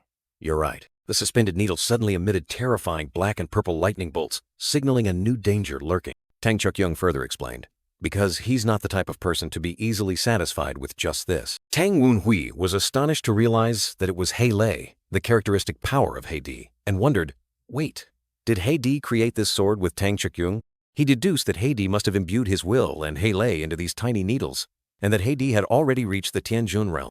Tang Chuk-yung continued to explain, "When you pull the string, the Hei Lei will strike the spot where you are standing." Tang Wun-hui looked up at the black and purple lightning bolts streaking across the sky, sensing their deadly danger. The old man warned, "Not only will being hit by them be very painful, but even a single strike will render you unable to use martial arts for 10 days. Tang Wun-hui suspected, is he implying that the Hei Lei also contains a highly potent dispersed poison, and that it is none other than Hei Di's poison? He realized that even with the poison dragon essence art, he couldn't neutralize Hei Di's poison. Tang Wun-hui thought in despair. In other words, if I'm even grazed by one of them, I'll have no choice but to become useless and watch the Northern Sea Sect attack during Hei Di's visit. Tang Chuk-yung calmly puffed on his pipe, saying, If you don't think you can withstand them, feel free to leave that position. Tang Wenhui held the new sword and asked Tang Chukyung, "What will happen to this sword if I leave?" Tang Chukyung sneered, praising Tang Wenhui's quick wit. "Heh, you're quick-witted." The divine blacksmith continued to explain. If a certain amount of time passes without the string being pulled, or if the lightning bolt isn't deflected after pulling the string, then that sword will go boom and self-destruct, leaving Tang Wenhui in deep shock, unable to believe his ears. Tang Wenhui realized that Heidi and Lu Ban were trying to tell him something. He stared at the sword in his hand, understanding that they had created a legendary sword for Tang Wenhui's gaze sharpened, understanding the implicit message. If you can't even deflect these needles, you don't deserve it. Tang Chukyung challenged Tang Wenhui, asking what he would do next as the black and purple lightning bolt still swirled in the sky. Tang Wenhui flashed a confident smirk, declaring, "Of course I must accept this challenge. How could I refuse such fun after receiving a sword like this?" 3 girls secretly observed from the rooftop. One exclaimed curiously about the fan that could launch assassination weapons and wondered if they were installed inside. Amidst the surprise of those around them, a long-haired, black-haired girl suddenly realized, it is a sword. A close-up of the long-haired, black-haired girl's face, her eyes wide with astonishment as she firmly reaffirmed, "That is a sword." The girl with her hair in a bun next to her smiled enigmatically, expressing doubt as she asked again, "How can it be a sword? It's clearly a fan." Both the girl with her hair in a bun and the long-haired, brown-haired girl agreed that it still looked more like a fan than a sword. However, the long-haired, brown-haired girl was astonished to feel a powerful sword chi emanating from Tang Wenhui ever since he held the fan, confirming it was true sword chi. The long-haired, brown-haired girl looked down with a thoughtful expression, realizing this proved that Tang Wenhui possessed at least outstanding talent in swordsmanship. The 3 girls were startled and panicked. One of them exclaimed in confusion that it seemed something unusual was happening. All 3 girls were astonished as black lightning bolts erupted around them. One of them couldn't believe seeing the clan leader's black lightning reappear. Tang Wenhui stood amidst a space filled with gloomy black lightning bolts.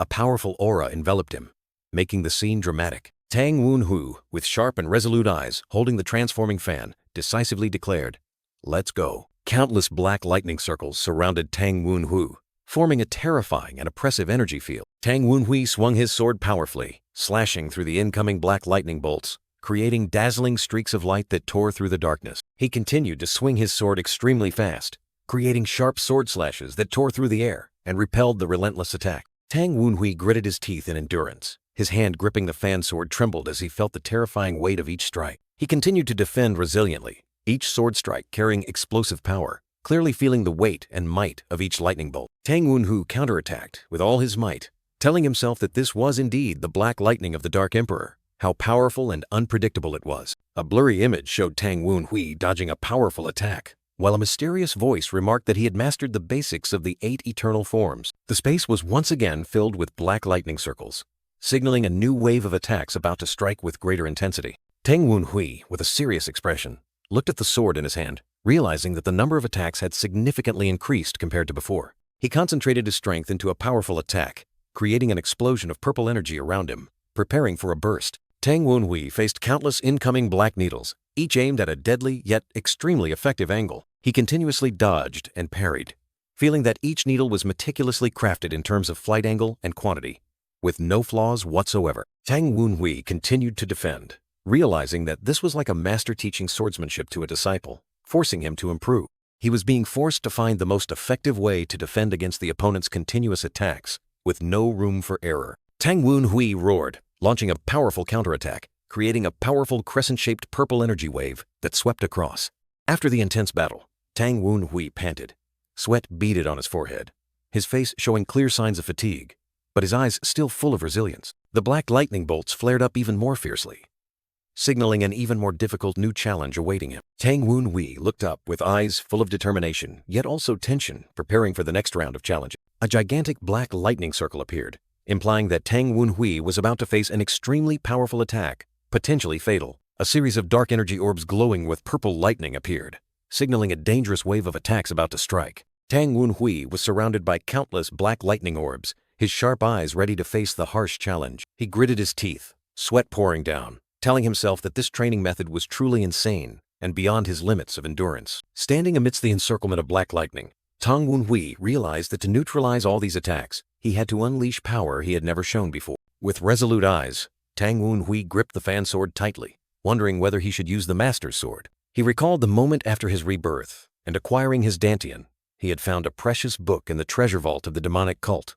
and read it hundreds of times. The book glowed, revealing it was the Heavenly Demon Nine Swords, his master's treasure. Within the Heavenly Demon Nine Swords, there was a technique called Mela Heavenly Sword Form, with a terrifying number of strikes, overwhelming all opponents. However, Tang Woon Hui told himself that, with his current internal energy, he couldn't yet learn the defensive techniques of the demonic cult, and thus couldn't withstand the terrifying offensive power of the Mala Heavenly Sword Form. Therefore, Tang Woon Hui decided to adjust the Mala Heavenly Sword Form to suit himself at the current moment. The black lightning orbs continued to rush forward, creating piercing wind-tearing sounds, pushing Tang Woon Hui into a difficult position. Suddenly, a dazzling burst of light erupted from Tang Woon Hui, repelling the dark attacks. He swung his fan sword, now enveloped in dark energy, declaring he would supplement the missing number of strikes with Raging Storm. Tang Woon Hui concentrated his energy.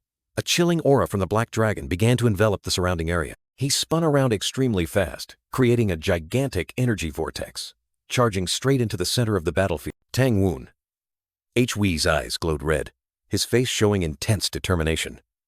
Ready to unleash his power, he unleashed a series of lightning-fast slashes, forming a dense energy net, cutting through everything. Tang Woon, whose speed was so great that it created countless afterimages, making it impossible for opponents to grasp him. His eyes flashed with a brilliant red light, his speed becoming faster and faster, surpassing all limits. Tang Woon Hui displayed the technique Raging Storm Mala Sword Dance, combining the power of Raging Storm and Mala, creating a peak swordsmanship performance. A series of purple-black energy pillars erupted from the ground, forming a brilliant light barrier, trapping everything. A gigantic energy vortex swept through everything, crushing and destroying the entire area. After the burst of power, Tang Woon Hui stood tall amidst the ruins, demonstrating his astonishing strength. He gave a self-satisfied smile, gently declaring that he had passed the test. Tang Woon Hui held the brilliantly glowing fan sword, asserting his ownership of this weapon. The god of blacksmiths, Tang Chuk-young, looked at Tang Woon Hui, revealing the box containing explosive needles and the formula for black fire medicine.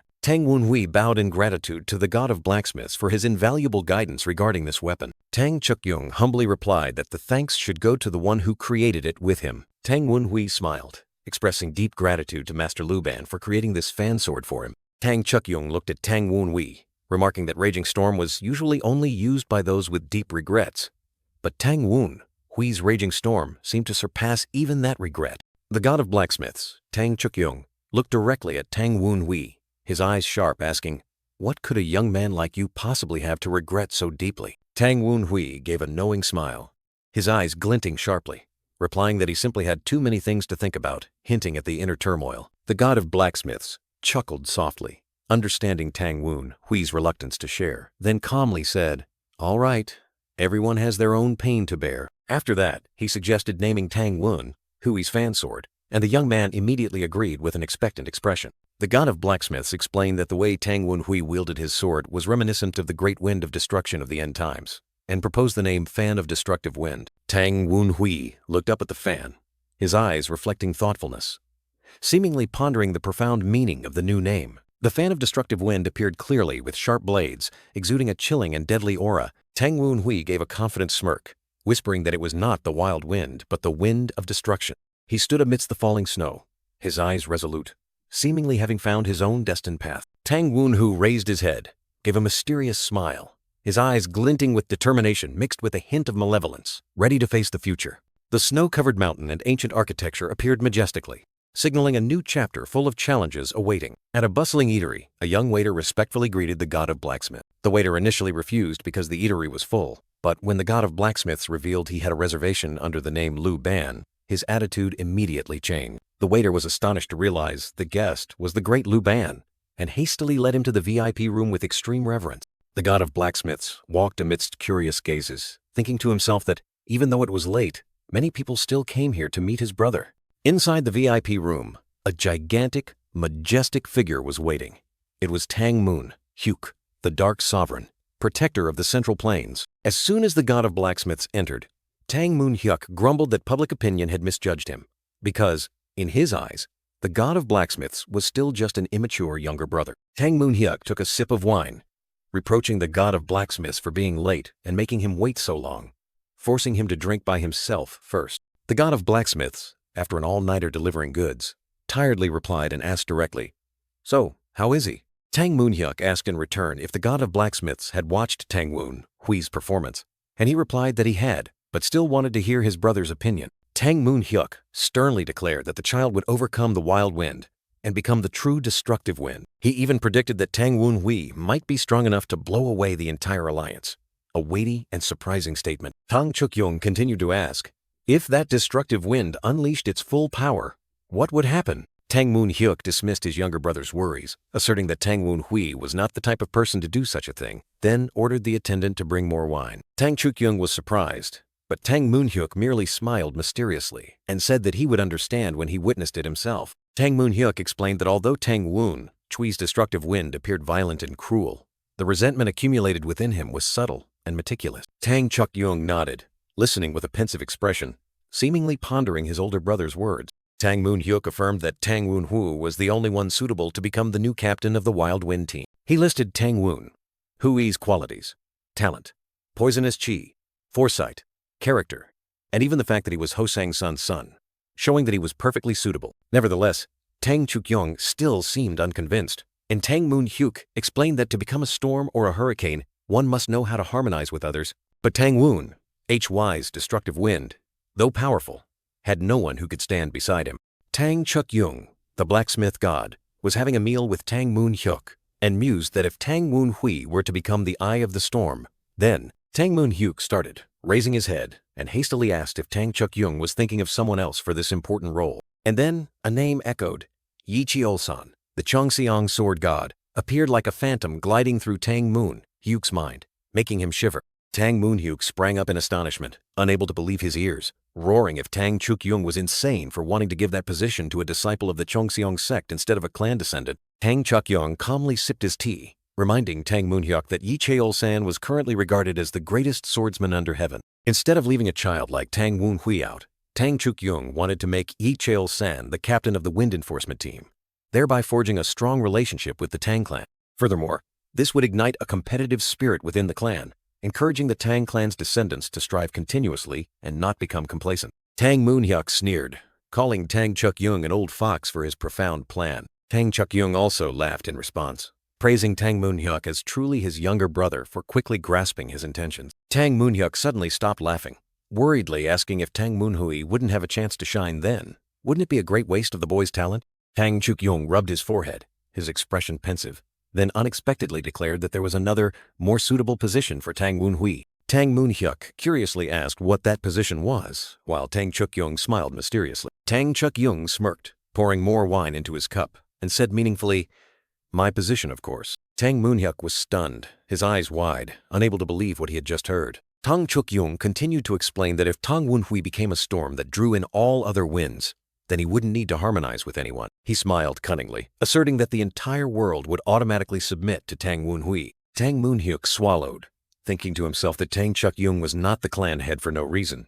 His thoughts were completely different despite his outwardly impulsive appearance. Suddenly, Tang Chuk-yung felt a sharp pain, as if something was corroding his body. He trembled as he looked into his wine cup, horrified to realize something was amiss. Tang Moon-hyuk smirked, calmly explaining that it was a paralytic poison capable of bringing down an entire ox with just one drop. Tang Chuk-yung growled angrily, cursing Tang Moon-hyuk as a scoundrel for daring to poison him, even knowing he could detoxify himself immediately. Tang Moon-hyuk laughed loudly, revealing that he had met someone just before coming here, and Tang Chuk-yung had been too preoccupied to notice he was poisoned. Tang Chuk-yung was stunned, his eyes full of suspicion, asking, "What?" Tang Moon-hyuk held up a vial of poison, his eyes sharp and cold as he retorted, "Who do you think gave me this poison?" Tang Chuk-yung flinched, his face changing color, unable to believe the possibility. Tang Moon-hyuk continued to sneer, asking if he knew who he had met before coming here, causing Tang Chuk-yung to roar in anger. "Damn it! Did you betray me?" A mysterious figure appeared, walking gracefully amidst the rubble, coldly declaring that the entire building had been surrounded and demanding Tang Chuk-yung's surrender. The mysterious female figure fully revealed herself, with a sharp beauty and arrogant eyes. She powerfully called Tang Moon-hyuk grandfather. Far away on the rooftop, 3 girls were intently observing everything, their faces clearly showing astonishment and worry at what was unfolding. One of the 3 girls exclaimed that the Tang Clan's wild wind dance was truly astonishing, having never seen such transcendent swordsmanship. 2 young girls, Sion Yi and Gyu Jin, stood on the rooftop with expressions of extreme astonishment as they witnessed something unprecedented. Xian Yi was shocked to realize that the sword art young Master Woon Wei was performing was not the Raging Wind Dance, nor was it even a martial art of the Tang Clan. All three girls, Gyu Jin, Su Min, and Xian Yi, froze, unable to utter a word at the incredible scene unfolding before them. Fierce purple killing intent erupted, engulfing the space with destructive power. Su Min anxiously asked Gyu Jin if young Master Woon Wei was all right as he faced a terrifying attack. Gyu Jin, with eyes full of fear, knew that this was an attack that even a peak master would find difficult to resolve. The long-haired girl turned her back, her face filled with worry as she realized Woon Wei would surely be injured if he continued. Gyu Jin suddenly flinched, her eyes wide with unease, as if she had just realized something extremely dangerous. Tang Woon Wei stood firm amidst the storm of purple killing intent, unleashing dazzling sword strikes, countering the terrifying attack. He moved swiftly, dodging deadly blows with astonishing speed, creating protective swirls of sword chi. Tang Woon Wei roared, unleashing the ultimate technique Myriad Sword Chi with thousands of exploding sword chi streams tearing through the night. Gyu Jin and the other girls were astonished to see young Master Woon Hichwai's sword chi erupt, but their faces were still filled with worry due to its terrifying instability. Su Min turned to Gyu Jin, her voice trembling as she asked, "Sister Gyu Jin, is that thing of young Master Woon Wei all right?" Tang Woon Wei stood amidst the sky-high purple killing intent, while the demonic chi spirit beside Gyu Jin trembled and whispered, "I've never seen such intense killing intent." The demonic chi spirit, with a horrified expression, repeated, "I've said it again and again.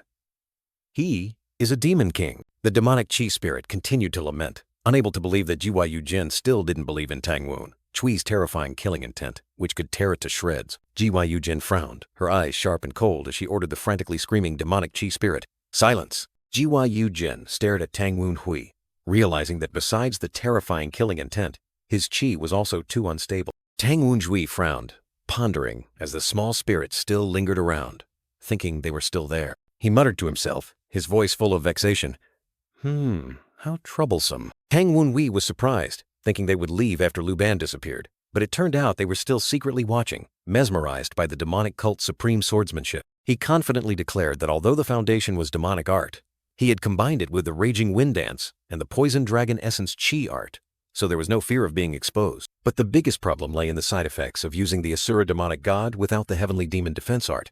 A terrifying image of the blazing red Asura demonic god appeared, showing the destructive power latent within Tang Woon Wei. Tang Woon Wei had successfully sealed the Asura demonic god into the Raging Wind Dance, but the Poison Dragon Essence Chi art was not strong enough to withstand the Asura demonic god Myriad Swords form. He recalled that the 9 swords of the Heavenly Demon were created by his master to be used with the Heavenly Demon defense art. Normally, the Asura demonic god's killing intent would be controlled by the Cultivation art, but without it, the killing intent was beginning to run rampant without escape. Tang Woon Wei clutched his head, sweat pouring down, worried that if he didn't quickly release or suppress this killing intent, he could fall into chi deviation. Gyu Jin, with wide, horrified eyes, seemed to sense the extreme danger emanating from Tang Woon Wei. Tang Woon Wei suddenly smiled mysteriously, then unleashed an extremely powerful sword chi strike, tearing through space and surging straight forward. Tang Woon Wei stood on the rooftop, looking down at Gyu Jin, Xian Yi, and Su Min, and coldly asked, "How much longer do you intend to linger here?" The 3 girls, Gyu Jin, Xian Yi, and Su Min, secretly peeked from the rooftop, looking awkward when Tang Woon Wei discovered them. Tang Woon Wei gave a meaningful smile, a calculating look appearing in his eyes as he recognized their identities. Tang Woon, whose eyes flashed with sharpness, and he thought to himself, "These are the perfect opponents for me to suppress my killing intent." Under the dim moonlight, Tang Woon Wei stood facing the 3 girls, proposing a match that surprised them. A match? Gyu Jin, Xian Yi, and Su Min were simultaneously astonished, unable to believe that Tang Woon Wei wanted to fight them. "Fight us?" Tang Woon Wei held up 3 fingers, giving a challenging smile and declaring, "Yes, as payment for your surveillance of me." Gyu Jin frowned uncomfortably, admitting, "It's true that we were wrong to spy on you." Gyu Jin worriedly pointed out, "But are you sure? Your chi is extremely unstable." Tang Woon Wei maintained his mysterious smile, explaining, "Precisely because I lack experience in swordsmanship, I need to spar with seasoned practitioners like yourselves." The 3 girls were surprised to realize Tang Woon Wei's intention, as he wanted to use the match to fully digest the enlightenment he had just achieved. Tang Woon Wei narrowed his eyes, a faint purple killing intent emanating around him, revealing, "Of course, It's also so that the energy of Ching Cheng and Ame can help me refine the bloodthirsty demonic energy. Gyu Jin pondered thoughtfully, then turned to ask her two friends for their opinion. What do you two think? Xian Yi and Su Min agreed with Gyu Jin, accepting the challenge as they were also at fault for secretly following Tang Woon Hui. Tang Woon Hui flashed a cunning smile, his eyes gleaming with excited purple light, gesturing. Then please come forward. Gyu Jin stood opposite Tang Woon Hui under the moonlight, reminding him. Don't overdo it. He replied. Yes, I know. Gyu Jin drew her sword, her gaze firm, ready to face the challenge.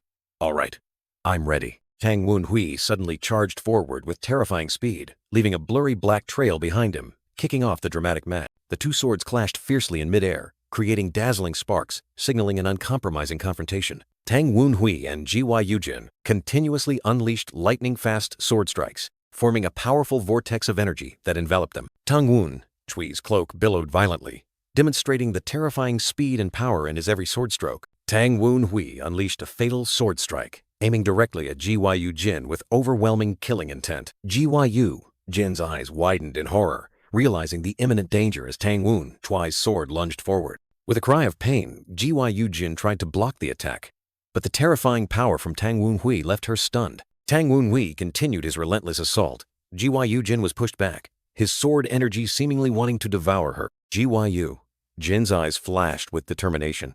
She gathered all her spirit to counterattack, refusing to accept defeat easily. Gyu Jin unleashed a powerful counterattack, her sharp sword energy seemingly tearing through the air, forcing Tang Woon Hui to dodge. The two sword practitioners clashed once again, creating a dazzling explosion of energy, making the entire space tremble. Powerful streams of sword energy spread everywhere, creating dazzling streaks of light against the night sky, demonstrating the ferocity of the battle. Xian Yi and Su Min stood on the rooftop, watching the battle in astonishment. One of them exclaimed, "This isn't practice anymore. They're fighting for real." Tang Woon Hui unleashed a lightning-fast attack, his blazing purple sword energy tearing through the air. Gyu Jin skillfully parried the attack, dazzling sparks flying from each sword clash. Gyu Jin was astonished to realize Tang Woon Chui's remarkable progress. In just 2 weeks, he had reached a completely different level. She couldn't believe it. Woon Hui's swordsmanship was far superior to before, making her wary. Each time their swords clashed, Gyu Jin found Tang Woon Chui's swordsmanship becoming more refined and perfect. He was observing, learning, and improving his swordsmanship right in the midst of battle, forcing Gyu Jin to retreat to avoid a dangerous strike. Tang Woon Hui continued to press his advantage, unleashing lightning-fast moves, leaving his opponent no time to react. After the intense match, Gyu Jin panted heavily, sweat beading on her face, showing that she had given her all. Tang Woon Hui smiled and thanked Gyu Jin for her help, while she was still struggling to catch her breath. With a confident smile, Tang Woon Hui turned to invite the next person, while Xian Yi and Su Min watched from behind. Xian Yi stepped forward, lamenting that she would have refused if she had known the match would be so intense, but was still ready for the duel. She gently closed her eyes, reminding herself that a promise was a promise and could not be taken back. Xian Yi drew her sword, her eyes sharp, declaring that she would strike first in this match. She charged forward, unleashing a powerful sword stroke, creating a bright white sword energy that tore through the air. Tang Woon Hui dodged the sudden attack, his eyes wide with surprise at his opponent's speed. He immediately counterattacked, unleashing a series of rapid slashes, forming a vortex of purple sword energy that enveloped Xian Yi. Tang Woon Hui groaned in pain as he took a critical blow from his opponent. Xian Yi anxiously asked about Tang Woon Hui, while also realizing that the Buddhist energy of the Ma sect was indeed a direct counter to his killing intent. Tang Woon Hui nodded, his eyes flashing with determination, confirming that was precisely why he wanted to spar with her. Xian Yi continued her attack, thinking that Woon Chui's killing intent had not yet fully transformed into demonic energy, so her energy would not cause internal injuries. Tang Woon Hui felt his energy rapidly depleting after each time their swords clashed. The two continued to fight fiercely. Tang Woon Hui analyzed that if Taoist energy was already an antithesis, then Buddhist energy was much worse. He smirked, realizing that Xian Yi's Buddhist energy was an even stronger counter. Tang Woon Hui was sent flying into the air by a powerful blow, surrounded by a blazing purple energy. He quickly regained his balance, telling himself he had to find a way to overcome this suppression. Tang Woon Hui secretly praised the Mi sect swordsmanship as truly impressive, even without using sword energy. He continued to analyze, realizing that the Mi sect was composed entirely of women. Tang Woon Hui deduced that their swordsmanship was designed to compensate for their lack of physical strength and power compared to men, while maximizing the subtlety of women. He noticed that due to their smaller stature, They often swung their swords low to dodge attacks and maintain better balance, but could not prolong the battle. Tang Wun-hui concluded that all these techniques would be extremely useful if he had to face an opponent larger than himself and prepared to counterattack. In the silent night, 3 figures clashed like lightning bolts, their blazing sword strokes painting a powerful dance of death. Tang Wun-hui unleashed a lightning-fast sword strike, enveloped in dazzling golden light, forcing his opponent to retreat by a hair's breadth. Gyu Jin dodged a fatal sword strike, her eyes revealing astonishment and exhaustion at her opponent's terrifying speed. Both continued to charge at each other, their clashing swords sparking fire, creating a relentless and fiery battle. Finally, Gyu Jin sighed tiredly, declaring that she was exhausted and could no longer continue this intense match. Su Min stepped forward, thanking Gyu Jin and teasing Tang Wun-hui that if he kept obsessing over swordsmanship like that, no girl would ever notice him. Xian Yi also stepped out, exclaiming about the excitement of the match, and remarking that she was also tired from watching. She revealed a shocking truth. Tang Wun-hui was not naturally gifted in swordsmanship. However, what was astonishing was that he could observe and grasp Gyu Jin's and Su Min's swordsmanship techniques incredibly quickly.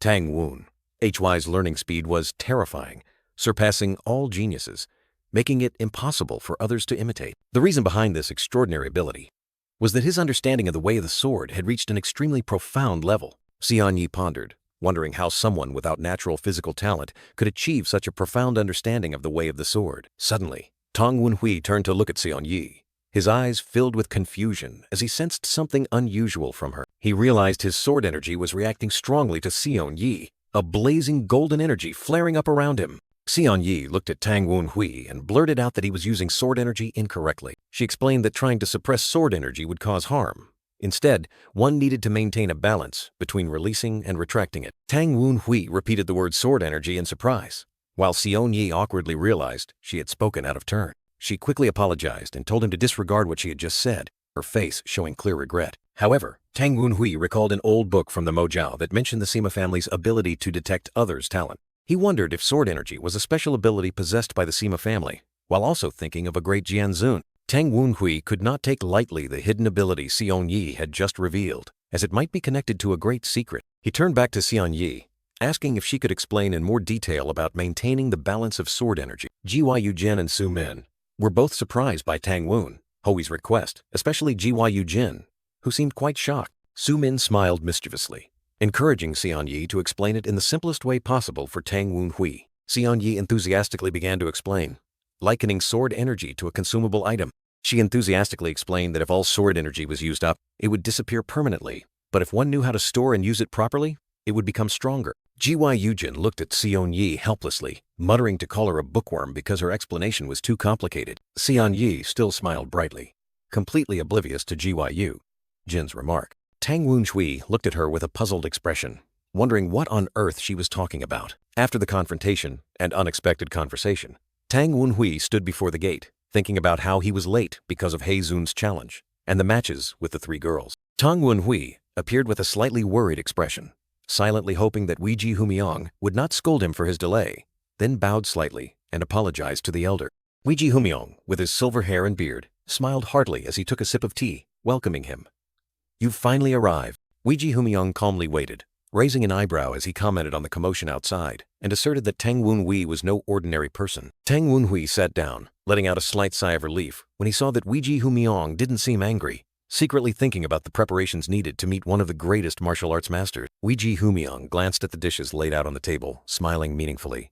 "You've prepared quite thoroughly." Weiji Humiang's knife-sharp gaze pierced through, and he was astonished to realize that in just 2 short hours, Tang Wun-hui had grown remarkably stronger, as if he had grown claws. Tang Wun-hui asked in surprise, "You can tell?" And Weiji Humiang confidently replied, "How many battles do you think I've been through?" Weiji Humiang sipped his tea, proudly declaring that even one of the 10 great martial masters might not have experienced as many battles as he had, making Tang Wun-hui secretly assess that he was not as simple as he appeared. Tang Wun-hui looked directly at Weiji Humiang, a sharp glint of suspicion in his eyes, then resolutely asked, "Elder Weiji, may I ask you a question?" Weiji Humiang raised an eyebrow, his smile still on his lips, and asked back, "What is it?" Tang Wun-hui placed his hand on the teacup, his gaze firm as he questioned, "Why did you truly decide to come here?" Weiji Humiang's aura suddenly erupted, the teacup in his hand rattling as he growled, "Are you calling me a liar?" Weiji Humiang's eyes widened, his killing intent surging like fire, and he angrily asked again, "Are you really saying I deceived a child?" Tang Wun-hui, though still calm, had to frown as he felt the overwhelming surge of energy emanating from Weiji Humiang. Weiji Humiang gradually retracted his aura, smiling with interest. "Interesting. I suppose you have a reason to think I'm lying." Weiji Humiang issued a surprising challenge, declaring that he would test Tang Wun-hui immediately if his reason was convincing enough. The demonic spirit beside Tang Wun-hui panicked, warning him of Weiji Humiang's danger, but Tang Wun-hui remained calm, deciding to reveal why he thought Weiji Humiang had another purpose for coming here. Tang Wun-hui looked directly at Weiji Humiang, his eyes as sharp as knives, and began to analyze. A great martial artist of Murim came to the Nine Dragons branch, where a grand festival was about to take place, without any prior notice. Tang Wun-hui continued to argue, pointing out that Weiji Humiang surely knew the consequences of this, and if it were for the honor of the Lion Gate, he would have come at a different time, so why did he appear now? Tang Wun-hui decisively pointed directly at Weiji Humiang, firmly declaring, "Because you needed to come at this time." Tang Wun-hui's eyes flashed with profound insight, and he continued to reveal. Weiji Humiang was searching for something he didn't possess, but the Dark Sovereign, who was about to arrive, did. Weiji Humiang was utterly shaken, his aura erupting powerfully as Tang Wun-hui bluntly stated the secret. He wanted clues to reach the realm of the Celestial Observer. Weiji Humiang covered his face, his expression one of disbelief at Tang Wun-hui's words, as if all his secrets had been exposed. Weiji Humiang sighed, admitting he had underestimated the people of the Tang family, and then offered to help Tang Wun-hui with anything he could. Weiji Humiang tilted his head in thought, his gaze firm as he waited for Tang Wun-hui to state his request. The demonic spirit hovered beside Tang Wun-hui, whispering that Weiji Humiang was hesitating, for he was one of the strongest, carrying immense pride. Weiji Humiang began to recount his wandering past, astonishing the demonic spirit when it realized he was ready to abandon his pride. Weiji Humiang clenched his fists, his resolute gaze recalling the days of life and death, where he had fought every day to establish his sect and achieve his current status. A year ago, in a fateful moment, Weiji Humiang had to face a horrifying event. His eyes filled with pain and helplessness, Weiji Humiang collapsed to his knees, his body trembling and exhausted, as if he had just endured a terrifying battle that had stripped him of all his strength. Weiji Humiang was growling in indignation, unable to believe the vast power gap between him and his opponent. The Lion Blade King Weiji Humiang stood tall, his sharp gaze directed towards a majestic figure, questioning the difference between him and the Sword Emperor. The Sword Emperor, with an arrogant demeanor, coldly declared that Weiji Humiang's swordsmanship had only just touched the pinnacle of martial arts, far from being sufficient. Weiji Humiang's eyes widened in horror, unable to believe it when he heard Celestial Body mentioned, a legendary martial arts realm. The Sword Emperor continued to explain the Celestial Body realm, where cultivators could track the orbits of stars and absorb celestial energy. Weiji Humiang prostrated himself at the Sword Emperor's feet, feeling the terrifying disparity in their levels. Weiji Humiang's face was filled with astonishment and dizziness as the concept of the Celestial Observer, a real martial arts realm, seeped into his mind. The Sword Emperor turned his back, his eyes holding deep pity for Weiji Humiang, making him feel humiliated. Humiliation and a burning desire for power erupted within Weiji Humiang as he knelt, vowing to surpass his own limits. After that, Weiji Humiang plunged into secluded cultivation, determined to break through his own limits. The Lion Blade King persistently honed his golden lion blade art, but then realized it was still too shallow compared to the inherited martial arts of the great clan. Weiji Humiang's eyes burned with envy as he looked towards the renowned clans he had never belonged to. He recalled his disciples being easily defeated, an indelible stain on his heart. Tang Wun-hui appeared in his memory, unleashing a powerful attack, swiftly defeating weaker opponents. The black-robed youth stood amidst the dark space, an imposing aura emanating from him, making Weiji Humiang believe even more in his power. Weiji Humiang told himself that the Tang family, with the Dark Sovereign considered on par with or even superior to the Sword Emperor, surely possessed the claws he had always yearned for. Tang Wun-hui coldly looked directly at Weiji Humiang, his gaze as if asserting that he was the one who possessed those claws. Weiji Humiang mused that countless martial artists had died without ever achieving the legendary claws. He unexpectedly humbled himself, admitting that he too was one of the fools who could not reach that realm. Tang Wun-hui, along with the demonic spirit beside him, was surprised by the Lion Blade King's incredibly frankness. Weiji Humiang looked directly at Tang Wun-hui, declaring that his sole purpose in coming here was to seek those claws. The demonic spirit hovered beside Tang Wun-hui, secretly thinking that the Lion Blade King had completely cast aside the pride of a master. Weiji Humiang, with fiery eyes, displayed the pure and intense burning desire for power within him. Tang Wun-hui smiled confidently, decisively agreeing to help the Lion Blade King. Weiji Humiang asked again in surprise, but Tang Wun-hui immediately set a condition. Tang Wun-hui looked directly at the old man, stating his condition. Lend me your ultimate blade. Weiji Humiong was stunned, repeating the question about his ultimate blade. Tang Wunhui explained that the Lion Blade King's claws would be of immense value in the future, and he was certain he would acquire them. Weiji Humiong burst out laughing, teasing Tang Wunhui because he spoke as if he had already acquired the claws. Tang Wunhui gave a mysterious smile, firmly asserting that Weiji Humiong would definitely achieve those claws. Tang Wunhui was still relaxing in the bath, listening to Weiji Humiong explain that an ultimate blade was not something that could be lent out casually. Meanwhile, Wunhui pondered. It seemed the Lion Blade King's words held more than a simple refusal. Suddenly, Weiji Humiong leaned down, giving a meaningful smile and offering, "However, if you consider me your elder brother, then it wouldn't be difficult at all," which made Tang Wunhui's eyes widen in surprise. Tang Wunhui, in his adorable chibi form, along with the demonic spirit beside him, both stared blankly, wondering, what the hell did this old man just say? Elsewhere, the middle-aged man in yellow robes was sternly reprimanding the black-haired stalker for his delay and careless attitude. The middle-aged man in yellow robes angrily turned around, growling as he questioned the black-haired stalker about his insolent attitude, continuously threatening. The black-haired stalker's eyes suddenly flared with an icy blue light, exuding a chilling aura. The middle-aged man in yellow robes looked up in horror, his face changing color as he saw the black-haired stalker's terrifying eyes. In just an instant, the middle-aged man in yellow robes' face was covered in icy cracks, his expression frozen in extreme fear. The black-haired stalker stood tall amidst the shattered ice fragments, a chilling aura spreading, indicating that the middle-aged man in yellow robes had been completely frozen. The black-haired stalker looked down coldly, a sneer on his lips. Cuckoo, what a brutal way to solve a problem. We're going to kill them all anyway. I just started a little earlier. However, the middle-aged man in yellow robes reappeared, giving a forced smile and saying, "So, I'll have more work to do then." The black-haired stalker and the middle-aged man in yellow robes continued their exchange.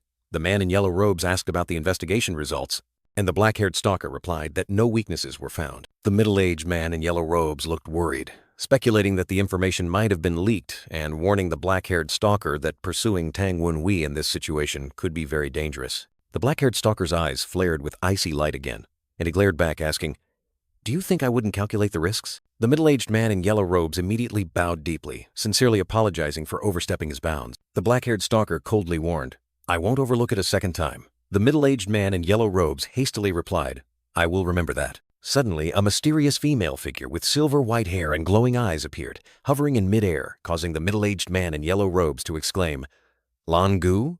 Could it be?" The majestic, mysterious female figure declared, "There is an order. The 12 Lan Gu Hei Ying Shang Ren." She raised her hand, and a powerful blue energy surge erupted, spreading throughout the space. The mysterious female figure's eyes flashed with a brilliant blue light, exuding a powerful and terrifying aura. The middle-aged man in yellow and the black-haired follower bowed respectfully, and the man in yellow solemnly said, "I greet the mythical leader." The mysterious female figure, surrounded by an ethereal light, asked about the preparations of those who followed the Northern Sea's harsh laws for the Holy War. The black-haired follower and his subordinates behind him solemnly replied, "The White-Handed Assassin Squad and the Silent White-Handed Assassin Squad have fully assembled. As long as you give the order, we will smile as we step onto the holy path and accept martyrdom." The mysterious female figure raised her hand, a powerful aura erupting, and declared, "Very well. I shall bestow upon you a divine mission, beginning the first chapter of the Holy War." The black-haired follower bowed. "Please give your command." She raised her hand high, a vortex of purple energy surrounding her, declaring that she would send a gift to an old enemy she had not met in decades. The mysterious female figure looked straight ahead with cold, sharp eyes, giving a cruel order. "Behead one of the Storm Swordsman's sons and display it on a pole. It doesn't matter how many people are martyred in the process. Can you do it?" The black-haired follower smirked confidently, his eyes flashing with a dangerous glint, affirming, "Of course we can." The mysterious female figure gently closed her eyes, her brilliant blue gaze saying, "Very well, I shall look forward to it." With a cunning and cruel expression, the mysterious female figure gave her final order. "Lan Gu, gather everyone. Tonight, we will ambush Tang Wunhui." Late night fell over an ancient building, and a cryptic whisper echoed, "The mythical leader of the Northern Sea has arrived in Julong District." The black-haired man in blue stood in contemplation, his eyes sharp and cold, surprised by the information. "Sooner than I expected." The masked director, with a mysterious expression behind his white mask, smiled and said that tracking them was impossible because they will all die anyway. The black-haired man in blue placed a chess piece on the table, asserting that he didn't think the mythical leader of the Northern Sea would take any action until the festival day. The masked director turned, his eyes holding a mischievous glint, revealing that the infiltrating rats had begun to act, surprising the black-haired man in blue. The black-haired man in blue took a sip of tea, pondering that the enemy had begun to act even though the clan chief had not yet arrived. He stared at the chess piece bearing the Northern Sea mythology symbol, concluding that they had probably abandoned the assassination plan after the death of the Whitebone instructor. The masked director continued, explaining that an assassination would be ineffective once the plan was exposed, and their goal was to spread fear of the demonic cult in the Central Plains. The black-haired man in blue pointed at the chess piece, predicting that if his deduction was correct, they would try to launch a direct war at the peak of the festival to prevent the clan chief from forming a new squad. The masked director nodded in agreement with that speculation, but then asked the black-haired man in blue if he understood why the little rats were acting so early. The black-haired man in blue closed his eyes,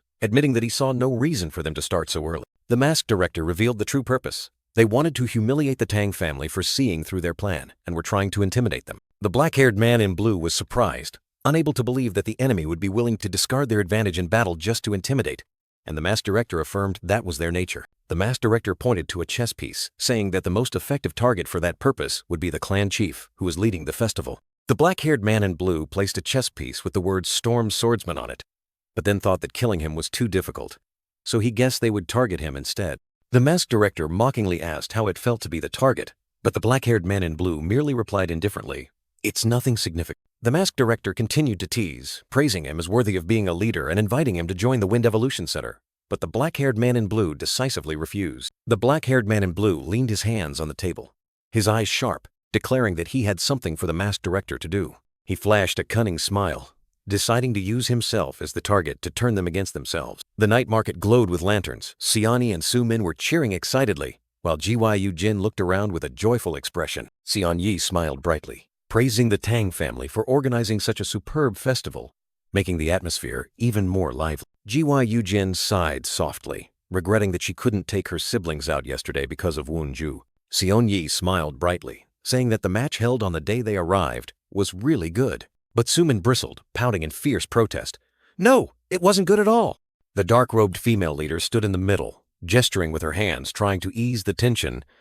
"Come on, let's enjoy ourselves." The three girls chorused, "Okay," and continued to immerse themselves in the joyful atmosphere of the festival. All three enjoyed sweet candied hawthorn skewers together, bright smiles on their faces. Gyu Jin held a smiling mask, wondering confusedly if she should buy it, while Xianyi and Su Min looked at her. Gyu Jin looked into the distance, her eyes filled with longing, wishing that her siblings could also go out together like this. In a dark room, Yu Chang sat alone, clutching a box tightly, his eyes thoughtful as he wondered what he was doing. Xianyi smiled brightly, excitedly calling Gyu Jin.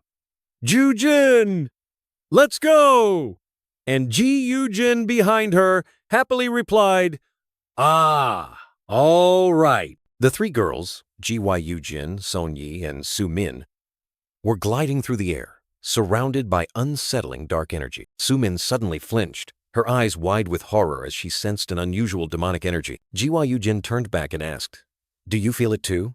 While Su Min nodded in confirmation with a worried expression. The three girls continued to move quickly between light and shadow, trying to trace the source of the mysterious energy. Gyu Jin and her teammates landed in a deserted area, and she wondered, well, did we lose their trail? Gyu Jin felt something was wrong, she said.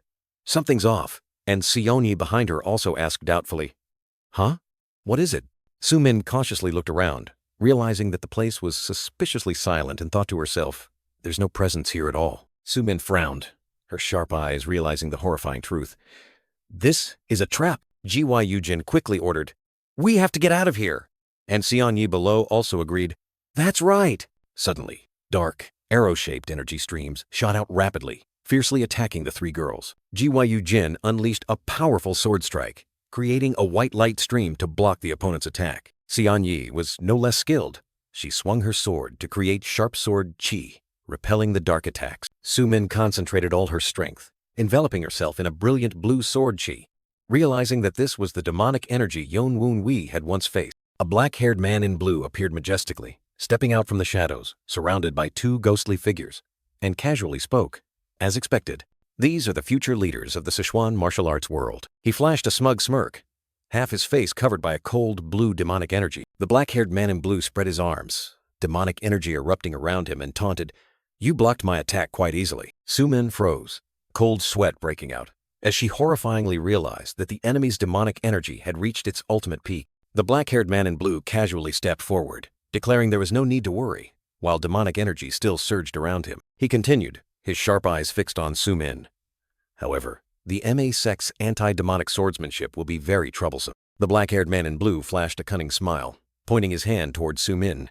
Therefore, I will deal with you first. Su-min screamed in pain, blood gushing from her mouth as the enemy's demonic energy pierced through her. With a fatal blow, the black-haired man in blue struck Su-min, sending her flying helplessly. Jiwa and Xian Yi simultaneously charged forward, unleashing powerful attacks towards the enemy to rescue Su-min. Jiwa cried out in despair, no, witnessing Su-min being severely wounded. The black-haired man in blue casually looked at Jiwa, revealing that he knew her identity, the daughter of the Jiulong clan chief and the Qingtian sword emperor, also worthy of my attention. Jiwa and Xian Yi continued their relentless attacks, but the enemy stood firm as a rock. The black-haired man in blue merely waved his hand gently, easily neutralizing all of Jiwa and Xian Yi's attacks. Jiwa eyes widened in shock. What? Unable to believe the opponent's overwhelming power? Jiwa clutched her chest in pain, blood gushing from her mouth.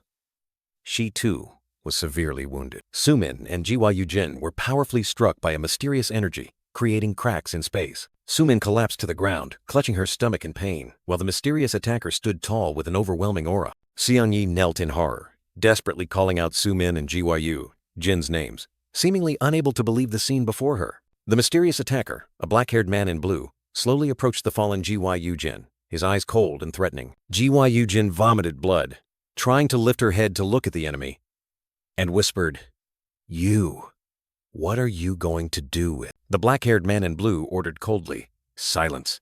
He unleashed a fatal blow, sending Jiwa flying amidst a deep blue energy. He turned his back, ordering Jiwa, "Tell the Jiulong clan that if they want these two to return, then Yon Wunhui must come to me himself," he growled, his eyes glowing brightly with menace. Jiwa collapsed to the ground, watching the enemy's retreating figure, energy cracks still lingering in the air. She coughed up blood, painfully calling out Su-min and Jiwa-Jin's names, trying to get up in vain. Jiwa-Jin lay sprawled on the cold ground, her body exhausted, only able to let out weak groans. She clutched the wound on her chest, breathing heavily, blood still oozing from the corner of her mouth. A small whistle fell from Jiwa-Jin's hand, a symbol of her final cry for help. From a distance, a small figure was dashing like lightning through the streets, seemingly having received the distress signal. Jiwa lay there, her eyes glazed over, looking up, blood streaming down her chin, her body having reached its limit. Yan Wunhui, with a face full of worry and determination, was holding a small box ready to face any danger.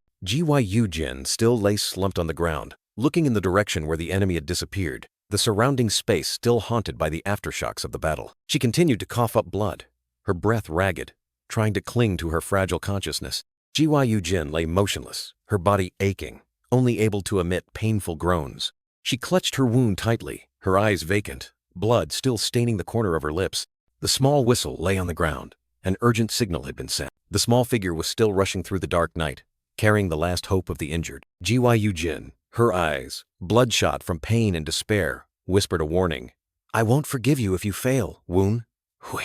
In the Azure Pavilion living room, Yang Wunhui appeared, looking towards Jiwa and Su-min, who lay unconscious on the bed. He hastily asked a servant about Jiwa-Jin's condition.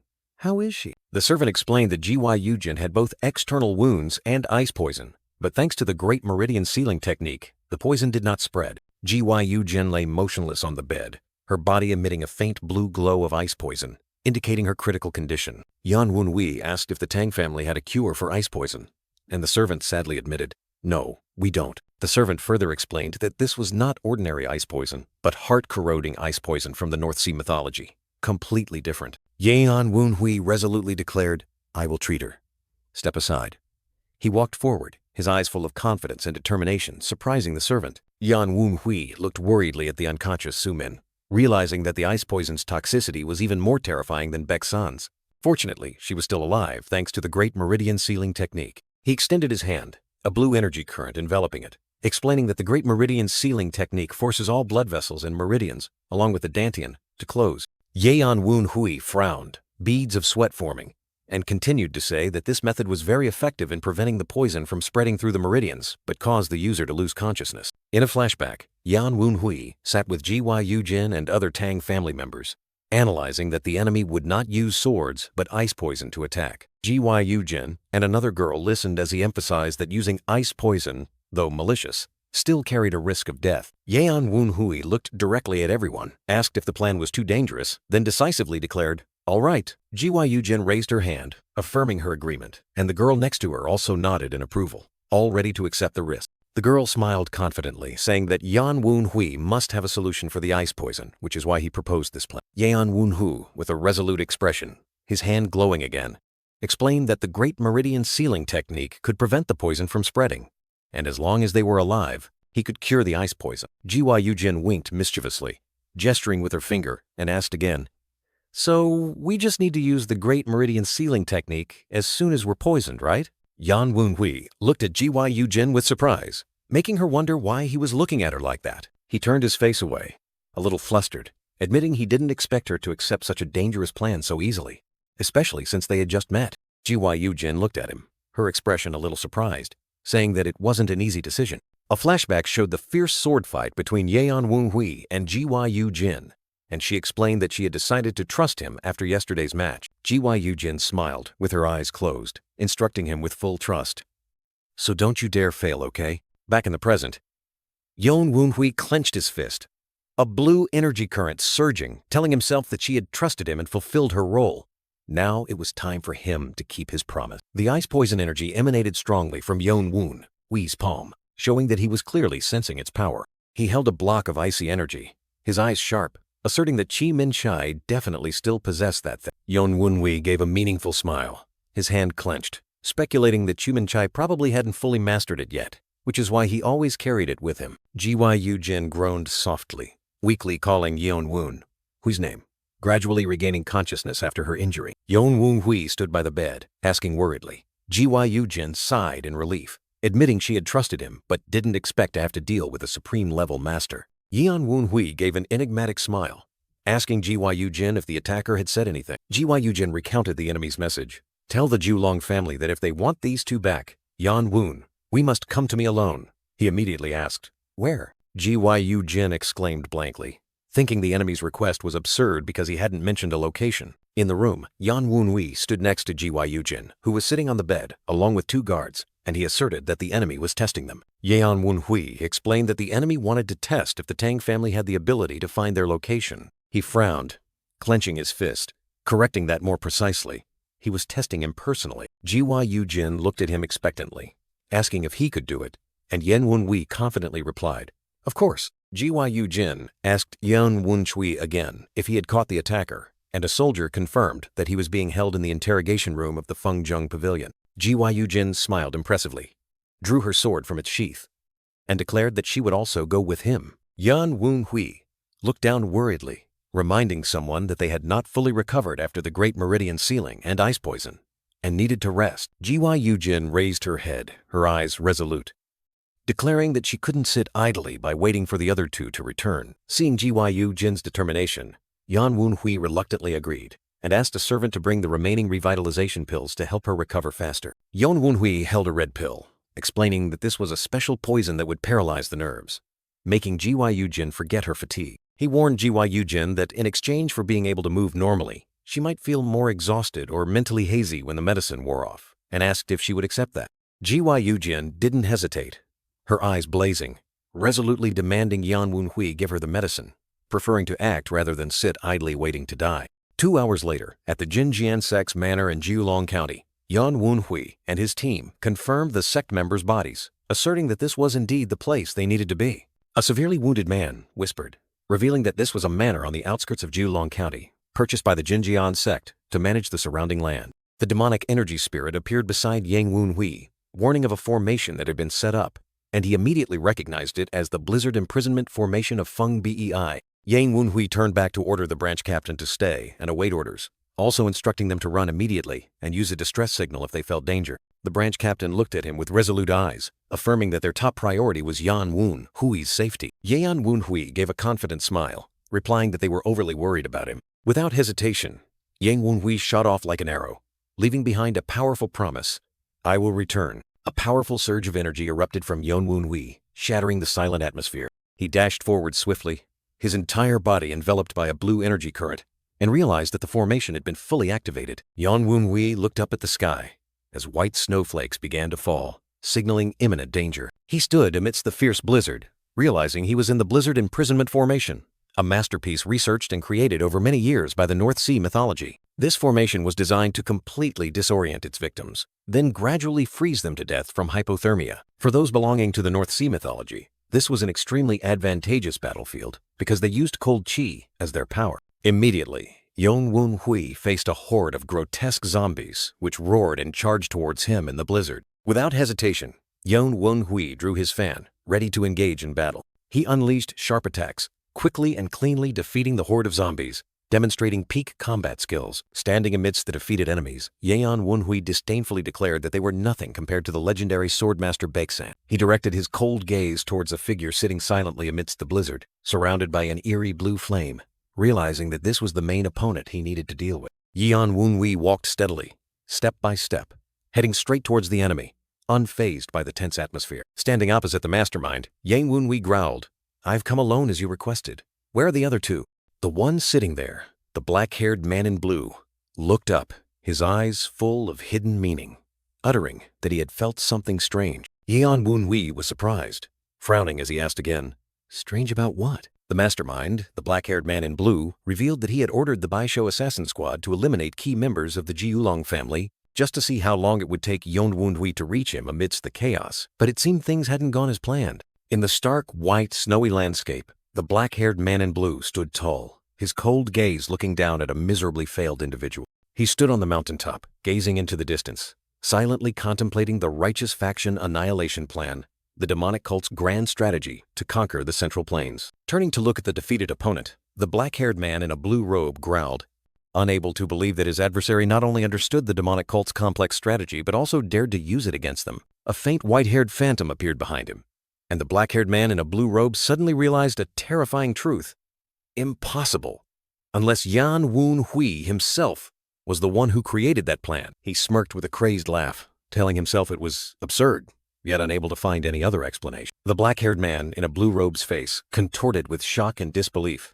He could not accept this insane conclusion. Yonwun-hui stood there, his expression puzzled, asking his opponent in return, "What the hell are you talking about?" The black-haired man in a blue robe raised his hand towards Yonwun-hui, his eyes filled with suspicion and recognition. He pointed directly at Yonwun-hui, his face contorted with extreme excitement, growling, "You are Yonwun-hui, aren't you?" Yonwun-hui merely stood silently, his gaze unusually calm, not wavering in the slightest at the accusation. A confident and arrogant smirk briefly appeared on Yonwun-hui's lips. He opened his fan, his eyes full of mischief, casually admitting, "You've got me." In a dark room, Su-min startled awake, clutching her head in pain and exclaiming about this unfamiliar place. A figure, Honggu Kongbu, stood behind her, coldly saying, "You're awake." Su-min looked up, realizing that the person standing before her was Luo Jinbei, the director of the Golden Sword sect, who was smiling meaningfully. Luo Jinbei turned his back, let out a sigh, his face full of disdain. His face transformed,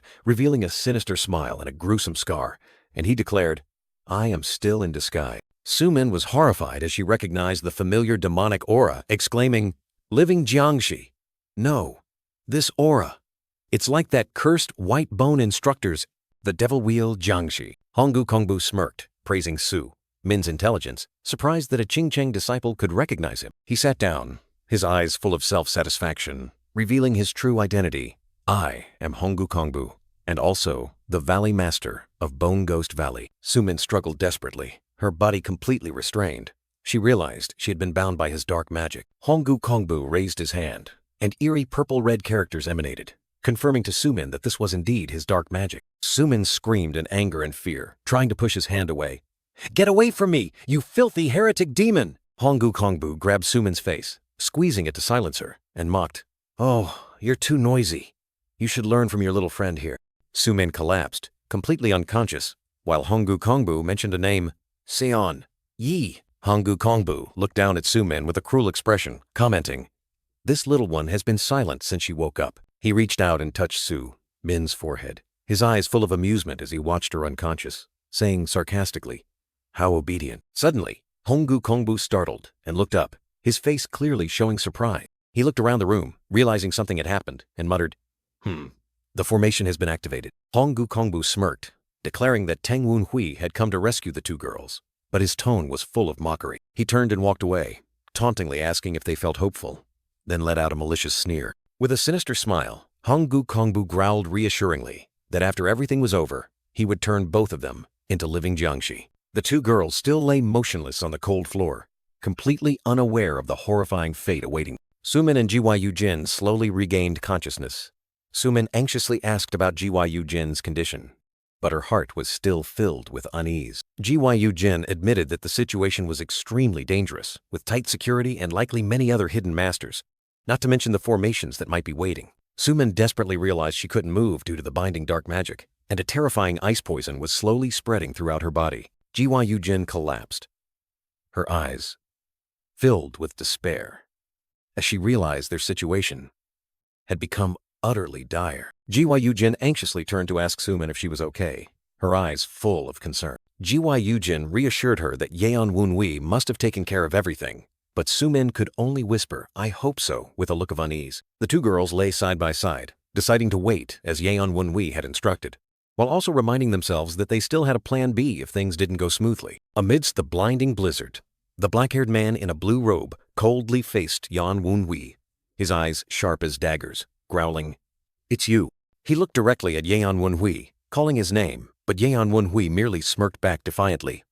"I am Tang Wunhui." The black-haired man in a blue robe adamantly denied it, insisting he was Yeon Wunhui, but he only sneered, pretending not to understand what he was saying. With icy eyes, the black-haired man in a blue robe drew his ice sword from its sheath, growling a warning to Yeon Wunhui to stop playing dumb. Yeon Wunhui reacted incredibly fast, gliding like a ghost, narrowly dodging his opponent's sharp sword strike. He continuously dodged the relentless attacks, leaving the black-haired man in a blue robe surprised by his speed and agility. Yeon Wunhui focused intently, while the black-haired man in a blue robe began to introduce his sword, the life-snatching demonic sword. He continued, revealing that it was the legendary treasure of Northern Sea mythology, forged from dozens of thousand-year-old ice crystals, containing an immense amount of yin energy. The black-haired man in a blue robe likened the sword to a block of divine medicine, causing the demonic spirit beside Yeon Wunhui to exclaim that no one would consider such a weapon a divine medicine. He began to recount, initially hating Yeon Wunhui because he shared a name with someone he despised, then growing suspicious because he knew too much about the demonic cult. He even emphasized that Yeon Wunhui had intervened to save the followers of the legendary demonic god, further solidifying his suspicion. With a chillingly crazed smile, he growled, declaring that now, with Yeon Wunhui standing right before him, he understood everything. He listed every minute detail. Yeon Wun, his arrogant attitude, tone of voice, gaze, habits, and even his footsteps all betrayed his true identity. He roared, asserting definitively, "You are Yeon Wunhui," while the youth once again dodged his opponent's lightning-fast attack. Yeon Wunhui chuckled softly, his eyes full of mischief, as if enjoying the play his opponent was putting on. He casually teased, saying he didn't expect his opponent to like him enough to study him so thoroughly, making the atmosphere inexplicably humorous. A mysterious white-haired phantom suddenly appeared behind the black-haired man in a blue robe, startling him, and he turned back, his eyes filled with surprise. Yeon Wunhui continued to provoke, saying he thought his opponent wanted him dead so he could rightfully become the young master. A mysterious white-haired phantom appeared, its eyes sharp and its aura arrogant, uttering a provocation. "You truly haven't changed at all." "Huh?" The black-haired man in a blue robe, with glowing red eyes and a sinister smile, growled back at the provocation, simultaneously asserting Yeon Wunhui's identity. Yeon Wunhui smirked mischievously, calmly replying, "Stop calling my name, you're giving me goosebumps." The black-haired man in a blue robe said no more. He raised his ice sword high, summoning a massive surge of dark energy, preparing to unleash a fatal blow. His two henchmen, with glowing red eyes and fierce expressions, charged forward to attack Yeon Wunhui without hesitation. Yeon Wunhui was surrounded by countless illusions of his enemies, who rushed at him from all directions, forming a fierce illusory blizzard. The black-haired man, in a blue robe, stood between his two henchmen, arrogantly declaring his invincibility within the blizzard imprisonment formation. He growled, his eyes as sharp as ice, threatening that Yeon Wunhui would face a miserable death in this blizzard. Yeon Wunhui calmly replied, suggesting that it was his opponent who failed to recognize the true situation. The black-haired man in a blue robe asked back in surprise, not understanding Yeon Wunhui's meaning.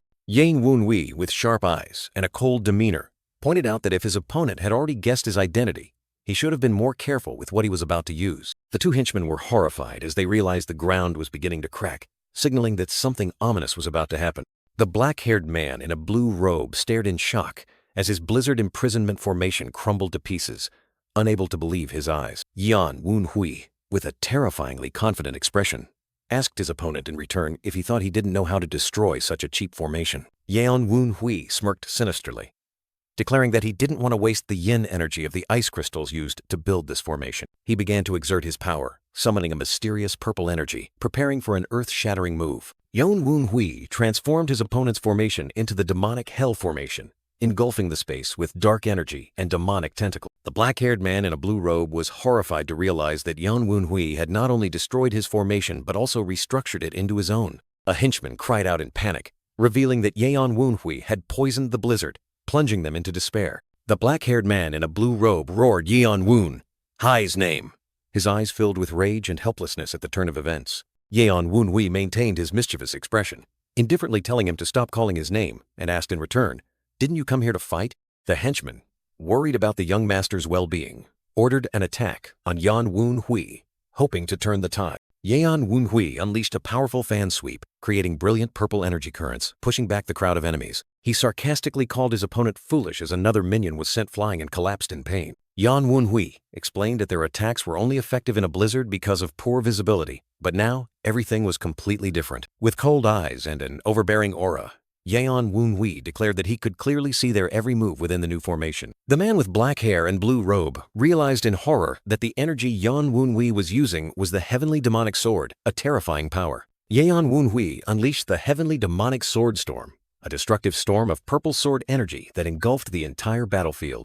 The minions were mercilessly swept away by the sword storm, collapsing and disintegrating in extreme pain. Unable to resist, the man with black hair and blue robe gritted his teeth, his eyes blazing with killing intent, pouring all his strength into the next attack. He charged like a whirlwind, his ice sword slashing through the air, leaving shattered fragments in his wake. Facing the fatal blow, Yan Wunhui stood calmly, his eyes flashing with mysterious purple, his fan in hand ready for battle. Nevertheless, Yan Wunhui still had to grit his teeth and endure, perhaps due to the immense pressure from his opponent.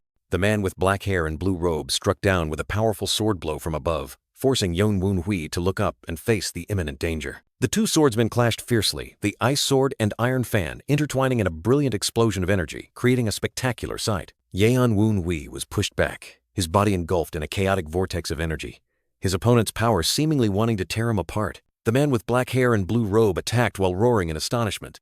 "I don't understand how you can use your internal energy again." He continued to charge, his eyes full of arrogance, declaring firmly, "But I am still much stronger than you."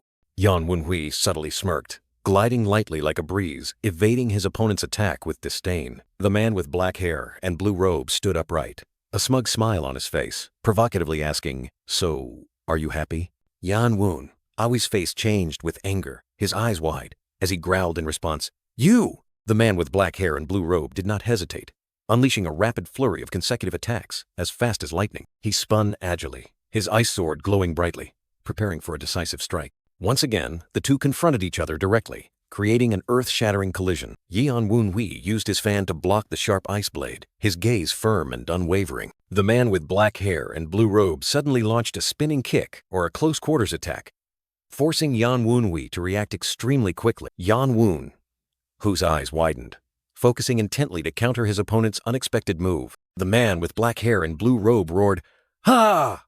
unleashing a powerful surge of energy, his long black hair fluttering.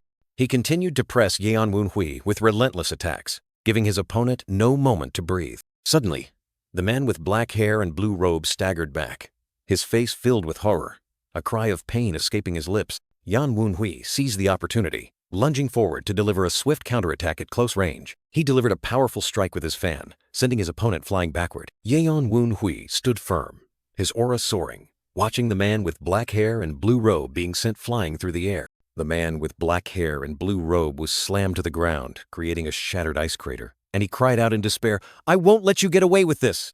Giant ice pillars suddenly erupted from the ground, piercing through the man with black hair and blue robe, causing him extreme pain. He was thrown into the air once more, his body engulfed in shattered ice fragments. Utterly defeated, Yeon Wunhui skillfully twirled the fan in his hand, preparing to decisively end the battle. He snapped the fan shut with a decisive click, his eyes cold, signaling the confrontation had reached its end. Yeon Wunhui was astonished when the man with black hair and blue robe suddenly attacked him with countless sharp hidden weapons from above. He tensed, unleashing extremely powerful ice sword strikes to parry the rain of hidden weapons, his expression full of tension. Nevertheless, a few hidden weapons still tore through his shoulder, leaving fresh red bloodstains on his body. The man with black hair and blue robe painfully collapsed, fresh blood dripping, but his eyes still burned with hatred. He gritted his teeth, realizing that Yeon Wunhui's hidden weapons were poisoned, making the wound even more agonizing. Before he could recover, Yeon Wunhui swooped down like a whirlwind, delivering a fatal kick to his opponent, accompanied by an arrogant taunt.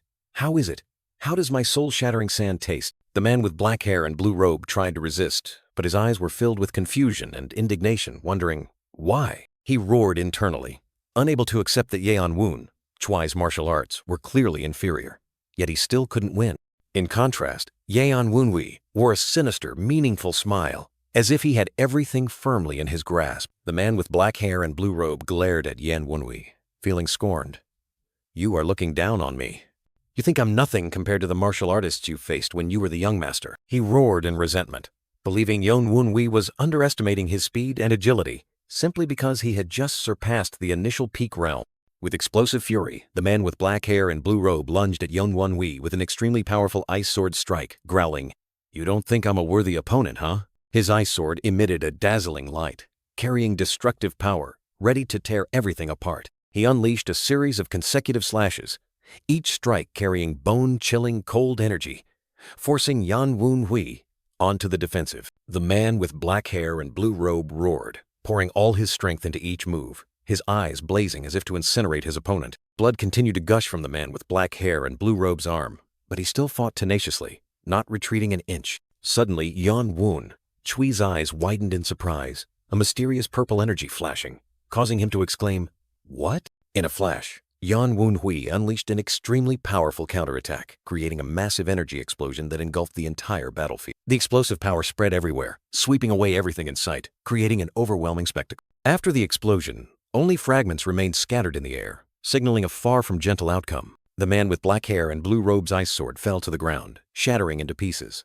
symbolizing his disastrous defeat. Yeon Wunhui stood tall amidst the dust and smoke, a triumphant smile on his face, and asked his opponent, "Do you understand why I didn't use the Ghost Soul battle robe from the start?" He shook his head slightly, his expression full of confidence, believing his opponent needed more time to truly understand his intention. The man with black hair and blue robe collapsed completely, blood flowing profusely, and he gasped in disbelief at what had just happened. What? He realized in shock that he had been trapped by Yeon Wunhui, intentionally lured into launching a major attack, but still didn't understand the true purpose. "You lured me into a big attack? But why?" Yeon Wunhui smiled contentedly, gently fanning his brightly glowing purple fan, admitting that his opponent had guessed partly correctly.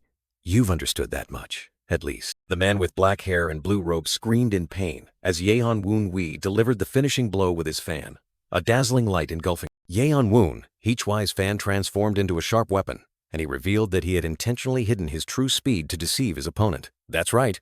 I made you think that the speed I've shown until now was my fastest." Finally, the man with black hair and blue robe collapsed in a pool of blood, utterly defeated by Yeon Wunhui's calculations and superior strength. Yeon Wunhui wore a smug smile, provoking his opponent for daring to let down his guard in front of him. The man with black hair and blue robe retorted with contempt, sarcastically remarking that he should have been wary from the moment he realized Yeon Wunhui wasn't wearing the demonic spirit battle robe. Yeon Wunhui roared in anger, calling his opponent young heavenly demon, his eyes blazing with killing intent. The man with black hair and blue robe clutched his injured arm, horrified, wondering why he had suffered such a crushing defeat despite receiving help from the Alliance to reach the peak. He couldn't believe it, telling himself that Yeon Wunhui couldn't be as strong as 6 years ago, and his martial arts realm was also lower than his own. In a haunting flashback, the silhouette of the man with black hair and blue robe appeared, chained and surrounded by dark energy. He screamed in agony, unable to accept the cruel truth. His silhouette continued to sink into despair, tightly bound by chains of energy.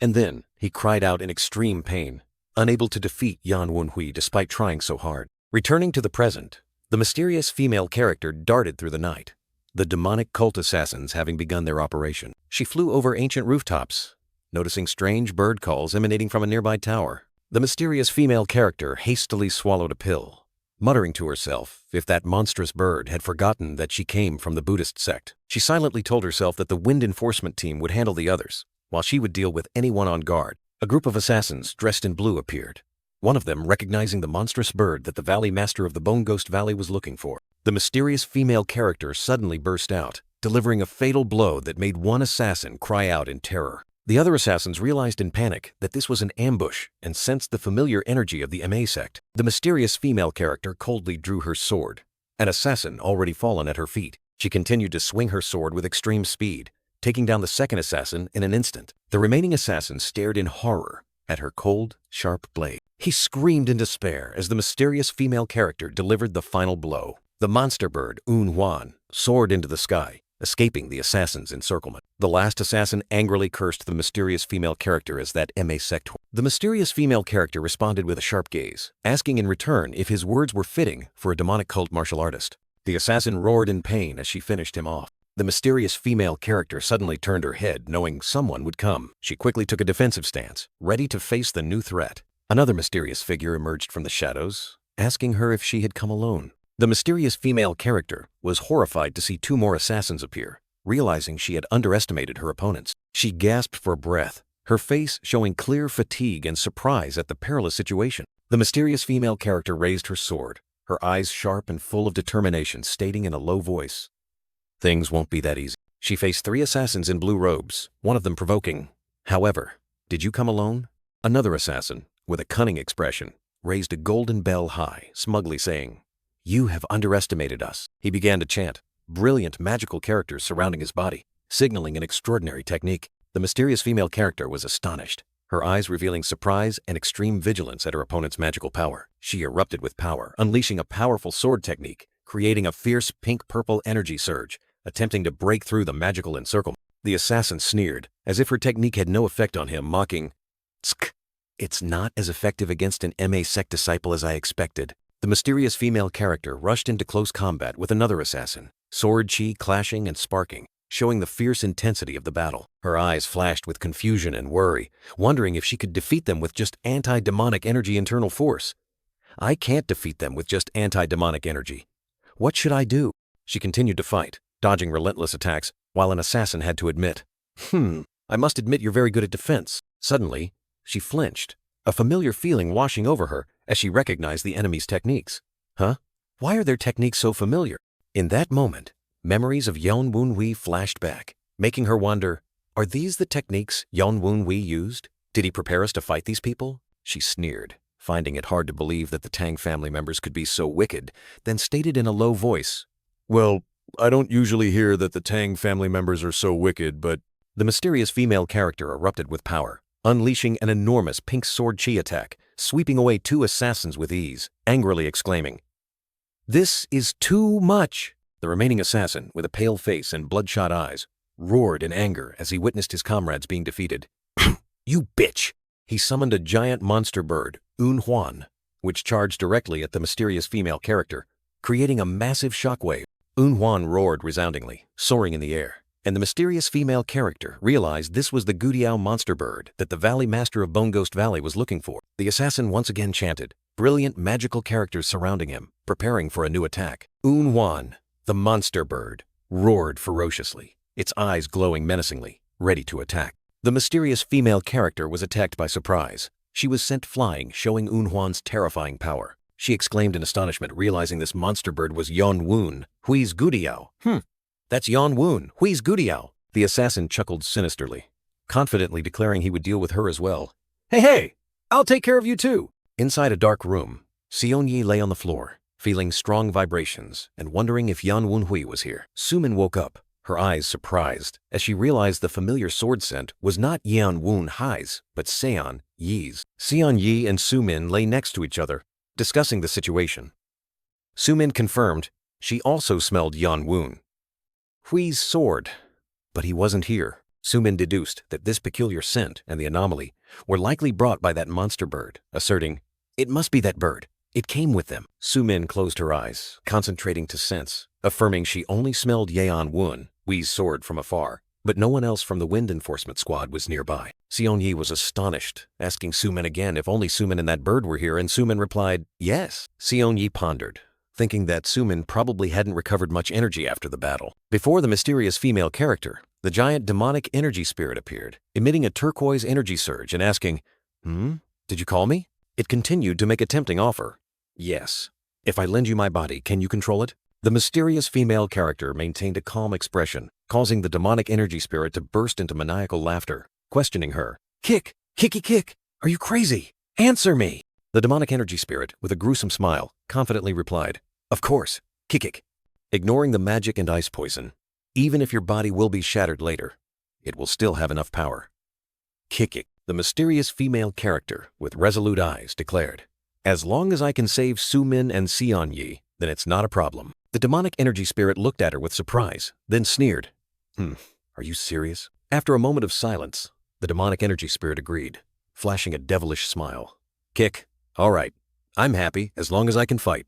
At the same time, the mysterious female character looked up at the sky, her eyes glowing brightly as demonic energy surged around her. A surge of ghostly energy erupted, engulfing Gyu, Jin's motionless body, causing the mysterious female character, before being fully possessed, to exclaim in horror, ghostly energy? Jinyu? The mysterious female character, now possessed, stood upright with demonic energy swirling around her, while the demonic energy spirit inside chuckled eerily. Ki. Oh my. She turned her head, her blue eyes glowing with a cunning, fanged smile, causing the demonic energy spirit to exclaim, I can't understand this girl at all. Then she picked up the sword, blue demonic energy enveloping it, and the demonic energy spirit scoffed, that foolish zombie. He should have taken the weapon too. Leaving it here is so stupid. Kick. The mysterious female character lifted Yon Woon-hui onto her shoulder, the demonic energy spirit speaking through her mouth. Now I have the child as promised.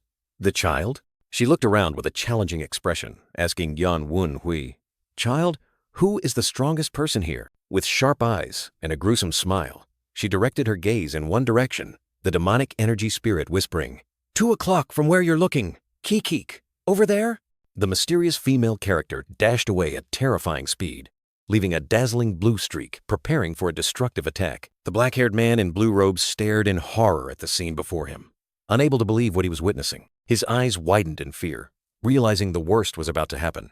Could it be? A blinding blue light tore through space, signaling a fatal blow was incoming. The mysterious female character pierced through the enemy with tearing speed, the demonic energy spirit chuckling, kick. In another development, the mysterious female character, now possessed, looked at Gyu Jin lying unconscious, calling out, Gyu Jin, but then she suddenly turned to look at Seon-yi, being lifted into the air by demonic energy, exclaiming in horror, Seon-yi! Sumin quickly rushed to catch Seon-yi as she fell, holding her friend tightly in her arms. Seon-yi woke up in Su, Min's arms, both bound by purple demonic energy. She worriedly asked, are you all right? Su, Min, can you dispel this magic? Sumin, with a tense expression, tried to dispel the demonic energy binding them, muttering, oh dear, I know we're in a hurry, but... Returning to the battle, the mysterious female character, now possessed, charged at the black-haired man in blue robe with a maniacal smile, unleashing a powerful attack. The black-haired man in blue robe blocked the attack but was pushed back. He realized in horror, damn it, she possesses a spirit? I can't believe that's our enemy. The mysterious female character roared furiously, shut up! Then delivered an extremely powerful kick to the black-haired man in blue robe, making him cry out in pain. The black-haired man in blue robe retreated, looking at the mysterious female character charging at him with a terrified expression. He angrily cursed, damn it, that bitch. The 3 female characters, Gyu Jin, Seon-yi, Sumin, simultaneously unleashed sharp sword chi attacks, cornering the black-haired man in blue robe. He was facing 3 powerful women, with brilliant sword chi surges from Gyu Jin, Seon-yi, and Sumin continuously raining down. The black-haired man in blue robe roared in pain as the sword strikes pierced his body, fresh blood splattering. The 3 female characters attacked relentlessly, forming an overwhelming encirclement, leaving the black-haired man in blue robe only able to endure. He fell, his body covered in wounds. In his mind flashed thoughts of Chi Ming-kai and the necessity of keeping as many people alive as possible. Suddenly, the black-haired man in blue robe sprang up, transforming into a speed phantom with black wings, dashing like an arrow amidst the dust and smoke. But just a moment later, he was struck down again, falling to the ground with a brand new wound, cursing the one who attacked him. The 3 female characters continued their relentless pursuit, unleashing powerful attacks from above, determined not to give him a chance to breathe. A fatal blow pierced the black-haired man in blue robe's face, causing blood to splatter. His face contorted in pain. A terrifying explosion of icy energy erupted from the ground, engulfing everything in a destructive surge of power. Amidst the smoke and dust, the cloaked young man's figure appeared. He had just been thrown far back but managed to regain his balance. The cloaked young man fell to the ground, a strange flower-shaped dark energy hovering above, signaling an unusual event. The black-haired man in blue robe was now completely transformed, his eyes glowing red. One arm turned into an icy claw, his entire body enveloped in surging blue demonic chi, and he roared madly. The cloaked young man looked directly at his corrupted opponent, his purple eyes flashing with vigilance, realizing his attack had become meaningless. The black-haired man in blue robe charged forward, unleashing a terrifying blow with his icy claw, blue demonic chi erupting violently. The cloaked young man reacted quickly, blocking the opponent's attack with a powerful surge of purple energy, creating a fiery collision. The two forces clashed head-on, the black-haired man in blue robe with his frenzied demonic chi, and the cloaked young man with his dark energy, creating an earth-shattering battle. The cloaked young man stepped back, looking at the faint spirit figures around him, frowning as he muttered that he hadn't anticipated this situation. The black-haired man in blue robe roared madly, charging straight at the cloaked young man, making him think that an opponent who has lost his mind is even harder to deal with. The cloaked young man unleashed a lightning-fast attack, gliding past his opponent like a ghost, leaving a trail of sharp, cold purple energy. The black-haired man in blue robe growled, his eyes glowing red, telling himself that he wouldn't lose to Chi Kai, even if he was weaker, because he understood his opponent's moves. He continued to ponder, explaining that Chi only used martial arts from the Northern Sea mythology, allowing him to predict and find a way to win despite inferior skills. The black-haired man in blue robe unleashed a powerful, sweeping attack, blue demonic chi surging like a storm. The cloaked young man muttered to himself, realizing that once he had lost his reason, his opponent became unpredictable and extremely impulsive. He sighed, telling himself that he had already expended too much energy on the Mara storm sword earlier. The cloaked young man sneered, his purple eyes flashing with dissatisfaction. He hadn't expected this battle to be so difficult. With an extremely powerful kick, the cloaked young man sent the black-haired man in blue robe flying far back, creating a deafening crash. The black-haired man in blue robe quickly sprang up, charging towards the cloaked young man with terrifying speed, determined not to give up. He unleashed a destructive punch, creating a powerful shockwave. But the cloaked young man managed to dodge in time, leaving behind a faint afterimage. The ice sword plunged into the ground, emitting an eerie blue energy, signaling an imminent fierce battle. The cloaked young man appeared mysteriously, gripping the ice sword tightly, his purple eyes flashing with determination amidst the hazy purple smoke. A surge of purple energy erupted from the cloaked young man, creating a powerful shockwave that pushed back everything around him. He breathed a sigh of relief, telling himself that he had originally wanted to be safe, but the situation forced him to act. Purple energy swirled around the cloaked young man, forming an eerie vortex, like a warning to his enemies. The cloaked young man clenched his fist, sparkling ice shards dissolving in his hand, his purple eyes flashing with terrifying resolve. With a cold gaze, he thought to himself that he had no other choice but to go all out. Ice shards fluttered in the air, surrounding the cloaked young man as he began to unleash his power. Ice energy and purple demonic chi merged, erupting powerfully from the cloaked young man, ready for a destructive attack. A small demonic spirit anxiously questioned the young master. "Young master, are you really planning to use life-stealing techniques as a substitute for elixirs?" The cloaked young man glided gracefully amidst the blue energy, while the demonic spirit beside him regretted having to use a weapon even once. The cloaked young man coldly declared that his current power was still not enough to deal with the enemy. The black-haired man in blue robe, now possessed and transformed into a monster, charged to attack the cloaked young man with terrifying speed. He roared in a frenzy, his red eyes glowing and icy claws raised high, ready to tear everything apart. The cloaked young man dodged his opponent's attack, simultaneously circulating purple demonic chi around his body, preparing for a daring plan. The demonic spirits asked in horror, "Young master, are you planning to cultivate chi during the battle? That's insane. You'll suffer chi deviation." The cloaked young man gave a mysterious smile, confidently asserting, "Yes, if that were the normal way." The black-haired man in blue robe furiously unleashed blows, blue demonic chi erupting, but the cloaked young man remained steadfast. The cloaked young man launched a powerful counterattack, causing the ground to crack and ice shards to scatter. The black-haired man in blue robe leaped into the air, dodging the cloaked young man's attack, but was still enveloped by purple demonic chi. The demonic spirit realized in shock that the cloaked young man was cultivating chi while fighting, wondering if this was the legendary Wudang dual internal chi technique. The black-haired man in blue robe plunged down like an arrow, sharp claws slashing directly at the cloaked young man. The cloaked young man quickly dodged, moving agilely amidst the purple demonic chi, making it impossible for his opponent to touch him. He raised his hand, an eerie purple flame blazing in his palm, signaling a new kind of power about to be unleashed. The cloaked young man summoned purple magical chains, binding the black-haired man in blue robe who was screaming in despair. The purple chains tightened, wrapping around the black-haired man in blue robe's body, sealing off all escape routes. The demonic spirits exclaimed in astonishment. "Is that magic? Impossible!" The cloaked young man gripped the chains, his eyes sharp, asserting that he was using martial arts, chi cultivation, and magic all at once. In a flashback, the white-haired figure appeared, revealing that in his previous life, he could only use magic, and had focused on cultivation to increase the speed of magic activation in order to solidify his position in the succession struggle. It began with a classic Wudang secret technique, dual internal chi cultivation, which allowed the practitioner to split their personality into two, simultaneously processing information with two parallel streams of thought. However, despite doubling the speed of thought, this secret technique placed immense pressure on the upper dantian, carrying the risk of severe injury if any mistake occurred. Surprisingly, the white-haired figure in the cloaked young man's memory wondered if his abnormal upper dantian could withstand a thought speed far exceeding double. A crazy but potential-filled idea. If the capabilities of dual internal chi cultivation were extended, theoretically, he could continue to split himself into even more entities, from 2 to 4, then 8,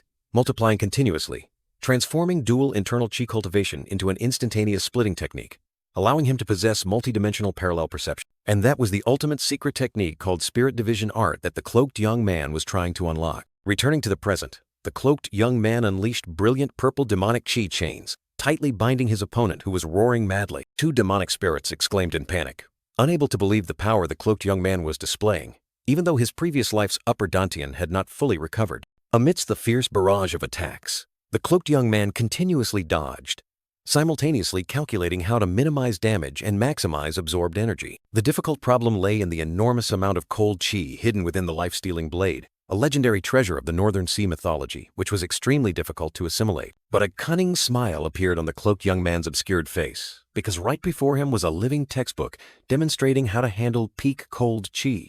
The black-haired man in blue robe, now completely insane, roared like a monster, frantically using cold chi to attack. He charged with icy claws, unleashing a powerful fatal blow that even froze the surrounding air. He let out an earth-shattering roar, evil power erupting, creating an invisible pressure that enveloped the entire battlefield. The cloaked young man responded disdainfully, challenging his opponent to display all the martial arts he knew, because he needed a free demonstration. He concentrated intensely, deciding to further split his mind to analyze every movement of his opponent. The cloaked young man's goal was to turn his enemy's moves into his own, adjusting them to best suit himself. The black-haired man in blue robe unleashed a powerful spinning kick, creating a sharp, cold stream of icy chi. A terrifying explosion of icy energy erupted, spreading destructive power everywhere. He continued to press, unleashing a kick from above, aimed directly at the cloaked young man with dizzying speed. The cloaked young man nimbly dodged, simultaneously launching a lightning-fast counterattack, leaving his opponent no time to react. He crouched down,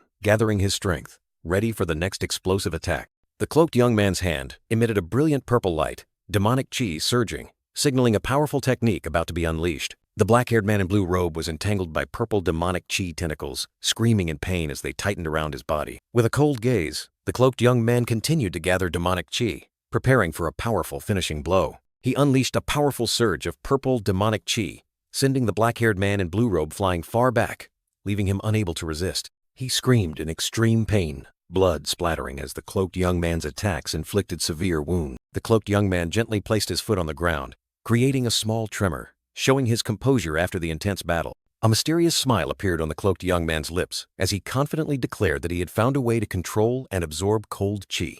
A mass of blue energy erupted violently, creating a dazzling light in midair, signaling a terrifying power about to be unleashed. Two demonic spirits exclaimed in astonishment, unable to believe that the cloaked young man could successfully cultivate chi right in the middle of this intense battle. The cloaked youth, with a mask covering his mysterious smile, focused on absorbing energy and adjusting the method of operating the cold chi to perfectly suit himself. A giant black dragon, formed from surging purple demonic chi, coiled behind the cloaked youth, symbolizing the extraordinary evolution of the black dragon chi art. Purple energy powerfully erupted around the cloaked youth, indicating that the transformation of his central dantian had affected and upgraded his upper dantian as well. The cloaked youth stood tall amidst the swirling vortex of purple demonic chi, surrounded by countless demonic chi souls screaming in terror at his overwhelming power. The purple demonic chi violently erupted, creating powerful energy currents that shook the entire space, making everything around seem as if it would shatter. The cloaked youth's eyes glowed brilliantly purple, his long white hair fluttering in the raging energy, exuding a terrifyingly demonic aura. With long white hair, glowing purple eyes, and mysterious black streaks on his face, the cloaked youth appeared majestic amidst the dark demonic chi, his aura soaring to the heaven. The demonic chi souls realized in horror that the cloaked youth's white hair had changed. He looked exactly like his previous life's form, a haunting rebirth. The cloaked youth's cold, sharp gaze exuded a sinister aura and terrifying demonic chi, making anyone's hair stand on end and feel an extreme threat. Dark demonic energy surged around the cloaked youth's hand, creating an unbelievably overwhelming aura, as if he could destroy everything. The cloaked youth, now with white hair and a demonic aura, stood amidst the swirling dark demonic chi, like the true embodiment of a demon king. The possessed black-haired man in blue robe roared in pain as the cloaked youth looked down at him from above, his aura completely overwhelming his opponent. The cloaked youth calmly walked through the purple demonic chi, advancing towards his opponent writhing on the ground, without a hint of hesitation or pity. He gently opened his fan, the sharp blades hidden within glowing, ready to unleash a fatal blow to finish off the enemy. A sharp stream of purple energy shot out from the fan, tearing through the air and hurtling straight towards the enemy at terrifying speed. The black-haired man in blue robe was struck, blood splattering, screaming in extreme pain as his body was pierced. The cloaked youth spun to evade his opponent's counterattack, his movement swift and decisive, demonstrating his superior combat skill. He continued to unleash another powerful attack, creating sharp energy currents that surrounded the enemy, leaving him no escape. Sharp, dagger-like purple energy currents continuously tore through the air, forming a relentless assault that pushed the opponent to his limit. The black-haired man in blue robe was trapped in a spiderweb-shaped cage of purple energy, roaring in despair as he realized he was completely sealed. With cold eyes and a clearly majestic expression, the cloaked youth controlled his fan, preparing for the final finishing blow. He unleashed an explosive attack, causing the purple energy cage to shatter and engulf his opponent, destroying him in an instant. The black-haired man in blue robe screamed in extreme pain, his body annihilated by the purple energy, turning into ashes. Smoke, dust, and purple energy enveloped the area, with only the figure of the cloaked youth standing firm in the center, like a victorious deity. The black-haired man in blue robe, now just a withered corpse, collapsed in the smoke, whispering his last words in regret. The cloaked youth, with white hair and an overwhelming aura, coldly looked down at his defeated opponent and said, "Thank you for the lesson." He continued to declare with a cold, authoritative gaze, "But it's time for you to die." Yan Woon Hui, with his flowing white hair and radiant purple demonic energy, coldly declared, "But it's time for you to die." In a fatal attack, Yan Woon Hui unleashed a terrifying surge of energy, causing the possessed enemy to disintegrate into pieces. His white hair fluttered amidst the purple demonic energy, while drops of black blood splattered, marking the end of the battle. The two small demonic spirit souls were astonished by Yeon Woon. "Twice power," one of them exclaimed. "You defeated an opponent at the peak supreme realm, even in such chaos. I doubt anyone could progress as quickly as you." Yeon Woon Hui glanced at the demonic spirit soul, indifferently replying, "I don't need your flattery. I'll have to review the Black Dragon Qi Gong again because I modified it too hastily." Stepping over the remnants of the enemy, Yeon Woon Hui mused, "I haven't reached the peak supreme realm yet, but I've absorbed extreme yin qi using the Seize Life art, and can even use the mind-splitting art, albeit for a short time." Another demonic spirit soul pitied the defeated foe. He was one of the 10 pillars of the demonic cult, a truly pathetic death. But Yeon Woon Hui coldly retorted, "Pathetic?" He brought it upon himself. Yeon Woon Hui looked at the enemy's corpse, contemplating his death. He grew stronger not by his own merit, but by relying on external forces. If he had reached the peak supreme realm on his own, perhaps it wouldn't have ended like this. Nevertheless, Yeon Woon Hui admitted that this opponent was not easy to deal with, his eyes gleaming with determination. Yeon Woon Hui-Chwai's white hair gradually turned black, and the purple demonic energy subsided. He thought to himself, "Anyway, I need to treat Miss Sama and find my sister. I must hurry." Yeon Woon Hui-Chwai's fiery purple eyes gradually returned to normal, the eerie light fading, signaling his return to humanity. He stood amidst the dissipating vortex of purple energy, preparing to exit the spiritual realm and return to reality. From a spatial gate, Yeon Woon Hui stepped out, his feet lightly touching the cold stone floor. He was surprised to see Sumin, and softly called out, Miss Sumin?" Sumin and the other teammates were astonished to see Yang Woon Hui appear suddenly. She quickly asked, "Yang Woon Woo? Where did you come from?" Yeon Woon Hui explained to Sumin that he had broken the enemy's formation, and coincidentally, it was exactly where she and everyone else were. Sumin pointed at a corpse at his feet, asking, "What's that under your feet?" "Yan Wun," Hui calmly replied. "It's the Elder of Bone Ghost Valley." Sumin looked at the Elder of Bone Ghost Valley's corpse, covered in slashes, and the bell beside it, speculating, the Elder of Bone Ghost Valley. With a bell beside him, is he the Redbone Terror? Yan Wun Hui replied, "I don't know the details, but it seems he caused a lot of resentment." Looking at the intricate slashes on the corpse, Sumin realized, all those slashes mean he fought all three of them. The special defense of the demonic wheel zombie probably resisted him in this case. Yan Wun Wu praised his teammates. "Everyone has accomplished a great feat." The mysterious female character replied, "We just did what we had to do, but it was really difficult." The mysterious female character anxiously asked, "Where's my sister?" She was surprised not to see Gyu Jin. Yan Wun Hui pointed towards a hidden corner, where Gyu Jin was peeking out, hiding. Yan Wun Hui approached Gyu Jin, asking the cowering girl, "Why are you hiding?" Gyu Jin was in extreme panic, her face distorted with fear. She screamed, "The Demon King will eat me!" Yan Wun Hui was surprised. "Demon King?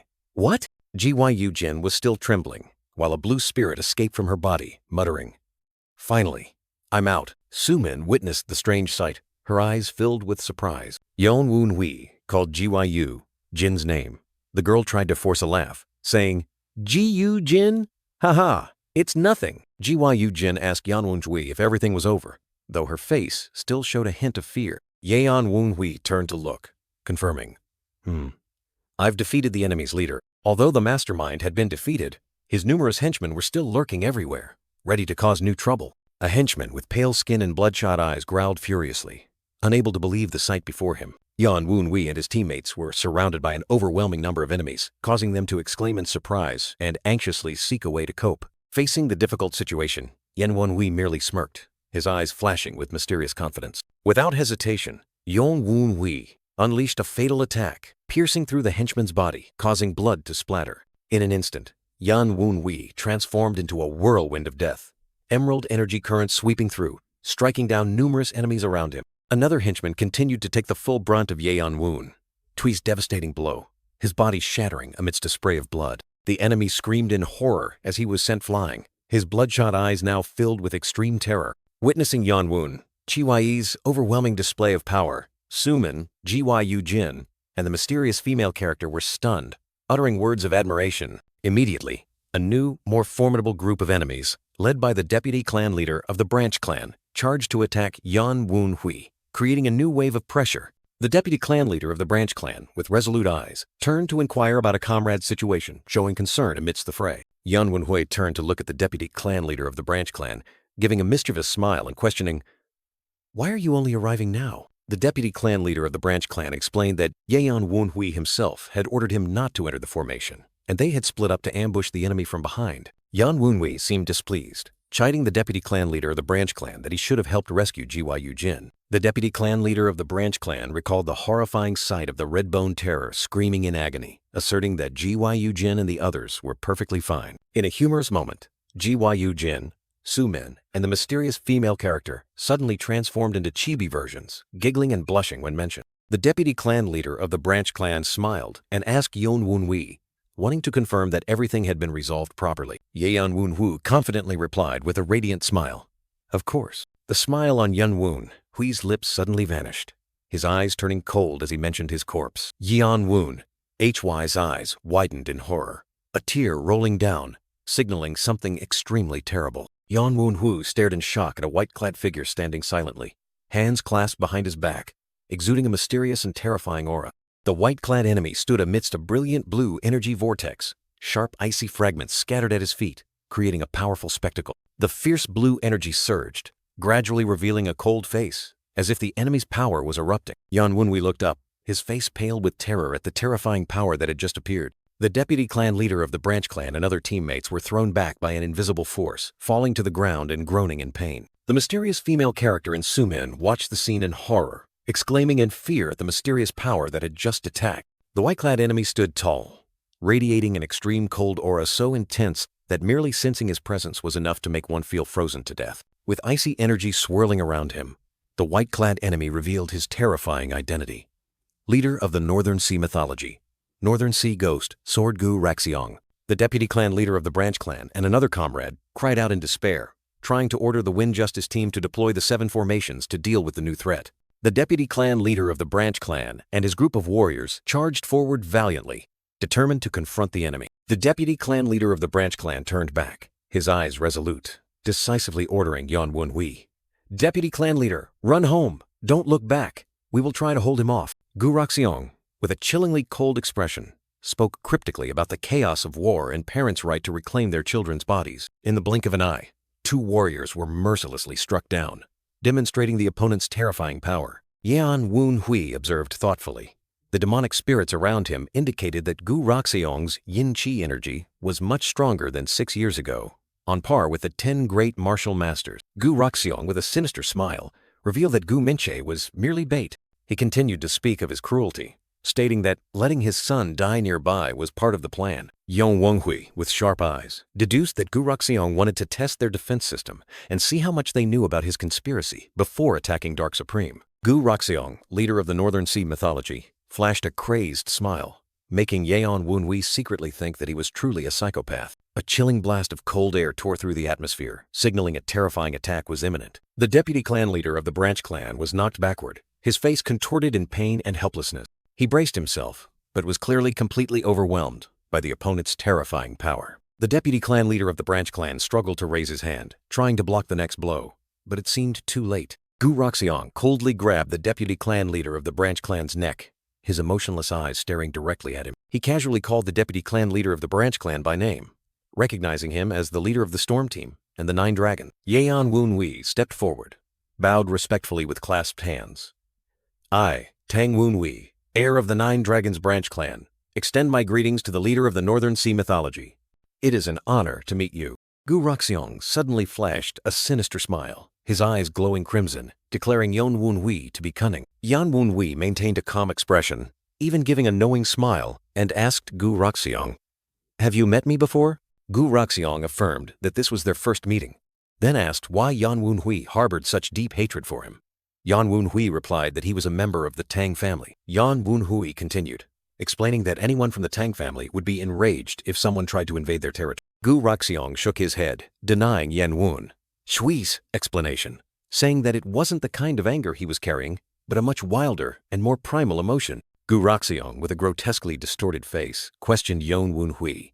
"Did I kill your family or something?" Yan Wunhui looked directly at Gu Roxiong, replying in a cold tone, "Someone like you, who uses his own son as a tool and then discards him, will never understand." Yan Wunhui clenched his fists, his heart boiling with rage as he thought of his missing master and the disciples who were killed because Gu Roxiong had betrayed them to the divine cult, vowing to tear him to shreds. He told himself to be patient, suppressing the burning rage. For the future of the disciples he needed to save. Yan Wunhui maintained a calm expression, only softly saying, not yet."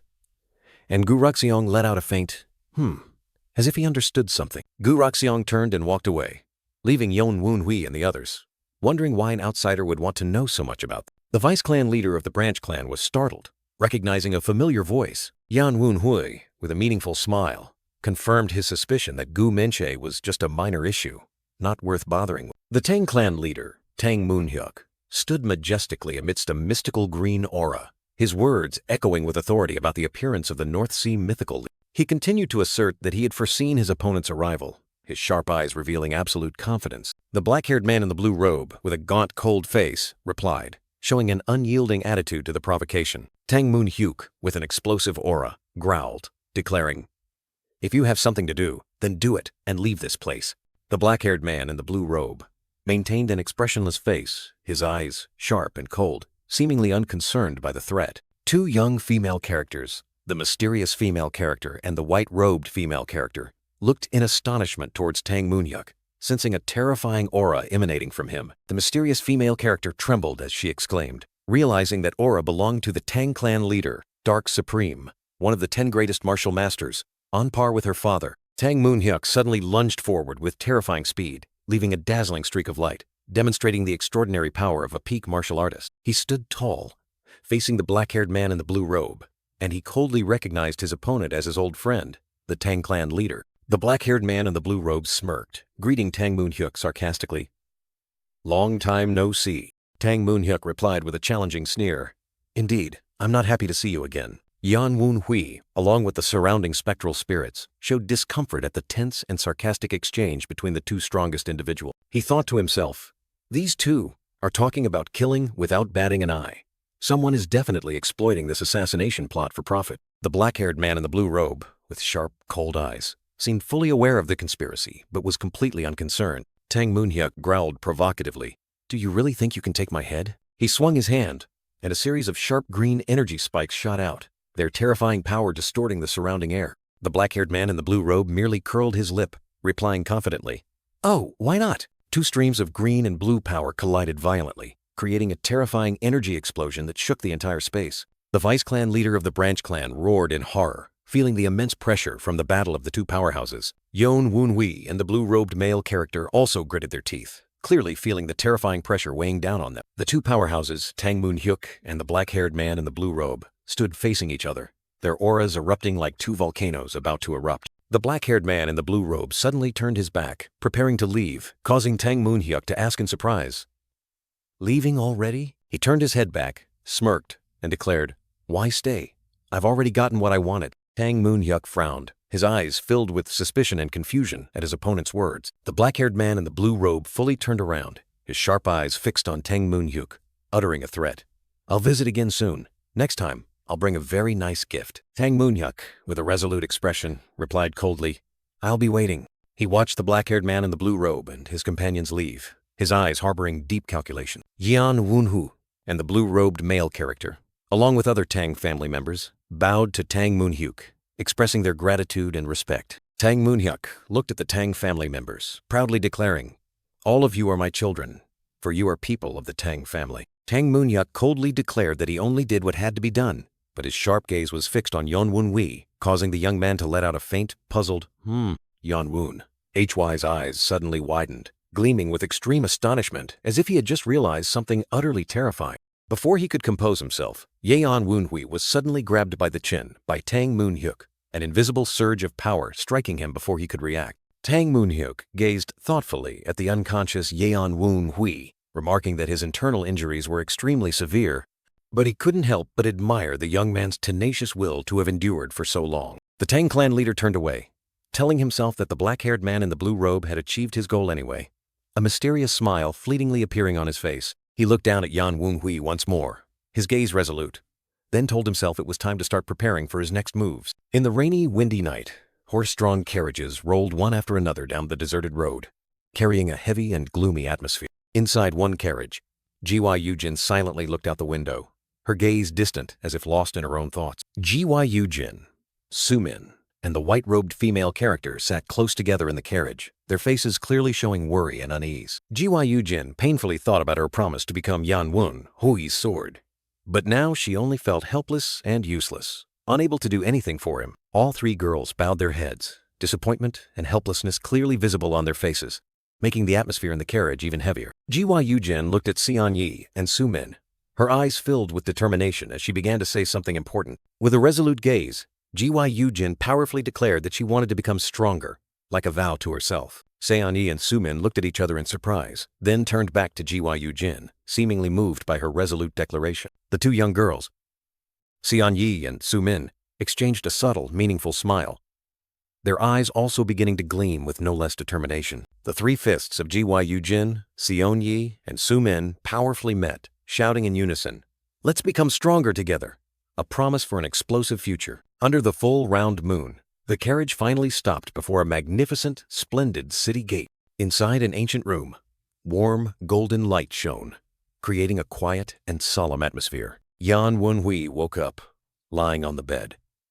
Though his face was still a bit haggard, his eyes had regained their inherent sharpness. Small spectral spirits fluttered around Yan Woon Hui, anxiously crying out, "Young master, are you all right?" Yan Woon Hui slightly tilted his head, seemingly trying to piece things back together. Yeon Woon Hui slowly sat up, a glowing spectral spirit touching his chest, astonishingly revealing, "This is the Dark Supreme, personally healed you." Yan Woon Hui looked up, his eyes filled with shock as he realized what had just been revealed. Tang Moonhyuk sat there, his sharp eyes on Yan Woon Hui, casually saying, "It seems you've recovered well." Beside him, the mysterious female character quietly observed. Yan Woon Hui, immediately bowed in salute, expressing deep gratitude. I respectfully greet the clan leader. Thank you for healing me. I don't know how to repay this kindness. Tang Moonhyuk waved his hand dismissively, smiling. Oh, no need to repay anything.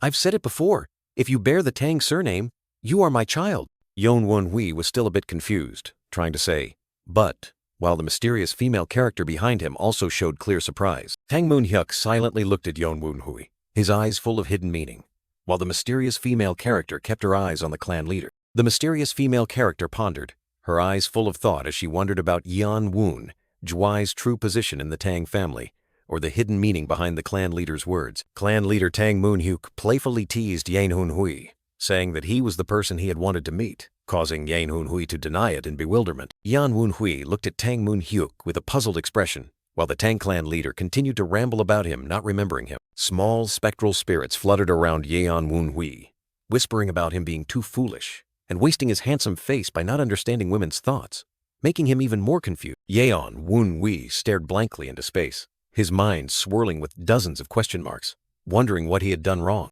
Tang Moonhyuk stood up, his demeanor majestic yet not without humor, preparing to leave. The Tang clan leader turned and walked away, advising Yon Won Hui not to overexert himself during this time, while the mysterious female character quietly followed. Yon Won Hui watched the retreating figures of Tang Moonhyuk and the mysterious female character, silently thanking them for their help. The room door gently closed, returning the quiet space to Yan Won Hui. Yan Won Hui slowly stepped off the bed, his bare feet touching the ground, feeling his body's astonishing recovery.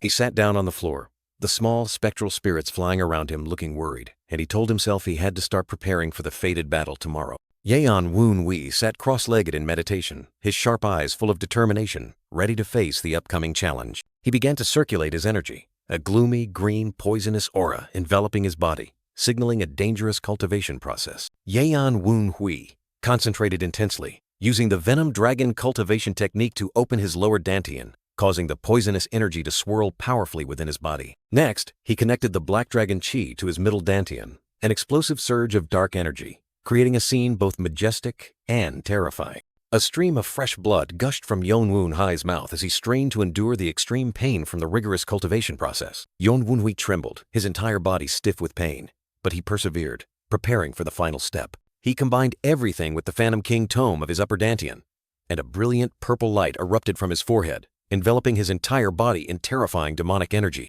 Two fearsome monsters, a black wolf and a green dragon, roared ferociously, symbolizing the evil power rising within Yon Won Hui. A ferocious, demonic specter with glowing purple eyes appeared menacingly, signifying the awakening of the Demon King's power. Yan Won Hui screamed in extreme pain, his entire body glowing crimson, muscles bulging as if about to explode, yet his gaze remained unwavering. A violent burst of energy erupted, shattering everything around him, a testament to his earth-shattering breakthrough. The wooden table in the room was crushed into pieces, unable to withstand the pressure from the newly released power. Small demonic spirits hovered around Yan Won Hui, exclaiming in astonishment as they realized he had successfully cultivated the legendary Tianmo Huxin Ju. Yon Won Hui, with his silver white hair and robust body enveloped in purple demonic energy, sat silently, declaring that the cultivation process was perfectly complete. Clan head Tang Moonhyuk pondered, unable to believe that Yan Won Hui had defeated Gu Minche, one of the 10 great martial masters of the demonic path.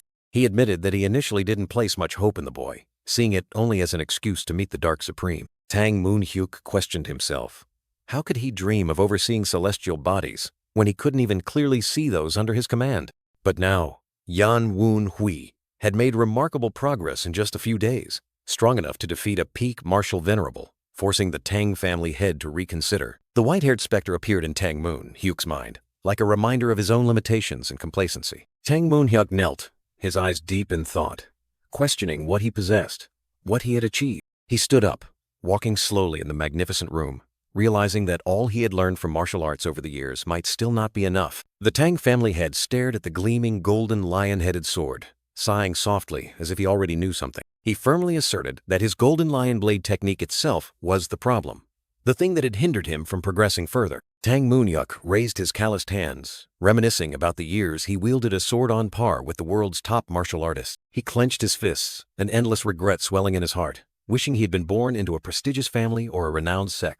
The Tang family head turned his back, his eyes filled with regret, wishing he had a true master to guide him on the righteous path. He closed his eyes, accepting the harsh truth that his martial arts path was missing a crucial piece. Tang Moon-hyuk opened his eyes, and the image of Yan Woon-hui with a mysterious smile appeared in his mind, making him wonder if the boy knew something he didn't. He recalled Yan Woon-hui defeating his disciple even though he had just started wielding a sword, an unbelievable feat. And now, even Gu Minche, one of the 10 great martial masters, had been defeated by Yan Woon-hui, astonishing Tang Moon-hyuk even further. The Tang family head walked out of the room, his eyes full of contemplation, his steps heavy in the vast space. He looked into the distance, Yan Woon-hui's figure flashing through his mind, making him constantly wonder, that Woon, who? What exactly does he know? Tang Moon-hyuk stroked his beard, his sharp gaze fixed on the distance, his curiosity about Yan Woon-hui growing. The scene shifted to an ancient, majestic architectural complex,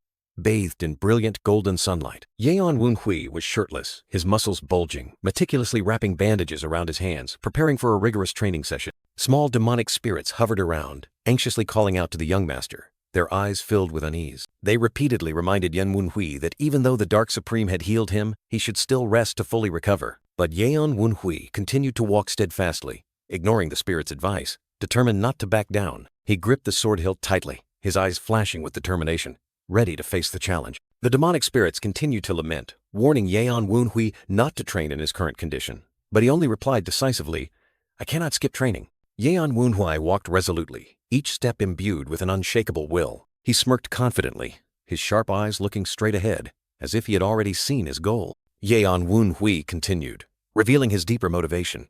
"Moreover, I promised to help him." He swung his sword powerfully, creating swirling currents of energy, showing his seriousness and determination in every stroke. Yan Woon-hui's eyes flashed with a cold light, full of focus and resolve. From a distance, Tang Moon-hyuk silently watched Yan Woon-hui practice his sword, his eyes deep in thought, speechless. He speculated that a child with Yan Woon-hui's background must have received special guidance, secret techniques that ordinary people couldn't possess. Tang Moon-hyuk narrowed his eyes, a brilliant light flashing within them, silently challenging. "Now, show me." Yan Woon-hui unleashed a powerful sword strike, tearing the surrounding air, and a voice exclaimed in astonishment, "What kind of training have you received?" He poured all his strength into each sword stroke, creating a powerful shockwave that spread throughout the space. Tang Moon-hyuk, with a face full of doubt, exclaimed, "Just a downward slash?" Yan Woon-hui continued to train diligently, and Tang Moon-hyuk suddenly realized, "Ah, I understand.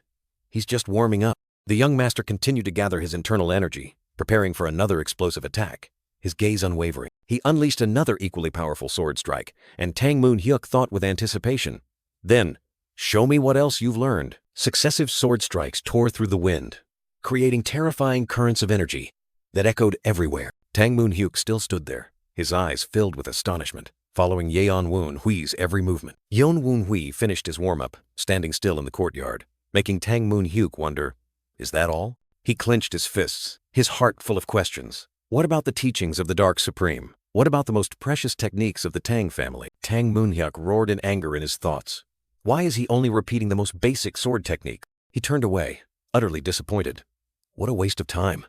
Was the confidence in his eyes merely an act? Tang Moon-hyuk's eyes were filled with annoyance and frustration, unable to comprehend Yan Woon-hui's action. But then, an indescribable feeling made him turn his head back, a faint glimmer of hope flashing. Yan Woon-hui flashed a radiant, delighted smile, leaving Tang Moon-hyuk bewildered.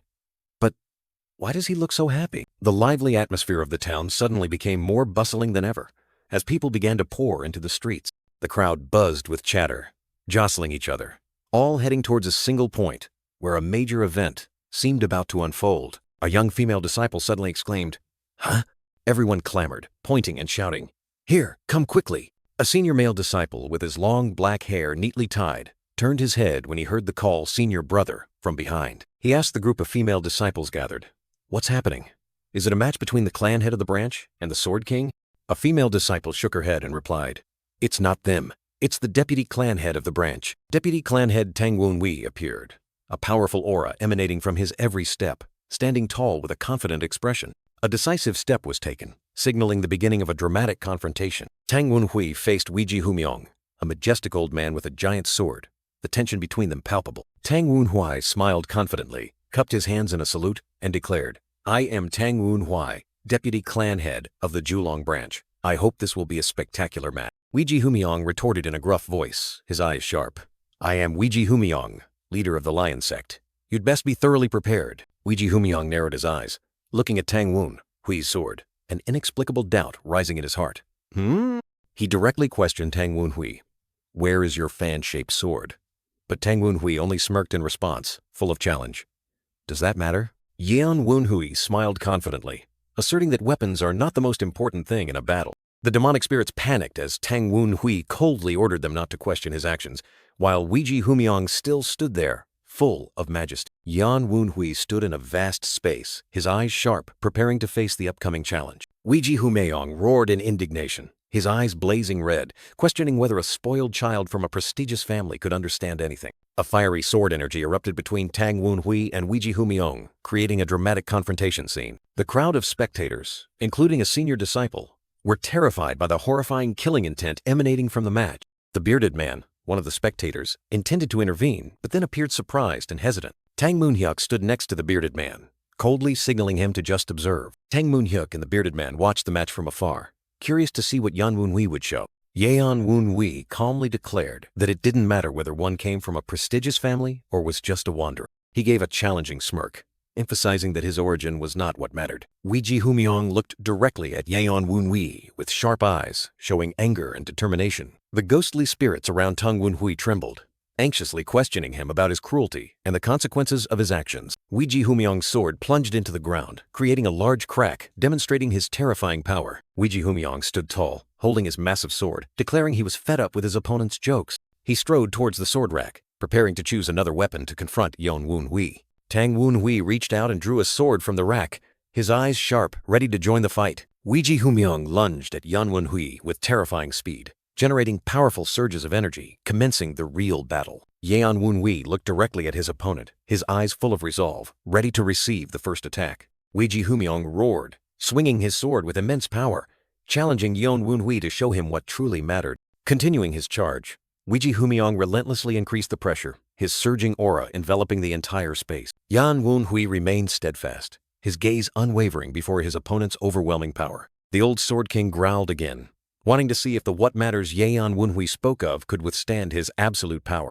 Weiji Humiang unleashed an extremely powerful sword chi strike, tearing through the air and creating a deep crack in the ground. He delivered a devastating punch to Yan Hui, making him stagger. Yan Hui counterattacked with a powerful strike against Weiji Humiang's sword, creating dazzling sparks. Weiji Humiang took a step back, his eyes full of surprise as Yan Hui remained unfazed. Weiji Humiang landed a fatal punch to Yan Hui's face, causing him to spit blood. Yan Hui fell to the ground, but his eyes still looked up defiantly at Weiji Humiang, who was roaring that martial arts wasn't everything. Yan Hui was parrying an extremely powerful sword chi strike from Weiji Humiang, the explosive aura indicating the battle was at its peak intensity. Weiji Humiang unleashed a fatal sword strike from above, causing the ground beneath Yan Hui to crack open as if to swallow the entire battlefield. Weiji Humiang roared in fury, questioning his opponent.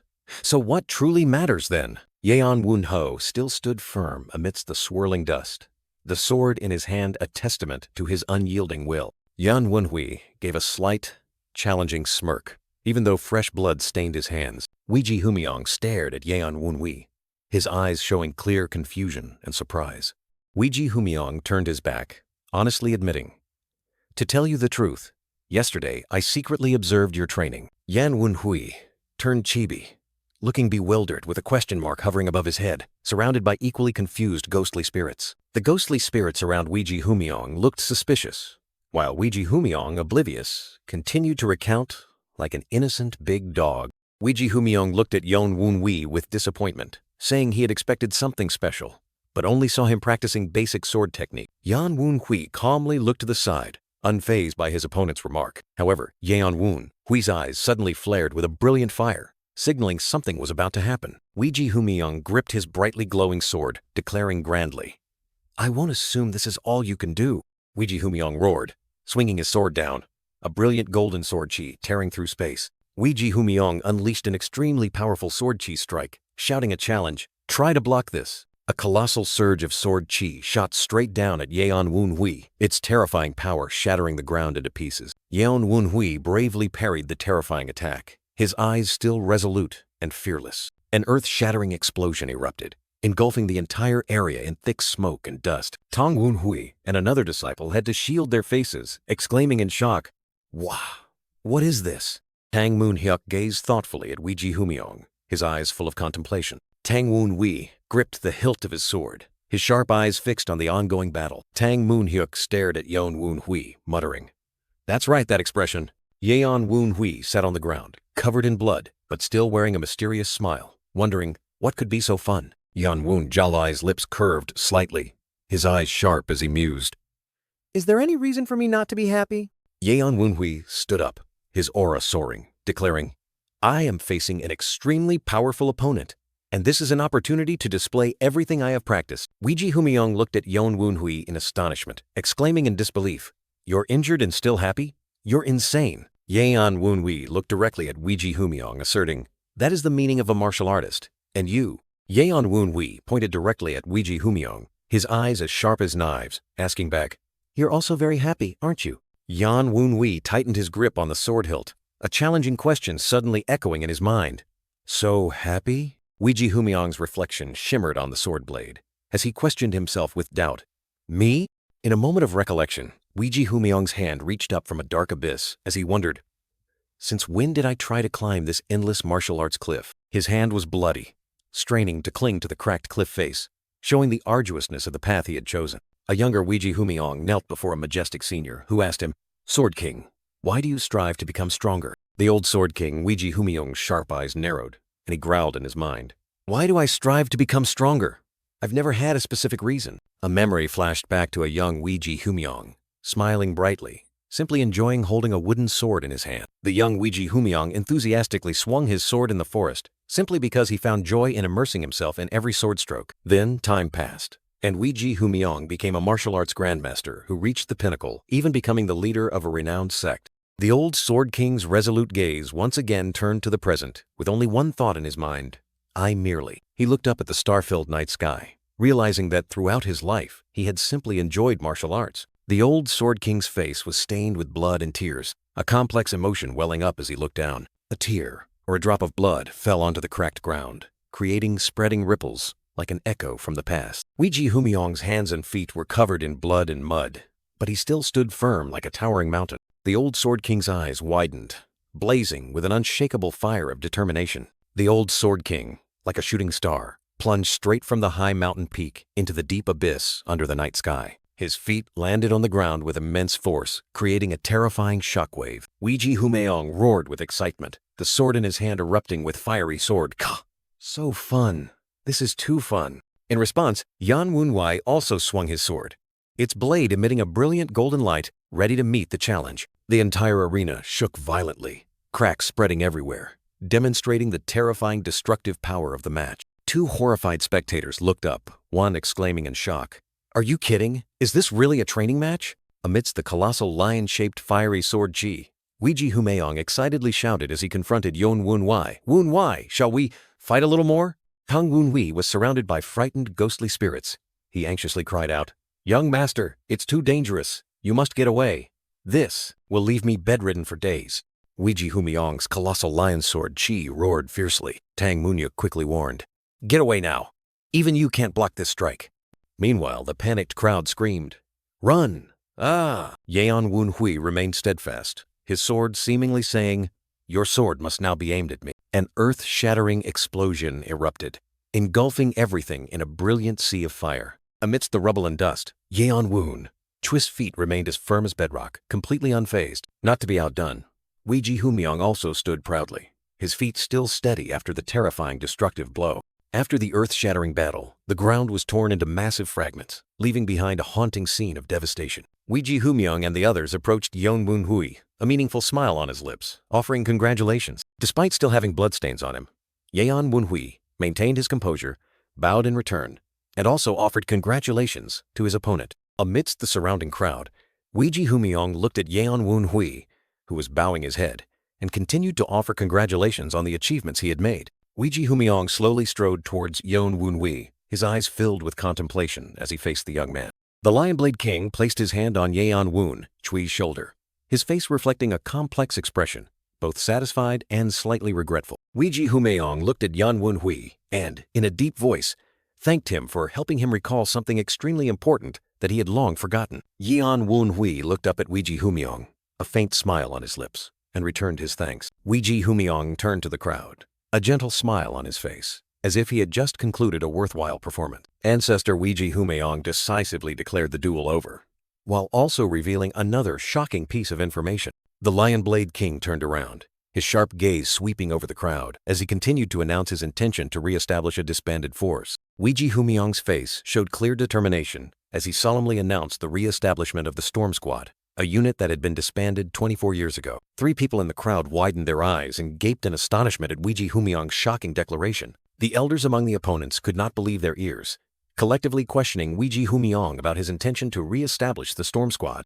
They vehemently objected, criticizing the re-establishment of the Storm Squad as too dangerous and reminding him of his promise to disband the squad after its previous disastrous defeat. 2 opponents looked up at the sky, continuing to express their dissatisfaction, arguing that reviving a unit that had suffered a disastrous defeat was pointless. An elder with a goatee looked aside and scornfully uttered, "How ridiculous." A horrifying memory surfaced, showing countless bloody corpses strewn about, evidence of the heavy losses in the war against the Mo cult.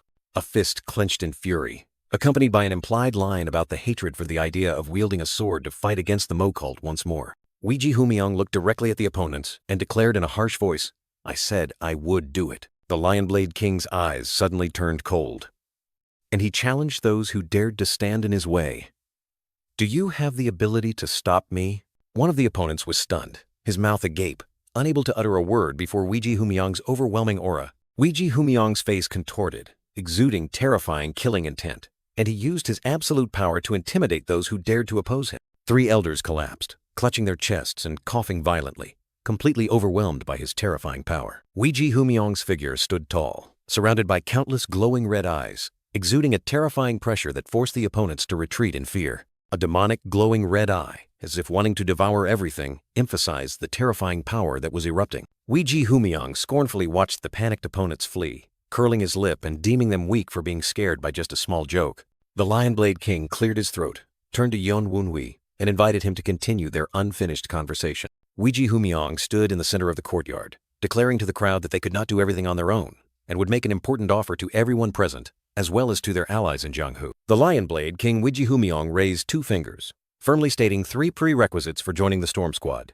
teamwork, loyalty, and martial arts skill, while affirming that he would welcome anyone who possessed all 3 qualities. The crowd of spectators, including the group of opponents, looked at each other in astonishment, unable to believe their ears when they heard Weiji Humiong open the doors of the Storm Squad to those not belonging to the Tang family. Weiji Humiong spread his arms wide, loudly declaring that he would open the doors of the Storm Squad, welcoming all who wished to join, causing the crowd below to erupt in excited cheers. Yan Wunhui descended the stone steps, still bearing traces of blood and dirt from the battle, but his steps remained steady and his aura unwavering. The senior disciple looked at Yan Wunhui with eyes full of worry and admiration, softly calling his name. 3 female disciples, including the senior disciple Xian Yi and Su Min, surrounded Yan Wunhui, praising his excellent performance in the match and his astonishing growth speed when facing such a powerful martial artist. Yan Wunhui grinned, smugly replying that he knew he was amazing, while the senior disciple and Xian Yi could only sigh in exasperation at his narcissism. Yan Wunhui stood there, with blood still on his face, looking forward with sharp eyes, seemingly awaiting something. A young man, Yi Chil-san, appeared with a calm demeanor, cupped his hands in a salute, and introduced himself as Li Jisan from the Qingcheng faction. Yan Wunhui looked at Yi Chil-san, his eyes narrowing slightly, muttering the name Li Jisan as if pondering something important. The senior disciple stood beside Yan Wunhui, her face full of confusion as she witnessed the conversation between the two. Yan Wunhui suddenly flashed a sly smile, asking the senior disciple why she was looking at him like that, which startled her slightly. Yan Wunhui continued to smile meaningfully, declaring that he didn't know what she was thinking, but it certainly wasn't that, making the atmosphere unpredictable. Yan Wunhui cupped his hands in return to Yi Cheol-san, introducing himself as Tang Yunhui from the Jiulong faction, and saying that he had heard much about his opponent. Yi Cheol-san raised an eyebrow in surprise, asking Yan Wunhui if that was true, his face clearly showing curiosity. Yan Wunhui smiled confidently, confirming that someone had said Yi Cheol-san had many things worth learning from, and he felt honored to meet him. Yi Cheol-san happily said that made him happy, then unexpectedly reached out and patted the head of a female disciple standing nearby, causing her to yelp in surprise. In a fleeting moment, Yan Wunhui seemed to see a mysterious figure enveloped in a green aura, appearing behind Yi Cheol-san. Yeon Woon-hui calmly stated that Yi Cheol-san had a soul streak, while demonic ghost head spirits hovered around him, creating an eerie spectacle. Yeon Woon-hui was astonished to realize that the Ching-Cheng faction had 2 people possessing a soul streak, and possibly even more, which sent shivers down his spine. Yeon Woon-hui's eyes became sharp and contemplative, as if he was seeing through some profound secret. Yi Cheol-san gave a mysterious smile, and a brilliant yellow-green aura emanated around him, revealing astonishing latent power. Yeon Woon-hui sneered, muttering that this was interesting, and he now understood why Yi Cheol-san was hailed as the best swordsman of the future. The senior disciple sighed in exasperation, turned to Yeon Woon-hui, and was about to say something. The senior disciple began to reveal that someone said Yeon Woon-hui frequently dated other women, causing him to cry out in alarm and quickly cover her mouth. Yeon Woon-hui frantically denied it vehemently, while the senior disciple tried to pull his hand away, and Seon-yi standing nearby could only chuckle meaningfully. The senior disciple and Seon-yi looked at Yeon Woon-hui with puzzled eyes, silently observing his humorous verbal karma display. After the intense match, Yeon Woon-hui again made the female disciples blush with his extremely smug teasing, causing Seon-yi and Su-min to burst into laughter at his mischievousness. Meanwhile, Yeon Woon-hui continued to stride leisurely, leaving behind the admiring yet bewildered gazes of the female disciple. But before he could savor his victory, a messenger unexpectedly appeared, calling out young Master Yeon Woon-hui's name with a serious expression. He bowed, conveying an urgent summons from the clan leader, which surprised Yeon Woon-hui. Under the dim moonlight, Yeon Woon-hui walked alone into an ancient building where the clan leader was waiting. Facing the dignified clan leader of the Molong clan, Yeon Woon-hui calmly asked about the purpose of the summons, and received a decisive nod from him. Suddenly, a crimson aura erupted around the clan leader, creating an invisible pressure that weighed heavily on the space. The clan leader of the Molong clan's eyes flashed coldly, and he declared in a harsh voice, "Starting now!" Yeon Woon-hui was immediately knocked back by the terrifying pressure,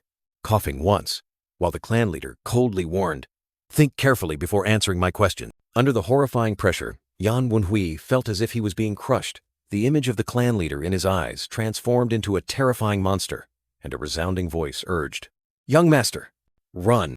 In that tense moment, the image of the vice-clan leader of the Molong clan, Tang Woon-hui, unexpectedly appeared, as if a reminder of Yeon Woon-hui's true identity. With no retreat, Yeon Woon-hui gritted his teeth, decisively drew his sharp sword from its sheath, ready to face the terrifying pressure from the clan leader. But unexpectedly, the clan leader pulled out a drawing, smiling as he asked Yeon Woon-hui what he thought of his granddaughter, making him secretly think, "What a typical grandfather." Yeon Woon-hui reluctantly nodded, confirming the beauty of the girl in the painting, which visibly pleased the clan leader. But immediately, the clan leader flatly declared, "I will not marry her to you," leaving Yeon Woon-hui speechless, only able to reply, "I never asked." Yeon Woon-hui was utterly bewildered by the clan leader's comedy act, while he merely cleared his throat, declaring that they would discuss this matter later. The clan leader turned and walked away, the atmosphere becoming more serious as he began to mention the moment Yeon Woon-hui first stepped onto the martial arts stage. He recounted that from the moment he saw Yeon Woon-hui on the arena, the young man reminded him of the demonic martial artists from Tianshan. The clan leader turned back to look at Yeon Woon-hui,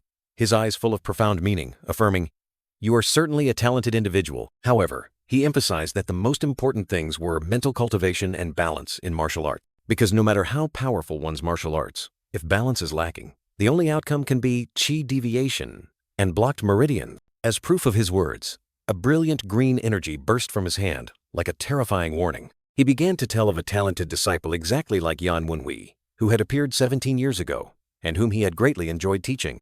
But then, the clan leader revealed a shocking piece of news. That disciple had suffered from blocked meridians, leaving Yeon Woon-hui utterly speechless in horror. Yeon Woon-hui hastily asked for that person's identity, and the clan leader merely smiled mysteriously, replying, "You know him, and basically everyone knows him." A flash of lightning struck Yeon Woon-hui's mind, making him stunned as he wondered, could it be? The clan leader looked directly at Yeon Woon-hui, slowly mentioning an ominous name, the demons of Tianshan. And then, he revealed a terrifying identity, that those demons called that talented disciple Shen Jian Tian Mo.